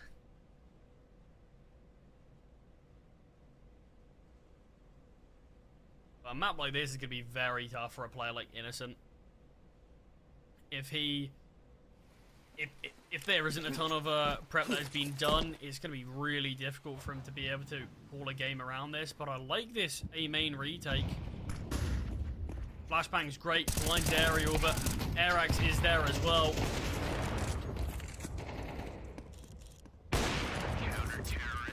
And I mean, it looked good initially with aerial being blinded, but felt like we need the first player to swing across and clear that wide angle. Second player there to trade or hold aerial's position. We're not far off having an evened up game. But I mean, I say it's going to be a tough game for someone like Innocent who hasn't potentially had a lot of prep to work with. So calling a game like this is going to be tough. But it's also going to be tough for sort of a lot of players in the server, especially the Rebels guys if they haven't played much. Just trying to play a map competitively. without much to go off of. Anu drops the smoke grenade, able to switch back to his gun. He's had a couple of moments like that where it feels like he should be going down, but able to switch to his gun and take someone down while they're shooting at him. Popeye not being great here from the T's. And it's going to be cleaned up. Sobel not able to take down Yellow with his back turned. It is a 9-9. Both teams 4 rounds away from taking this one. Obviously a lot more important for Yano. As if they don't win this map, that is going to be them. Get knocked out of the play-ins. Not being able to make it to the Swiss stage.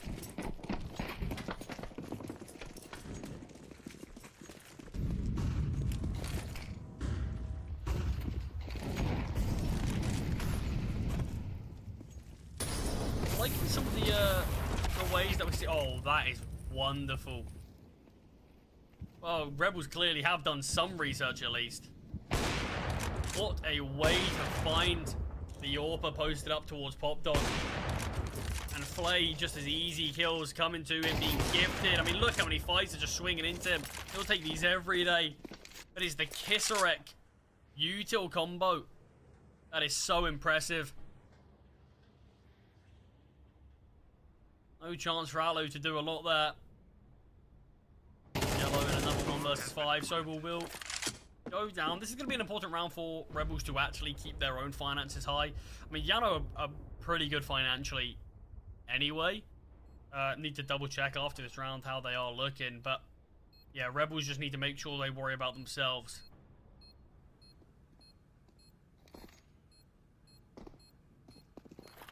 Play could actually just be gifting away his AWP here if he's not careful. Will back away just in the nick of time. And Rebels do hit double digits first. Double digits they probably should have won a little while ago, but losing to that full eco is never great.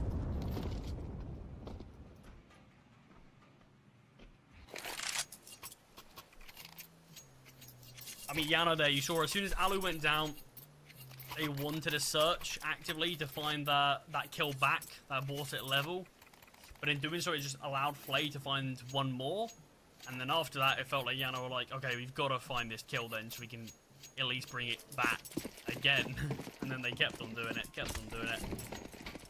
So there's not a huge amount of Rebels game plan. It felt more like they had a bit of a gimmick play for a util set to take down any AWPer towards Pop Dog. But other than that, they kind of just needed to hold the lines and they got rewarded. Good damage early onto Flay.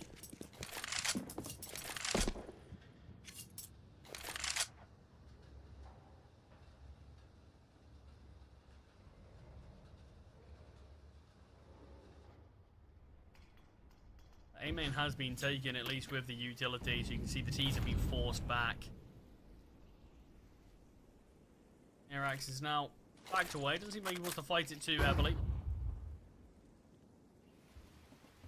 Just wants to force the T's to waste their util to clear this. Be hesitant about this part of the map.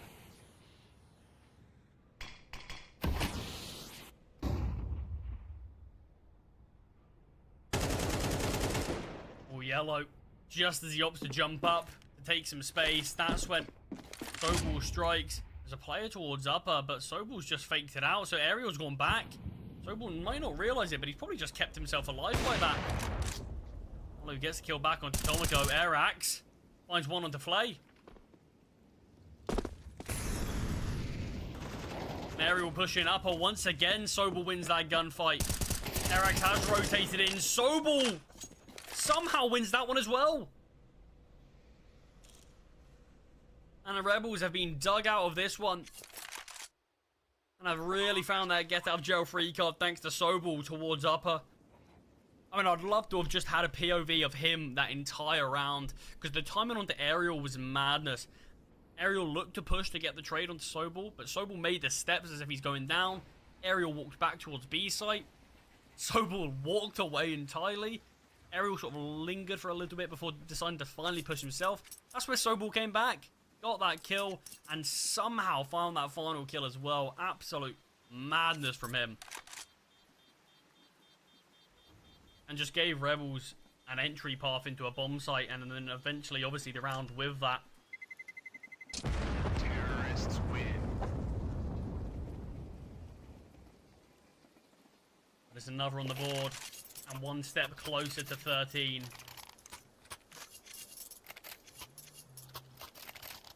Obviously, all that money that Yano had built up has still allowed them to get a buyout in a round like this.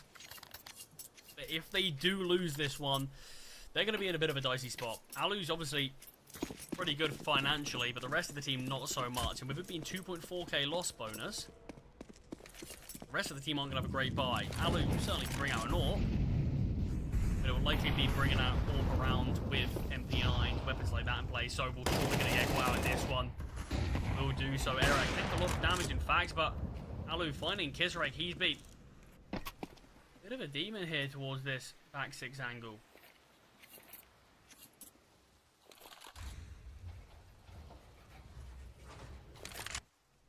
And in this one, Rebels are fully setting their sights towards Ivy. Too easy there for Alu. Not keeping a jiggle, just a bit of a slow peek into it. Do get one back. Finally shut down Alu towards this angle. But it's still disadvantage. Yano desperately need this round.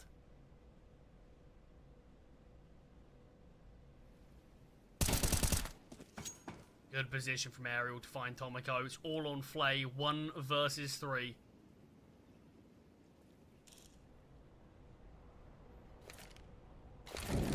Information gained from Aerial. There's a flank coming through from Airax. Despite his low HP, he feels like he's going to be able to find a missed shot from Flay. Aerial takes him down. And a big performance from Aerial. He's been one of the biggest players here for Yano. It feels like so much impact he's had in this game. So many big moments where he's been the one to dictate how the round's going to go.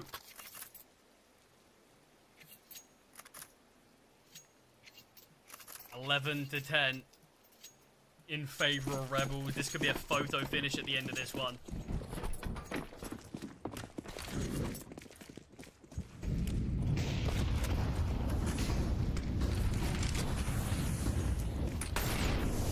Kisarek pushes out, torn between 2 angles, but still manages to fight 3! Kisarek! With an outrageous performance, he's looking for more, and he'll find it. On for the ace. Henu is all that remains. Absolute masterclass from this man. He wants the ace. He deserves it. Won't get it though. Henu will shut him down. And Henu actually finds another as well. But that is outrageous from Kisarek.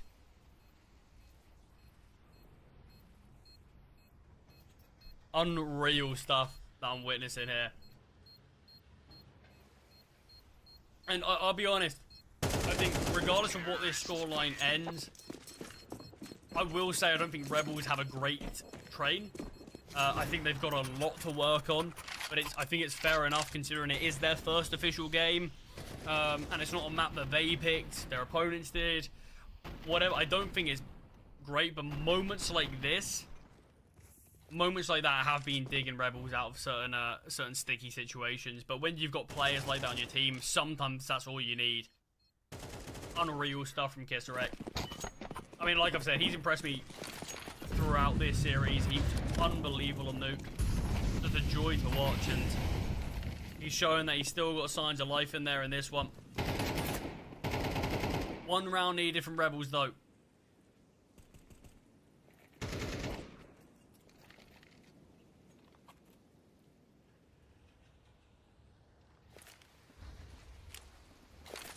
Just a singular round, and then they found themselves a spot on this Swiss stage. Yellow towards upper. Gonna be peeking. Timing is insanely good for him. Just as Sobel pulls out his util. Innocent spams will take down Yellow. Trying to retrieve a weapon. Good awareness. But still disadvantaged now. Airax Was whittled away at slightly.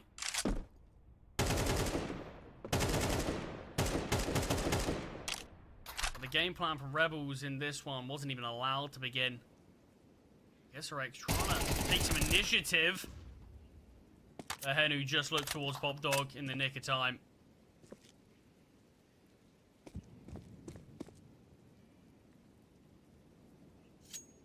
Smoke has been thrown from Innocent, but no push behind it. And in fact, the low HP Airax is going to be pushing himself. And all this information that it is clear. With 17 seconds on the clock, these weapons surely are going to aim to be saved, but I don't know if that's going to be allowed. I also don't think Yano should fight too heavily, because you don't want to lose your weapons going into what will be the final round. Weapons have been saved.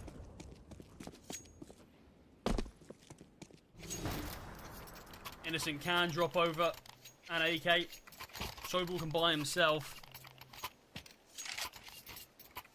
But it all comes down to this, round 24.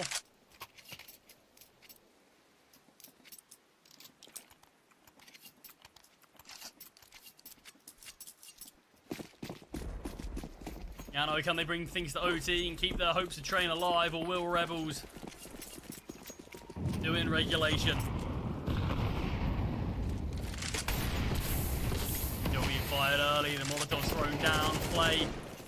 Can't see through the flames, but Kisarek does find one. Spots out Alu on top of the train. And this deep control from Airax has been taken, but at a cost.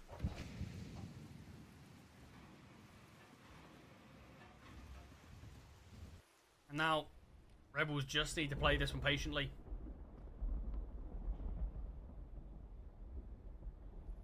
A good job to find that early kill, but make them start to feel uncomfortable. Airax still towards A main. It's just Kisarek there to actually hold this. He's just got low HP with an HE grenade in hand. Interesting that they opted to send him alone, but it's going to be potentially a bit of a fast pop towards B. Has been slowed down ever so slightly. Sobel towards upper. Will drop the smoke grenade. Util's being lined up. Two defenders here. Aerial and Yellow. Tomoko goes down. No one there whatsoever to trade or anything. Sobel with a great find onto Yellow. Aerial with a reposition. But trading's just non-existent right now for Rebels, it seems. And it will go down. It is a 2-on-2 here. It's an advancing rather than retreating. Aerial catches him out. And it's all on Flay with the AWP towards upper.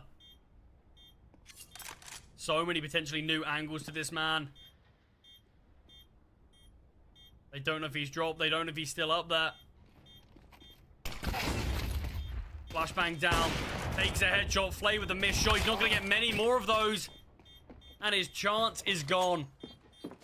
Aerial takes him down 12-12. It does feel like that's the novice nature of Rebels on this map, if I'm being honest. I mean, that round in general, it started off well, but everything after that was really poor. Kisarek just being sent alone. You know how much Yano are liking taking this A main control, so you're just sending him alone, and for some reason he's got an HE grenade in hand. And then, I mean, after this, I mean, just trading became a thing of the past, I suppose. Look how wide Aerial had to swing to take down Sobel. Why is no one else with him? Or at least just looking to swing after that? It doesn't make a lot of sense to me what Rebels were actually aiming to do there. It still was a competitive round. But if they just sort of ironed out the most basic parts of the game on this map, which I understand, it's new, you're still not going to be fully there, I think there would be a very different look to it. But Kisarek will once again find the opening kill in this round. He has started to come alive quite a lot more towards the latter end of this game.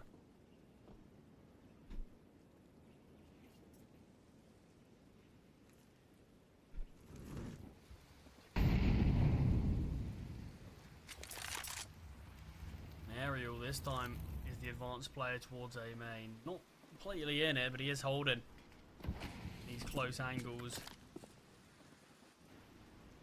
Actually opting to push into it now. Flay is posted up. And Aerial does go down. The patience is rewarded in this one. And it wins the gunfight onto Tomiko, sorry, towards Ivy. But still, the Tees need to be aware of Alu. He's been a bit of a threat here with the AWP. Been a bit quieter in recent rounds. But it's, look at this info actually that we've seen Sobel take towards B. He's got so much of it. He's called for the rotation, but these no one's actually holding anything. So Alu just comes in, takes down the bomb carrier. But the bomb can go down. Very quick flank hit from Yellow and Henu in the deep backline. Sobel takes the fight and comes out on top. All on Yellow. Flay. Shadow's been spotted. Gets taken down. Hisreg looks like he was caught out in the open there, but Yellow just didn't spot him, make it there. And the Rebels were in the first round of overtime. This is some hard-fought rounds here. Both teams neck and neck on map number 2.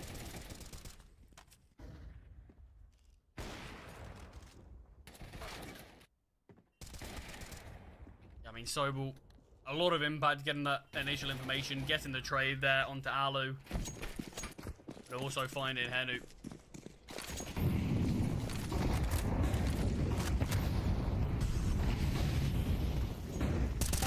Erax close towards the smoke bay main. Tomago goes down. The nade of the smoke. 3 kills found in quick succession from Yano. Innocent does get 1 trade, but there's far too many needed. Picks up this AWP, but Henu from the flank of Ivy takes him down, and it's all on Sobel, who will fall like the rest of his teammates. Far more dominant showing in that one from Yano. And final round of the first half of OT. Do of course have to say, Rebels did win both pistols in this game, so definitely could be a factor as to why they're even in this position. You could also make the argument as well, if they just didn't lose that eco to Yano, good chance they could have ended up winning the game in regulation.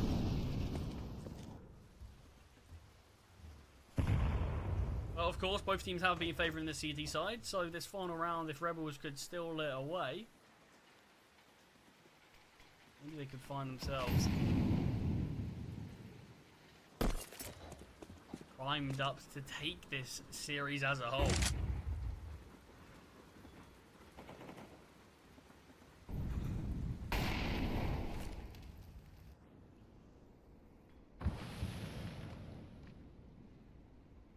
Util thrown out. Smoking off towards Ivy. I mean, Tomago's had a tough time there. Henu feels like he's had his number in recent rounds. But it is all just a bit of a ruse. Tomago is going to be looking to see what he can do, but it is going to be a B-pop by the looks of things. As he does just back off, just trading util back and forth, but you can see Alu and Henu are both here. This denies one of the B rotations. Tomago takes his gun out just in time and finds Airax. Innocent fluffs his line slightly, but Yellow does go down. How has Tomago found that kill? 2-man advantage for the T's. The bomb's down and time's ticking. Alu just hoping someone gives him something. There's a player right on top of the train. Sobel goes down. Alu doubles up. And the bomb being a 3rd tick, there's still plenty of time. Player hoping Aerial gives him a chance to get the kill. The flashbang is great from Alu. Forces Flay off of the angle. The HE grenade. Sadly, on the only player with full HP, Aerial goes 1 for 1. And Flay connects. Rebels will win the first half of OT. Just about 1 round advantage going into this second half. 2 rounds required for them to take this one in a 2-0 fashion. Yano need all 3 to deny it, go into another OT. How did Tomago find that kill? I have no idea. That felt, I mean, here it is right here. Knife out. I mean, it's happened to him a couple of times actually against the Henu, so Feels like it's right that he gets his, finally gets his revenge, but yeah, it still feels like moments like that, despite winning the round, it doesn't matter, but Sobel just being oblivious to Alu even being there, because Alu was searching for a while without looking top oil, so the fact that they weren't exactly aware of that does feel like it shows that, yeah, this Rebels team's definitely not there in terms of their trade performances, but I mean, they would obviously love to go on and take this one. Deny it, go into that third map, but more importantly, just their first official game on train to be able to get a successful outcome, getting a good showing, and then you've got something to build off of. It's all easy just looking back to your prac demos or your scrims or whatever, but being able to actually watch an official demo, how you're playing in an actual official environment and knowing what it's like, that information and experience that you can gain from that is invaluable. So it would be something very big for Rebels if they could manage to go on and win it as well. Because I think for both teams, there's certainly a lot that they can look at and improve on. But this is Yano's fourth time playing this map. Only got one win on it. That was their most recent time. So 16-13 to Alaska. That was obviously in the Swiss stage. Just about managed to scrape a win there. Did do so. We are going back into things. Had a bit of a technical issue with loss, but seems like we're all ready to get things underway in the second half of OT.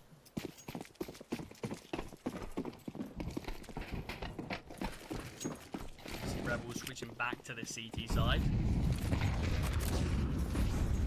Aggressive play early, but the util onto Alu has almost eliminated him straight up. Flay gets aggressive towards Ivy. The jump from Henu gave away his position. Flay just gets shut down by a quick headshot from Henu. Innocent is there for the trade and retrieves the AWP himself.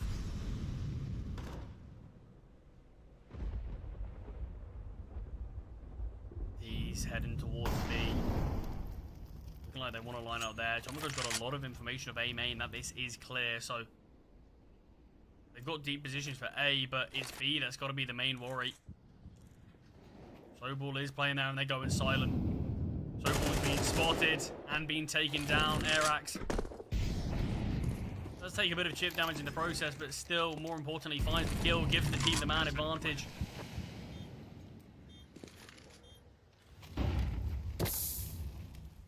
Innocent is searching for something, but nothing's being given. Alu posted up. Oh, what a cheeky angle he's found there. Alu's missed a shot. Airax got too close and personal, gets taken down for it. Bomb is being ticked. Players have to start to make their way onto this site. Alu down towards ramp. Low HP. Bomb being stuck. The nade not good enough. The round gets won by the ninja defuse. Aerial, he can find a double all he likes, but the round's gone.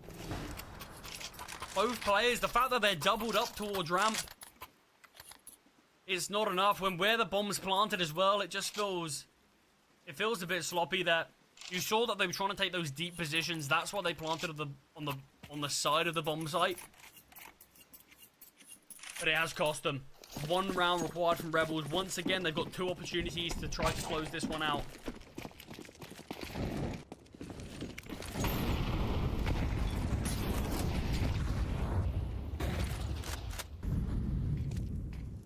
Util is good enough for Tomogo to be able to once again get into A main, free of charge. A bit of a counter util actually, a couple of mollies coming the ways of the CTs and a flashbang on top of that, but still this is just the CT side throwing util for just a bit of suspected presence.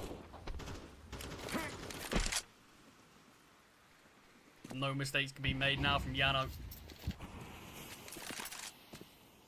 No rounds to back up after this. Play is posted in Pop Dog. There are two players towards that position. It is going to be what looks like an A exec to end this one. Kisaraki's loved this angle in the first half.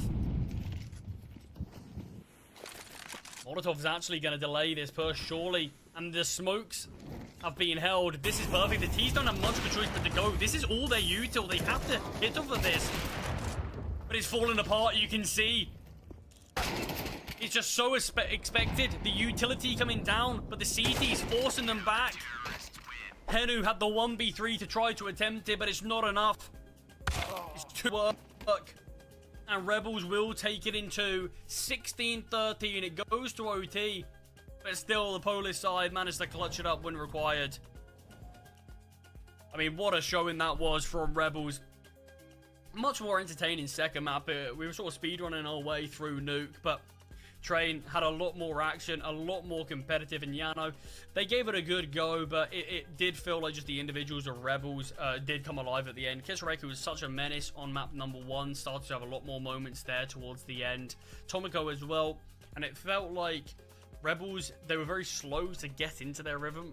I mean, I was sort of starting to question, did they actually have a lot planned on this? Did they have a lot prepped? Did they practice that much? And it didn't really look like they did. But towards the end there, yeah, we definitely saw that they've got work done on the map. They're far from perfect on it, but that's to be expected. But yeah, they've definitely got work on the map, and I think it felt like the longer the game went on, it looked like they felt more confident in what they were doing, and it started to pay off a lot more there. So I think it's going to be interesting to watch how they do develop on Train, as we got the first glimpse at what they can do. But more importantly than just Train as the map, Rebels have found themselves that spot in the Swiss stage, that final spot that has been claimed by them. Sadly, that is going to be it for Yano here. We're not going to be able to get to see any more of them in CCT Season 2, Series 16. That is going to be it from them now, but they're going to have to wait for another tournament before they can do their showing. But as you can see on your screen, this is the tournament format. Of course, we have just finished the play-ins, with that being our final game. And we've got the group stage starting tomorrow, so make sure you do get ready and raring for that one. And then, of course, the playoffs in just over a week. But before we do close this out, I want to look at today's matches that we did get to see and give a bit of a rundown of those teams who have made it through the playoffs into the Swiss stage, because I think there's a lot of names there that maybe a few people are surprised that they ended up getting the wins. But yeah, in terms of today's matches that we ended up seeing, NIP being the notable one, losing to Cybershock. That was a big one. A lot of people aren't too sure what to expect from this NIP side, and I think losing to Cybershock is just going to deny anyone getting the chance to see what they're about a bit more. Eyeballers as well, losing to Amkel in that 2-1 fashion. Fireflux versus Copenhagen Wolves. Fireflux, they were the ones to take that Swiss stage spot, and then, of course, the one we just watched, Rebels versus Yano. Rebels there claiming it. So Cybershock, Amcal, Fireflux, and Rebel, they're the 4 teams that we got to see make it out of the play-ins. And in terms of them, I think a lot of these teams can make a decent run in the Swiss stage as well. I don't think this is just something that they should look at as a playoff success or a play-in success. This should be something where maybe they're looking to strive for those playoffs, but looking to make a decent run, because we saw some very good CS today. I definitely think there's a lot that could be worked on by a couple of teams that we got to watch at least, but the foundation of what these teams are showing, it feels like it's just getting better and better each event, and it's been great to watch. But that is going to be all we've got for the play-ins and all we've got for today. Like I said, we've got the group stage, the Swiss stage starting tomorrow, so make sure you are around to check that out. But that's all from us today, so we'll catch you later.